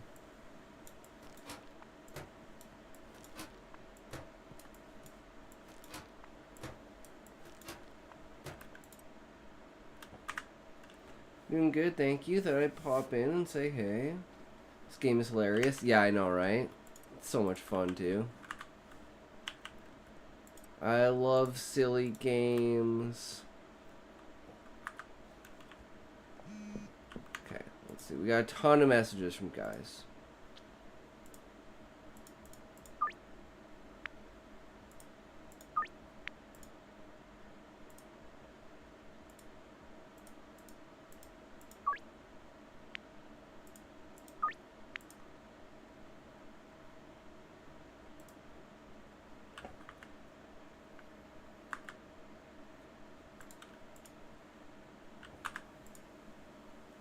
Who did I not respond to? Oh, this guy.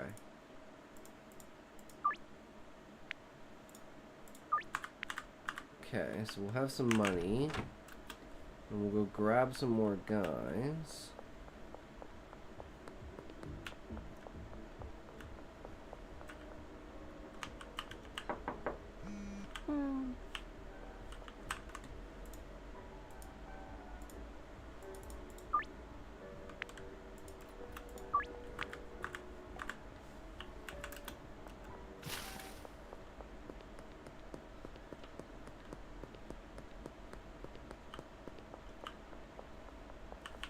No, there's that. I want to go here.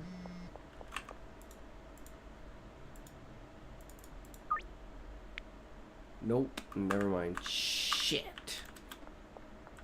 I went too high. Got too greedy. Where am I going? Right over here. There we go.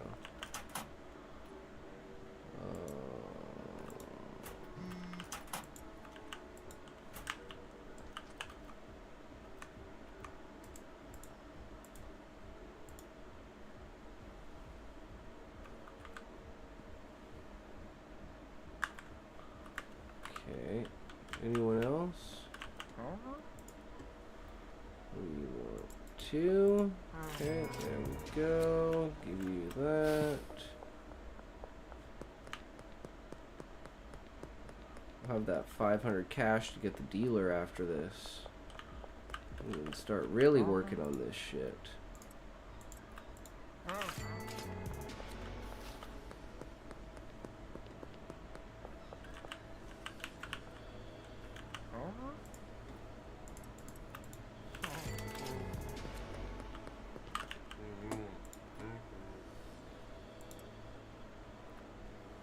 Oh.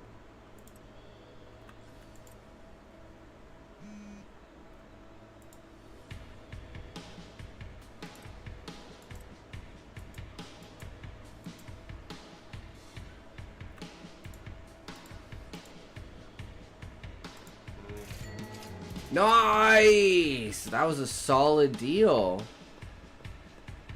That guy was fiending, man.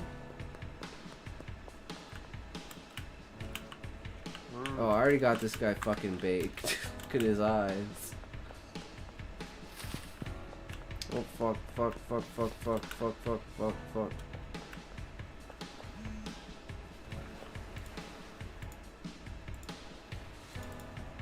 No, fuck it. Yeah, well, that's what it is.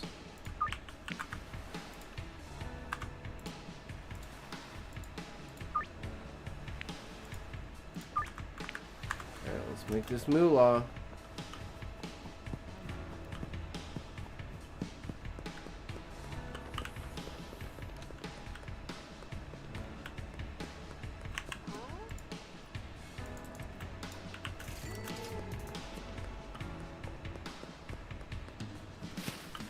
We are on fire.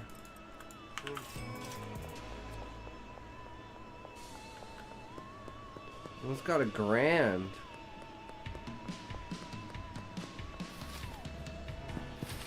That's what happens. You take everything off the market, people fiend because they can't get any. And you sell it to them for a respectable up price. It's not ridiculous. They don't mind. But fuck Peter. He can go get the shit stuff that's expensive. It's usually how it goes. Yep. What's 3?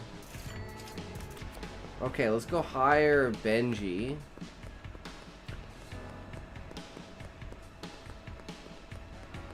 And we're gonna need more seeds.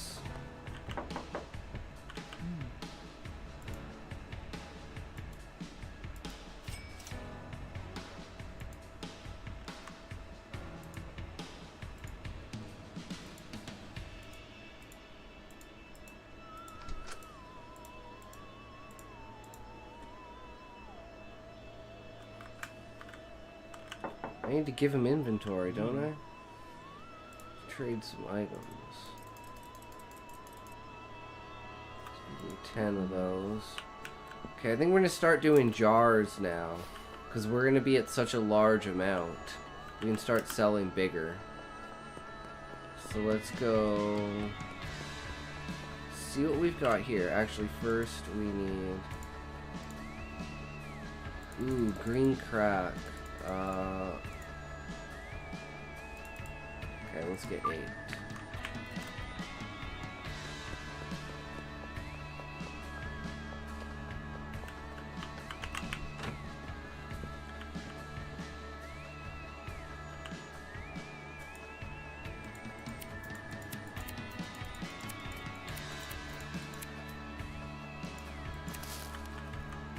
Can you respawn? 4 hours. Okay, good. Because there's plenty of time.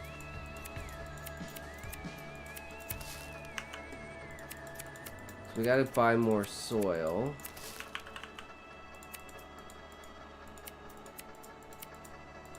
At some point we're gonna want that mixing station as well. So let's bud in here.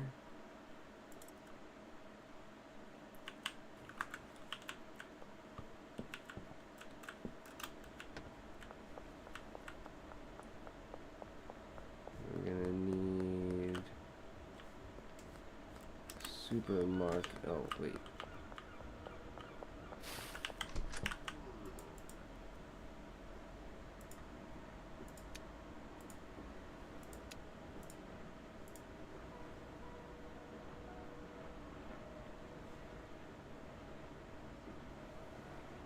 Well, actually, we're rich now. You know what? We're rich now.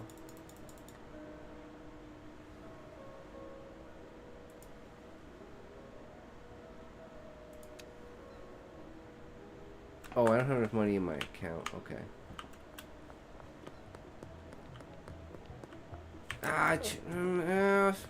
You know what? You know what?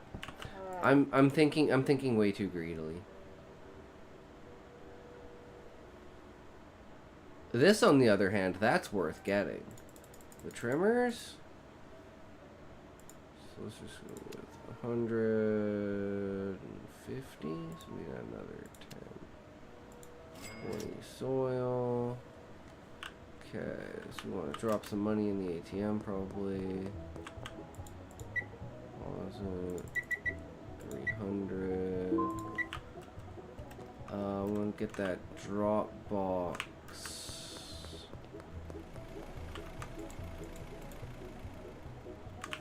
Right here.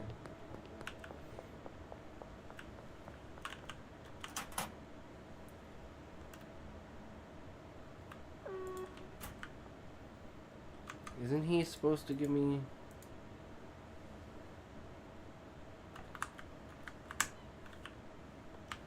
How long am I supposed to wait for that? Any potential customers? Not up here. They're all down there in bad territory.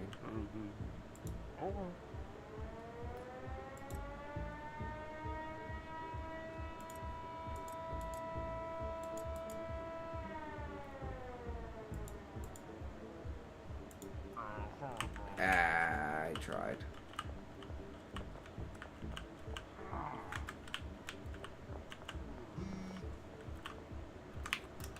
Drop is ready.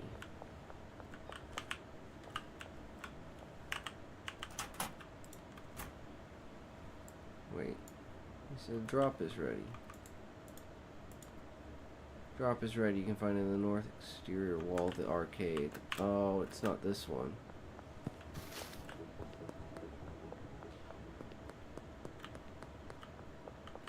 This one. Okay, there we go. What about you? You want some drugs, bud? No? What about you?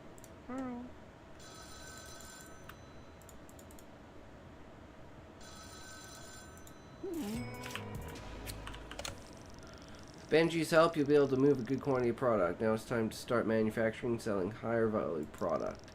You might have noticed you can buy different seed strains from Albert, but you can create even more unique products with Mixing Station. In a Mixing Station, you mix products with special ingredients to create new mixes with unique effects. Customers will pay more for these products. To get started, go purchase a Mixing Station from Dan's Hardware. Okay, I don't have enough money right now for a Mixing Station, but we will on the next run.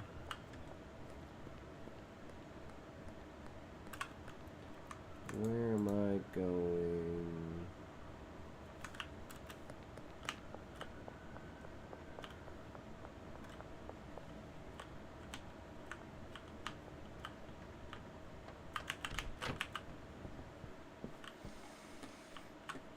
Okay, pour soil.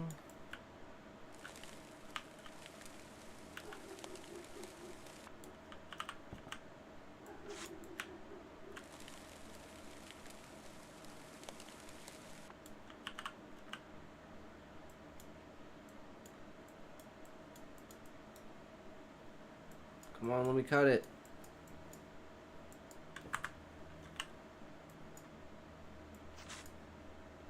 Is bro going for hole 24? No. No. I have shit I have to actually do today. But tomorrow's stream / later today's stream, hopefully if I get the side project done, we'll have a fourth episode of the Seth material. But it'll probably be a shorter stream because I do work afterwards. So, but I don't know when I work, because I don't know if I work later or earlier. But either way, it'll probably still be a shorter stream, but that's all good. Just the way it is. I've had so much fun playing this, though. Oh my god.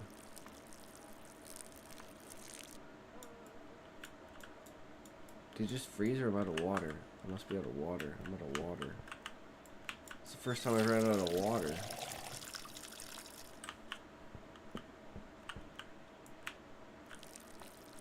His good addictive gameplay loops. Yeah, just reminds me of playing RuneScape.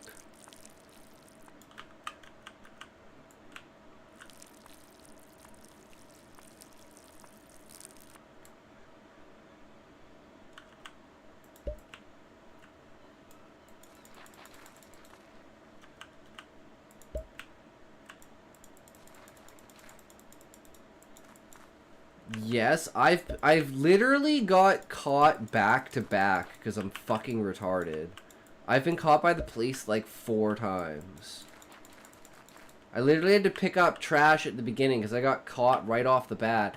And I didn't have enough money to literally buy a mixing station, so I couldn't put my weed into anything. So I couldn't sell it to anyone. So I had to literally pick up trash and sell trash until I had enough money to buy a mixing station. I've had the full experience of this game. This is what it means to be free to play. Because I'm literally... And this thing keeps getting stuck. I'm literally playing the free version because I can't, Steam won't let me buy the game. So I gotta talk to my bank or something, figure that out. Because if that's just a card issue, then fuck that, I need to fix that.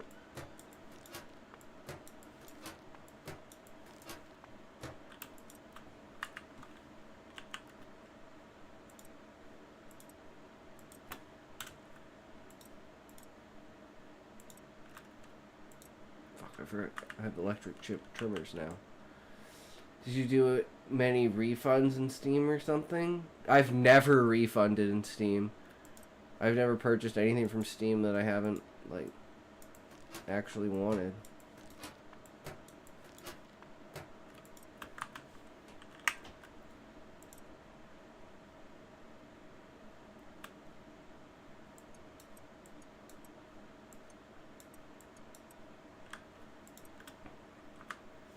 Okay.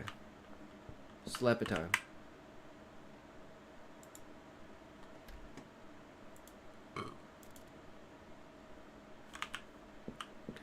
Save game. Alright. We did it, guys. We fucking did it. Oh my god. Oh boy. It feels good. 13 seconds. True. 4, 3, 2, 1, 0. 10 hours. Yeah, let's go. Woo woo.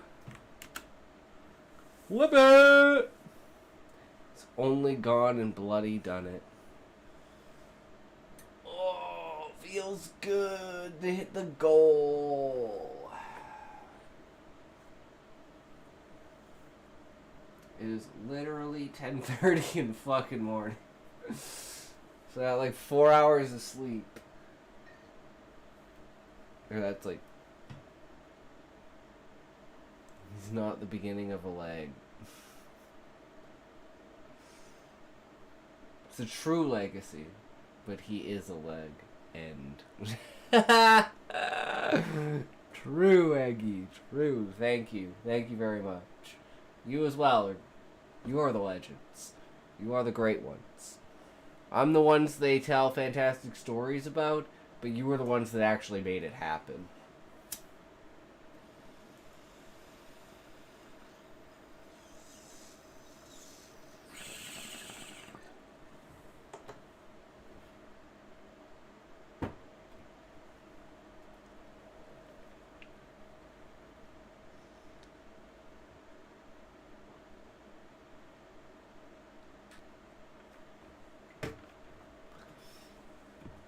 Alright. Here we go. As always. Out with it. What will it be today?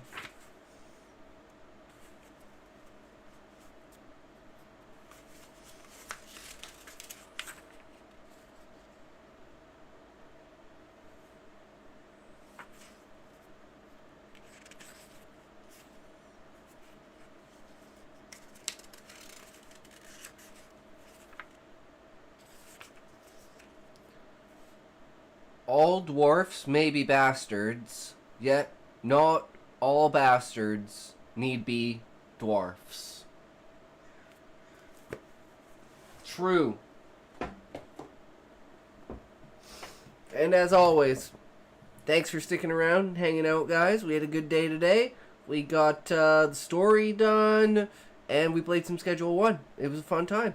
But, as always, all good things must come to an end. So, remember, if you can't say fuck you to your friends, who can you say fuck you to? Fuck you! Alright, guys. Who we raiding? Who we raiding today? Big raids. Big raids. Who's a getting the raid?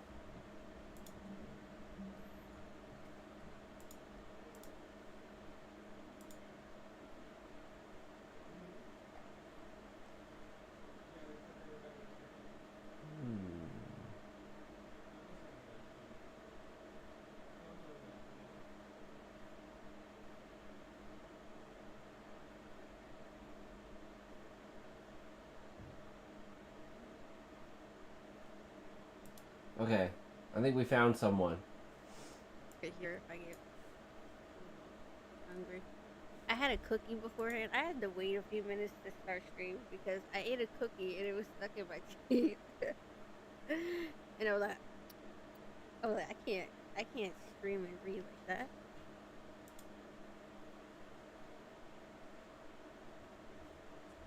You guys just hear me smacking my lip. Alright guys, throw it out!